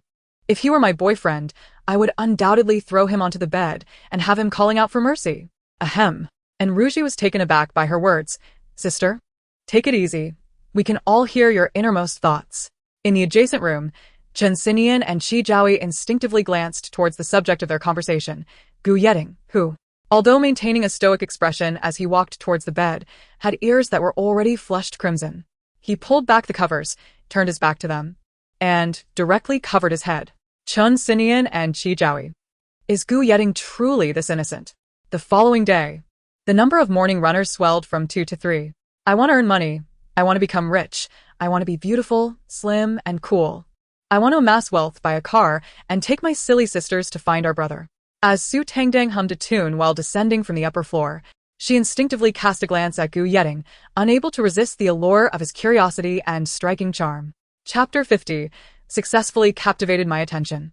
Like the domineering CEO in a romance novel, upon failing to unearth any information about him, Su Tangtang felt he was indeed extraordinary. Man, you have successfully captured my attention. When her gaze collided with Gu Yeding's, his motion of wiping his face with a towel abruptly froze, and he discreetly shifted his eyes away. Fortunately, having just finished exercising, his face was flushed, concealing the blush of his ears, ensuring that no one would perceive his discomfort. However, due to his averted gaze, he failed to notice the exchanged glances between Chen Xinian and Qi Jiaoyi, who were scrutinizing the two of them with a sense of intrigue. What feels off about these two? Could it be due to Su Tangtang's remark from last night? Chen Xinian greeted Su Tangtang morning. Su Tangtang withdrew her gaze from Gu Yeding, replying morning. Qi Jiaoyi chimed in, as well. Sensing the atmosphere, Gu Yeding, who had been scanning the room nervously, responded morning. Su Tangtang nodded towards them, her eyes wandering until she spotted Hipgo's figure and dashed over. Director, are we having breakfast prepared for us today? Last time you did, it would be quite impolite not to this time. Hipgo. Ignoring her entreaty, he replied no. Given the peculiar circumstances that day, he had been absent, leaving the deputy director to prepare breakfast in a rush to return home to his wife, unbeknownst to them. In principle, there was none. Su Tangtang maintained a cheerful demeanor. All right, I'll cook for myself. Internally, she thought, damn, is this aimed specifically at me? When I ask, there was none. But when I don't, there is. What kind of nonsense is this? I curse him to have no toilet paper when he needs it. Oh? So this is the second time breakfast has been absent. Who did it? Well done. The 3 individuals, who had reached the staircase and were preparing to head up for showers, halted in unison. They did not turn around, but their ears perked up. Speaking of which, Hipgo was incensed. Just a moment ago, he had seen the staff replace a fresh pack of tissues, yet upon entering, it had vanished. He too wanted to inquire who was responsible. Huh? The deputy director? Hipgo. Who are you referring to? Ha ha ha, this is too funny. Because last week the deputy director was publicly reprimanded by him, losing face in front of everyone, He has been seeking revenge, and the deputy director, eager to return home to his wife, took it upon himself to prepare breakfast for the guests, resulting in a full hour of criticism. The deputy director is lovesick. He claims he can, but his wife cannot. One line, "A woman will only slow our pace of drawing swords," prompted him to quietly note it down against the deputy director. But who can blame him for being the deputy? He cannot confront the more prominent figure. So, whenever this person asks him to keep watch while he takes care of business, he always sneaks away first. Haha, these two are a pair of hidden talents. It's a miracle that this dating show is even successful under their direction. Qiao. You can call me childish or petty, but doubting my capabilities is unacceptable. I refuse to accept that. After all, I am a seasoned professional with 10 box office hits. Yet Su Tangtang had little interest in his accolades, having already rushed to the kitchen to prepare breakfast. The trio paused at the staircase before resuming their ascent. Did you hear? Qiao Yufan's 72-year-old teacher went to the police station to bail out his son, and Ruji and Su Yuntang overheard this as they descended from the upper floor. Following the sound towards the kitchen, they found Su Tangtang leaning against the wall, her eyes fixed on the pot of boiling water. Tangtang, what are you cooking? Noodles. Just as the water reached a boil, Su Tangtang lifted the lid. Would you like some? I'm just about to add them. Sure. The two moved closer to assist. Once they prepared the meal and brought it to the dining table, and Ruji took a seat directly opposite Su Tangtang, the prime spot for watching the drama unfold. She even waved at Su Yuntang to hurry over to join her. Su Yuntang smiled as she brought her bowl of noodles over. Su Tangtang barely noticed them, her mind preoccupied with something she had just seen. Is Lu Fenghua's behavior all due to his inability to be humane? As her words fell, more people descended the stairs, and Ruji informed them there's more in the kitchen. They entered while listening to Su Tangtang speak. Was he kicked out by his father? Lu Fenghua was once infatuated with gambling, accumulating significant debts, and when debt collectors came to his home, Professor Lu, in a fit of rage, kicked him, rendering him incapable. But it wasn't he intentional. He miscalculated the angle and force. After that incident, he regretted it. In the Lu family, the younger generation hadn't produced a male heir yet, and Lu Fenghua's wife had given birth to 3 daughters. Fearing he would have no face to meet his ancestors, Professor Lu decided to take matters into his own hands, and, astonishingly, he did manage to father a son. How absurd. I'm 72, and my son is only 8. Seeing that his father could still father a child while he could not, Lu Fenghua's psyche began to warp, leading him to derive pleasure from torturing others through confinement. She could no longer stomach this melon. It was affecting her appetite. However, one crucial point remained for her to ponder. Could Lu Fenghua truly be extricated by him? Oh? Someone has relayed a message to the police station, forbidding any rescue. He family beer? Ah. Right here. A beaming smile adorned her face, as Qiao awaited her compliments. Su Tangtang remarked, I didn't expect this Wulong to possess such awareness, actually forewarning us. I suppose it barely captures a third of my former elegance. Qiao. So, what exactly is he anticipating? Although she was unsure when the director had appended the title of Wulong, it did not diminish the amusement of others. They had not missed his splendid expressions. As Su Tangtang put it, his face changed faster than Su Guanghao's. Su Guanghao, why does it feel so chilly? Wow. Due to the beer incident. Lu Fenghua has been sentenced to 15 years. Yi Wenxuan, on the other hand, has suspended her studies and returned home to assist her mother in selling breakfast, gradually regaining her vivacity, having survived this ordeal. Previously, her follow-up was quite grim. The damage from this incident was significant, leaving her too afraid to confide in anyone, bottling it all up, which led to her own depression. At just 20, she ingested a substantial amount of sleeping pills, and by the time she was discovered and sent to the hospital, it was already too late.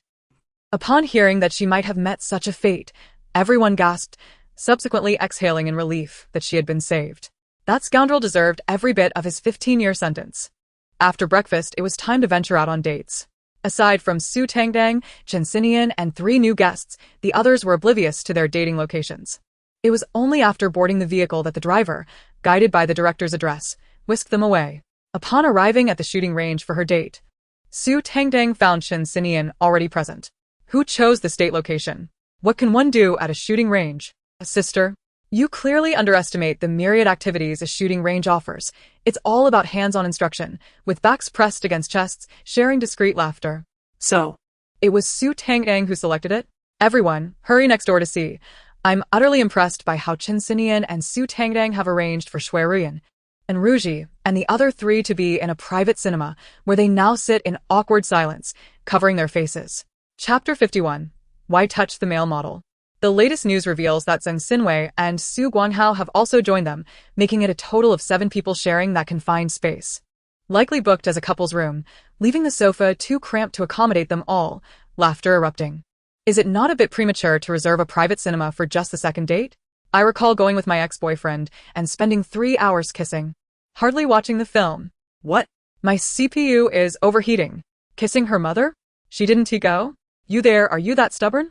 The two directly involved in this matter remained blissfully unaware, following their coach to don their gear. Upon emerging, they encountered the newly arrived Gu Yeding. The trio halted in their tracks. Wow. The handsome guy is here to try shooting too? I share the same hobby as the handsome guy. So, does that mean I'm equivalent to the handsome guy? Oh my, Gu Yeding. Thankfully, he wasn't as overt as last night. He nodded at the two, then followed the coach to suit up. When he reemerged, Su Tangtang had already taken the rifle handed to her by the coach.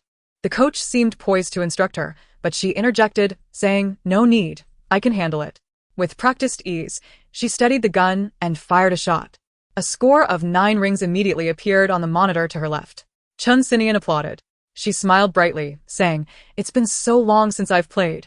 I'm a bit rusty. Come here, I'll teach you." Last night, when choosing the state location, Chen Xinian had confessed his lack of skill, and she had readily offered to instruct him. Now it was time to fulfill that promise. But at that moment, a voice suddenly rang out. "Are you teaching everyone?" Ah. Su Tangtang turned towards the source of the voice, where its owner gazed at her with captivating eyes, their shape perfectly arched, seemingly intoxicated yet lucid, leaving a profound impression. However, Su Tangtang was too preoccupied with the image of the handsome guy returning from his morning run, those solid muscles on his arms looking capable of holding her for hours. Tach, tach, tach. I'm truly making progress. I must definitely touch him. Oh, how embarrassing. Gu Yeding, before he could process the meaning behind her words, Su Tangtang had already said, "Then let us start with you." In the presence of a handsome guy, sisters step aside. Chen Xinian, who had already lifted a foot to approach, was left stunned. What? Is this how you treat your benefactor? He watched helplessly as Gu Yeding moved closer. Then he could only watch as Su Tangtang guided Gu Yeding in how to steady the gun, and then he witnessed her fondling Gu Yeding's muscular arms multiple times, rendering Gu Yeding stiff, turning slightly to gaze at her, resulting in a deeply emotional exchange of glances. Chen Xinian, what? Am I merely a part of your little game? In the live stream, Chen Xinian's fans felt a whirlwind of emotions. Gu Yeding's fans were equally conflicted. Su Tangtang's fans, however, were celebrating. Oh my darling is truly impressive. Who is reveling in this? I want to say, ah, such beautiful eyes. As Su Tangtang locked eyes with him, she instantly froze. Even forgetting to retract her hand still resting on his arm, her embarrassment forgotten as she simply stared at him. Why does it feel somewhat familiar? Gu Yeding, still stiff, only came back to his senses upon hearing her words. He glanced at her hand on his arm, his brows arching slightly as realization dawned. That subtle lift caused Su Tangtang to retreat a significant step. Oh my, it's the person I knocked down. No way. How could it be him? What a coincidence. Didn't he cover my face at the time? Doesn't that mean he recognized me immediately? Chen Xinian, what? Is there gossip? He found an excellent spot to observe the expressions on their faces. Su Tangtang was experiencing her first public embarrassment. Oh no. I just pinched his arm several times, and let me tell you, the sensation was quite pleasant. QAQ, oh no. This isn't right. She shook her head repeatedly. Can I request to dig a hole? Seeing the other party still looking at her, the corners of his lips appearing to lift ever so slightly, Su Tangtang could only chuckle awkwardly. Well, I just wanted to see how strong your arms are. When shooting a rifle, arm strength is crucial. I can hardly believe I just said that. He merely murmured a soft then glanced at the distance between them and inquired, "Aren't you going to teach me?" Su Tangtang thought to herself, has he actually taken my words to heart? Could it be that my acting and fabrications are so convincing? Or perhaps he simply failed to recognize me. After all, he did run away rather swiftly, and it would be entirely reasonable for him not to have taken a good look at my face. The more she pondered, the more plausible it seemed. Su Tangtang boldly approached him again, but this time she didn't dare to make contact. Once she swiftly instructed him on how to fire a gun and hit the 8-ring target, she immediately turned her attention to Chen Xinian, expressing her desire to teach him as well. Chen Xinian smirked, tilting one corner of his mouth. I don't feel like learning right now. Your friend can step aside. Let you and the handsome guy have some space. Su Tangtang exclaimed internally. Really, Chen Xinian? Is he holding a grudge over that? May he be plagued with constipation for the next fortnight. Chen Xinian and Gu Yeding. After teaching him about the rifle, she moved on to the pistol, and by the end of the session, Su Tangtang felt utterly drained. So this is the sensation of being unable to touch or approach a handsome man. I must strive to earn more money. I need to feel the abs of a male model. Gu Yeding queried, raising an eyebrow. Why do you want to touch a male model? Su Tangtang replied, Huh? Chen Xinian interjected. Wait, why does he have the right to voice that? None of us can. Gu Yeding regarded her for a moment before shaking his head. Su Tangtang, bewildered, mused. Did he just mention male models? Or did I mishear? Surely I must have misheard. Otherwise, why would he bring up male models out of the blue? The trio exited the shooting range and sought out a restaurant for a meal. Just as they were escorted to the second floor by the waiter, a thunderous uproar erupted from the entrance below. Lin Chuanrui, you come out this instant. There's gossip. In near synchronization with Chen Xinian, she leaned over the railing, peering down. Gu Yeding paused momentarily, then gradually followed suit. Su Tangtang mused. That name sounds somewhat familiar. Chen Xinian clarified. That's the name of our show's investor. Oh, She exclaimed. Realization dawning. An investor? So the woman calling for him must be his wife. What on earth is happening? Why is she publicly shaming him like this? Did something transpire that I'm unaware of? Chapter 52. What a swift encounter. Su Tangtang hurriedly rummaged through her thoughts. Oh no, the investor suddenly became impotent for some unknown reason. How could he not perform despite their bi-weekly encounters? His wife must be unsatisfied, and now she's come to confront him. Goodness, she's relentless. He's turned into a mere shell of himself. Yet she still pursues him. No wonder he hasn't dared return home in days. But how did he end up like this? This wasn't he mentioned in the book. Chen Xinian. He likely has an inkling of how the investor fell into such a predicament. Given her crushing remarks, it's no surprise he's left traumatized. Let us move inside, he suggested. As they turned, they found two individuals halting before them, or rather, gazing intently at Su Tangtang. She blinked, confirming she didn't recognize them, and nudged Chen Xinian with her phone. Who are they? Chen Xinian replied, You don't know? You trended alongside him. Su Tangtang gasped. Just because I trended with him doesn't mean I should remember? I've trended with countless individuals. How could I possibly keep track? On the day the dating show premiered, she had even searched her own name on Weibo, only to find an endless list.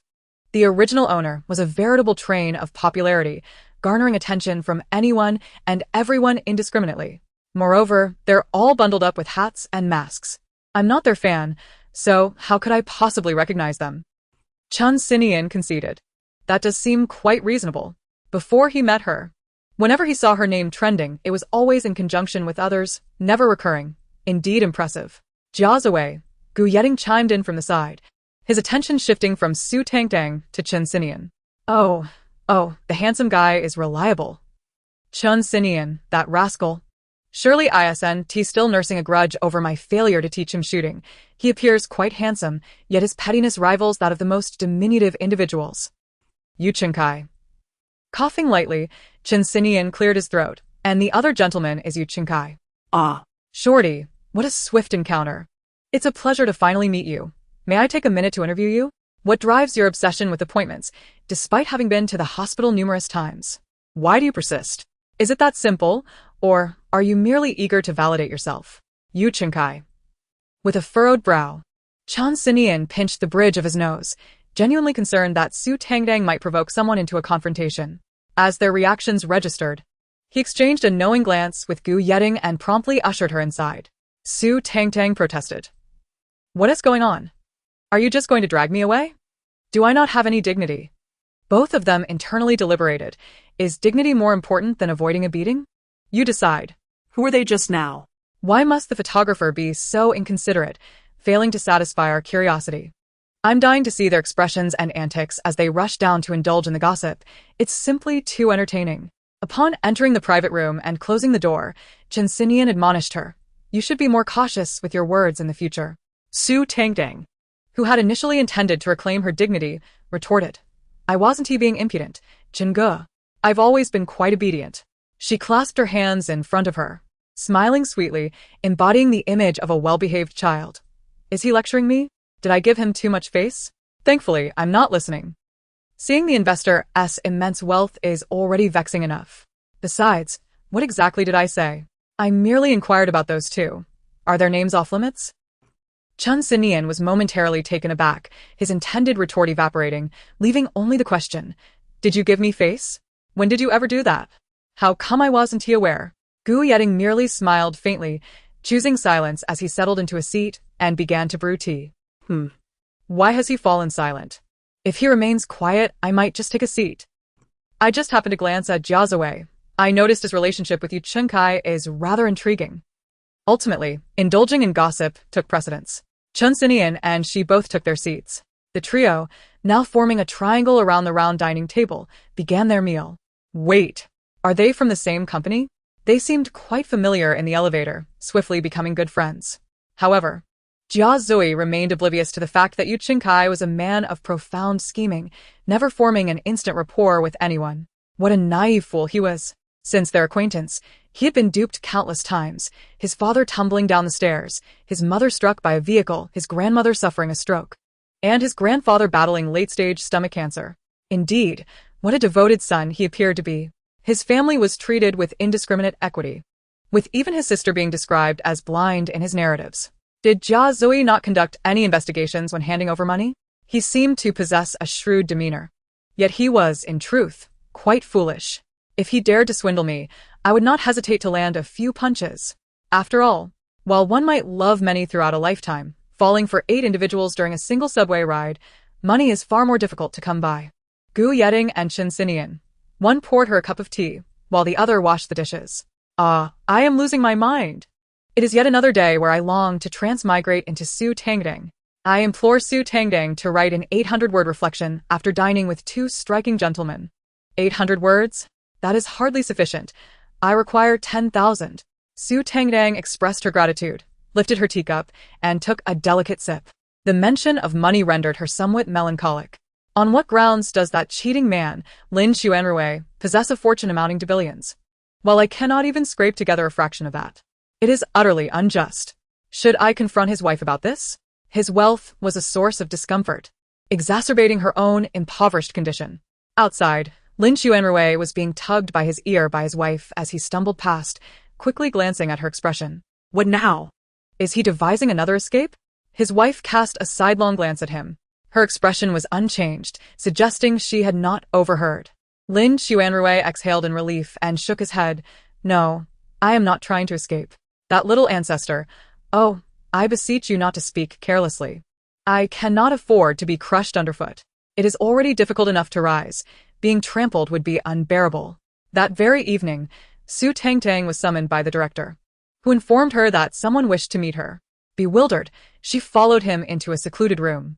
As the door swung open, Lin Xuanrui immediately stood and extended his hand towards her.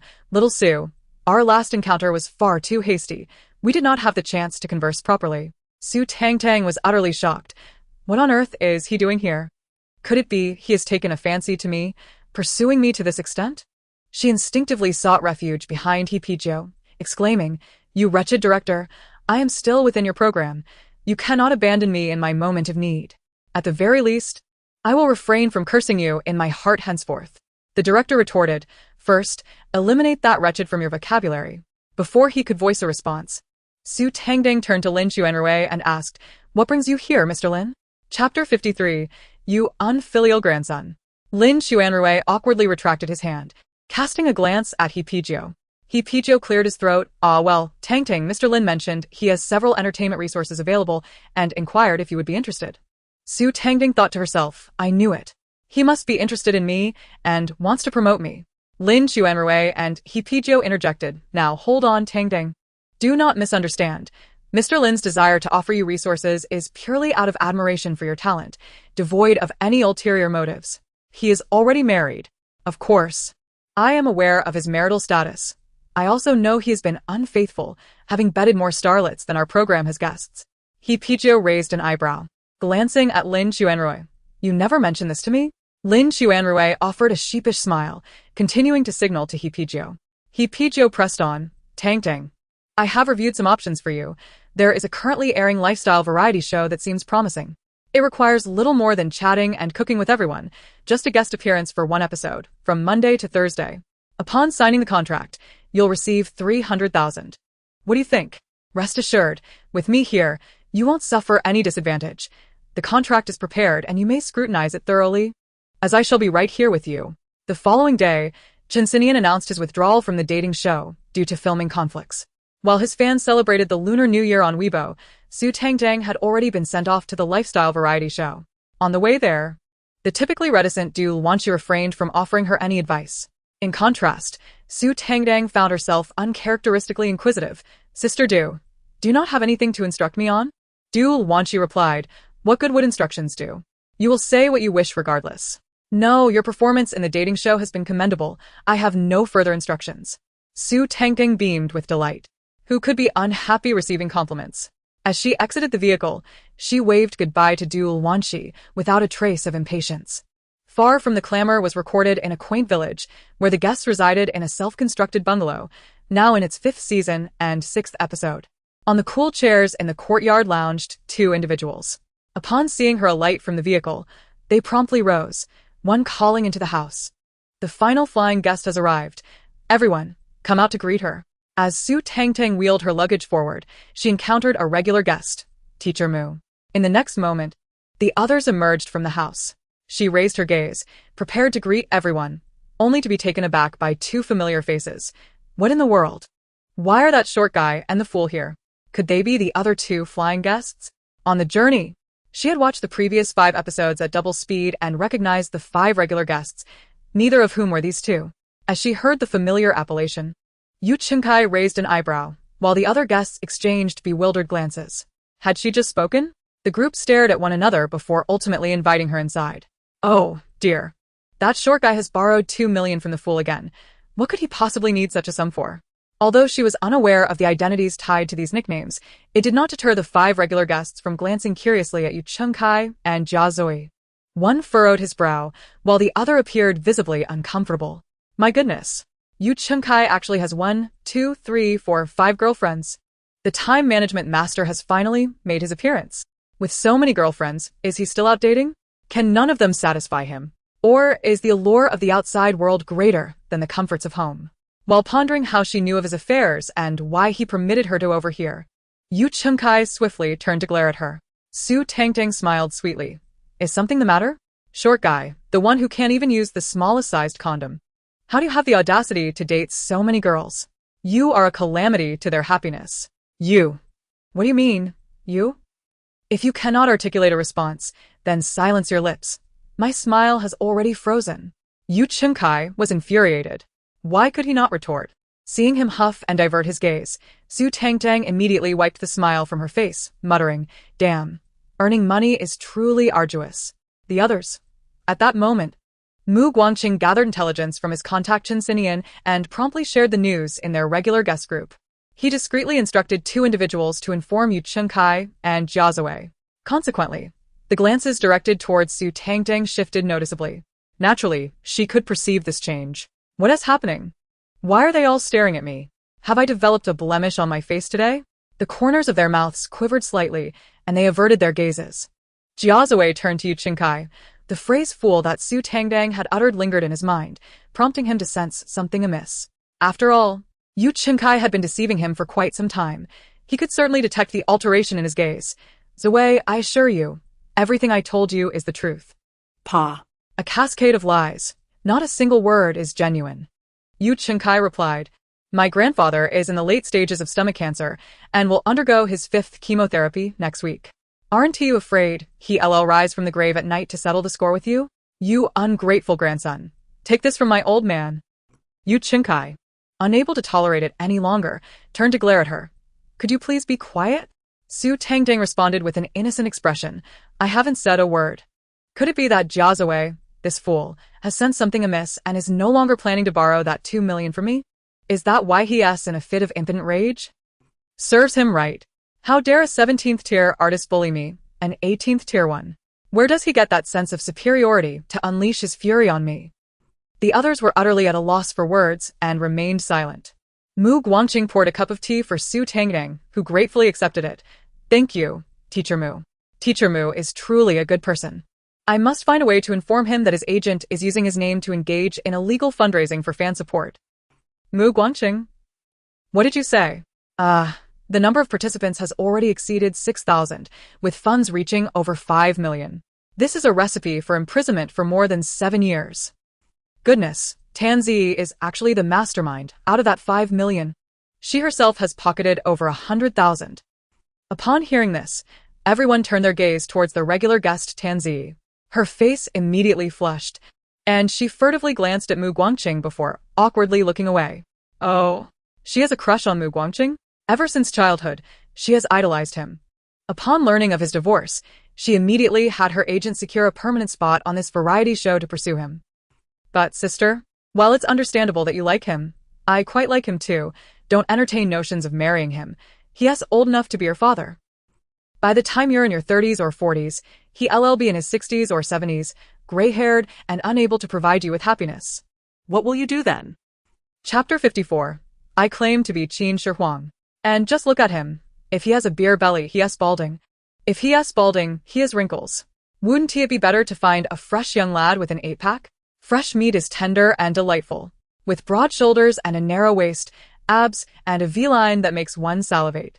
I must touch one in my lifetime. Mu Guangqing? He instinctively tucked in his stomach and rubbed his wig, momentarily unsure whether her admiration was genuine or feigned. Tanzi, unable to withstand the scrutiny of others, hastily retreated to her room. Mu Guangqing also felt a bit uncomfortable. He had no idea Tanzi harbored such feelings for him. Clearing his throat, he stood up. I have some matters to attend to. Huh? Why is everyone leaving? Su Tangtang raised her eyes to observe the departing figures of Mu Guangqing and Tanzi. Did I miss something? Have they secretly gotten together? It hasn't even been half an hour since they welcomed me. Are they already rushing to be affectionate? Mu Guangqing nearly stumbled as he walked. Tanzi quickened her pace, rounding a corner and disappearing from view. Oh dear, Teacher Mu was so flustered he almost fell. Tanzi, wait for him. The group exchanged glances, unsure how to proceed. Perhaps you should verify the facts before indulging? We don't even know if they are together yet. Su Tangtang, in truth. They had no relation, as explained by Pan Songchen, who was often referred to as Mu Guangqing's spouse on the show. Su Tangtang. Ah? Why is he suddenly telling me this? Did my inquisitive expression give me away? She nodded with a smile. All right, Teacher Pan, I understand. It's not public. I get it. Pan Songchen. I'm sorry, Teacher Mu. I did my best. But, ha ha ha ha. I can't help but laugh when I see Teacher Pan. I must resist. I cannot laugh. Absolutely must not laugh. Yet, the thought of him and his wife engaging in mutual affection for their hemorrhoids is just too hilarious. He even told his wife, if you don't lick my hemorrhoids, you don't love me. Uffed. Unable to contain herself, she pinched her thigh hard. No, ha ha ha ha, I can't take it anymore. I mustn't look at Teacher Pan, for the moment I do, I burst into laughter. The others shared her reaction, swiftly pinching their thighs. Hold on. We must hold it together. We cannot laugh in front of him. It would be terribly rude. Each person's face turned crimson. A young man, unaccustomed to such situations, could no longer contain himself and dashed towards the restroom, laughing heartily while calling out, Pan, Teacher Pan, I'm so sorry. I truly can't hold back. Pan Songchen. The sound of the young man's voice startled Su Tangtang, who had been leisurely observing, causing her laughter to catch in her throat as she stared at his retreating figure, bewilderment etched on her face. She blinked, then glanced at those around her, blinking again. The others had pinched their thighs red without managing to laugh out loud, clearing their throats several times. Another regular female guest, Tong Wanru, looked at Su Tangtang and said, Yes, just like that.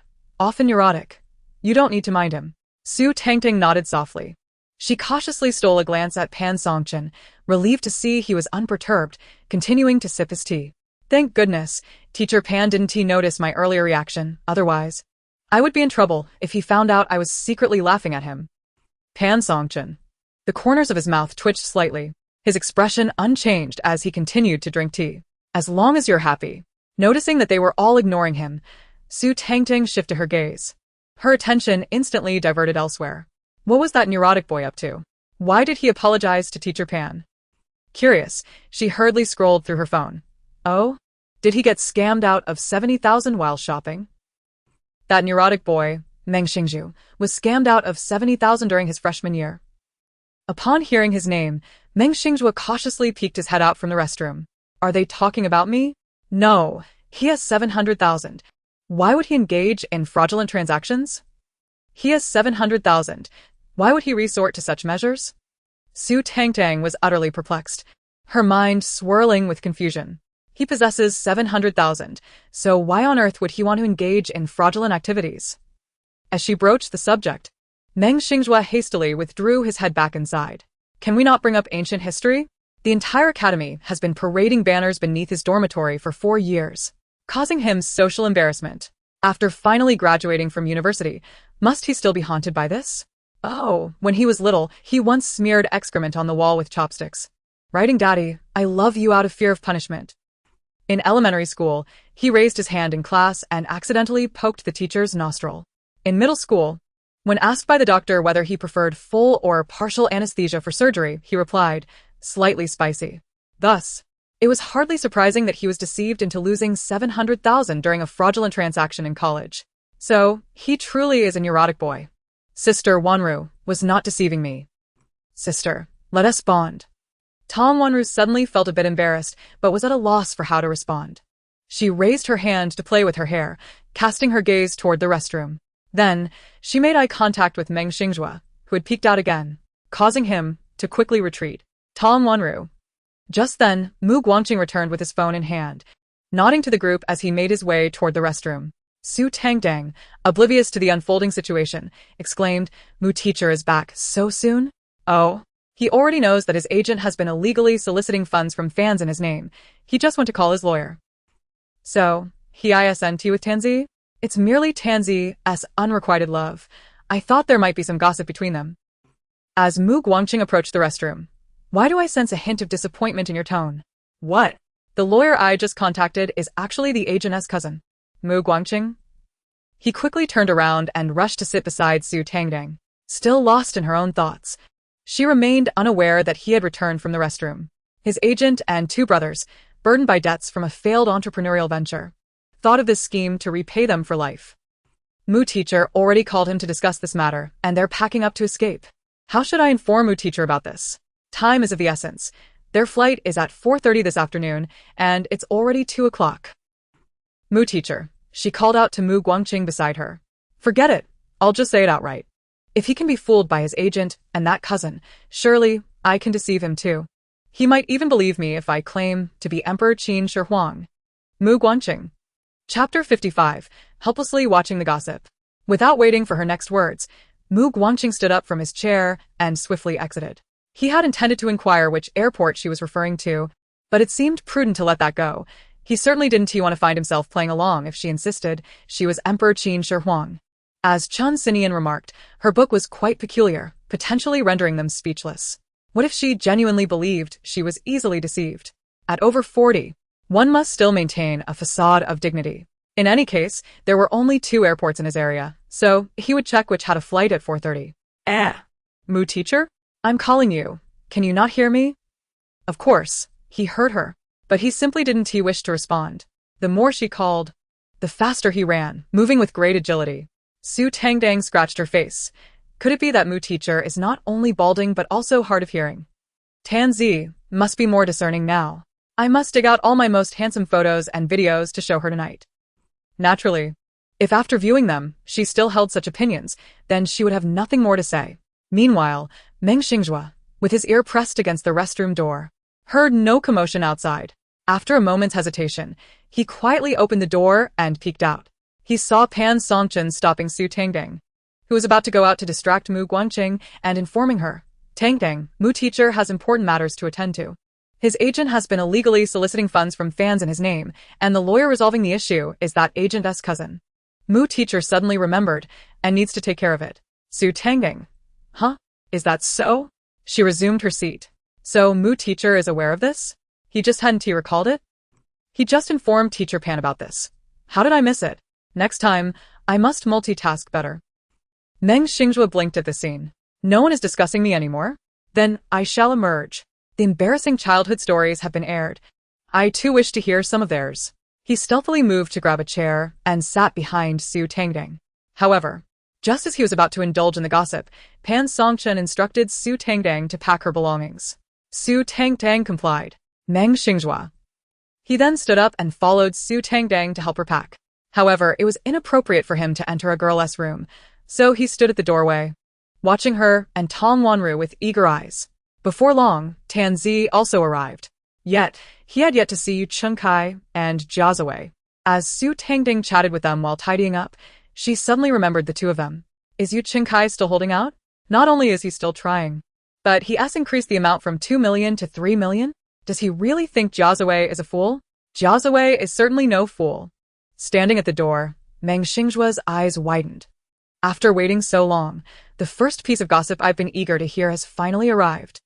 Tom Wanru and Tan Zi gradually ceased their activities. Pan Songchen, who hadn't come to assist with the packing and was shelling peas in the living room, heard Su Tangtang's loud exclamation and, since their door was open, he set down the peas, grabbed a stool, and sat down nearby. Although Jia Zuwei hadn't laughed at him, the twitch at the corner of his mouth clearly indicated he had heard and wanted to know more. Let me see what Yu Chengkai said to him that made him actually transfer the money. Did Yu Chengkai mention Dad? The group? Should we respond? Wouldn't that be inappropriate? They collectively pondered. Qiao. Su Tangtang raised her hand to rub her nose. Which scoundrel is cursing me? May they all find partners as wonderful as Teacher Pan in the future. A partner as wonderful as Teacher Pan? Goodness. What a venomous curse. Teacher Pan, retreat, retreat, retreat. Pan Songchen. He began to ponder why he had approached. Was the gossip about Jia Zuwei truly irresistible? Sigh. Su Tangtang sighed. Sometimes, indulging in gossip alone can be rather disheartening. Who could have anticipated that Jia Zuwei harbored a peculiar penchant for being called father? Yu Chengkai seized upon this detail, and after calling out father a dozen times before him, Jia Zuwei acquiesced. After all, what do the wealthy indulge in if not the extraordinary? The others nodded in agreement, having initially believed that Yu Chengkai had concocted yet another ruse to deceive Jia Zuwei, only to discover the startling truth. Teacher Pan. Are we to prepare for dinner? Speak of the devil, and he shall appear. It seemed that arrangements had been finalized and the funds transferred, for the two emerged from the room, making their way toward them. Su Tangtang remained engrossed in her book, oblivious to the unfolding events. What on earth does Yu Chengkai need so much money for? Oh. It's because when he accompanied that friend to the hospital, he was photographed by paparazzi, who then demanded 500,000 from him. The paparazzi demanded 50, and he opened his mouth for 200. Only Jia Zuwei, that foolish fellow, could be so gullible. Is there truly a twist in this tale? Yu Chengkai is the real sucker? Oh wait, hold on. Jia Zuwei is the primary fool, while Yu Chengkai is the secondary fool. Jia Zuwei, Yu Chengkai. The others. Goodness. Could there really be a twist? Do tell. We are all ears. All of Yu Chengkai's 5 girlfriends are acquainted with one another. He alone remains in the dark, believing they reside in different cities and are unaware of each other's existence. In fact, they knew each other long before getting involved with Yu Chengkai. They were the first to disclose his whereabouts to one another, pretending to be fans to pick him up at the airport. And the money spent on outings was still Yu Chengkai's. Oh no, it's actually the money Yu Chengkai scammed from the primary fool, Jia Zuwei. Jia Zuwei is truly remarkable. Not only is he supporting Yu Chengkai's 5 girlfriends, but he is also financing a multitude of their dates. Truly a man worthy of the title father. Jia Zuwei. This is a negative review, not to be listened to. Oh wait, that is not right. The narrative has gone awry. Yu Chengkai's 5 girlfriends merely see him as a foolishly wealthy man-child. Every time they meet, they take advantage of him. And even the dates are often arranged by them. How scandalous. Everyone nodded in agreement. Indeed, it is scandalous. Having been in the circle for quite some time, they had never encountered such a sensational piece of gossip. They even formed a small group chat, discussing their encounters afterward. It was as if they were merely going through the motions, with little sensation and a brief duration. Moreover, when the moment arrived for the protection to be discarded, they coaxed him into foregoing it and then sent him pictures of pregnancy tests showing 2 lines. No wonder Yu Qinkai's money seems to vanish so rapidly. It turns out he has been funding their children. However, he deserves it. He cannot control himself. He ought to be treated like Liao Shiliang's father. Yu Qinkai. The others. My word, who would be so ruthless as to truly sever their own manhood? Have we inadvertently missed out on several billion? Chapter 56. What an astonishing perspective. An incident occurred during the recording of the show. While everyone was still in shock, Jiazue swung a fist at Yu Qinkai. I wanted to support you, not your girlfriends and friends. The crowd snapped back to reality. For this sounded like yet another piece of gossip. Su Tangtang, reveling in the spectacle. Yu Qinkai, fight back. It's time to prove your manhood. Yu Qinkai instinctively retaliated with a punch. Supporting just me or supporting me and my 6 girlfriends is still support. After all, you have so much money. What is it to you to support a few more? Su Tangtang. Goodness. What a shocking perspective. Jiazue, what are you waiting for? Hurry and teach him a lesson. In an instant, the two were entangled in a fierce scuffle. Su Tangtang's eyes sparkled. They finally engaged. It seems Jiazue has the upper hand. Could it be that Yu Qinkai's numerous girlfriends have left him weak? Gritting his teeth, Yu Qinkai summoned all his strength and kicked Jiazue. I am quite formidable. Did Jiazue fall? It appears Yu Qinkai may indeed be stronger. Who would have thought that despite his muscular physique, he could not even contend with Yu Qinkai? Jiazue's expression darkened as he swiftly rose and tackled Yu Qinkai. Dare to kick me? Let me show you what it means to be crushed. Wow. They are evenly matched. This is absolutely thrilling. Gripping each other by the jaw, neither could turn their heads to glare at Su Tangtang. And both suddenly shouted in unison, Shut up, Su Tangtang.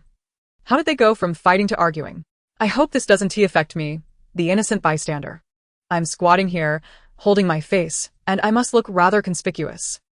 She glanced around at the others. Upon seeing the scene, the others hastily busied themselves, attempting to conceal their interest in the unfolding chaos. Su Tangtang noticed that they all had their heads down, engrossed in their tasks, while Pan Songchen sat on a small stool, diligently shelling snap peas, leaving her as the sole spectator in the forefront. She felt exceedingly conspicuous. If they were not careful, a stray punch could easily land on her. She quickly tiptoed over to Pan Songchen. Hiding behind Teacher Pan should keep me safe. If they come my way, I'll just duck behind him. Let them hit him instead. He. Pan Songchen. Not only he, but the corners of the mouths of the others twitched in amusement. Just then, Mu Guangqing, returning after resolving matters, spotted the scene and rushed over.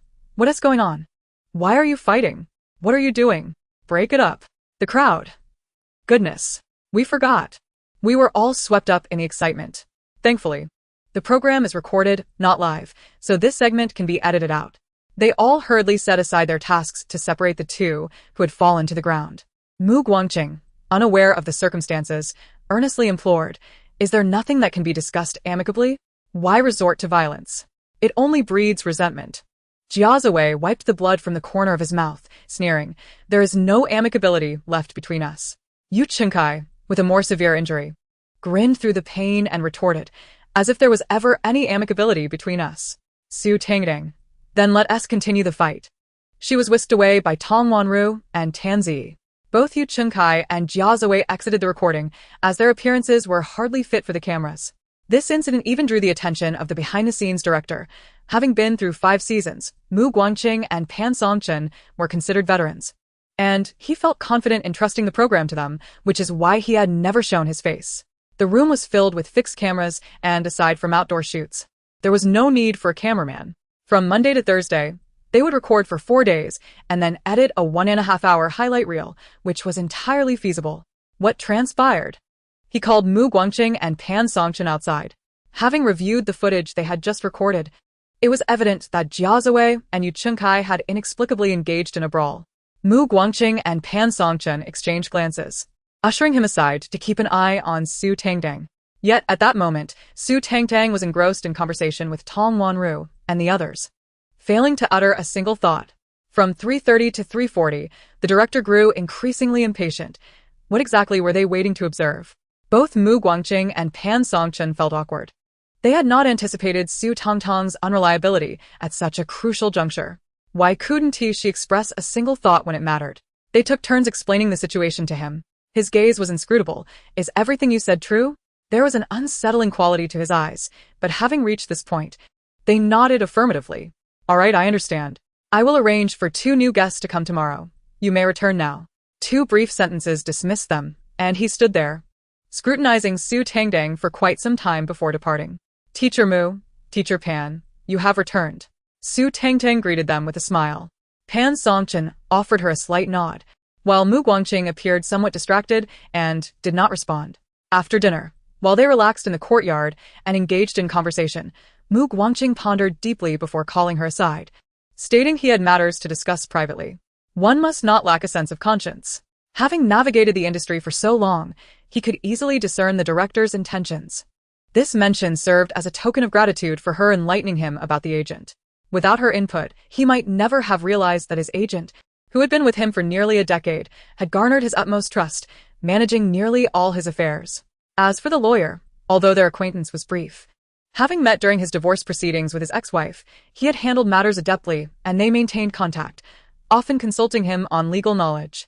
He recalled that the agent and the lawyer had never crossed paths, naturally not considering them to be cousins. As for the connections, Chun Sinian had remarked that the book could render them incapable of discussing their thoughts. He had attempted to test this and found it indeed ineffective, ultimately stating, Tangding, the director may seek you out tonight, so be vigilant. This particular bug of hers was certainly troublesome. She seemed to possess the ability to foresee the future, rendering her vulnerable to those with ulterior motives, leaving others unable to warn her.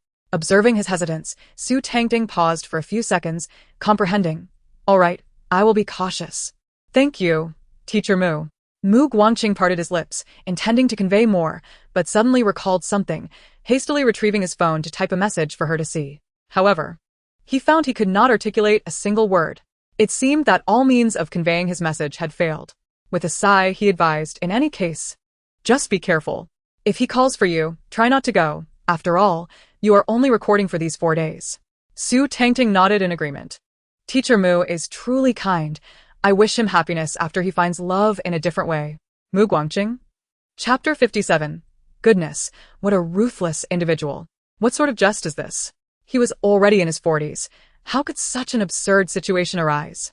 He began to doubt the veracity of her book's predictions.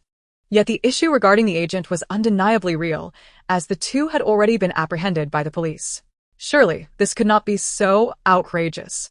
On his way back, he found himself distracted, beginning to question his own sanity. Could I truly be this ridiculous? What are you discussing? A voice snapped him back to reality, and he shook his head in response to Tong Wanru's inquiry. Su Tangtang also smiled, remaining silent. Once seated, she searched for the director's name from a variety show on her phone and flipped through the book. Oh my goodness, what a scoundrel.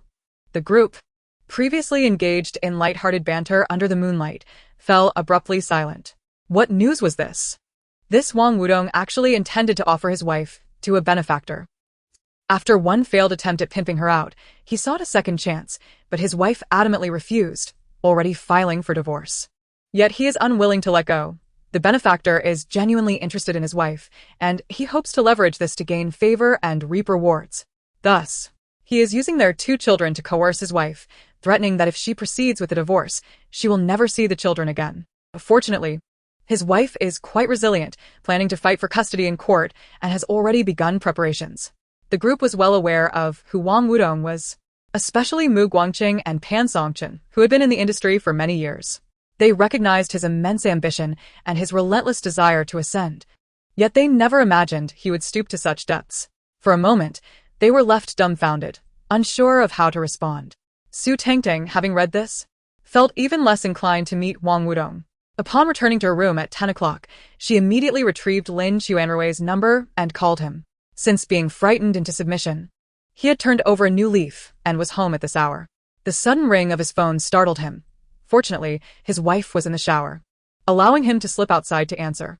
As soon as the call connected, Su Tangtang's voice resonated. Mr. Lin, I have heard that your wife despises men who stray. Lin Chuanrui. What on earth do you mean by that? He swallowed hard. Xiao Su, please be straightforward. Su Tangtang appreciated directness. It seems the director of the lifestyle variety show has developed ulterior motives towards me. You and director, he were the ones who brought me in. Will you ensure my safety? Rest assured, as long as I remain unharmed, I will not disclose any information regarding you to your wife. His wife genuinely cared for him. The two had been together since their university days, and although his intentions had been strategic, aimed at securing her status and wealth, he had genuinely invested time and effort in courting her, which lingered in her memory. Previously, when his future appeared secure, even after learning of his transgressions over the years, his wife merely exacted revenge by damaging his ego and reclaiming her assets, but they had neither divorced nor separated. Now, despite his inexplicable decline, his wife still desired him. Thus, she had no intention of disrupting their relationship. Of course, the prerequisite was her own safety.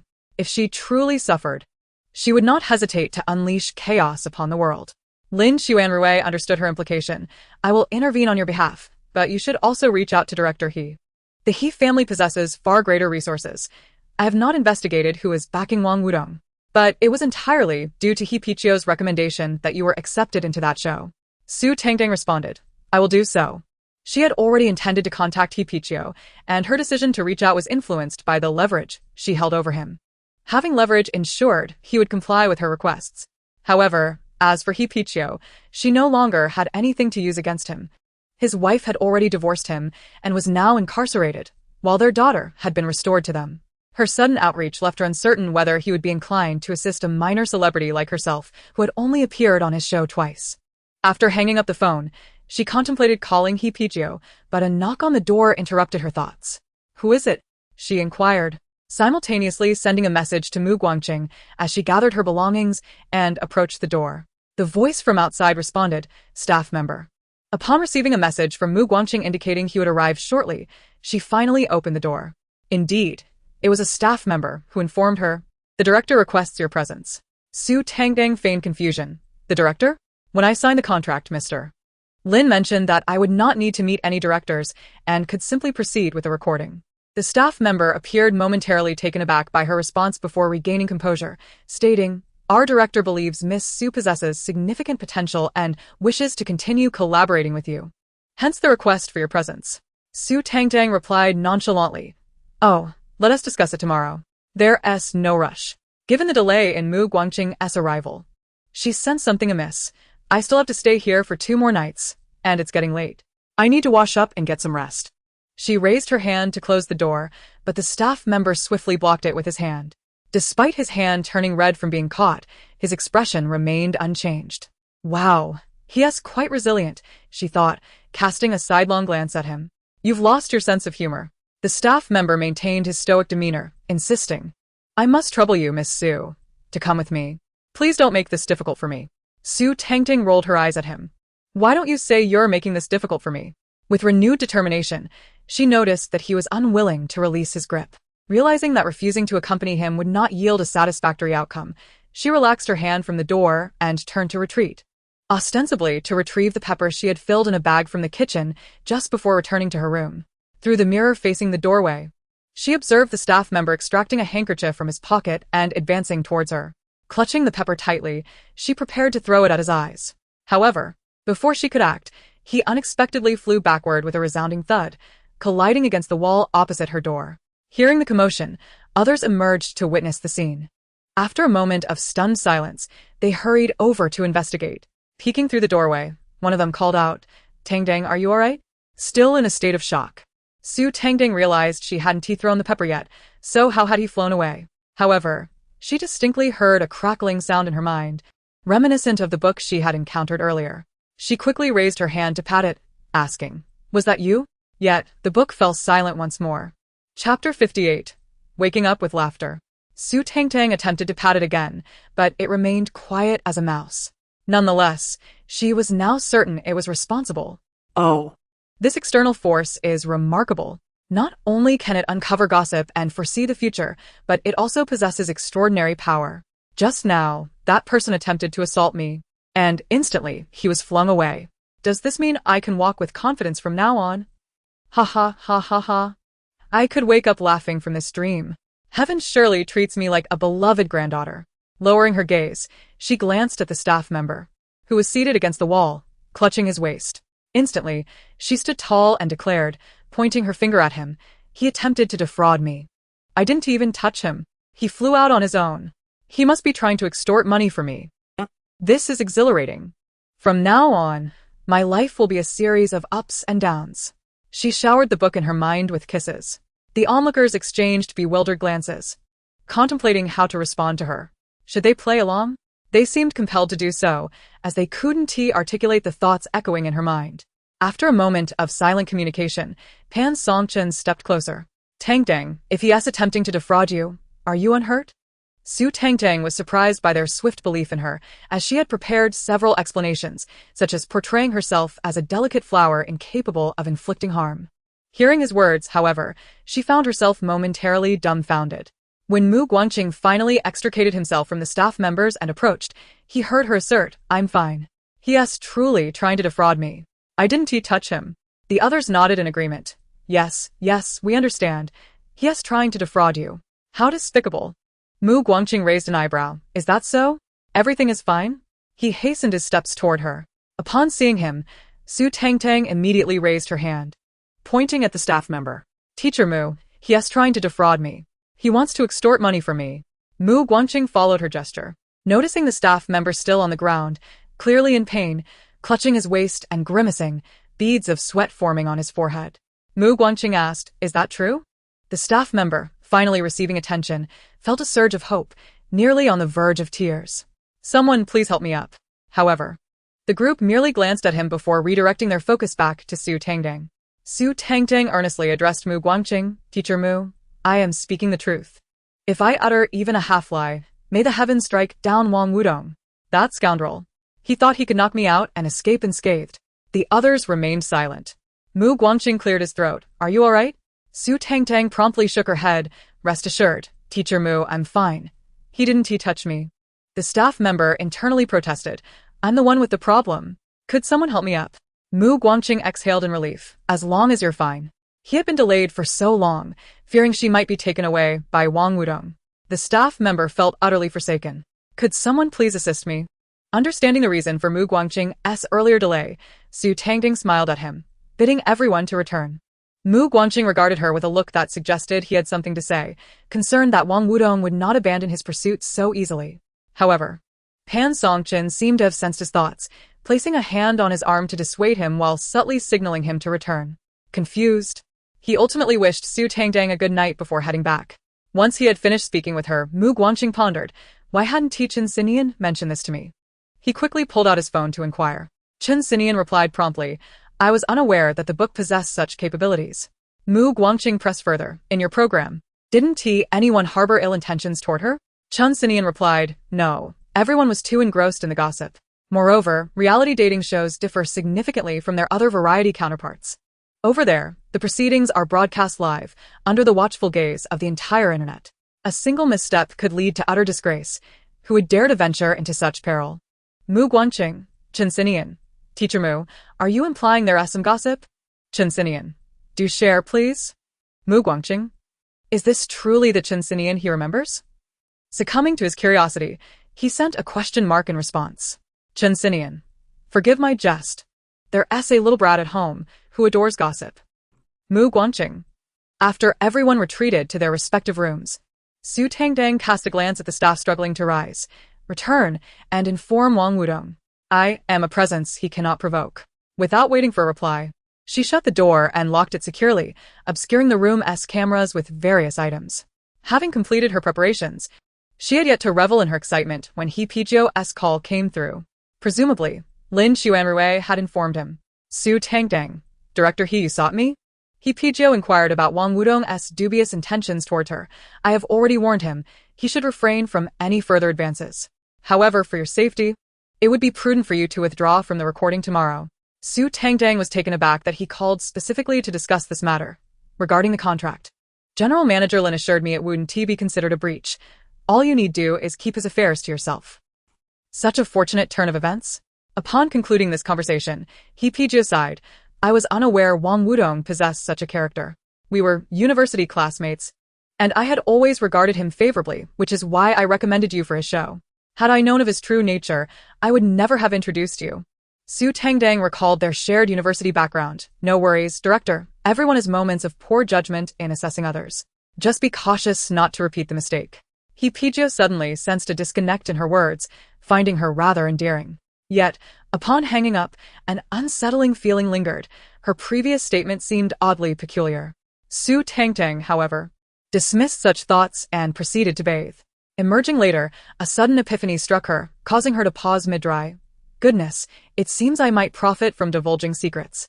For instance, Sister Wanru has begun a liaison with her ex-husband's current girlfriend. If I were to expose such a sensational scoop, surely I would garner 1 million followers overnight? I shall never again have to worry about washing dishes for Sister Du. Tom Wanru.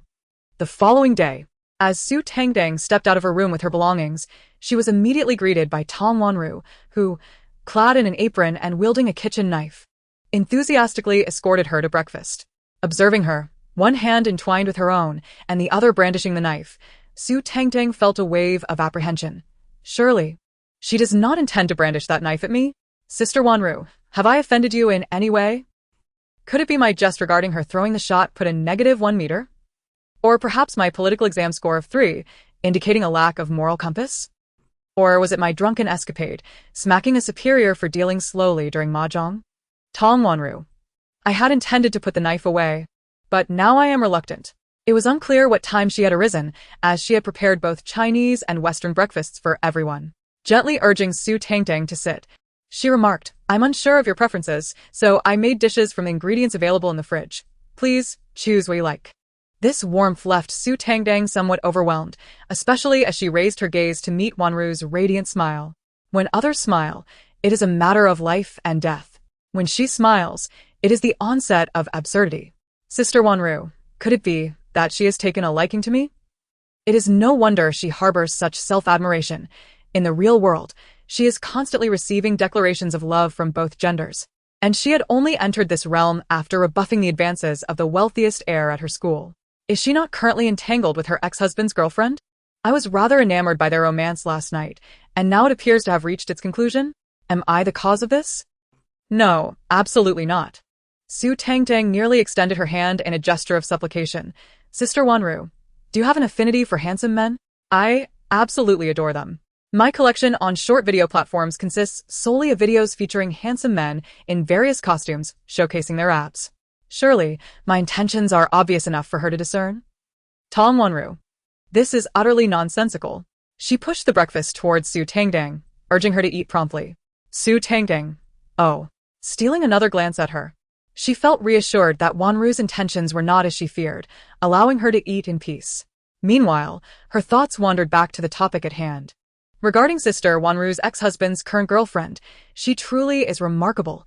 She initially betrayed her, then later conspired with her to betray her husband, a feat worthy of comparison to Teacher Pan, who, at over 60, still boasts numerous suitors vying for her affection with gifts of cars and houses. Pan Songchen. My mother is that impressive? Does my father know? However, it all began with Sister Wanru's ex-husband's infidelity. They wed without public acknowledgement. The circle only knew of her marriage, oblivious to the identity of her husband, and he misled young women fresh from graduation into believing he was single and unattached. She was entirely unaware of his betrayal, and upon discovering the truth, she sought Sister Wanru's assistance to divorce the scoundrel, claiming half of their shared assets. Now, they are even considering taking action against her ex-husband's company. This ex-husband possesses a degree of capability, otherwise, he would not have reached his current status or secured a marriage with such a sought-after goddess in the entertainment industry. The matter concerning the company is indeed complicated. Their petty maneuvers may be easily dismissed by him with a mere wave of his hand. It would be wiser to take the money and flee rather than provoke him.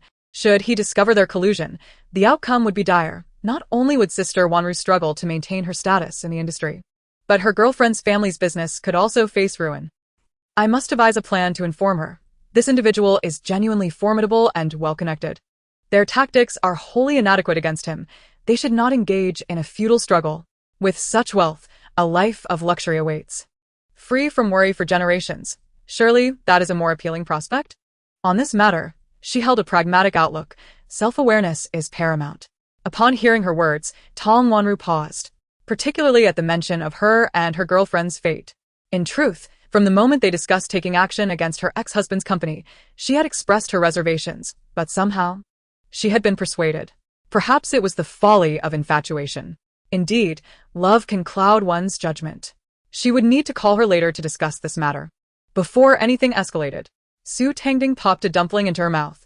While the relationships involved are undoubtedly complex and somewhat unethical, her girlfriend and teacher Pan's mother could certainly establish a class.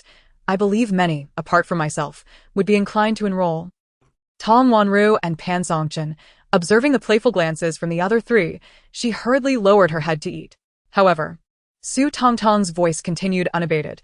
If a class were really to be established, Ruyan would undoubtedly be the first to enroll. She's always been eager to secure a few more wealthy patrons. Everyone gasped. Ruyan? The one who participated in the dating show with you? Is that for real?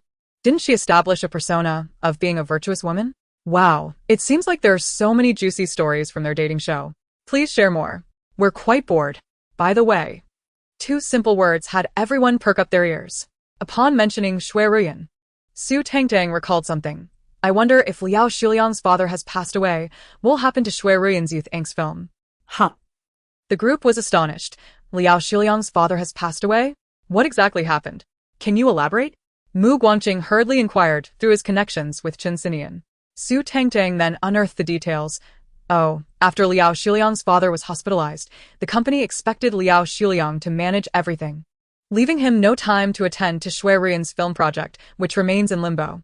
TSK, it seems men are truly unreliable. It's better to have a wife than a husband. No wonder Wanru has seen her fair share of storms. She recognized it early on. Tong Wanru. That does seem to hold some truth. Having gone through the experience of being cheated on by an unfaithful ex-husband, one could say I've witnessed the tempestuous nature of life. She then passed a plate of dumplings to Su Tangtang, smiling gently as she said, Tangtang, do indulge yourself. Su Tangtang cheekily replied, thank you, while giving her a thumbs up, praising her culinary skills. Delicious. After breakfast, Tong Wanru pulled her aside to reveal that she has a girlfriend, who happens to be her ex-husband's former girlfriend. Su Tangtang. Why are you suddenly telling me this? We've only known each other for a day. She worried I'll spill the beans to the paparazzi? She was genuinely puzzled. Sister Wanru, please just speak plainly. Recognizing her confusion, Tong Wanru immediately explained everything, expressing her long-standing fear of being criticized for sharing this information, which had weighed heavily on her heart. Upon meeting Su Tangtang, she felt a connection and wanted to confide in her. Then came the crux of the matter. I've only told you this. You won't let it slip, right? Su Tangtang. Am I really that charming? She promptly patted her chest, pledging, rest assured, Sister Wanru, if a single word of this gets out, it will be entirely my fault. Not just a girlfriend, even if it were a child, I could easily claim it was conceived with the heir. Tong Wanru. Perhaps she realized Wanru was about to withdraw, as Wang Wudong came personally to find her. Chapter 60. If you don't see me, you must be seeing a ghost. Su Tangtang was no longer afraid of him. As she followed him to sit aside, she silently cursed him. Scoundrel. Selling his wife for fame. He deserves to end up in prison, where he will be dealt with by his fellow inmates. Wang Wudong. 20 years later, he emerges to find his wife and 2 children living blissfully, while he languishes under a bridge, begging and being chased away by other beggars. Serves him right. Su Tangtang felt a surge of satisfaction. Such a person deserved that fate. Wang Wudong's expression darkened, his countenance becoming sinister as he stifled his rising anger. Wanting to directly inquire about something, yet the words eluded him. He could only beat around the bush. Do you think there are any bizarre occurrences in this world? Su Tangtang, unsure of his intentions, replied. What's up? Did you see a ghost last night when you couldn't find me? Since she had already made her stance clear last night, she was disinclined to put on a facade. Wang Wudong choked momentarily, but gritted his teeth and continued. I had a dream last night, foreseeing a bleak future. Do you think there's any truth to it? Su Tangtang flashed a cold smile. If someone else asked me that, I would say dreams are often the opposite of reality. However, as for your dream, Director Wang, you needn't ponder. It is undoubtedly true. Scoundrel. Still hoping to hear flattering words from me. May you perish. Wang Wudong's expression darkened further. He reminded himself to remain composed. This line of questioning was somewhat related to what he wanted to ask. gradually loosening his clenched fingers. He took a deep breath. I reflected on my actions and realized I have indeed made some mistakes. Tell me, if I start to change from now on, will things improve?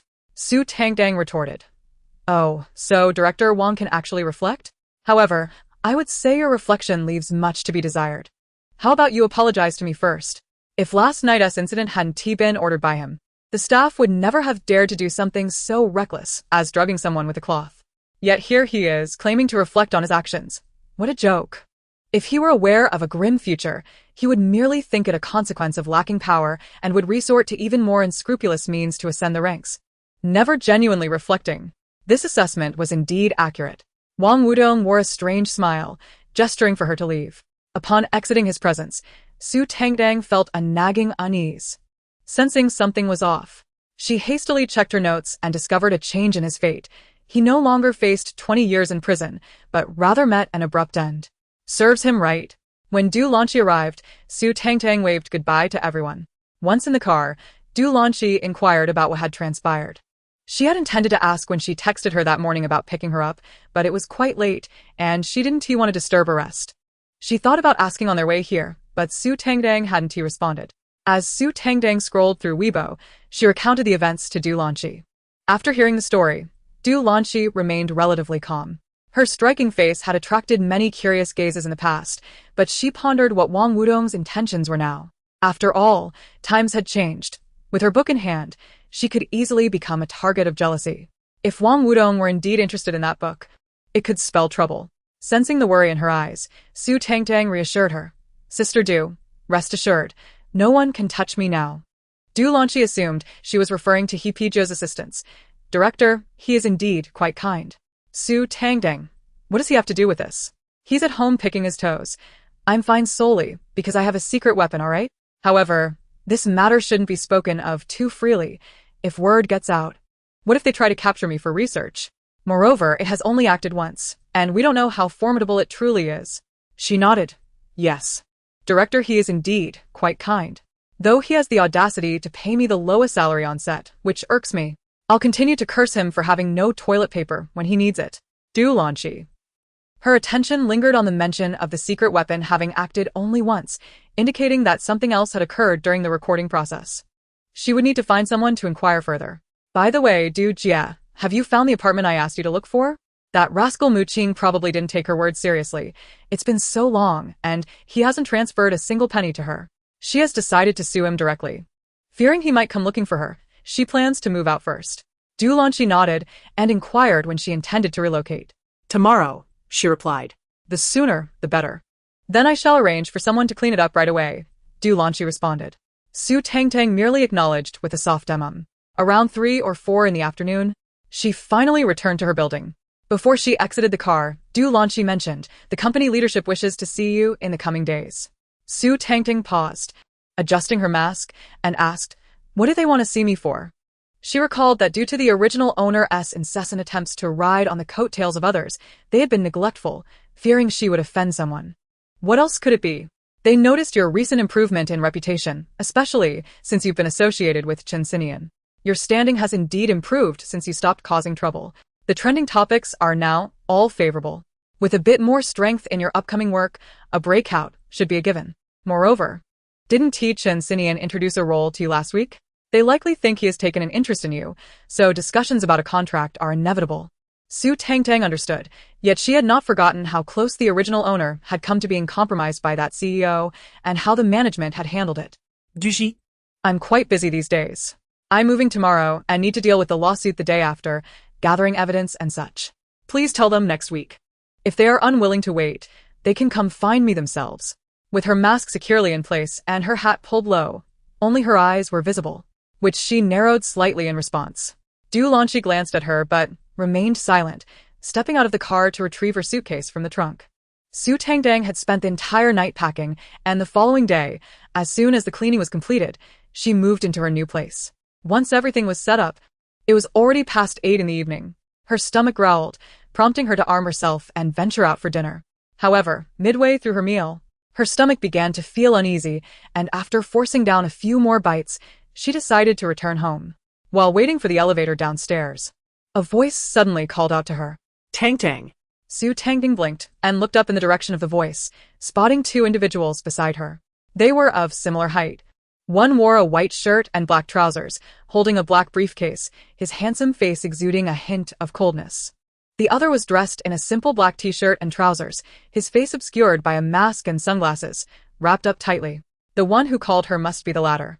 He seemed somewhat familiar, yet with his mask and sunglasses, Su Tangtang hesitated to make any assumptions.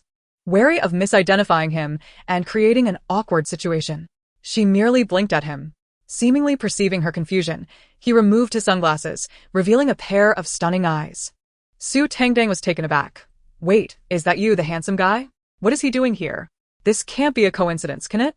As the elevator arrived, it was empty, and Su Tangtang stepped in first. Gu Yetian followed closely behind, possibly noticing her surprise. He offered an explanation. My friend lives here. I'm visiting him tonight for some drinks. The friend he mentioned maintained an expressionless demeanor, simply nodding at her. Su Tangtang returned the gesture and noticed the assortment of drinks he was carrying, both beer and red wine, prompting her to ask which floor they were headed to.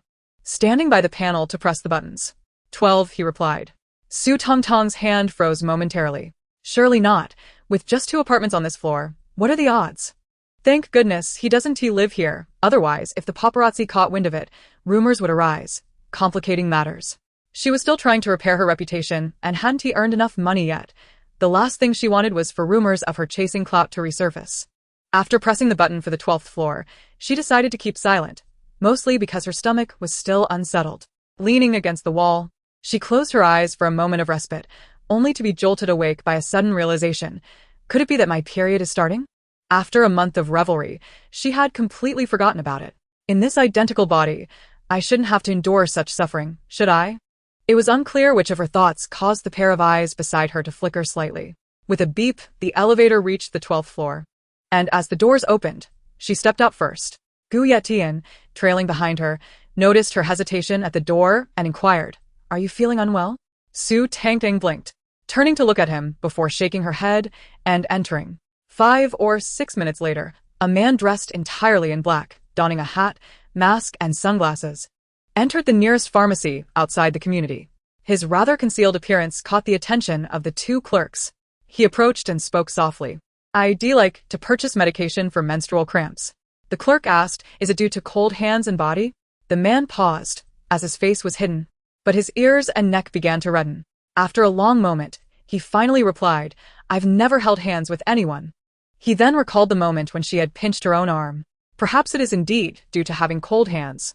He had forgotten that he had been too busy admiring her to notice. In any case, I'll buy them all. She can figure out how to use them herself. The clerk suddenly chuckled, teasing him, but he remained silent, hastily paid, and left. At the entrance, he rubbed his ear with one hand. After a quick trip to the supermarket, he returned to the 12th floor. Just as he raised his hand to knock on the door, it opened before him. Su Tangtang, fully armed and prepared to step out, halted abruptly upon seeing his raised hand. What is he doing here? Is he about to knock on my door? Is he inviting me to join him for drinks? He too seemed momentarily taken aback, and after a few seconds, he withdrew his hand and asked, Are you going out? Yes, to buy something, Su Tangtang replied, her mood not conducive to conversation.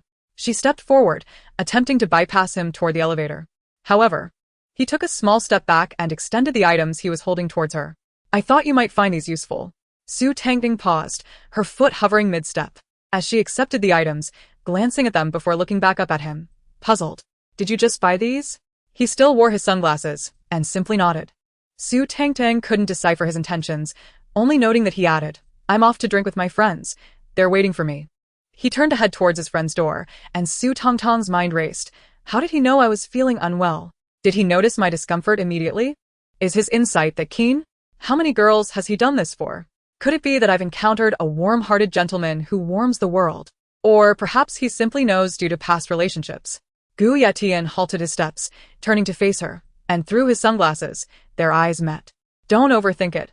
I merely noticed you looked unwell. My mother experiences similar issues. Also, this is my first time. Wait, what do you mean by first time? Why does this sound so peculiar? As question marks floated above Su Tangtang's head, he swiftly opened the door to his friend's abode and stepped inside.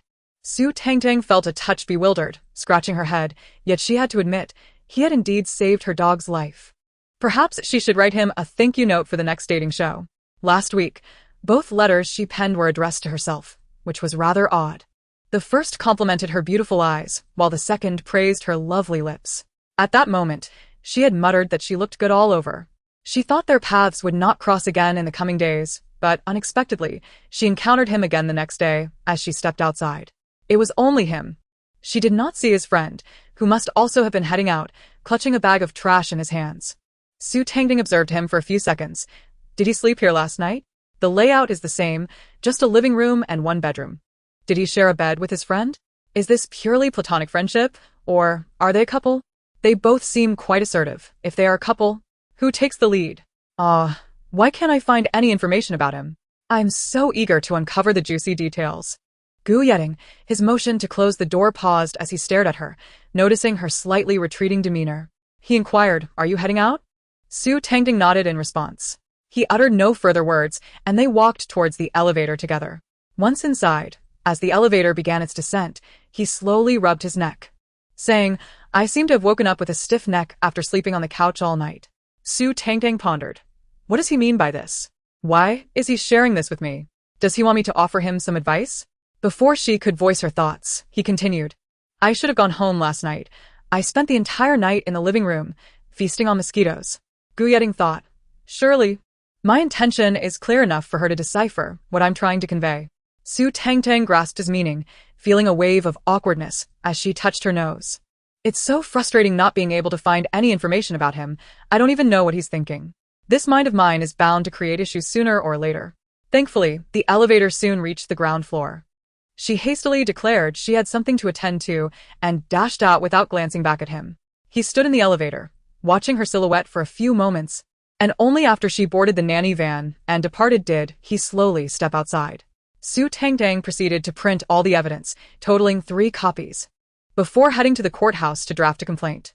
Given the substantial amount involved, she heeded the staff's advice and decided to hire a lawyer.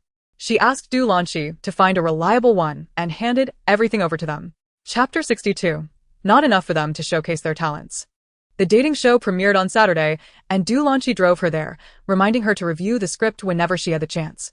As she was set to join the cast on the following Tuesday, Chen Xinyan's major lead role was about to commence filming, with her first scene scheduled for Wednesday. Su Tangtang offered her a reassuring glance. "Sister Du, to avoid you washing dishes everywhere in the future, I will definitely give it my all." Due to her recent move, she arrived earlier than usual. Upon her arrival, only Shui was present. To be honest, this lady was quite dedicated. She had never been late and was willing to go to great lengths for her career, even if it meant sacrificing her appearance. Of course, she had her limits. At the very least, she would never stoop to such acts as doing it for 3. However, that was a personal choice, one she didn't meddle in. As long as she took care of herself, that was sufficient. Since they were not well acquainted, she refrained from greeting Shui, who was busy tidying up her belongings. Soon, the others began to arrive as well. And Ruji had gifted her a handbag last week, and she had splurged to buy one for her in return. Little did she know that just as she unveiled her gift, and Ruji followed suit with another. "Tangtang, this is for you." Su Tangtang exclaimed, "Is this sister becoming addicted to gifting? And in front of the camera, no less. I can't afford to repay her that extravagantly." The funds from the dating show had yet to reach her, and the money from the drama was also pending. Currently, she only had the sum from Chen Xinyan, from which she had already given 30% to Sister Du. As for Lin Xuanrui's share, that would go through the company, following the contractual and tax processes. So it wouldn't arrive promptly either. She was still quite broke, with no spare cash to buy her friend an expensive handbag. Initially, and Ruji was all smiles. But upon hearing her words, the smile on her face faltered, and she hurriedly tucked the handbag away, vowing to gift it quietly in the future. Ultimately, it was her excitement that prompted her to buy a gift for someone she cherished. In her eyes, it was the most blissful act in the world. She hadn't anticipated it would cause her distress. Accepting the handbag she offered, Su Tangtang whispered her thanks. When they assembled on the ground floor, 3 fewer participants were present compared to the previous week. Chen Xinyan had voluntarily stepped back, as had Zheng Xinwei. As for the last one, Su Guanghao, his situation was indeed complicated. Despite his repeated assurances that his ex-girlfriend would not reveal anything about him, the production team decided against including him. After all, His ex had been a couples blogger for 7 years, and any photos of them together would likely surface, leading some viewers to dig into it. The dating show's reputation was currently excellent, and they had no intention of jeopardizing it for him. As they settled in the living room, Pijo spoke up. Due to certain reasons, as mentioned on Weibo, Chen Xinian, Su Guanghao, and Zheng Xinwei have withdrawn from our dating show. Consequently, we have 3 new guests joining us today. The swift acquisition of new guests was largely attributed to last week's incident involving Lu Fengbo. The live broadcast, which resulted in police involvement, had propelled their dating show into a week of unprecedented popularity. The edited videos from the main live stream shattered all historical records across the platform. Moreover, throughout the week, daily testimonies from others claiming to have experienced similar situations with Lu Fengbo emerged. The phrase "we are here for love" had consistently remained in the top 10 of trending searches in the entertainment sector.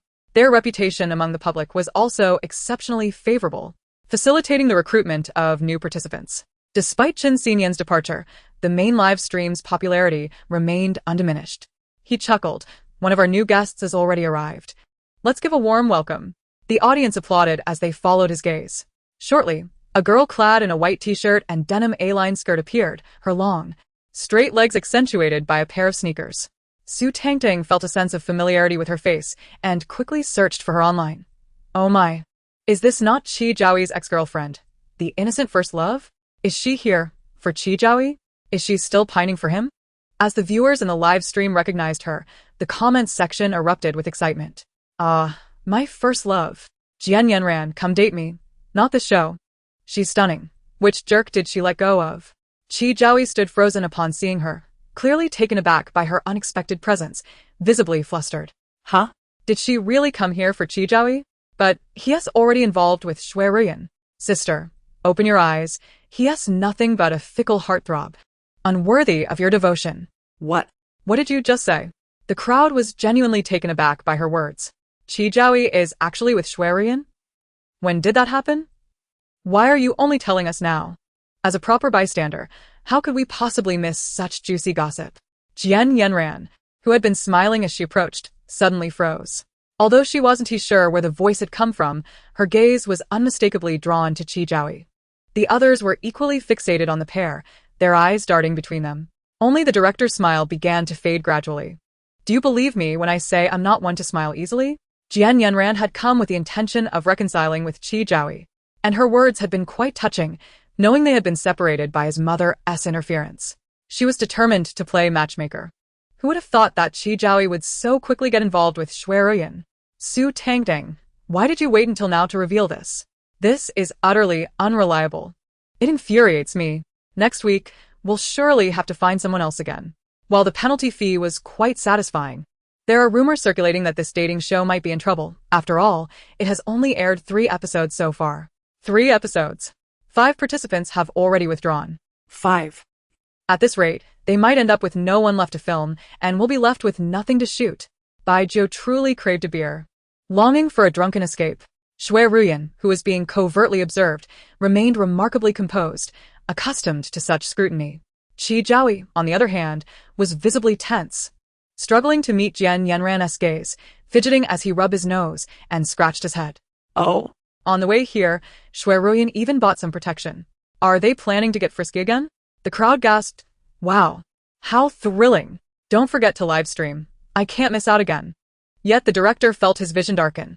What had this dating show turned into? Why did she buy not only protection but also mosquito repellent and floral water? I get it. They must be planning to have a wild rendezvous. They're really going all out. Neither the basement nor the rooftop seem sufficient for their escapades. The crowd cheered. Wow. They're so bold. Chapter 63. From now on, being a fan means being a dog. Shui herself felt the need to clarify that the mosquito repellent and floral water were merely props she had picked up to cover her tracks. They had nothing to do with any wild escapades. She had no idea how anyone could jump to such conclusions, not even herself. What was wrong with Yanran? Her expression seemed rather poor. Who was she looking at? Earlier, I saw some gossip accounts suggest she was participating in the dating show for someone. But I wonder who that someone is. At that moment, Jian Yanran's complexion had shifted from a deep frown to a pale hue. Fortunately, during the first live recording, her manager was present, quickly clearing his throat to catch her attention. She managed a strained smile and greeted everyone. Applause erupted once more. Su Tangtang's gaze shifted to her, noticing her bowing and laughing with others, so she returned to her corner, minding her own business. Another day of being a pretty vase. Time to indulge in gossip. Her fans seemed accustomed to this dynamic. Silence was acceptable as long as they could feast their eyes on her beauty. The others present perked up at this comment. After 2 episodes, they had grown used to multitasking, working while listening to her share juicy tidbits. Occasionally, they would find themselves momentarily stunned. The last time I saw Ruyin and Qiao together, I was called away for beer and completely forgot about it when I returned. Let me see. Although Ruyin has appeared in numerous dramas, she hasn't acted in any films yet.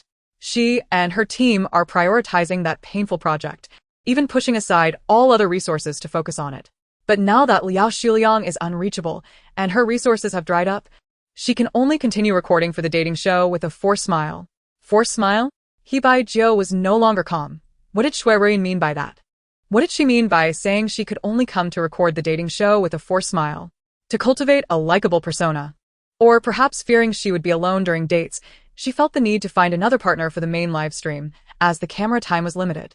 Out of the 5 gentlemen on the dating show, it's known that Chen Xinian is withdrawing, and Su Guanghao is likely to be persuaded to leave, leaving only 3.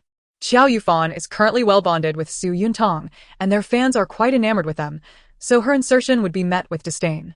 Oh. She had previously approached Gu Yeting, but that handsome fellow didn't even spare her a glance, ha ha ha. Qi Jiaoyi turned out to be her last resort, and he was overjoyed, thinking he had snagged a major star. The crowd immediately glanced over at Qi Jiaoyi, whose expression had darkened considerably. Ruyin had clearly indicated that she had previously shown interest in him, and her involvement with Liao Shuliang was merely for resources. Initially, he hadn't believed it. But after she tearfully professed her feelings, he had been swayed, especially after Su Tangtang remarked on her determination for resources. Now, to hear that it was all a ruse? What man could accept being someone else's last resort? This coupling was not meant to be. Yet soon, his manager sent him a message urging him to interact with Ruyin, reminding him of their heartwarming breakfast scene that had garnered plenty of CP fans and 2 trending topics. Now was the perfect moment to expand this fanbase. If they successfully held hands in the future, it would be splendid. If not, purifying the CP fanbase would still be advantageous for him. Perhaps aware of this, or perhaps confident in her own influence, Ruyin remained unfazed, even when her ploy was uncovered. Yanran kept a close watch on Qi Jiaoyi. Noting the myriad changes in his expression, she suddenly felt that this man was quite disappointing. She had pursued this idol for 8 years, even before entering the industry. Even during their breakup, he had insisted it was his fault, shouldering all the blame, which was why she still found it hard to let go. 8 years of youth wasted. From this point forward, being a fan means being a dog. She averted her gaze, looking towards her manager. Perhaps seeing the glimmer of tears in her eyes, her manager sighed. He had sensed from the very beginning that Qi Jiaoyi was not a suitable match for her. Especially considering that he has a mother who, during their courtship, he visited so many times that he could hardly count them on both hands. Their conversations revolved solely around extolling her son's virtues, asserting that it was a great fortune for her to be with him. The reason for pressuring them to part ways with money was absurdly based on her dancing alongside a male co-star, accusing her of not adhering to the virtues of a devoted partner. Even the deepest love could not withstand such indignation. Yet, who could have anticipated that Qi Jiaoyi, so adept at navigating such situations, would shoulder all the blame, ensuring that she could never quite forget him? Now, with the truth finally surfacing, she could clearly perceive his true nature. Upon discovering from the director that it was Su Tangtang who had brought this to light, her agent could not help but cast a grateful glance her way. May good fortune accompany her throughout her life. Unbeknownst to Su Tangtang, she continued to delve into her gossip. Liao Su Liang is such a scoundrel. He sleeps with someone and then vanishes. I hope Ruyin hasn't lost that painkiller. This statement caused Ruyin, who had been maintaining her composure, to freeze momentarily. Curiosity swept through the others. If that were true, wouldn't Ruyin be at a disadvantage? Having been taken advantage of, she had also willingly relinquished her existing resources. Speak up. We want to hear. Ah. The group's eyes brightened instantly. Here it comes. And Ruji even raised her hand to turn Yanran's head back, exclaiming that a vile man could not possibly be as appealing as the gossip. Has Liao Su Liang turned over a new leaf? Ah? The crowd was momentarily taken aback. Weren't they discussing whether Yin could obtain the painkiller? What did his reformation have to do with it? Wait a moment. Who are you saying has turned over a new leaf? That Liao Su Liang who is causing trouble with his father's mistress? Wow, is that true? Yin's heart was tossed between hope and despair, believing she was about to uncover the truth, only to feel it plummet once again. Can I cease to trouble you in the future? Can you just provide me with some answers? I merely want a resolution. Oh. After his father realized that his actions led to the demise of his wife and brother-in-law, he fell into despair. Competitors, having learned of the situation, seized the opportunity, plunging the Liao family into crisis. In need of funds, Liao Su Liang agreed to an arranged marriage, promising to behave himself in the future. As her words settled, Yin's heart sank further. If that were the case, then the film was essentially. Her fingernails dug deeply into her thigh. The others seemed to grasp this implication as well, casting sympathetic glances her way. Although they did not comprehend her actions, it appeared that she was indeed the one suffering a loss in this matter. However, Su Tangtang's next remark caused everyone to lift their heads in unison. Chapter 64. Desiring the position near the beer. Did Yin manage to secure that painkiller? Is she going to withdraw next episode? He Pai Jiao. Another one is about to leave? Oh no, that's not right. She's suffering, so I certainly do not wish to keep her. She should pay a larger penalty. Let her face the consequences. Of course, Yin was the one most delighted. After her moment of joy, she regarded Su Tangtang with a complex expression. Oblivious to the undercurrents, Su Tangtang continued to sift through the gossip. It seems Liao Su Liang is quite generous towards his romantic interests. The company must be in dire straits. Yet he still managed to secure that painkiller for her. Oh, so he is worried that once his engagement with the matrimonial partner is made public, Yin might cause a scene? Those others have been dismissed cleanly. Only Yin remains. Yin, however, was indifferent to the reasons. As long as she obtained what she desired, she continued to look at Su Tangtang with a complicated gaze. Once Su Tangtang finished this piece of gossip, she closed her book, intending to discreetly scan the room for anyone who might notice her idling. If no one did, she could continue. She hadn't even searched for Ran yet. Surely, there must be more than just this gossip about Qiao Yufan, right? However, as she lifted her gaze, she locked eyes with Yin, causing alarm bells to ring in her mind. What is this little green tea up to? Sister, don't you know I specialize in handling you? Yin. She awkwardly shifted her gaze elsewhere, noticing that no one besides her was fixated on her, and that the director was absorbed in a stack of papers. Su Tangtang breathed a sigh of relief. As long as no one notices me slacking off, that's all that matters. She wanted to search for Ran's name again, but just then, the director announced that lunch had been prepared for them, inviting them to the courtyard to enjoy. Su Tangtang chose a spot on the edge, farthest from the main broadcast camera, seated beside Ru Ji, with Gu Yiting across from her. A glance up reveals a handsome man. Today I shall indulge in an extra 2 bowls of rice. Not noticing the smile on the man's face across from her, she turned eagerly to He Pai Jiao. What is taking so long? Hurry up and serve the food. He Pai Jiao coughed, waving for the food to be brought out while stating, Today's meal is Western cuisine. It's not overly complicated. This is already the 3rd episode, and aside from Ran, who has just arrived, I trust you are all familiar with one another. Let us discuss the trending topic of E-people and I-people, sharing your impressions of one another. The group responded in unison, good. Su Tangtang, good, this steak smells delicious. Can I have an extra piece? The others. Yin, sitting far removed from her, pondered for a moment, took a deep breath, and retrieved her own serving. Su Tangtang, in a state of bewilderment, thought, I knew that little green tea was up to no good, sending me her portion while ensuring she had none for herself, hoping her fans would rush over to berate me. She hurriedly voiced her refusal. Yin. If she doesn't eat it, so be it. She left. At that moment, the bullet comments had already begun discussing who was an E person and who was an I person, faster than they were. Seeing that the others had started chatting, Su Tangtang quickly pulled out more gossip. She sliced her steak while reading. What the hell? The exclamation caused the conversing group to pause for 2 to 3 seconds. A juicy tidbit? Whose? Ran is actually a young lady from a wealthy family. There are so many wealthy individuals in the world. What does it matter if there's one more? What? The crowd, drawn by the sound, turned their attention toward Ran. She had not anticipated that her own gossip would reach her ears, resulting in a sheepish smile. What will Qiao Yufan think upon discovering this? He must be regretting it to the core. This is a true young lady. A young lady with her own capital. With Yufan set to withdraw next episode, his fantasies of a CP will be dashed, gaining nothing in return. Can his team's marketing compare to Yufan's? After all, she has had every male actor she has worked with apologize publicly. Hey? Will he pursue Jian Ran again? What if Jian Ran's love-struck brain kicks in and she agrees? Upon hearing this, the agent's heart leapt into her throat. Surely not. May good fortune accompany her throughout her life. Quickly tell me what happens next. Could it be that she has truly succumbed to the whims of love? It seemed that everyone's attention was diverted towards Su Tangtang, leaving no one to notice the cold smirk curling upon Jian Ran's lips. Wow. The agent, tense with anticipation, had her ears perked as if she longed to perch herself upon Su Tangtang's lap just to hear more. The Jian family is rife with drama.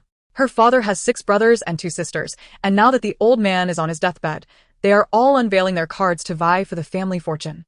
But they are blissfully unaware that the old man is merely feigning illness. Haha. He only desires another morsel to eat, but the old lady won't oblige. Hence this charade. Who would have thought their actions would be so swift? Upon receiving veiled messages, they each sprang into action, prompting the old man to continue the ruse and observe their every move. Jian Ran. She had just visited her grandfather that morning, who was still spitting up blood. He's pretending. The agent interjected. Who cares about that? Quickly tell me if she has indeed fallen into the throes of love. I wish to hear this. Wait a moment.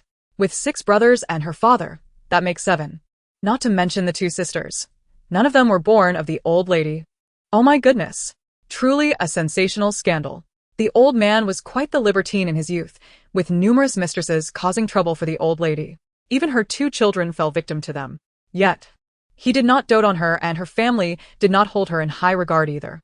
Not to mention, during that era, divorce was hardly feasible. With both families intertwined in interests, they were forbidden to separate. She had no choice but to endure, watching one illegitimate child after another being brought into the fold. It was only when he reached his 50s or 60s, unable to maintain his philandering ways, that he remembered the virtues of his wife and returned home to become the exemplary husband everyone praised. Su Tangtang was utterly disgusted, taking a large gulp of her drink. The others were equally taken aback by such outrageous revelations. Was this how large families operated? What happened next? Surely the old lady, having endured for so long, would soon strike back, right? What are you drinking? Speak quickly. The news of the old man's critical condition was leaked by the old lady, allowing the old man to remain inactive and continue his pretense of illness, all part of her scheme to watch her own sons tear each other apart for the inheritance. Oh dear. 2 of them have already crossed legal boundaries. 10 years in prison is a certainty. Jian Ran clenched her hands. Could it possibly be her father? This could not wait. She hastily rose to make a phone call. Because of this, she missed Su Tangtang's subsequent remark. Has the old man truly been driven to the brink of death? Is he soon to depart from this world? Upon her return, she appeared relieved, while the others had already begun discussing Su Tangtang. It was difficult to assess her. To label her as an introvert would be misleading, as she seemed outwardly quiet and spoke not a word, yet internally, she was quite wild. They ultimately decided to categorize her based on her exterior, deeming her an extrovert. Su Tangtang nodded obediently. Yes, I also believe I am an extrovert. Nonsense. I am exceedingly extroverted, so much so that I desire to occupy the spot reserved for beer. Hichijo. Chapter 65. Thus and so again. Su Tangtang felt a peculiar gaze from Hichijo, one that persisted from the meal until they entered the room, an unsettling sensation. This director, surely he hasn't done anything to wrong me? Cough, cough, cough. Hichijo coughed vehemently. What are you babbling about? Such words are easily misconstrued, do you not realize? Su Tangtang was oblivious. She believed his expression was indicative of some secret affair, prompting her to search his name.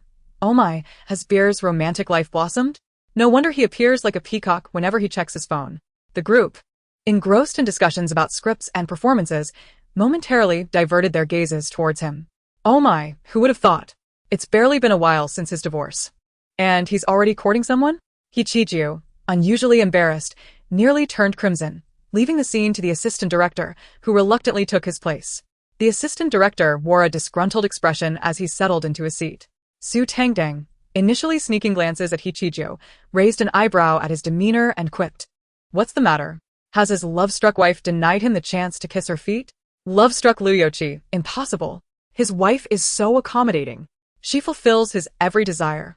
Yes, you. They spent 5 days in bliss.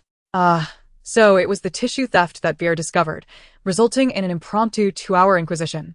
Just as Hichijio was making his escape towards the door, he hurriedly returned, exasperated. Are they truly so idle as to plot against my position? He fixed his gaze intently on the assistant director. I am curious to see how you plan to usurp my role. The assistant director ignored him, continuing to formulate his plans right before Hichijio's eyes. Wow, it's been 5 years since his daughter was born, and Beer is still playing the innocent. Let me see. The object of interest is his daughter's kindergarten teacher, whom he met while dropping her off.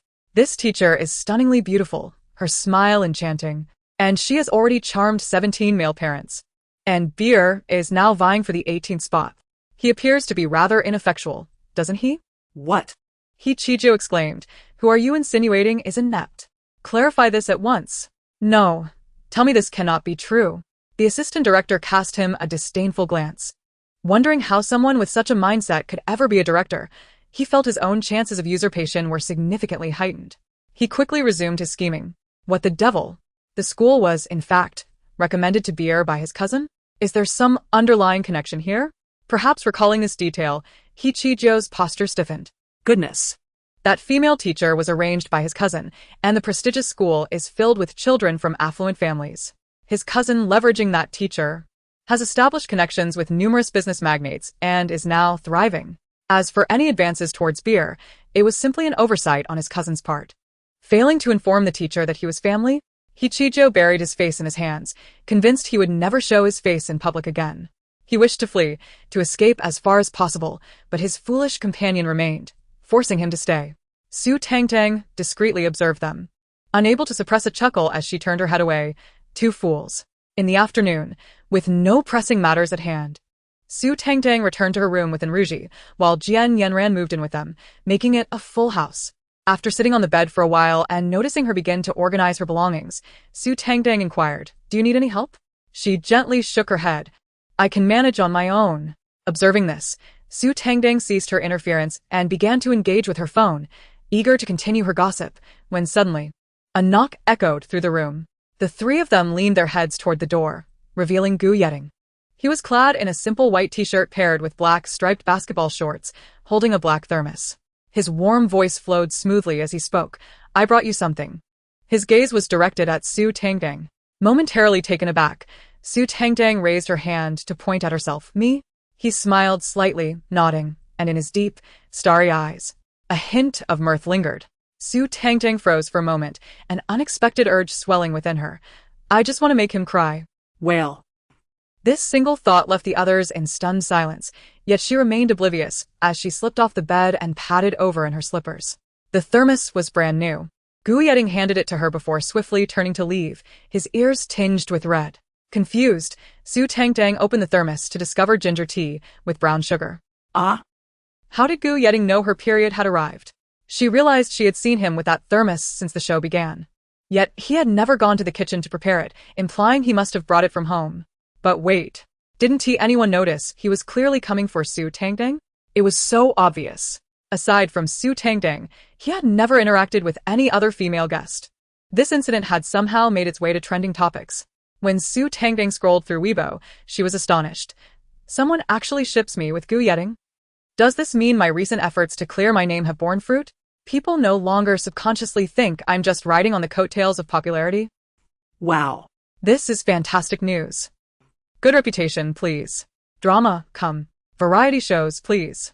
Money, flow in from all directions. Excitedly, she set a goal in her notes to earn several billion this year. However, once she stepped away from her phone, she promptly forgot about it and dived into her book. Oh my, Qi Jiaoyi has brought Shui into the rooftop, asking her to continue with their CP antics. Knowing she is about to land the lead role in that painful film, he even suggested she include him, or else he would expose their past to the internet. The crowd gasped. Goodness. This plot twist is exhilarating. What will Shui do? Hurry, tell us. Even the director downstairs, feeling somewhat embarrassed, along with the various assistant directors, couldn't resist sneaking upstairs upon overhearing the commotion. Naturally, Shui refused. Though the male lead of that painful film hasn't been announced yet, she has already gathered some intel, and he is superior in every aspect compared to Qi Jiaoyi. She even plans to promote herself alongside him. This is her first film, and her future in the industry hinges on it. She cannot afford any missteps. Not to mention, whether Qi Jiaoyi can act is questionable, and even the CP angle is a no-go. She declared if Qi Jiaoyi spreads false rumors online, she will sue him for defamation. Chapter 66. It turns out to be a Porsche. In any case, there is no evidence. The entire villa likely has surveillance only at the staircase entrance, capturing them going up to the rooftop. But so what? She could easily claim they were merely stargazing. Qi Jiaoyi, observing her composed demeanor, inhaled deeply but couldn't help himself and slapped her. Oh my, he hit her. Quick, quick, I want to see the excitement. She sprang up from the bed, swiftly putting on her slippers. I was just thinking why Shuiruyan's little green tea life seems to be in peril. It turns out to be a Porsche. The others? Well, that interpretation doesn't seem entirely wrong. Just file a lawsuit, and the money will come. And then the Porsche will follow. Seeing her dash out in her slippers, and Ruji quickly pulled Yanran along. How could the excitement be complete without her? However, the moment the three reached the door, they were halted by the director and assistant director, who had just climbed up, instructing them to stay in the room, close the door and not wander out. Su Tangtang nearly lost her composure, rolling her eyes dramatically, but thankfully, she managed to restrain herself. In her mind, she drew circles around them. Two cunning foxes, always stirring up trouble just when I'm about to witness the most thrilling moments. I cursed them for 7 seconds. Hejo felt unfairly treated, as he too wanted to join in on the fun, but the person beside him punched him, and if this curse were to manifest, it would surely fall upon him. Lu Youqi maintained a poker face, chuckling, rebound. Wow, wow, wow. Qi Jiaoyi is still not satisfied. Shuiruyan had a huge chunk of her hair pulled out. She won't end up bald, will she? She quickly raised her hand to touch her own hair. Thank goodness it's not me. Now, not only has she secured the Porsche, but also a small villa. I'm so envious. Sob, sob, sob. The others, mirroring her actions, instinctively touched their heads. Imagining the pain of losing such a significant amount of hair, it was enough to make their scalps tingle. Indeed, acquiring that Porsche and villa was not an easy feat. Qi Jiaoyi, that man is quite something. He actually hit a woman. Although Shuiruyan initiated the altercation, he clearly enjoyed it and was reveling in it. Why was he justified in resorting to violence? Everyone nodded in agreement. Exactly. You were enjoying it too. Moreover, Shuiruyan's film career is built on her own merits with Liao Xuliang, and she even promised to woo his father. It has nothing to do with you, Qi Jiaoyi. Why should she have to include you? The crowd continued. Exactly. If you're so capable, why not try to sleep with someone too? Miss, keep your eyes wide open. She stealthily glanced at Jian Yanran. I need to devise a plan to help her see Qi Jiaoyi's true colors. Otherwise, she might end up losing everything, though it seems she is already on that path. Jian Yanran. What do you mean? What do you mean by already on that path? Clarify that for me. I clearly have no interest in him. I just think he is beneath me. Su Tangtang continued. It's all the fault of those two cunning foxes. They could have just let me go see the excitement, and when things escalate, the young lady will definitely find out. What should we do now? I need to come up with a plan. My scalp is itching. Those two cunning foxes. Heju lowered his hand, which had been touching his head, as if realizing they had forgotten something. Turning to Lu Youqi beside him, he instantly grasped the meaning in the other's eyes. Oh no. Those two on the rooftop are fighting. They're not still at it, are they? They hurriedly raced up the stairs. When the second new guest arrived at the villa entrance that day, they were met with the sight of the production team shoving two heavily bundled individuals into an ambulance. He was utterly bewildered. Standing there for a while, he couldn't comprehend what had transpired and rushed to inquire with the assistant director who was about to enter. The director had followed the ambulance, leaving him behind to watch. The assistant director glanced at him, pausing. When did you arrive? The other replied, I had a meeting. I saw you and the director were busy, so I didn't want to interrupt. The assistant director remained silent, ushering him inside while instructing the crew to summon everyone else in the room. Everything that had transpired was done to evade the cameras.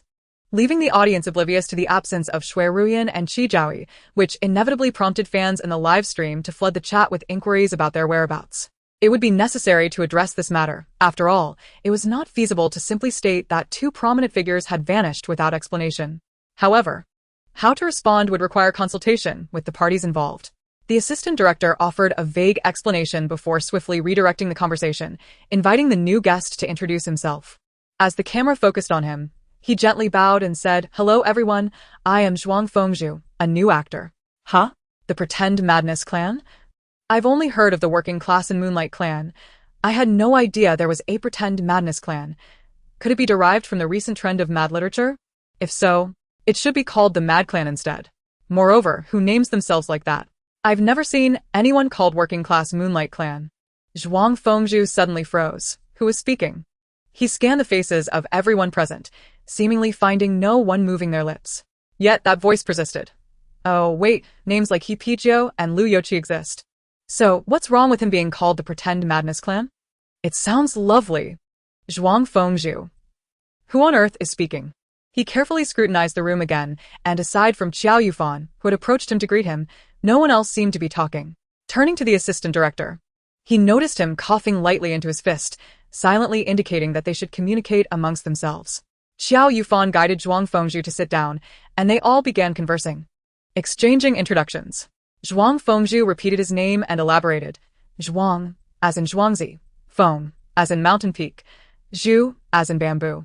As soon as he finished, he unexpectedly heard that voice again. Oh, so that's what the three characters are. Indeed, it's more melodious than He Pizhou and Lu Youqi. With He Pizhou absent, Lu Youqi's lips twitched slightly. Zhuang Fengzhu scanned the group once more and noticed that they seemed to have heard the comment. Two of them even smiled at him, while one remained nestled in the corner of the sofa, not looking his way. Could it be her? When Enruji introduced her, she finally glanced over, her eyes curving into a smile that revealed 8 pearly teeth.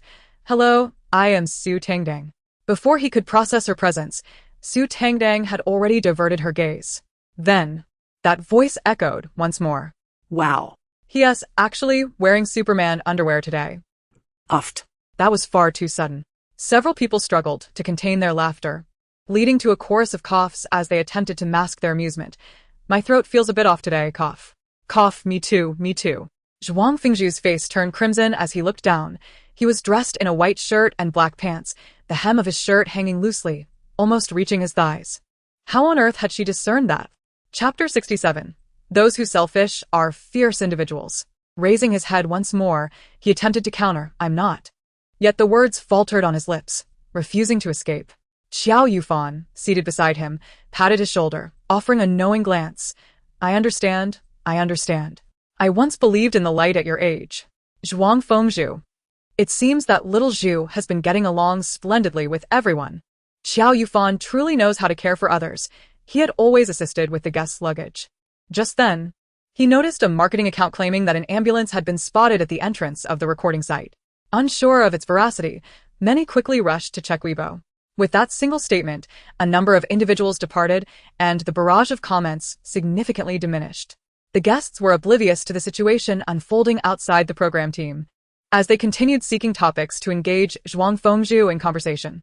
Naturally, their attention was predominantly directed towards Su Tangtang. How long had it been? What about the follow-up? The fact that he adored wearing Superman underwear was left unresolved. We refuse to believe it. Su Tangtang, do your job quickly. Su Tangtang, scratching her face in confusion, wondered aloud, why does he have to buy a size smaller for his underwear? Doesn't he find it constricting? Could it be? She cast a furtive glance at Zhuang Fengzhu. Does he just enjoy that snug fit? Oh, how intriguing. Zhuang Fengzhu's face nearly touched the ground in embarrassment. How did she even know that? And the others seemed unfazed. Why? Others chimed in. Oh, how intriguing. Who would have guessed, little brother, that you have a penchant for such styles? His family seems to have quite a remarkable background, doesn't it? Everyone, HM? How remarkable. Please elaborate. His mother married a fishmonger, and his father married a fishmonger as well. After having him, the three of them opened a new shop to continue selling fish. Ah. Indeed, those who sell fish are fierce individuals. What? What does that even mean? The group was left in a state of confusion over this complicated relationship. What did it mean for his mother to marry a fishmonger? And for his father to wed a fishmonger? They weren't fishmongers, were they? Wait a moment. Hiss. It seemed to make a bit of sense. Let me see. What exactly is happening? His mother, after marrying her previous fishmonger husband, lived in great unhappiness, enduring physical abuse and scorn from her mother-in-law for not fulfilling household duties properly. His father, having married the former wife of a fishmonger, faced similar issues with a domineering wife who often humiliated him in public, compounded by a mother-in-law who incessantly criticized his lack of ambition. Thus, in one household, the wounded sister-in-law and the injured brother-in-law joined forces to escape, eventually settling in a new location where they made a living selling fish, giving birth to the adorable Zhuang Fengzhu. The group. Wow. That is indeed impressive. They initially thought it was merely a case of infidelity. Little did they know it involved a sister-in-law and brother-in-law. Zhuang Fengzhu's head drooped even lower. He was well aware of these matters, as his parents had never concealed them from him. He had been present during discussions about their divorces with their previous partners. After all, their situation was quite intricate. Both parties had to finalize their divorces before they could remarry, lest they commit bigamy. His parents had treated him exceptionally well, raising him with care. He never regarded this as a shameful subject. Instead, he admired their courage and their ability to resist and escape. Thus, his head hung lower not due to the revelation of his family's history, but rather because of the endearing term adorable, which, for some reason, made the collar of his shirt feel cool against his back. The assistant director, who had just settled into a seat, wore a beaming smile, thinking to himself, look, I've just taken this position, and already I've encountered a gem. Su Tangtang even calls him adorable. I absolutely must not falter. Fixed guest one, huh? He actually came for Yuntang? Upon uttering this, everyone's gaze shifted towards Su Yuntang, who, taken aback, realized that after consuming gossip for so long, it had finally turned to her. She scrutinized Zhuang Fengzhu for a while, concluding that she likely did not know him. Meanwhile, aside from her, Qiao Yufan's reaction was the most pronounced. He was currently engaged in a CP pairing with Su Yuntang. If this fellow had indeed come for Su Yuntang, then wouldn't he that mean? Oh no! A love rival. He hastily retracted the hand that had been resting on the other's shoulder, realizing with dismay that he had been so intimately close to a rival for an extended period. Damn. He felt an overwhelming urge to sever that hand. At that moment, the conversation had shifted to whom Zhuang Fengzhu found most appealing among the female guests present. In a voice barely above a whisper, he confessed, Senior Yuntang. I'm her fan. I've admired her since high school. Qiao Yufan retorted mercilessly. She certainly doesn't fancy you, you smelly little brother. And you're still the one who loves wearing Superman underwear. Zhuang Fengzhu. That's hilarious. Upon learning of Zhuang Fengzhu's interest in Su Yuntang, Qiao Yufan's expression transformed in an instant. Isn't calling him a smelly little brother a bit impolite? Who cares? Two men vying for one woman. It's delightful. Let it unfold. Sensing the underlying tension, Zhuang Fengzhu immediately cast a wounded glance at Su Yuntang. Unaccustomed to such circumstances, Su Yuntang cleared her throat, wishing to offer some words of comfort, but Su Tangtang's voice interjected first, having presumably caught wind of Qiao Yufan's remarks. TSK. What's wrong with being a smelly little brother? At least he is cleaner and taller than you. Qiao Yufan. Stunned, he paused for 2 seconds before exclaiming, I don't believe it. Su Tangtang, clarify your words. I remember seeing somewhere that Qiao Yufan is quite well endowed, another chimed in. A few centimeters? Forget it. That's not important. After searching for a while and finding nothing, Su Tangtang conceded defeat. Qiao Yufan, what do you mean it's not important? Tell everyone about my 16. Su Tangtang was oblivious, as she encouraged Zhuang Fengzhu, little brother, go for it. I've never liked him. Yuntang is gentle and beautiful, an intellectual powerhouse. And most importantly, she has never dated, a perfect canvas without blemish. Even her parents were each other's first loves, a blissful family. How could that dog Qiao Yufan be worthy of her? When she initially searched for Su Yuntang's name and saw her walking alongside Qiao Yufan, she was infuriated. Even now, after 3 episodes, she had yet to view them again. With the arrival of a new love variety show centering around Su Yuntang's little brother, she felt compelled to witness this drama of 2 men competing for one woman. She relished it.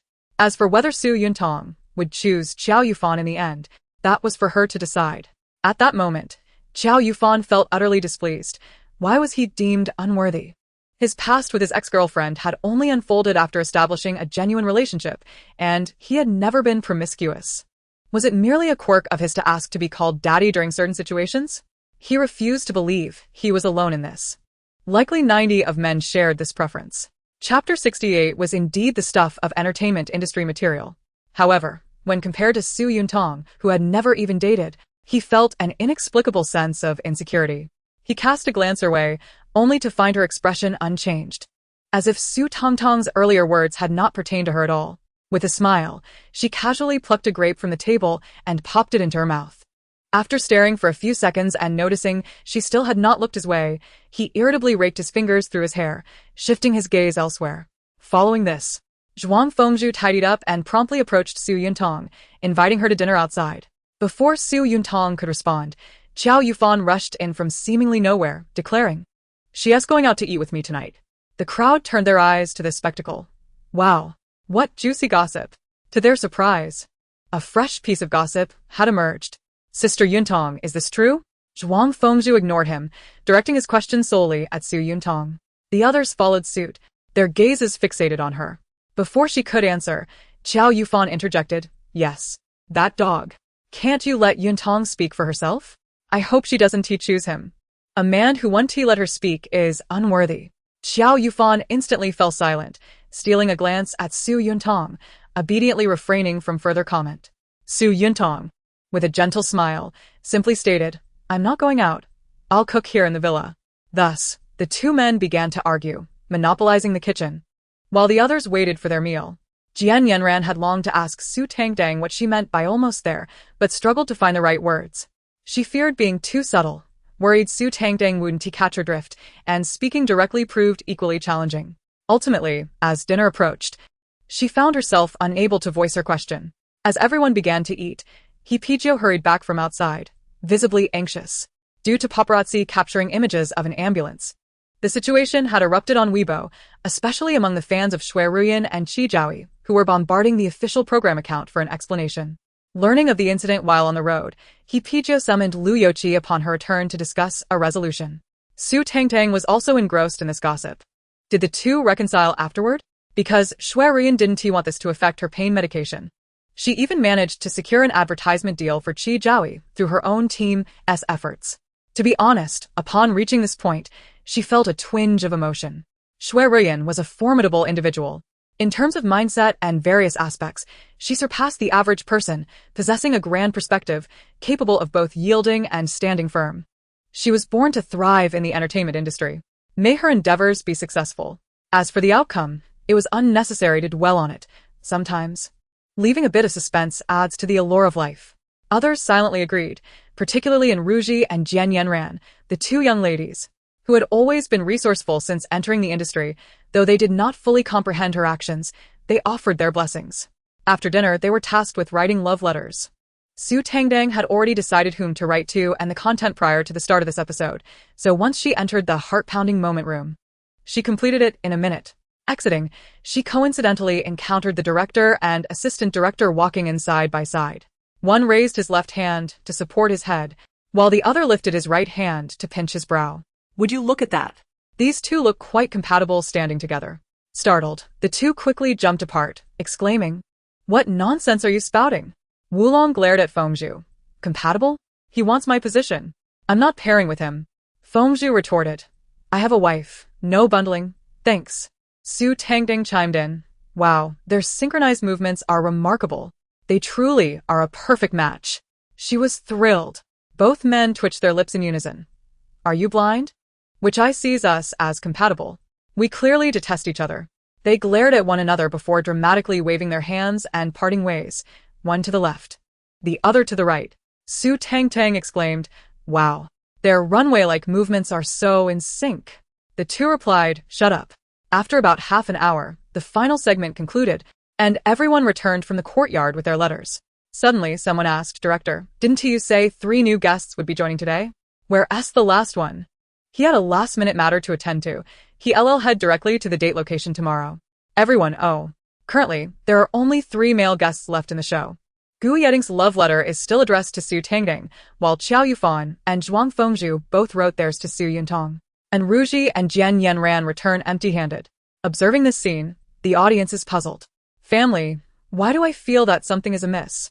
If this were before the show aired, I would never have imagined Ruji would return empty-handed so many times. You just realized? When Chun Sinian, Su Guanghao, and Zheng Xinwei announced their exit together. I sensed something was off. Count them. From the premiere to now, it's only the 3rd episode, and 5 people have changed. 5. Shui Ruyan and Qi Zhao have also posted on social media, although they haven't officially withdrawn, just citing health reasons for hospitalization. Yet. I have this ominous feeling they might also bow out. No worries, as long as my Yunfan CP remains intact, Qiao Yufan and Su Yuntong, go for it. Please disregard my well-being. Their sweetness is overwhelming. Back in the room, and Ruji discusses who will shower first. Su Tangtang insists they go ahead, while she sits aside, unsealing the letter in her hand. It simply reads, "Your nose is beautiful." Haha, I'm dying of laughter. Gu Yeding must be planning to compliment her face thoroughly. I think it's likely. Guess what the next compliment will be? I bet it's about her ears. Then I wager it's about her eyebrows. Upon reading those 4 words, Su Tangtang's lips twitch slightly in confusion. This person can't possibly intend to praise my face endlessly, right? The person in question hears this, coughs lightly into his fist, and leisurely opens the first letter addressed to him, which bears the familiar words, "Your eyes are beautiful." His clear, cold gaze, akin to a winter lake, begins to warm, gradually melting the ice and snow, infused with a hint of mirth. The audience exclaims, 6. Are you two playing with me? Suddenly, a term springs to mind, elementary school romance, covering their faces in embarrassment. The next day during the date, to maintain the excitement in the live broadcast room, the director has devised a thrilling new game, allowing them to draw lots to determine today's date partners. This means anyone could potentially be paired together. Following the draw, none are aware of whom they will be with, they are simply whisked off to the date location. The new male guest will also be waiting at the venue for the female guest he draws.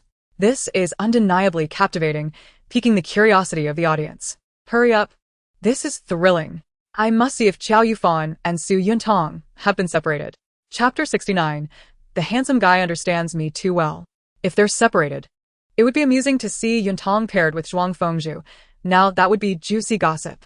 Everyone gathers their draw results and boards the sponsor's car to head out. Su Tangtang's date location is a cat cafe. Upon arriving at the entrance, before even stepping inside, they overhear the owner addressing the cats. The customers just want to pet you. They have no other special requests. Why are you all hiding? How am I supposed to run my business? They've paid. You need to give them the impression that you like them. Go ahead and rub against them. Who knows? They might just decide to take you home. Su Tangtang exclaims, "Haha, if I hadn't seen those cats, I would have called the police." Just as she is about to get angry, she looks at the training object and finds herself in complete agreement with the owner's words, bursting into laughter. As she steps through the door, a welcoming chime rings out, and the owner finishes his lecture, turning to see them. Upon recognizing them, he nods and pats the nearest cat's head. "Go on. Our guests for today have arrived. This is a big client. Make sure to treat them well, or there will be extra tasks tonight." Big client, Su Tangtang. In just 2 or 3 minutes, her date arrives, dressed like a flamboyant peacock, Qiao Yufan. Upon seeing each other, they both wear nearly identical expressions of distaste. "Why are you here?" Su Tangtang, petting a cat. "Thanks. I hope Yuntong isn't paired with Zhuang Fengzhu. That would be too coincidental." Qiao Yufan. "What kind of coincidence is that? Yuntong is my CP. She is supposed to be with me." He quickly pulls out his phone to check Su Yuntong's live stream, only to find it is indeed Zhuang Fengzhu. He turns to leave, but 2 steps in, he's stopped by the PD, who informs him they have a secret mission to complete before they can leave. Su Tangtang also realizes that Su Yuntong and Zhuang Fengzhu are indeed paired together. While playing with the cats, she nearly loses her composure, hastily lowering her head to conceal her expression. The thrill of gossip doubles the joy, indulging in the spectacle revitalizes the spirit, and shipping CP combines the essence of both, offering a sweet illusion of romance. Uncertain how others engage in shipping CP, she currently feels like an ageless immortal in a state of bliss. "Let me see what those two are up to right now, he. Qiao Yufan." He interrupts her inner musings, asking the PD what their secret mission entails. The PD hands each of them a task card. Su Tangtang glances at hers, Find the gift prepared by the production team for your date partner. Hint. Clean and refreshing. Qiao Yufan reads his card and asks, does it count only if both find a gift? The PD shakes his head. Qiao Yufan quickly sets off, while Su Tangtang leisurely continues to play with the cats. Upon hearing the owner mention that all 12 cats are male, she exclaims, oh, this is the first time I've ever been surrounded by so many handsome male cats. If only they were male models. My mother has a daughter. My father has a daughter, my grandfather has a granddaughter, my grandmother has a granddaughter, my aunt has a niece, my uncle has a niece, my brother has a sister, my younger brother has a sister, and the rest are for the future mother of my children and my future husband's wife. Qiao Yufan. PD. After about half an hour, once Qiao Yufan finds the bracelet hinted at in his task card and slips away, she begins her own quest. Her task is not particularly challenging. The production team has recently started a campaign for a razor advertisement. Without needing to search her memory, she already knows what to find. The cat cafe isn't very large, and within a few minutes, she secures the razor and heads back. However, upon exiting, she unexpectedly encounters Gu Yeding. He wears a mask and is followed by the PD and a cameraman. Upon seeing her, he suddenly halts, concealing the flower in his left hand. Before inquiring, have you completed your task? Su Tangtang nods, glancing at the razor in her hand, and casually hands it to him. Here. This is for you. Rather than returning it to that scoundrel Qiao Yufan, it's better to resolve it now. Though I wonder if this is permissible. She glances back at the PD, who remains silent, directly placing the razor into Gu Yeding's free hand.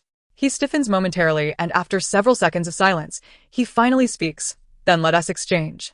He retrieved the flower hidden behind his back and placed it delicately into her hands. Su Tangtang stared at the pink rose in her grasp, momentarily bewildered, and suddenly recalled its new floral meaning. Roses at work will inevitably bloom in the West. Gu Yeding chuckled. Fortunately, before he could utter a word, a commotion erupted ahead, instantly redirecting her attention. Is there joy up ahead? She stood on tiptoe, peering eagerly. Gu Yeding laughed softly. Shall we take a look? She nodded enthusiastically, like a chick pecking at grain. Sure. Oh my, the handsome guy truly understands me. The audience followed suit, engrossed in the spectacle. Naturally, without the consent of the parties involved, the camera refrained from focusing on them, instead capturing the dialogue. A pair of newlyweds was preparing for their wedding. The groom had already picked up the bride on their way back, but suddenly the bride caused a stir, demanding an additional 100,000 for the dowry. The groom refused, prompting the bride to insist that the driver halt, declaring she would not marry. From this, it seemed the groom had the upper hand, and the comments began to flood in. This woman must be out of her mind for money. They were already en route to the groom's family. And suddenly, she raises the dowry? Why hadn't she mentioned it earlier? Perhaps she feared asking for too much would deter the groom, and now, with everything set, relatives likely already in place, it was a test to see if the groom would fork out the 10,000 to save face. Forget it. If we don't marry, we don't marry. On this joyous day, she shows no consideration for the groom. It's not like she asked such a prize. Let her return the entire dowry. But not long after, the cornered bride suddenly spoke up. What did you do last night? You know exactly what happened, don't you? Do you need me to spell it out? If we hadn't already registered our marriage, and if I weren't already carrying your child, I wouldn't even step out that door with you. She paused, then asked once more, will you give me that 100,000?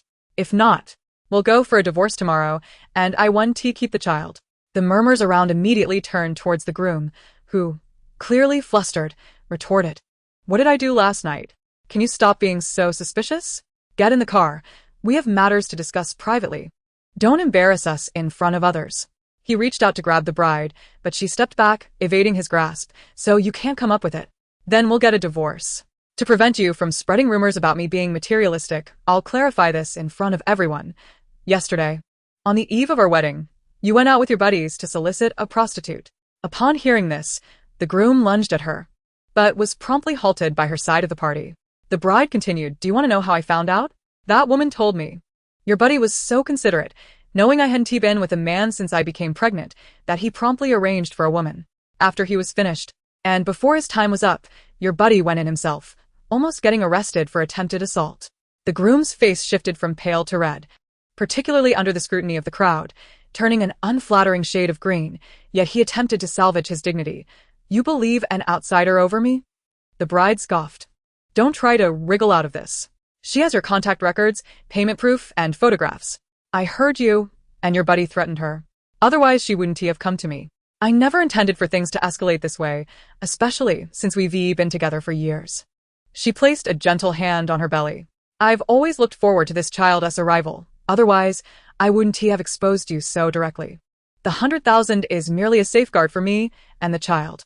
Since you refuse, tomorrow is Monday, so we'll meet at the Civil Affairs Bureau. If you don't show up, you'll be a coward, and I'll terminate the pregnancy on the same day. With that, she turned and walked towards her side's vehicle. The groom attempted to follow but was immediately blocked by her entourage, who shot him several disdainful glances. The live stream chat erupted again, overwhelmingly siding with her.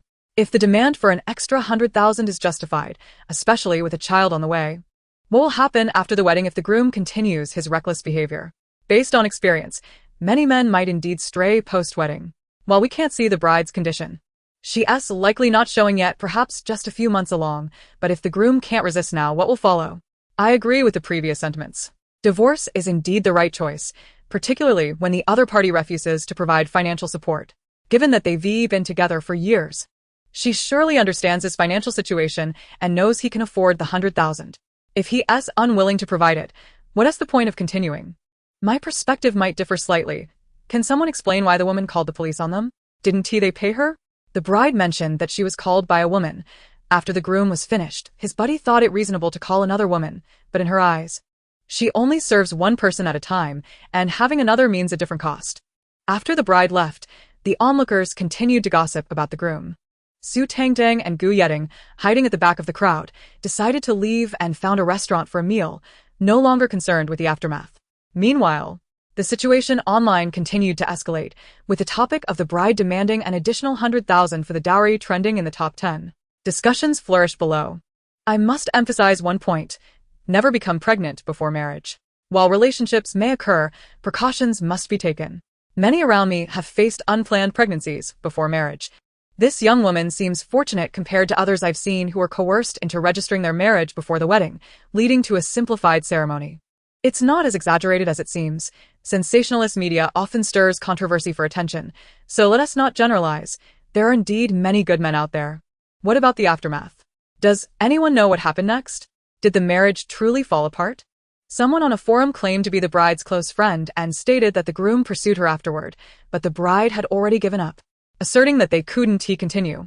It was also mentioned that the woman called was actually a former classmate of the bride's. Wasn't it the groom and his buddy who threatened her? She caught up with them outside the groom's house and recognized the bride from the wedding photos. Wait.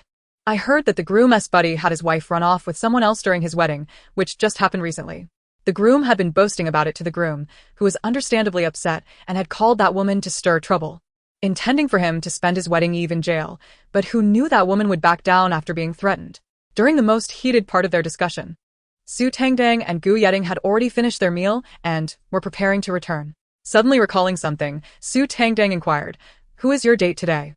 Gu Yeding, gazing at the production team's vehicle as it slowly approached, did not turn to look at her and replied, "Isn't it you?" Su Tangtang, admiring his profile, blinked at his striking features, his chiseled brow, pronounced nose, and deep, dark eyes that exuded an air of aloofness. To be honest, this guy is truly handsome. Her thoughts began to drift. I once saw his shirtless photos. He must be quite impressive in the adult department. I must find someone like him in this lifetime. Gu Yeding's ears turned slightly red, only to cool down as the production vehicle halted before them. He raised his hand to open the rear door, allowing her to enter first. Upon returning to the villa, Anruji was alone. She was nestled on the sofa, engrossed in her phone, her expression indicating a headache. Upon seeing them, especially Su Tangtang, her eyes brightened instantly. Quick, tell me what is going on with that gossip online." She had spent the entire afternoon trying to piece together how that woman had contacted the other party. Tangtang is the best. She has real information and is not vague at all, unlike those people online who are all about private messages and group chats. So tedious. However, after sharing the online discussions with Su Tangtang, when Su Tangtang remarked that they couldn't possibly be combined, she was left bewildered. Huh? Su Tangtang shook her head, offering no further explanation, merely stating it was just her wild guess. She intended to head upstairs to her room but was interrupted by Jian Yanran and a new guest's arrival. The newcomer wore a brown short-sleeved shirt and sported black-rimmed glasses, presenting an air of refinement and composure. Nodding slightly, He greeted everyone. I am Gao Liao, a singer-songwriter. The others responded softly, hello. The director, seated a short distance away, fixed his gaze intently on Su Tangtang, fervently wishing, do not search for his name. Do not search. Do not search. If he remains unknown, then it cannot be considered a scandal. Su Tangtang exclaimed, what the heck? The director slapped his forehead, tightly closing his eyes. Already feeling despondent. The noise he made was quite loud, drawing everyone's attention, including Su Tangtang's. Her gossip was abruptly interrupted, and she looked at Qiao, who appeared to be scratching his face. What's wrong? Did he not get selected for the kindergarten teacher's group message, and now he's heartbroken enough to slap himself? Qiao remained silent. This was manageable, he could accept it. After news spread that Shui and Qi Zhaoi had been taken away by an ambulance, many in the industry had come to inquire about it. Especially after the topic of 5 guests quitting the show trended on social media, the inquiries increased exponentially. He could hardly fathom the chaos that would ensue when it was announced that Shui and Qi Zhaoi would be leaving. The potential discussions among viewers about the dating show were too much for him to bear. Frustrated, he ran his fingers through his hair, nearly pulling off his wig, prompting him to hastily reattach it. Scanning around, he observed that no one was paying him any mind and was about to breathe a sigh of relief when he unexpectedly locked eyes with Liu Youqi, who seemed to smirk slightly. Humph. Qiao was about to unleash a retort but was preempted by Su Tangtang's voice, causing his heart to race. Turns out he really did come to the dating show because he slept with someone. I thought so. Among the people coming to this dating show, I have some vague impressions, yet he seems like a complete stranger. Gao Liao. He experienced the same bewilderment as before. Who was speaking? Was it him? And Ruji then flashed him a mysterious smile. Welcome to the dating show. More gossip is on the way. Gao Liao. Her gaze fell off. The director quietly sighed in relief. Sleeping arrangements weren't a major scandal in the industry as long as it remained undisclosed. Huh. But Su Tangtang's words sent his heart racing again. Could she not just finish her thoughts in one go? He felt as though his head had barely escaped the guillotine, only to be led back up again. Thankfully, Su Tangtang finally delivered the blow. Is the sleeping partner Han-Man? Ah. Why does that name sound so familiar? Chapter 72. How did they meet? How could it not be familiar? She had just won the Bai Yulan Award for Best Actress a month ago. Everyone's gaze towards Gao Liao shifted dramatically. How on earth did this guy know Han-Man? They were already involved in a sleeping arrangement, and it was merely for a spot on a dating show? Gao Liao understood the implications in their eyes. Wasn't he a singer, not an actor? He had wanted to join the group, but Han-Man had been unwilling, and with no singing shows available at the moment, he was temporarily inserted into this dating show, with promises of a singing competition show to follow. Oh. I remember now. As this realization struck, everyone's eyes blazed with intensity. You remember, right? Quickly tell us how these two ended up together, or rather, how they even met. Han-Man was the object of study that Du Jie suggested to me just a few days ago. Indeed, Du Jie understands me. Oh. I really want to learn from her over the past half-month of switching bed partners. Everyone, is it possible that your manager merely wants you to learn her acting skills? Clearly, if she could win Best Actress, she must possess considerable talent. However, her taste is questionable. Gao Liao is a severely deficient man in that regard.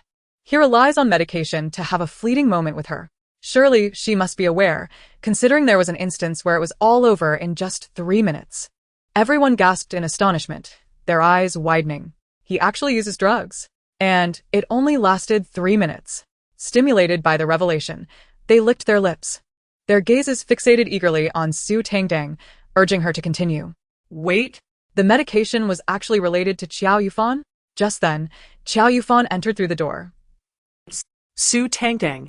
Don't you dare spread rumors. I don't need medication. I am not a deficient man. I can go 7 times in one night.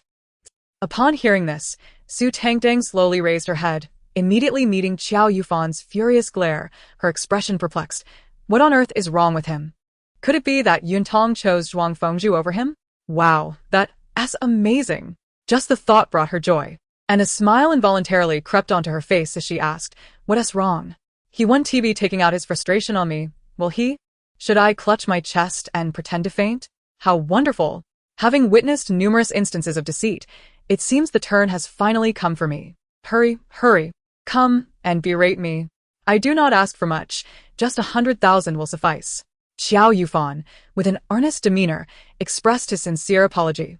I abruptly left our morning rendezvous, and I am truly sorry. Here, I have procured a small plush toy for you as a token of my contrition. He handed her a plush dog, which he placed into Su Tangtang's hands. Su Tangtang pondered, is he indirectly insulting me? Why is he so roundabout? How am I supposed to swoon under such circumstances? Is swooning even an option? She envisioned the 100,000 yuan sprouting wings and flying away, exclaiming, I truly appreciate it. Thank you. I adore the plush toy. Ugh. Once I return to my room, I shall inspect it for any hidden surprises and snip it with scissors. She reconsidered, however. The plush toy is simply too adorable to harm. Perhaps I should contemplate finding a way to snip Qiao Yufan instead.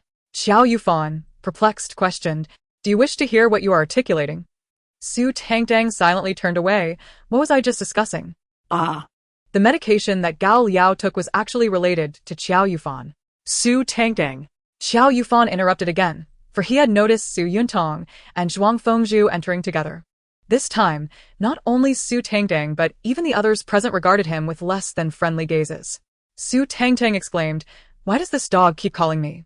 Can't you articulate everything in one go? You're ruining my enjoyment of the gossip. The others chimed in, exactly. Can't this dog just keep quiet? The director, visibly exasperated, glared at Qiao Yufan, his expression shifting from impatience to one of murderous intent. Qiao Yufan awkwardly chuckled. It's nothing, truly. Just happy that you like the plush toy. Su Tangtang huffed, Guh. She muttered a few incoherent sounds and rose, heading towards the staircase. Followed closely by Enruji and Jian Yanran. The director shot Qiao Yufan a scathing look before begrudgingly following suit. Gu Yeding also rose to accompany them. Su Yuntong and Zhuang Fengzhu, having just entered, were left bewildered, but Su Tangtang's voice soon echoed, now that we are back in the room. I presume no one will interrupt my gossip consumption, right? What? That medication is truly remarkable. Not only does it revive Qiao Yufan's septuagenarian mentor, but it also enabled Gao Liao, the man with kidney deficiency, to engage 4 times in a single night, causing Han Manwen to arrive late to the filming today. Qiao Yufan grumbled, can we refrain from mentioning my mentor in conjunction with me? He is him, and I am I. One might think you are about to accuse me of something. By the way, considering how potent this medication is, might I not acquire a bit to sell to beer and routers? He Pai Jiao and Lu Youqi, halfway up the stairs, exclaimed, what does this have to do with us? You must not speak so recklessly. After all, my curse is quite effective. Surely those two would be left gasping within 7 seconds. Haha, it's all profit. He Pai Jiao and Lu Youqi exchanged glances, their mutual understanding evident. Thank you. But we do not require such things. Kindly grasp the reality that your curse is utterly ineffective. Moreover, it appears the entertainers in this industry are not particularly adept. That one, after merely 2 minutes, resembled overcooked noodles. If the medication were sold to beer and Lu Youqi, they might spread my good reputation. What? Sister Du no longer needs to worry about me washing dishes. The crowd interjected, can we please cease this nonsensical chatter and focus on the gossip? How did Gao Liao come to know Han Manwen?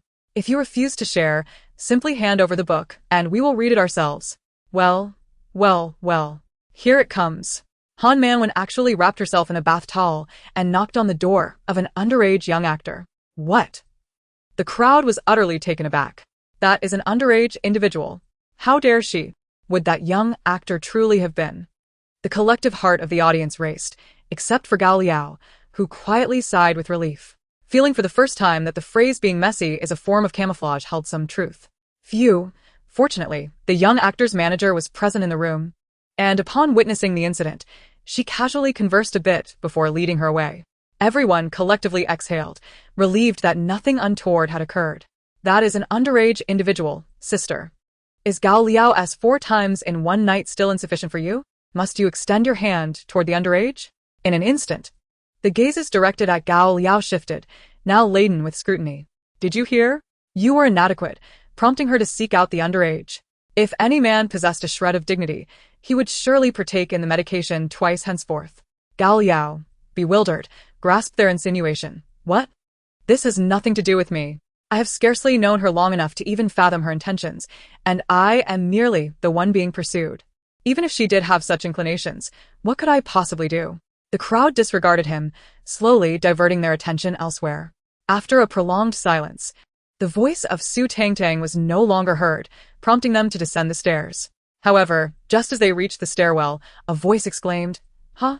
Upon hearing this, everyone hurriedly returned, with the director sprinting the fastest. Surely, this would pertain to the matter involving Gao Liao. As he approached the door, he cast a glance at Gao Liao and admonished, "You rascal, aside from providing company in bed, you better not have any other business with me."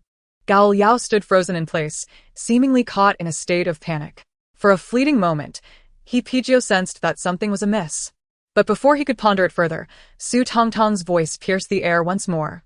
"So, it turns out Gao Liao lured Han Manwen into a relationship through a staged car accident.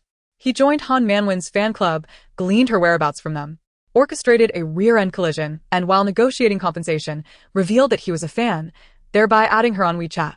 Subsequently, through relentless persistence and some exceedingly cliché sweet nothings, he successfully charmed his way into Han Manwen's bed."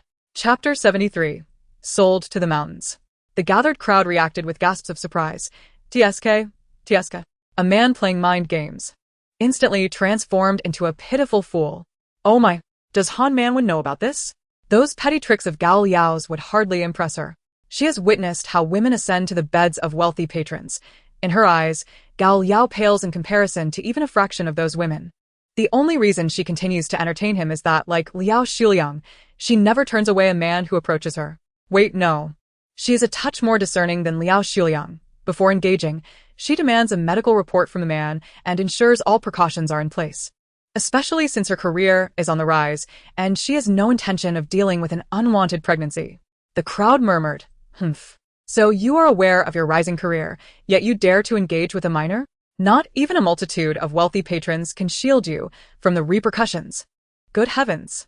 After Su Tangtang's bombshell, Gao Liao intended to confide in the director, but her startling exclamation caused him to involuntarily step back and hastily retreat toward the stairwell. The onlookers were momentarily taken aback by his peculiar reaction, except for Gu Yeding, who followed closely behind. Meanwhile, Su Tangtang's voice resonated again from the room. When Gao Liao was studying abroad, he had a girlfriend who devoted 6 years to him and bore him 3 children. Shortly after returning to the country, he sold her into the mountains. The crowd erupted in shock. Good grief. No wonder he is fleeing. We must pursue him. By the time the others arrived downstairs, Gu Yeding had already seized a nearby chair and hurled it toward Gao Liao, who was attempting to escape. The suddenness of the incident caught everyone off guard, and the camera failed to switch in time, broadcasting the scene live to the main studio. The comments section exploded with confusion. What is happening?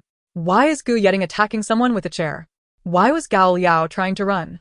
Is this some sort of game? Has he lost his mind? Gu Yeding's strike was no jest. Something serious must have transpired. The director is here. Pijo and Lu Youqi rushed down with unparalleled speed. Upon seeing Gao Liao sprawled on the ground, restrained by the staff, they finally exhaled in relief. Pijo bent over, panting, "Why are you running? Now that we know, we will definitely report this to the police. No matter how far you go, we will find you. Let us not even discuss whether you can evade the law. With Su Tangtang's revelations, there is nowhere to hide. Just wait. We are calling the authorities now. You would do well to confess. Perhaps you can mitigate your punishment. Otherwise, the evidence that could convict you will be unveiled." He began dialing, leaving his sentence unfinished. Unbeknownst to Su Tangtang, who remained upstairs engrossed in her reading, she continued flipping through pages. Gao Liao ended the relationship under the pretext of his agency's regulations against dating. But the girlfriend was unwilling to part ways. After 6 years of supporting him while he studied, she refused to let him go. The two of them squabbled for months, and when she threatened to expose him, he succumbed to external pressures and conspired with others to sell her into the mountains. Chapter 74. A Witness to the Melodrama. After reading this, Su Tangtang felt an overwhelming urge to act. She sat up, crossed her legs, and pondered how to expose this scandal. If I simply blurt this out, no one will believe me. I might even be accused of defamation by Gao Liao. I need evidence. Yes. Evidence is paramount. She quickly resumed her search. His girlfriend was sold to a place called Dachan Mountain, where she has been for nearly 2 years, giving birth to a child for a man named Meng Chong, who is in his 40s, and she is now pregnant with a second child. Meanwhile, Enruji and Jian Yanran, still in the room, could no longer remain idle. They stood up, eager to take action. But the director's message instructed them to keep Su Tangtang calm in a room, as Gao Liao had been subdued and the police were on their way. They were also given a unified narrative. If Su Tangtang inquired, they were to claim that Gu Yeting discovered the situation, as her book contained no information about him, allowing them to spin the tale as they wished. Exchanging glances, the two settled back onto the bed. Su Tangting managed to quell her restless thoughts and continued reading. The individual was confined in a small room at Meng Chang's house, where she ate, drank, and slept.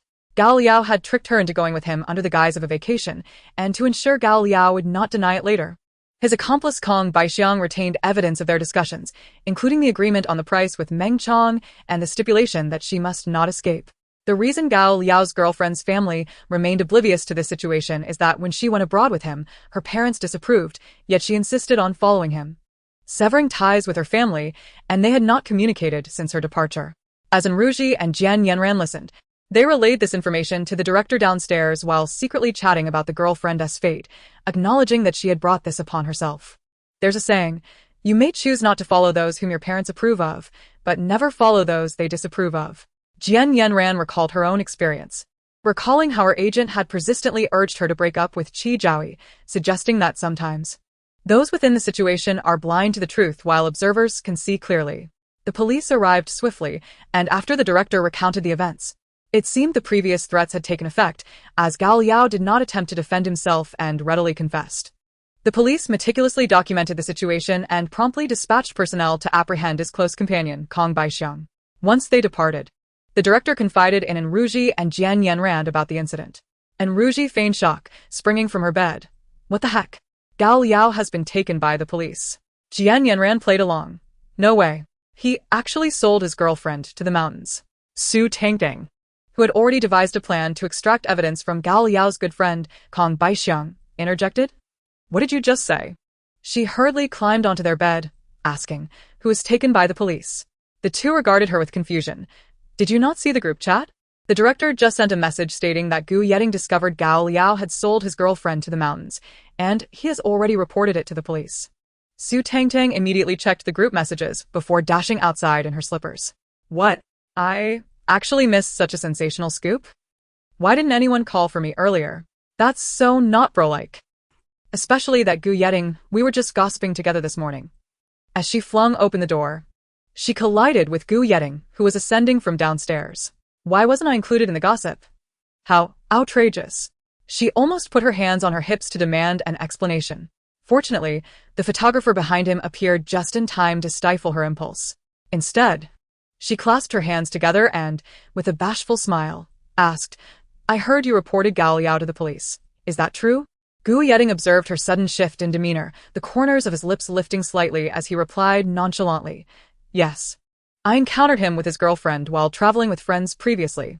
Today, he mentioned he had never been in a relationship, which struck me as odd, prompting me to investigate. Oh. Su Tangtang nodded. She had no doubts about Gu Yeting's capabilities. If he couldn't unearth this fellow's information, he undoubtedly possessed exceptional skills. Thus, after hearing his account, she decided to leave it be and rushed downstairs to see if there was any more gossip to uncover. Who would have thought?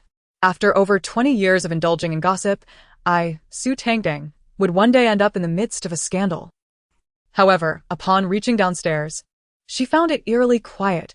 The director and assistant director were already deliberating on how to address the audience regarding this affair.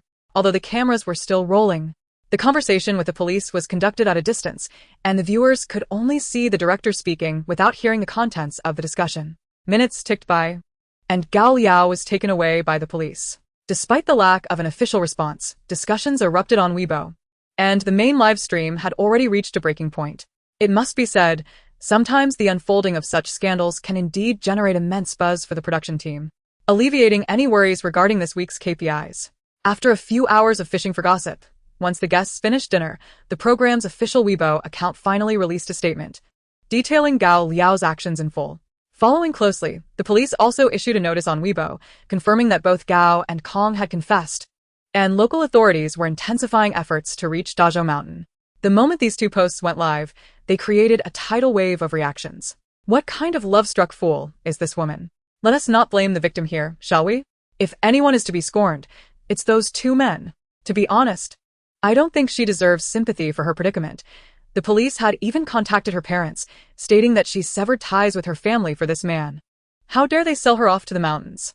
Now that it's been exposed, they could genuinely face incarceration. Have you thought about the timeline? If it weren't for this show, and the chance encounter with Gu Yeding during his travels, how long would it have taken for her to be discovered?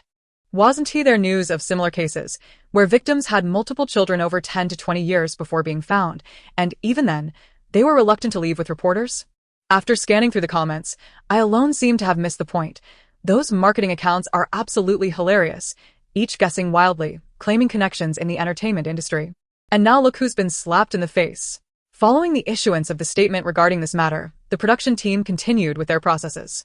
After finishing the love letters, the next day, having had breakfast and bidding farewell to the audience, the third episode concluded splendidly. While gathering her belongings in her room, and Ruji suddenly inquired of Su Tangtang, "Tangtang, do you have any plans for this week?" Chapter 75. Why don't I understand?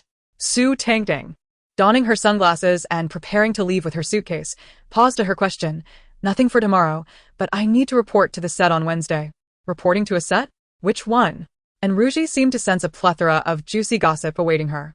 Su Tangtang then informed her about her upcoming role in Chen Xinyan's major production. As she had yet to report there, and had not taken any promotional photos, the role remained unofficial, and likely only a few insiders were aware that she would be portraying Chen Xinyan's sister. And Ruji recalled Chen Xinyan's earlier mention of bringing her into the fold and nodded. "In that case, since I have no plans these days, can I come by to visit you on set?" Su Tangtang. She was genuinely puzzled. Isn't this young lady a fan of Chen Xinyan? Why is she coming to visit me instead of him? Is it to keep a low profile? I get it. I'm just the shield for her. She nodded. "Sure, just contact me when you come. Considering she gifted me a bag, I might as well help her out." And Ruji. Had she not mentioned it, even she would have forgotten that she was, in fact, a fan of Chen Xinyan. How long had it been since she last checked in on his fan club? She hadn't even noticed that he had already started filming. Never mind. It wasn't important. Then I'll come by on Wednesday. How does that sound? Su Tangtang nodded again. Sounds good. She pushed her suitcase out the door. Just as she settled into the car, and before she could exchange a few words with Du Lanqi, her phone suddenly rang. Glancing at the caller ID, she hesitated for 2 or 3 seconds before answering. "Aunt Mu, how can I help you?" It's me, Tangtang. I assume you've finished recording your show. And you're not busy right now?" Su Tangtang replied. "I'm not busy. I'm already in the car, heading back to rest." She surmised that Mu Qing, unable to reach her, would resort to calling her parents, yet she hadn't anticipated the call would come so swiftly. It seemed Mu Qing had already received the court summons. "Aunt Mu, is there something you needed to discuss?" No. I just wanted to check in on how you've been doing lately. You've been in the entertainment industry and haven't contacted us much. The recording for that dating show hasn't been too taxing, has it?" Su Tangtang chuckled. "Not at all. And the reason I haven't been in touch with you and Uncle Mu is that I'm worried my haters might find you and disturb your peace. How have you and Uncle Mu been?" "We're doing well. You don't need to worry." While she spoke, Su Tangtang faintly heard the voice of Mu Bingchun, Mu Qing's father, in the background. Understanding their quarrel, she fell silent, awaiting their utterance. It was then that they slowly inquired, "Tangtang, have you and Mu Qing encountered some conflict? He mentioned that he had been unable to reach you these past few days." Su Tangtang responded, "Aunt, you should ask him if he is willing to speak. If he is not inclined to do so, then he should refrain from contacting me through you. Naturally, I am quite pleased that you made this call. The incident of the fire rests solely on Mu Qing's shoulders, bearing no relation to you and your husband. Despite their ignorance of the situation, they have treated the original owner with genuine kindness. It is likely that even the original owner did not wish to strain their relationship. As for future matters, we shall address them when the time comes. She has never been one to fret over events that have yet to transpire. Living well in the present moment is of utmost importance."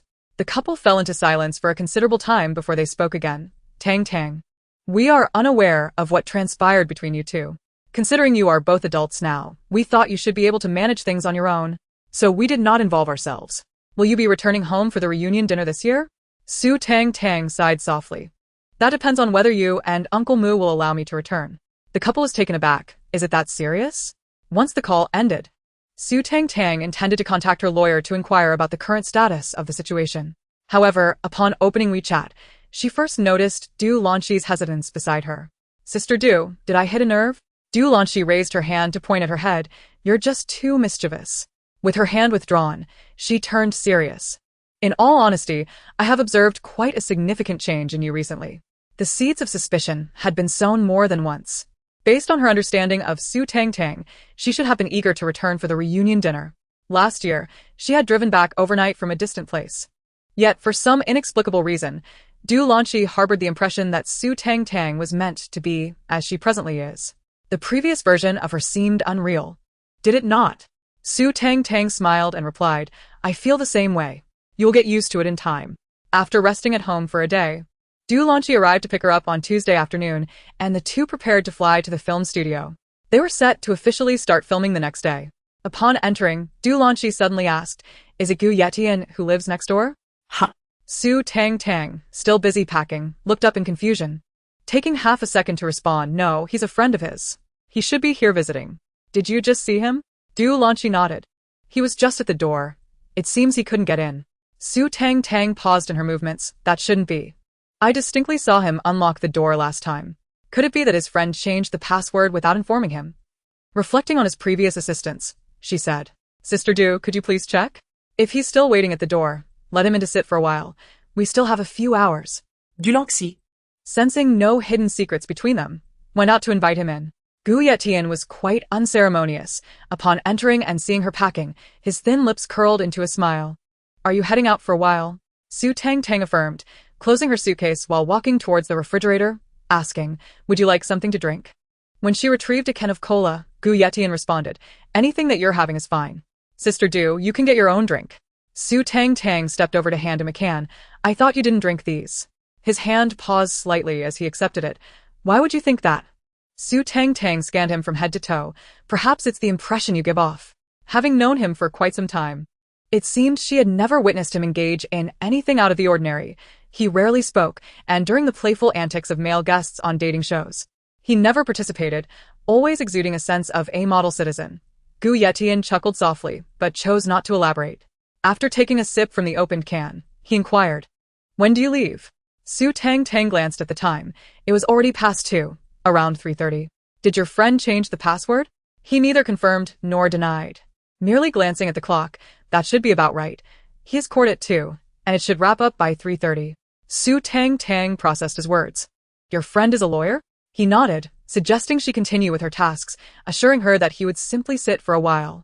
Seeing this, Su Tangtang truly paid him no mind, rising to head to her room to begin her makeup. Du Lanshi followed her in. Is this how you usually interact with him? What else should it be? Su Tangtang turned her head to reply. Du Lanshi exclaimed, This is far too natural. Moreover, you, a woman, let him into your home and allow him to sit alone outside? Su Tangtang retorted, Aren't you here too? Realizing the implication in her words, she added, Sister Du, rest assured, I've never allowed him in before. I only did so because I saw you were here. Besides, he's quite handsome and has a great physique. I have nothing to lose. Perhaps he's the one who might end up at a disadvantage. I could simply drain him dry and make my escape, leaving him to weep pitifully. Du Lanshi was left speechless. When did this young lady become so bold? Wait a moment, something felt off. The door wasn't properly closed, merely ajar. When Su Tangtang emerged from her makeup session, Gu Yetian was just rising from the sofa. Phone in hand as he addressed her, There's a password now. Thank you for your hospitality. Su Tangtang said nothing, merely nodding lightly. This handsome fellow speaks differently. A single can of cola suffices as hospitality. Gu Yetian smiled slightly at her before taking his leave. Su Tangtang and Du Lanshi hurried out as well. The following morning, just as dawn broke, Du Lanshi roused her from slumber. After a hurried breakfast at the hotel, they rushed to the film set. After searching around, they found neither the director nor the assistant director, but did spot Chen Xinyan's assistant. Miss Su, you've arrived. Su Tangtang glanced at the coffee in his hand. Do you know where the director is? Du Lanshi mentioned that although her role as the male lead sister was minor and her status was relatively low, it was best for her to check in with the director, since she had missed the opening ceremony. The assistant quickly responded, I'll take you there. They turned left and walked straight ahead. To their surprise, as soon as the director spotted her, he slipped away, ignoring her calls. Su Tangtang was puzzled. What's going on? She raised her hand to scratch her head, glancing at herself and then at Du Lanshi. Sister Du? I told you that your outfit of black with a bold red lip was too striking. Your dramatic eye makeup is overwhelming. Look, you scared the director off. Du Lanqi countered. Are you certain it was me who frightened him away? No worries, let us find the assistant director. However, the assistant director was not far away either, and had also made a hasty exit. Fortunately, he had arranged for a staff member to come over and escort her to finalize her styling. Su Tangtang expressed her gratitude to Chen Xinyan's assistant before turning to follow the staff member.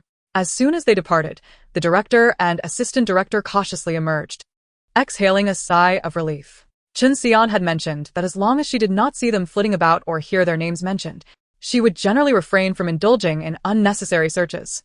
After all, with so many people in the world and a plethora of stars populating the entertainment rankings, she could hardly keep up with the gossip.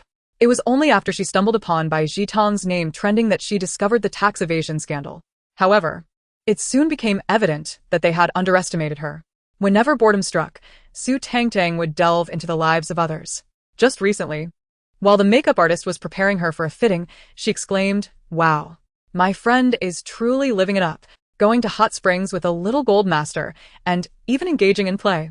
Upon hearing that she had arrived, Chen Xian, who intended to greet her at the door, was taken aback. Oh dear, the director has turned into the villain. After learning about his daughter and son's affairs, he seeks to tear his daughter away from her fiancé and his son from his girlfriend, creating chaos in the household. The director, sneaking a glance to see if she would be interested in other scandals, thought, wow, the assistant director is formidable. Upon discovering that his online dating partner is his nephew, he unleashed a flurry of punches, only to injure his back from overexertion. It's no wonder I noticed him walking oddly earlier. The assistant director, perplexed, questioned Chen Xian. Are you reliable or not? Didn't you say she wouldn't pry into your gossip as long as you didn't flaunt yourself in front of her? Strangely, it felt as if the gazes of those around them had shifted. Chen Xian discreetly surveyed the crowd. No one seemed to be looking at him. Perhaps because Su Tangtang had just referred to him as a friend. They probably never guessed that she was referring to him. He felt a strange sense of relief that Su Tangtang had called him a friend. This world was indeed surreal. Knock, knock, knock. He raised his hand to rap on the door, and Du Lanqi answered. Su Tangtang, seated in front of the makeup mirror, turned her head slightly and greeted him. Brother Chen. She had just asked Du Lanqi if she should go over to greet him, considering he was the one who introduced her to the set. But Du Lanqi advised against it, citing his current single status might lead to misunderstandings about their relationship. He nodded in agreement, recognizing the crowded and scrutinizing nature of the set, and refrained from entering. Instead, he asked from the doorway, Did you arrive last night or this morning? Last night. Are you managing well? Absolutely, I'm quite accustomed to it. Within the boundaries of moralism and the core values of socialism, money is my primary driving force. Don't even mention that, as long as the pay is substantial, I could adapt to anything, even the polar extremes. Chen Xian's lips twitched slightly, as long as you're accustomed. If there's anything you need, just come find me next door. At the mention of this, Su Tangtang slightly turned her body. Brother Chen, this private makeup room wasn't arranged by you, was it? It was merely a precaution, concerned that someone might harm you. This set is not like a dating reality show. There are cameras everywhere. However, it seems that is no longer necessary, as Teacher Mu mentioned that your book has protective functions. Nonetheless, given that arrangements had already been made, there was no need to reverse them. Your arrival is a relief. The director is quite pleased with the arrangement, Chen Xian remarked. The director interjected. How come I wasn't aware of my own joy? I'd rather this esteemed guest take the money and refrain from coming. He could always find someone else to play this role. Now, everyone in the crew likely knows he is the villain. Su Tangtang nodded in understanding, intending to say more, but was interrupted by someone calling for Chen Xian from outside. He stepped away first. After Su Tangtang had her makeup completed, the director was too preoccupied to check on her, so she followed the makeup artist and Du Lanqi over. Just in time to see Han Manwen and an older veteran actor filming a scene. Du Lanqi advised her, pay close attention. This opportunity is rare. When else would we get to witness such an exquisite filming segment? Su Tangtang nodded earnestly. Yes, Du Jia, I will. It's incredible. After the incident with Gao Liao a few days ago, Han Manwen seemed unfazed, immediately acquiring a new partner and staying up until 2 or 3 in the morning. Now, early in the morning, she still looks so spirited. Is this the legendary practice of supplementing yin with yang? Han Manwen, dressed in elaborate attire, suddenly stumbled while rising. Observing this, Su Tangtang shifted her feet closer to Du Lanxi and gently prodded her with a finger. Du Jia, did the elder Han Manwen just make a mistake? Or was that a deliberately crafted move? I'm struggling to comprehend. Du Lanxi responded, Chapter 76, rendered ineffective by her alone. What do you mean deliberately crafted? She was clearly startled by your remarks. Suddenly recalling an important thought, she worried that this production team wouldn't be ruined solely by Su Tangtang's presence. Noticing her prolonged silence, Su Tangtang prodded her again. Du Jia. Could it be that Han Manwen's spontaneous performance was genuinely that impressive? Not only was Du Jia captivated, but the director hasn't he called cut either. Abruptly, the director, who had been caught off guard by the cue, exclaimed, Cut, cut, cut. He cleared his throat. It appears everyone is not in their best state. Let us take a 10-minute break before continuing. Upon hearing this, Han Manwen's agent hurriedly approached with water and a small fan, directing the fan towards her face while offering her water. She didn't drink, but merely surveyed the attendees. Noticing her gaze shift towards them, Du Lanxi glanced at Su Tangtang beside her. Su Tangtang immediately blinked innocently. Du Jia, you finally noticed me? Du Lanxi retorted. Humph. One might think you were Han Manwen's agent. Du Lanxi sighed. Am I watching her because of who? It's because of you. You've already offended someone significant. How are we supposed to navigate this in the future? Although I gleaned some information from that away from the Clamor program, and I know her book has protective functions. She might not directly attack you, but could certainly make things difficult for you. She envisioned a future filled with washing dishes. Let me introduce you to the director. Letting out a soft sigh, she finally spoke. Let him see if your outfit is suitable. Su Tangtang nodded and followed her, but before they could reach the director, Han Manwen swiftly approached them. They had no choice but to halt. Han Manwen, unable to identify who had been speaking earlier, approached the director, suspecting he might have insight given his cooperation. The director, still preoccupied with Su Tangtang's earlier words, greeted her with a chuckle. Manwen, you seem quite energized. It seems last night's practice of supplementing yin with yang was effective. Han Manwen looked taken aback. After regaining her composure, the director realized the awkwardness of the situation and attempted to mitigate his previous casual remark by discreetly informing her of the identity of the speaker. In the next moment, Su Tangtang discerned that Han Manwen was gazing in her direction. The others present, possessing keen perceptiveness, feigned ignorance of the situation. But as they observed Han Manwen approaching the director, they discreetly stole glances, soon following her line of sight to rest upon Su Tangtang, who met Han Manwen's gaze. She blinked, pondering. Why is she staring at me? Is it true what they say in books about her jealousy? Is she unable to bear the sight of a more attractive actress from the same production? A sense of dread washed over her. Oh no. My status pales in comparison to hers, and my connections are far weaker. She is undoubtedly plotting my demise. Chinsinian, you wretched creature, come to my rescue. As she attempted to hide behind Du Lanxi, she murmured, You brought me here. You must protect me. Yet, her eyes scanned the vicinity, and she found no sign of Chinsinian. However, she did spot a familiar face. This person looks remarkably familiar. What was their name again? Yes, Old Su. Chapter 77. A fool who does not relish gossip. Producer Old Su, upon hearing her voice, widened his eyes in astonishment. What on earth? When did this ancestor arrive? Why was I not informed? Realizing he had mistaken her for someone else, he swiftly attempted to retreat. However, Su Tangtang's thoughts were already racing. Let me see if that couple he has been involved with is here. If they are, I could leverage that to ensure his protection. Goodness. Old Su you. Xiao Su. Producer Old Su quickly extended his hand. Ignoring the inquisitive gazes from everyone present, he hastened towards her, exclaiming, Xiao Su, when did you arrive? Why didn't you inform me? Are you facing any grievances? Naturally, Su Tangtang was taken aback by his sudden concern, instinctively stepping back. Old Su. Oh no. Hello, Mr. Su. I just arrived this morning, and no, I haven't suffered any grievances. Except for the fact that Han Manwen seems intent on ruining me. Considering I've already made a wish to you, you must protect me. Otherwise, I shall hurl coins at you. Producer Old Su. What sort of business is this? Meanwhile, Han Manwen, who was not far off, thought to herself, I merely glanced at you. When did I ever say I wanted to harm you? This is slander. It was evident that everyone had overheard, and even if she had wished to act, she would not dare, as it would be clear to all who was responsible. Why is he not speaking? Does he not appreciate my greeting? Su Tangtang cautiously raised her head to glance at him.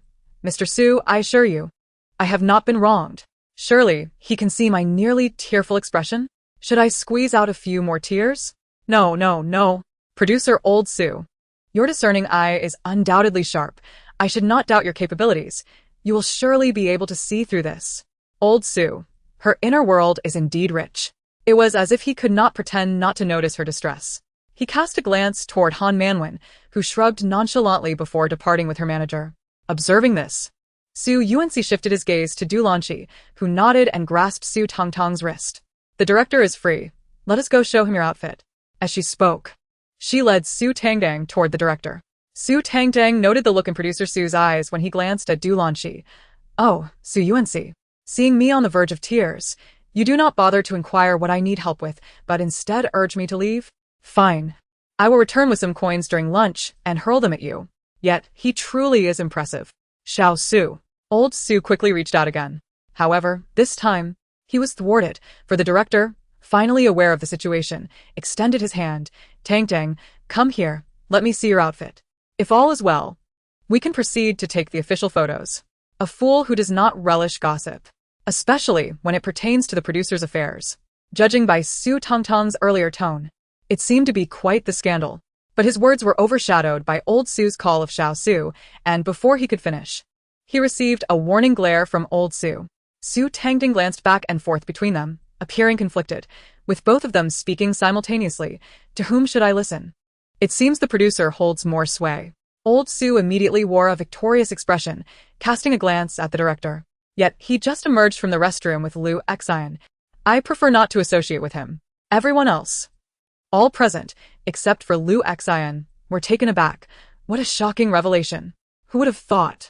Old Su, that you were this kind of person. Even Han Manwen, who had distanced herself, returned with her manager, casting an amused glance at Old Su. Su Yuanxi. He watched as Su Tangtang walked towards the director, releasing his grip and turning to leave. Wait. Su Tangtang's voice halted him in his tracks. Their affair has been recorded? Old Su, is there such a thing? Who did this? His piercing gaze immediately fixed on Lu Xian. Lu Xian hastily shook his head. I did not record anything. Even if I had 1,000 guts, I would not dare. Ah. This young man's background seems rather pitiable. As this thought crossed her mind, she was led by Du Lanqi to the director. Du Lanqi instructed her to showcase her outfit. Clad in a light pink flowing gown with wide sleeves, she styled her hair into an ethereal updo and twirled around with outstretched arms. Director, are you satisfied? If he dares utter a single word of disapproval, I shall immediately curse him to share a bed with Old Su tonight. The director, Old Su, as their eyes met, they both perceived the disdain reflected within. How ruthless. Very well, the director praised. You may proceed to take the official photos. As for any costume changes later, we shall decide then. Su Tangtang immediately bowed in gratitude. Thank you, director. May he forever hide his secret stash without it being discovered. How tragic it must be. Having become the villain, with his children sifting through his belongings, be it behind wedding photos, beneath the wardrobe, or within the vase. He will surely be forced to kneel before durians when he returns home. The director? What did you say? Whose secret stash was uncovered? Clarify this at once. Uffed. Who would have thought the director harbored a hidden stash? Indeed, his authoritative demeanor belied a man who feared a strong-willed partner. It must be said that the producer, however, was truly formidable, associating with a couple like Lu Xian. The surrounding individuals began to murmur, albeit cautiously. For should the two parties involved overhear their whispers, their days in this production crew would be numbered. Consequently, Su Tangtang, standing beside the director, remained oblivious. As Du Lanqi escorted her to find the photographer for their character stills. It was not until the approach of lunchtime that their session concluded. After expressing her gratitude to the photographer, she picked up her phone, only to receive a call from An Ruji, who informed her that she had arrived at the entrance of the film studio and inquired about her whereabouts. Given the bustling activity at this hour, Su Tangtang feared that An Ruji might get lost, prompting her to ask Du Lanqi to go out and fetch her. To her surprise, Du Lanqi returned with an abundance of milk tea and coffee, balancing 2 cups in her hands and carrying a meticulously crafted wooden box containing lunch. She rushed over with her signature bun hairstyle and cheerfully asked, Tang, you haven't eaten yet, have you? Su Tangtang shook her head and pointed towards the staff member bringing in the drinks, inquiring, what on earth is this? Has the entire crew been treated to milk tea in honor of our idol? Truly the young lady, Such wealth. And Ru Ji remarked. It is evidently a gesture made in her name, she thought, but concerned that Su Tangtang might feel embarrassed later. She chose to disregard her comment and instead placed the lunch on the table, beckoning her to eat. Observing the numerous bags of milk tea and coffee being delivered, Su Tangtang marveled at the wealth on display before turning back inside. She followed closely, holding her own order, which was just for the two of them, as she had not anticipated and Ru Ji would bring lunch to share. Upon seeing her contribution placed on the table, and Ru Ji expressed mild surprise. Oh, you ordered takeout? My apologies for not letting you know sooner. No worries, Su Tangtang replied, settling down across from her. We can finish it all. Just then, she received a warning glance from Shi, prompting her to cheerfully declare, Sister Du, we must not waste food. You can rest assured. I shall manage my portion and whatever remains, I shall take responsibility for. I wouldn't dare let you gain weight on my account. After saying this, she whispered, we still have filming later. We should be mindful. Su Tangtang pouted, as if skipping a few bites would make a difference. It's not as though my modest appetite could erase my cravings overnight. Do you not understand? Besides, I am not overweight. The photographer praised my figure during the shoot, saying I looked splendid on camera. Shi chose to ignore her nonsensical arguments, ensuring she consumed her rightful share. And Ru Ji glanced at her, acknowledging that Su Tangtang indeed had a fine physique, and throughout the meal, she followed her lead. By the way, Tang, have you seen When? She suddenly asked. Although puzzled and unsure of any connection between Su Tangtang and When, she nonetheless responded, yes. And Ru Ji's reaction was pronounced. You've already met her? So soon? Didn't Sister Du mention you were in makeup and shooting character stills all morning? Su Tangtang lifted her gaze, looking between Ru Ji and Shi before clarifying, I encountered her briefly while confirming the character stills with the director. Had she inadvertently missed the pivotal moment of Man when hearing her thoughts? And Ru Ji lamented, had I known, I wouldn't have lingered in bed. What are your plans for the afternoon? She inquired. I have 2 scenes to shoot today, but I'm uncertain of the timing. I need to check with the director. The staff member who came to find me this morning mentioned I should complete my character stills first, but did not elaborate on subsequent arrangements. They likely lack clarity on the schedule as filming can often be unpredictable. Sometimes, the flow simply dictates the timing. Moreover, Shi had previously informed her that, barring unforeseen circumstances, scheduled scenes would typically be completed within the day. For someone of her stature, it was sufficient to rehearse lines with co-stars when called upon, and to be ready to proceed at a moment's notice. And Ru Ji nodded in understanding, contemplating how to broach the subject of When.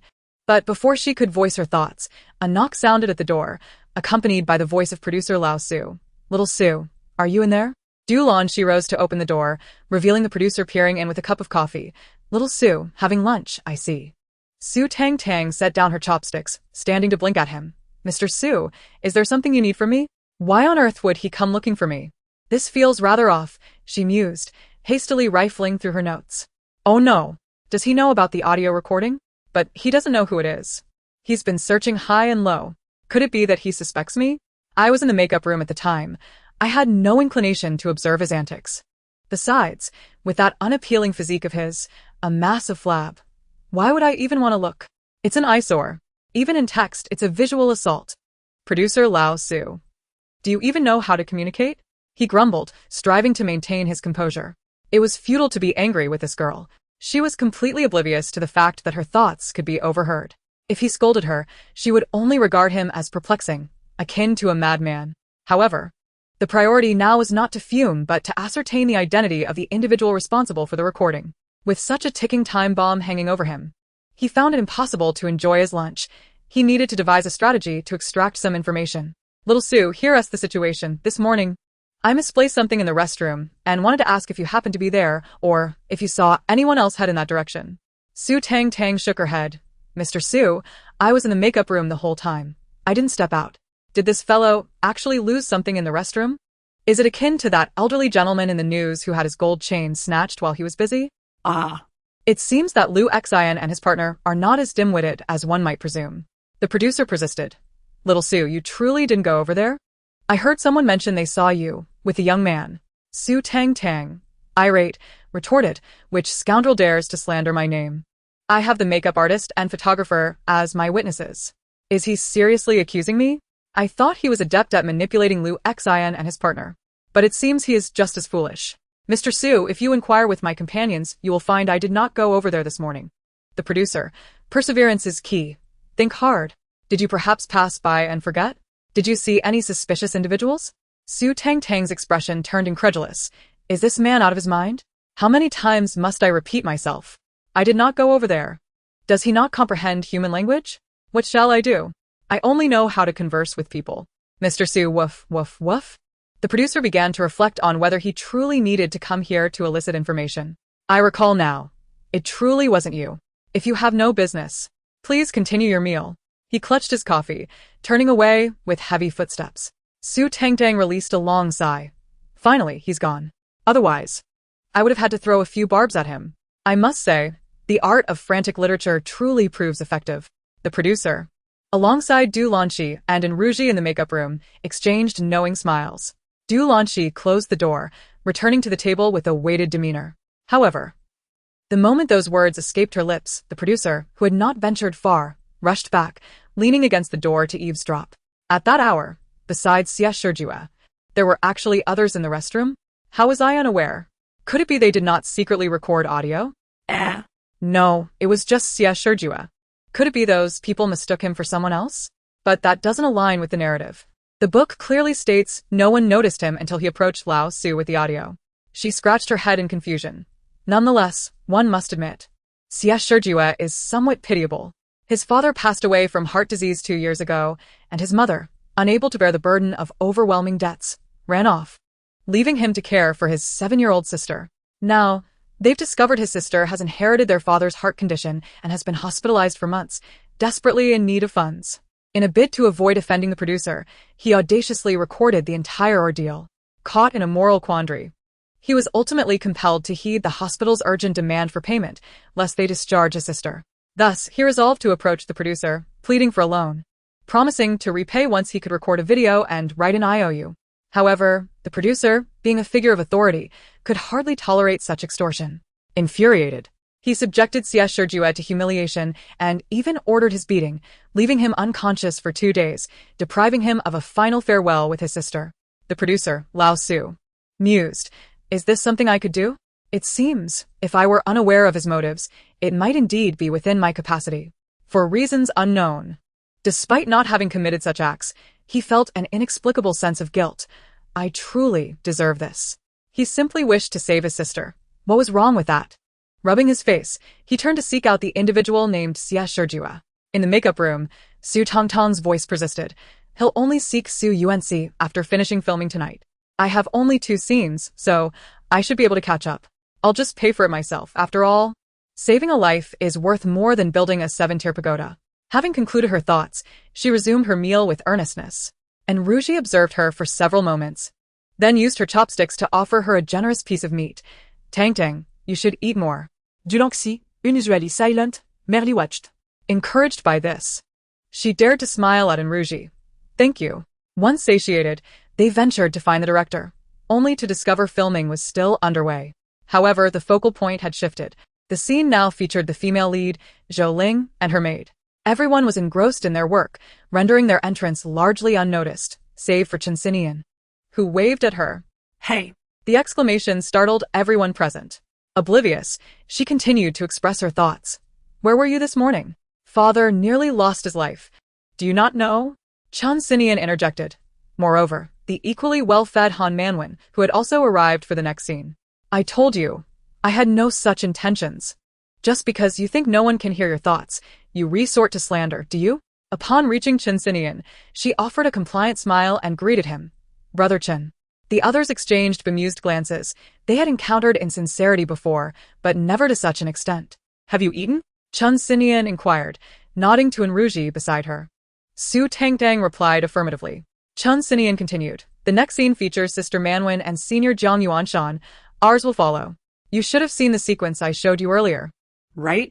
Su Tangtang, recalling the 50-plus scenes arranged by the director, nodded again.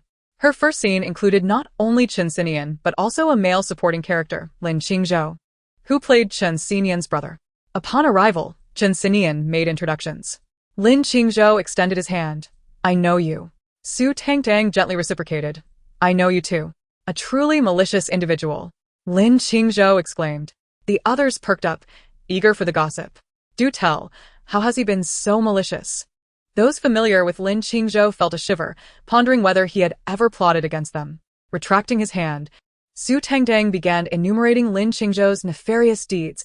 He dispatched his assistant to infiltrate a rival artist's circle, instructing him to drown their money tree with boiling water. He sabotaged their fortune cat by severing its internal mechanisms, rendering it incapable of beckoning fortunes. Despite the Pai Xiao only accepting wealth, he even had his assistant discreetly create an opening for the Pai Xiao. Truly, that is diabolical. The assembly gasped in disbelief. No way. That is indeed wicked. Such methods of disrupting another's fortunes would surely draw the ire of the god of wealth. They whispered among themselves. Who is his rival? I believe it is Chu Wenbin. Their styles are akin, both entrenched in the same genre. I recall they had a public spat that even trended on social media. The director, preoccupied with the scene between Zhou Ling and her maid, hastily checked his own Pai Xiao, ensuring it had not been compromised, before sighing in relief. Thank goodness. I have not encountered such a malevolent individual. Noticing the curious gazes directed at him, Lin Qingzhou awkwardly rubbed his nose. What can I say? The rival is simply too despicable, constantly usurping my resources and provoking my fans. Unable to endure such humiliation, I resorted to these underhanded tactics. He cleared his throat, eager to break the silence and suggest they rehearse their lines. Su Tangtang, returning from her reverie, saw Chen Xinian nodding and followed suit. She reached for Du Lanqi's script, and the three began their reading. After a satisfactory run-through, they engaged in discussions regarding the nuances of their upcoming performance. As the scene with Han Manwen and Jiang Yuanshan commenced, the trio paused, for although Han Manwen had risen to fame through her benefactor, her acting prowess was undeniable. Having clinched the Baiyu Lan Award, senior Jiang Yuanshan, a veteran of the industry, had long since established his reputation, making their pause a tribute to the mastery of their craft. The ingrained habits of Du Lanqi instinctively urged her to admonish her to focus on her studies. Yet the scene from that morning flashed through her mind, inducing a wave of headache. It was a blessing that this ancestor was not causing further chaos. She began to fervently pray that her inner thoughts would remain unvoiced. Du Lanqi thought to herself, the pain in my head has intensified. And Ruji's eyes suddenly sparkled with excitement. The director mused, what a tangled situation. Keeping her here would undoubtedly disrupt the filming. Yet sending her away left him with an undeniable curiosity about whom she was referring to. Just as he contemplated, Su Tangtang's voice rang out once more. So, it turns out that senior Jiang Yuanshan returned to the limelight due to a failed investment in a film company with his wife, leaving their entire fortune in ruins. The crowd murmured, oh, so that was the reason. No wonder he had declined the director's earlier invitation, only to later approach him expressing his willingness to act. Despite being a seasoned veteran, Jiang Yuanshan felt a hint of embarrassment under the scrutiny of so many gazes, hastily announcing to the director that he was ready to commence. Wait. Su Tangtang's exclamation caused everyone to halt abruptly. What? This can't be true. What was that about? Was there more to the story? Eager to catch every word, the crowd shuffled closer to her. Senior Jiang Yuanshan and his wife, after years of marriage without conceiving, heeded the advice of their family and adopted a child from an orphanage, only to have a biological son the following year.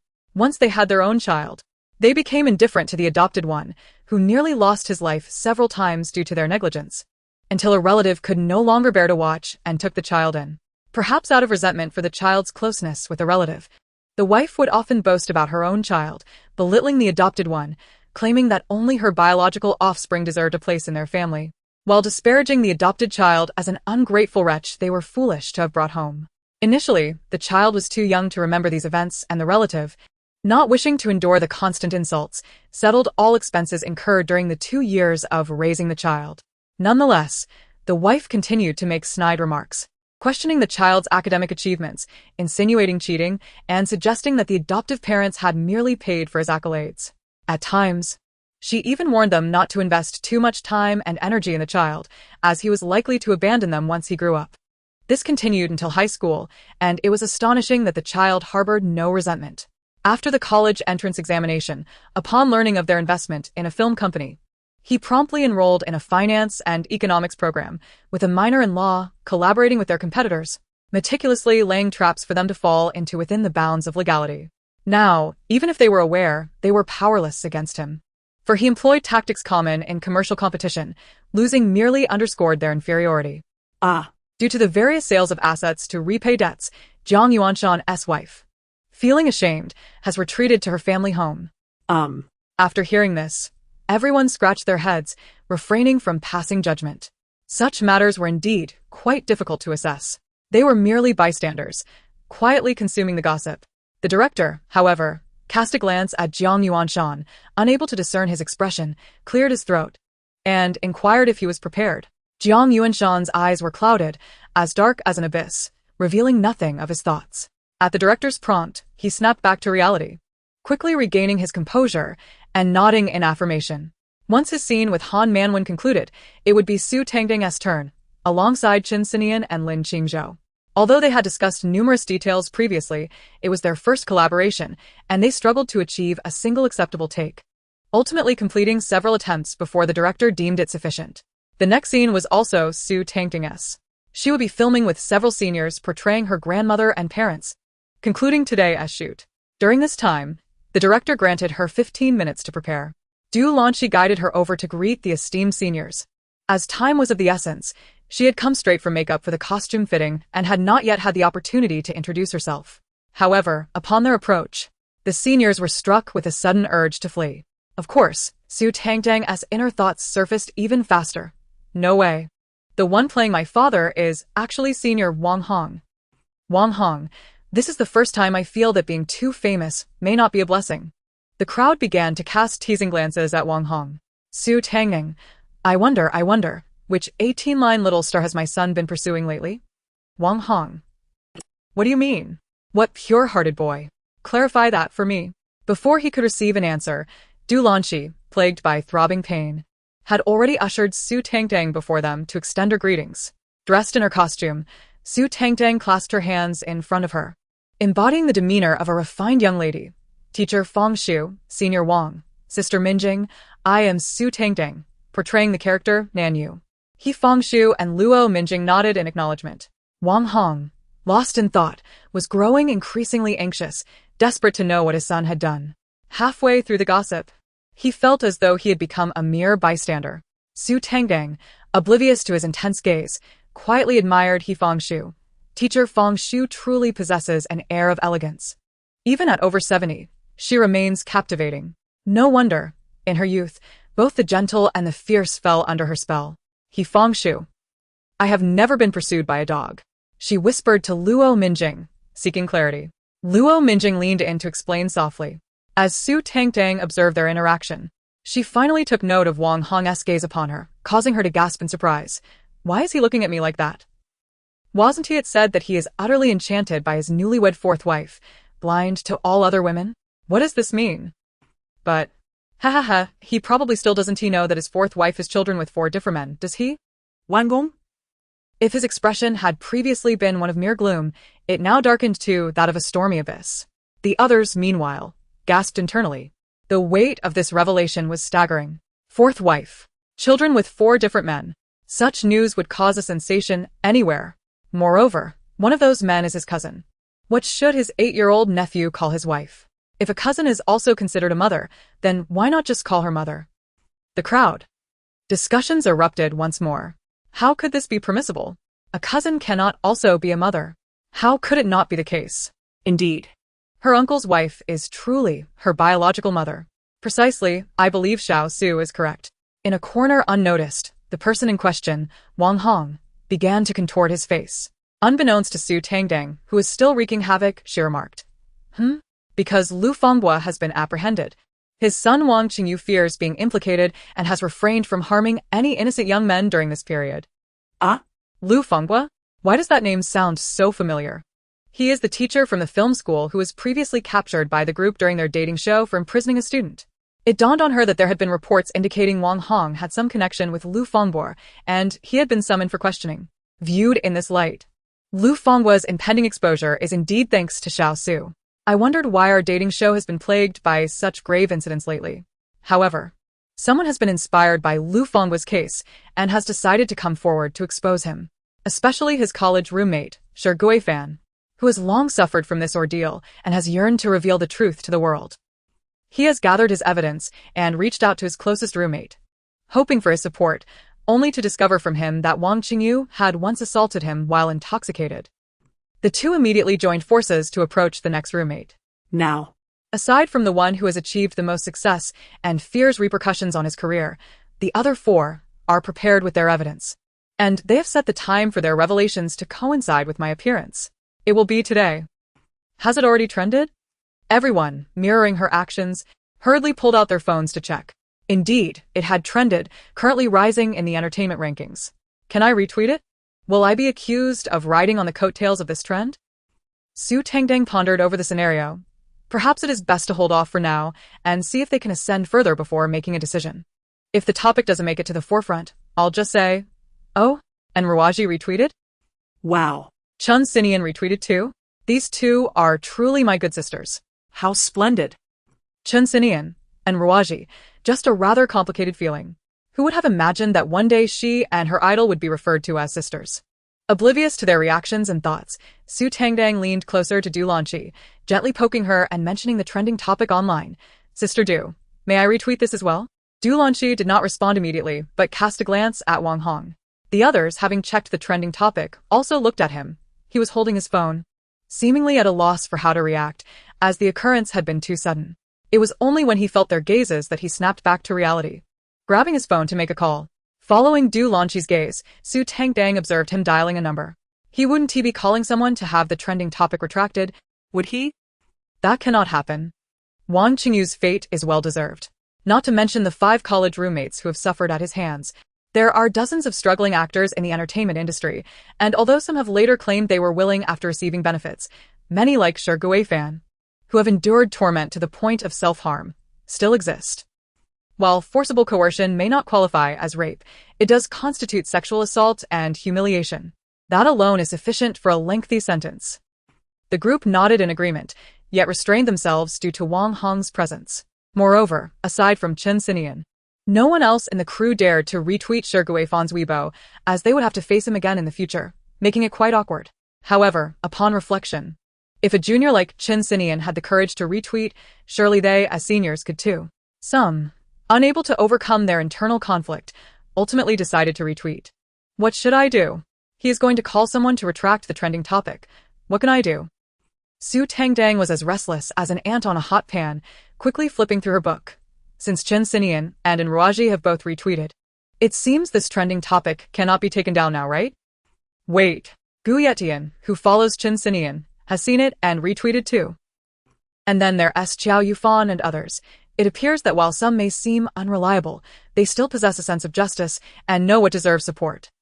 She eagerly turned to Du Lanqi, shoving her phone towards her. Sister Du, they have all retweeted. Chapter 82, Let the 48-year-old son provide for his parents. Du Lanqi let out a quiet sigh, ultimately relenting and responding mildly. Su Tangtang hurriedly retweeted and tagged the local police. After flipping through her book again, she realized that with so many people retweeting, Wang Hong would be unable to retract the trending topic, finally feeling relieved. It was only at this moment that she remembered something important. Has it been 15 minutes? Can I still start my second scene? She was still checking the trending topic, contemplating whether to retweet it, when the director exclaimed, I would have forgotten if you hadn't mentioned it. Filming, that's what's important. He checked the time. 13 minutes had already passed. He tucked his phone into his pocket and glanced at Wang Hong, who was still on the phone, his expression serious as he spoke to the other person. After hesitating for a moment, the director approached him, lowering his voice to inquire if they could proceed with the next scene. Wang Hong shook his head while pointing at his phone. He returned to inform everyone that Wang Hong had matters to tend to, and this scene would be postponed, urging everyone to prepare for the next one. This no longer concerned Su Tangtang. She sweetly and obediently informed He Fengshu and Luo Minjing before returning to sit beside Chun Sinian and Rawaji. She checked Weibo again and found that the topic had swiftly climbed into the top 10 of the trending list, and only then did she commence her grand plan. She registered a new Weibo account, bestowing it with a grandiose name, Su Tiechue. After a moment, feeling it was not sufficiently discreet, she modified it to Su Tiechue Guabao Jinban. Having experienced the recent events, she resolved that a paparazzi account was indeed necessary. This way, in future similar situations, she would not be rendered powerless. Moreover, as this paparazzi account would be a secondary account, she could freely retweet whatever she wished without having to consult Dulanchi. Though her newly registered account might lack initial popularity, she was confident that as long as the information she leaked was genuine, her followers would surely increase. And she would undoubtedly become the premier paparazzo in the industry. Charge forth. Who should I expose first? Propping her chin on her hand, she pondered, her finger tapping gently against her cheek. Every action in the room came to a halt. What? What do you mean by who to expose first? Clarify your statement. Du Lanchi immediately fixed a wary gaze upon her. What mischief was this little one concocting? Be cautious. As Wang Hong's gaze towards you was unsettling just now. Unfazed, Su Tangtang continued. It's about Lu Yuding, who picked her nose 168 times in front of her fellow actresses after receiving a diamond ring from her sugar daddy. Still, Xiao Zhongfei is quite the wild one, frequently inviting several internet celebrity girls for overnight stays, and he has a penchant for getting drunk and hitting people? Or perhaps at the age of 28, Hu Lianzhang, after the passing of his 76-year-old wife, demands that his 48-year-old stepson provide for him?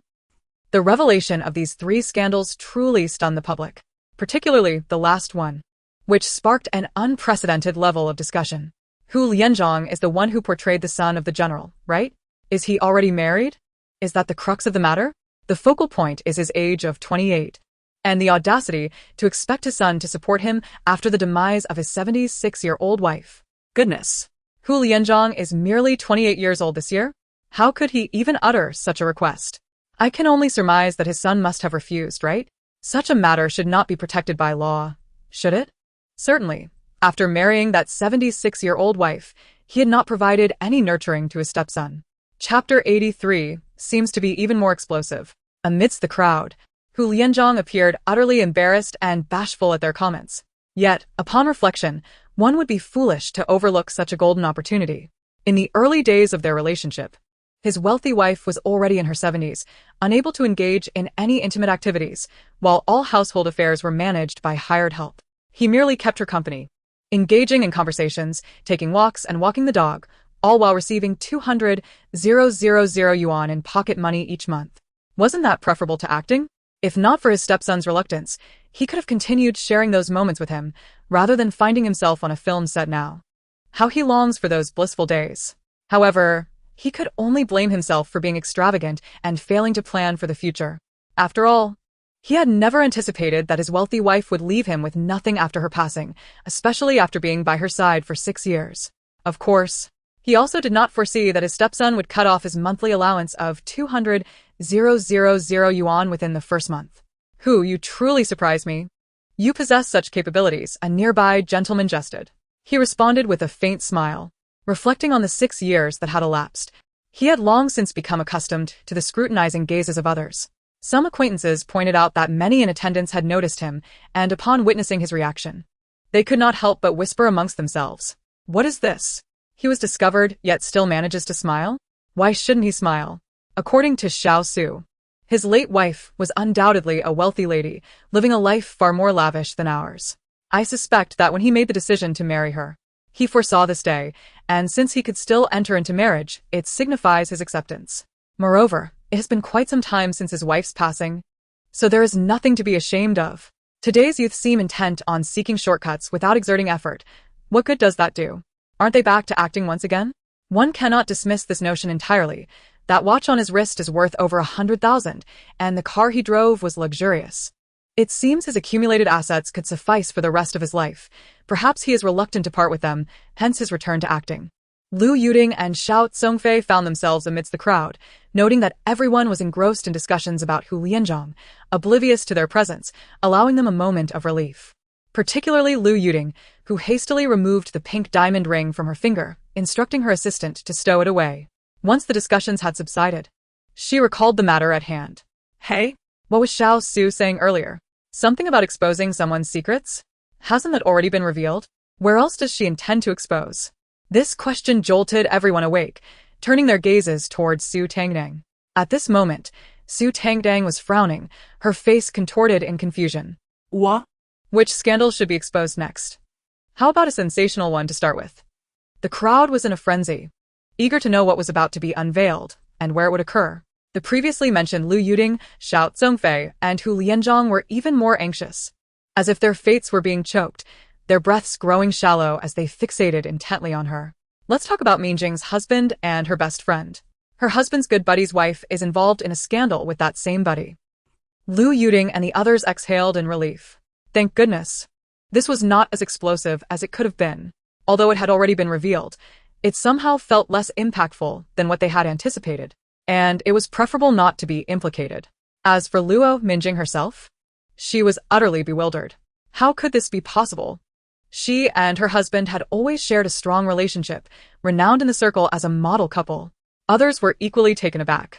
If this were true, why had they not caught wind of any rumors?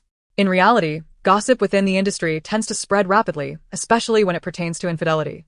Not to mention, Minjing and her husband had recently participated in a couple's reality show, publicly displaying their affection. If there were issues in their relationship, there would surely be some signs. Vocal. Are the details finally arriving? Excellent. The audience's excitement surged. This was going to be thrilling. Lu Yuding is reportedly pregnant. This seems even more explosive. Just as Lu Yuding had begun to relax, she was thrown into a state of disbelief. How could this be possible? What nonsense are you spouting? My period just ended a couple of days ago. She happens to have a rare condition called a double uterus. One uterus is pregnant while the other functions normally, causing her period to continue as usual. Hence, she is over 2 months along without even realizing it. Lu Yuding. What on earth? Others widened their eyes in astonishment. What? This can't be real, can it? This is the first time I've heard of such a thing. I have heard of it. It seems to be a case of a double uterus with a single kidney. Not necessarily. I have a friend with a double uterus and double kidneys, and she still experiences her period monthly, judging by Lu Yuding's reaction. She likely has no idea about her condition. Her period probably only comes once a month. Can a double uterus sustain 2 pregnancies simultaneously? Not necessarily. It depends on the ovulation and fertilization conditions. If one egg is fertilized on each side, it could happen. Now that you mention it, I recall reading online about a woman with a double uterus who was pregnant with 2 children, and the fathers were different. Listening to their hushed conversations, Lu Yuding instinctively raised her hand to touch her belly. Could it really be true? Among them, Luo Minjing was the most conflicted. She was torn between wanting to listen to their discussion about the double uterus and urging Su Tangtang to elaborate on how her husband had betrayed her. Ultimately, she found herself unable to focus on either, as Su Tangtang did not get the chance to ask. And she did not absorb any of the ongoing discussions when the staff approached the director, announcing that preparations for the next scene were complete. The director, having indulged in enough gossip, contentedly rose from his chair and instructed everyone to commence. Su Tangtang followed suit, finding a spot to sit alongside Enruji. It was Chun Xinyan scenes next. She glanced over before redirecting her attention back to her grand scheme. After much deliberation, she ultimately resolved to release the scandalous information regarding Luo Minjing. Su Tichue's version of the juicy gossip read: a well-known model couple within the industry. The male counterpart has been unfaithful to the female's close friend for 6 months. The friend as husband is the male's marketing buddy. Once disseminated, Su Tangtang's demeanor brightened. For although she lacked concrete evidence and dared not disclose the names of the parties involved, fearing accusations of defamation, she believed the community would likely deduce the identities in question. After all, the most renowned model couple within the circle at present was indeed this pair. Should Luo Minjing's husband insist that she was referring to him and pursue legal action for slander, she would simply gather evidence based on the details outlined in her book at that time. Chapter 84. The scandal took flight. Regardless, this narrative could evolve alongside unfolding events, and she harbored no anxieties about managing the situation. By remaining observant and noting any unusual behaviors, she could swiftly collect evidence when necessary. Having concluded this line of thought, she felt a sense of relief. Time to continue savoring the gossip. Meanwhile, Chen Xinian, who was enacting a scene, experienced a fleeting glimmer in his gaze. With unwavering focus on the screen, the director raised his hand to massage his temples and called out, "Cut." He then turned to Du Lanqi, signaling her to escort the individuals away. With such a formidable presence on set, the filming was likely to encounter difficulties, having already indulged in so much gossip. He resolved to focus on the shoot, promising himself a reward of delectable tidbits afterward. Yes, that was the plan. With this thought, he nodded in approval, and with renewed motivation, perhaps the progress would accelerate. Receiving the signal, Du Lanqi inclined her head slightly, devised a reason, and led Su Tangtang back to the dressing room. And Ruji naturally accompanied them. Along the way, they engaged in discussion about Wang Hong's son, Wang Qingyu, and Ruji remarked, "The police have now intervened in the investigation. It's uncertain how long it will take to secure a conviction." Su Tangtang was privy to the accurate details and even knew the length of his impending sentence. But she could not divulge this information, fearing it might arouse suspicion regarding her own insider knowledge. Thus, she replied, "It will probably take a month or two. However, with the police now involved, he should be unable to evade consequences. They had done all they could, and the rest was in the hands of professionals awaiting good news." Sometimes, the most dreadful scenario was the emergence of bad news. Such occurrences were not unheard of, as many criminals sought to exploit legal loopholes to escape culpability. Even those sentenced to death could find a way to return to life. Yet as it was she who spoke, and Ruji harbored no doubts and instead nodded at her with earnest conviction. Upon returning to the dressing room, Su Tangtang promptly inquired, "When will you head back?" Huh. And Ruji appeared somewhat flustered. "Are you trying to rush me away?" Su Tangtang responded, "Why does that sound peculiar?" She scratched her head and offered a sheepish smile. "No, I was merely asking. I have no idea when the next scene will commence. Wang Hong is quite anxious, especially since his son is facing incarceration. One could easily predict that today's filming will be cancelled. However, since the director has yet to issue a directive, we cannot simply leave. That would be inappropriate, especially with the young lady here waiting alongside me." And Ruji seemed unconcerned. "This is my first time visiting today. I wish to leave work with you." She had just expressed her desire to continue indulging in gossip. She aimed to savor the gossip before returning. With such a declaration, Su Tangtang found it difficult to insist she leave, pondering whether to initiate further conversation when the director sent a message to Du Lanqi, instructing her to prepare for the first scene tomorrow and to postpone the one with Wang Hong. Although Wang Hong himself had not encountered any issues, which did not constitute a breach of contract, the scandal surrounding his son was causing significant turmoil, prompting higher-ups to inquire if a cast change was necessary. He found himself in a quandary. Being an industry insider, he was privy to certain information. Wang Hong's cousin was an esteemed professor at Nanjing Film Academy, having taught countless students, including several prominent actors and actresses with whom he shared close ties. Given that Wang Hong was not in any trouble, replacing him would not only incur a penalty for breach of contract, but also alienate a substantial network of influential individuals. However, if they chose not to replace him, the production had already invested heavily, and should public sentiment turn unfavorable, the repercussions could be quite detrimental. Thus, while Wang Hong was preoccupied with managing his son's predicament, they decided to film other scenes first, allowing them to gauge the trajectory of public opinion before making a final decision. Su Tangtang accepted the script Du Lanqi handed her, her gaze resting on Enruji. "And no worries, you need not concern yourself with me," Enruji interrupted before she could finish her sentence. "I will entertain myself. You focus on memorizing your lines." Su Tangtang hesitated for a few seconds while observing her before nodding in agreement. For some reason, she still felt something was amiss. Indeed, the world of the affluent is beyond my comprehension. If I were in her position, I would be lounging at home, enjoying the comforts of life, rather than toiling alongside a minor actress. Oh, wait, Du Jie mentioned I've recently elevated my status, though she did not specify to what extent. Driven by curiosity, she prodded Du Lanqi with her script. "Du Jie, do you think I'm now at the 16th tier? I must surpass Yu Chunkai, who is at the 17th tier. He previously bullied me on the show Far From the Hustle." Du Lanqi, I can hardly be bothered to entertain your query. Given her current exposure, she could easily break into the 15th tier. Of course, this was a jest. The true outcome would depend on how well her role as Nanyu was received upon its official announcement. Though the role comprised only 50 scenes, it was genuinely endearing, reliant on whether the audience embraced it. If the response was favorable, she might just scrape by as a 3rd or 4th tier actress. Upon hearing her musings, Enruji inquired, "What? You actually participated in Far From the Hustle? Why has no one mentioned this to me?" It was as if she envisioned a plethora of scandals sprinting away with newfound legs. Nevertheless, I haven't kept track of the developments surrounding Yu Chunkai and Jiazue. I am unaware of their current status. Just as she contemplated searching for updates, Du Lanqi raised a hand and tapped her on the head. "Stay focused. Memorize your lines. This scene is one of your shining moments. Perform it well." Su Tangtang reached up to touch the spot she had been struck. "Oh, wasn't it merely a brief distraction? How dare she tap my head? From now on, I'll have her do the dishes." Du Lanshi. At 5 in the evening, the director finally sent word, summoning them. They filmed until nearly 7, as dusk began to settle, rendering the scene incongruous with the script.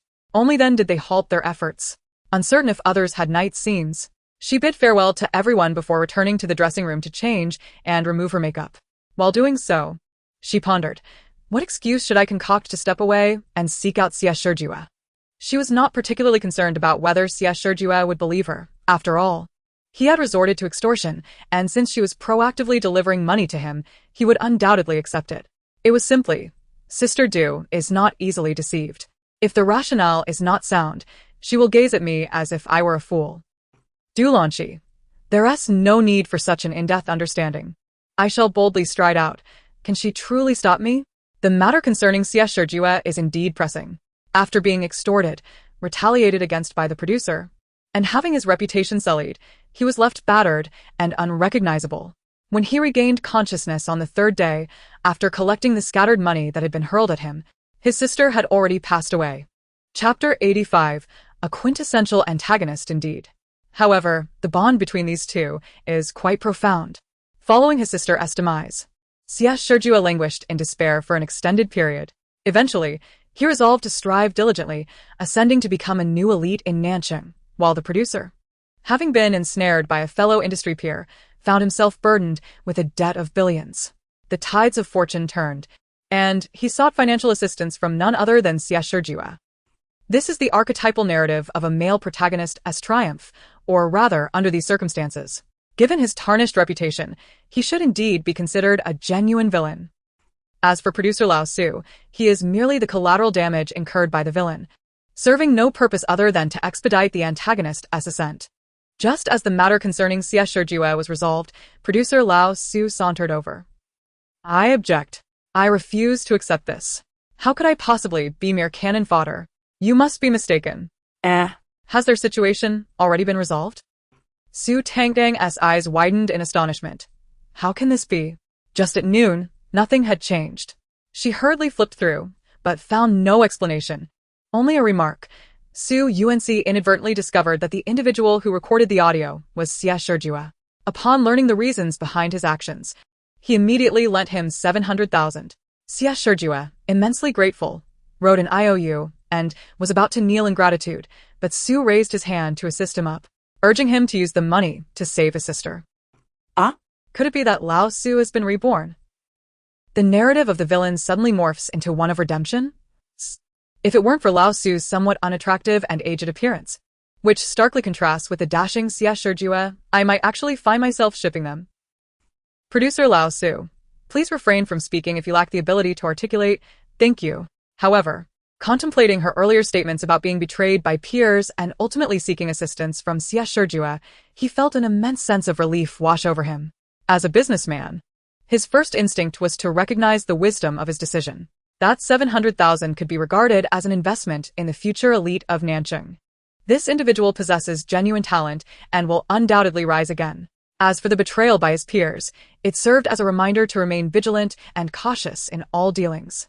So, does this mean I no longer need to seek out Xie Shijue? Su Tangtang quickly checked on Xie Shijue's current situation. He has already made his way to the hospital, having paid a portion for the surgery and hospitalization, while the remaining amount was given to the family of a suitable heart transplant donor. Upon seeing this, she let out a soft sigh. The family of the suitable donor is quite challenging.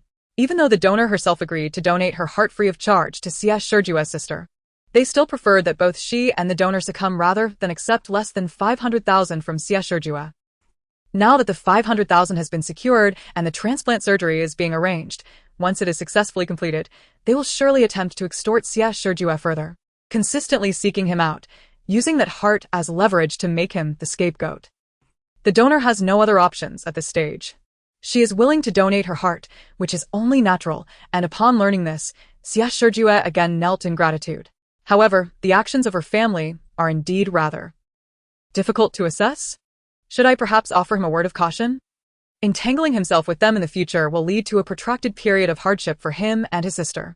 After some contemplation, she retrieved Xie Shijue's phone number and composed a message to him. Given her recent interactions with the donor's family, with his prospective rise to prominence, He would likely discern their true nature and, with a gentle nudge, would know how to proceed. Everything settled, Su Tangtang exclaimed, "Time to clock out." After gathering all her belongings, she departed the set alongside Du Lanqi.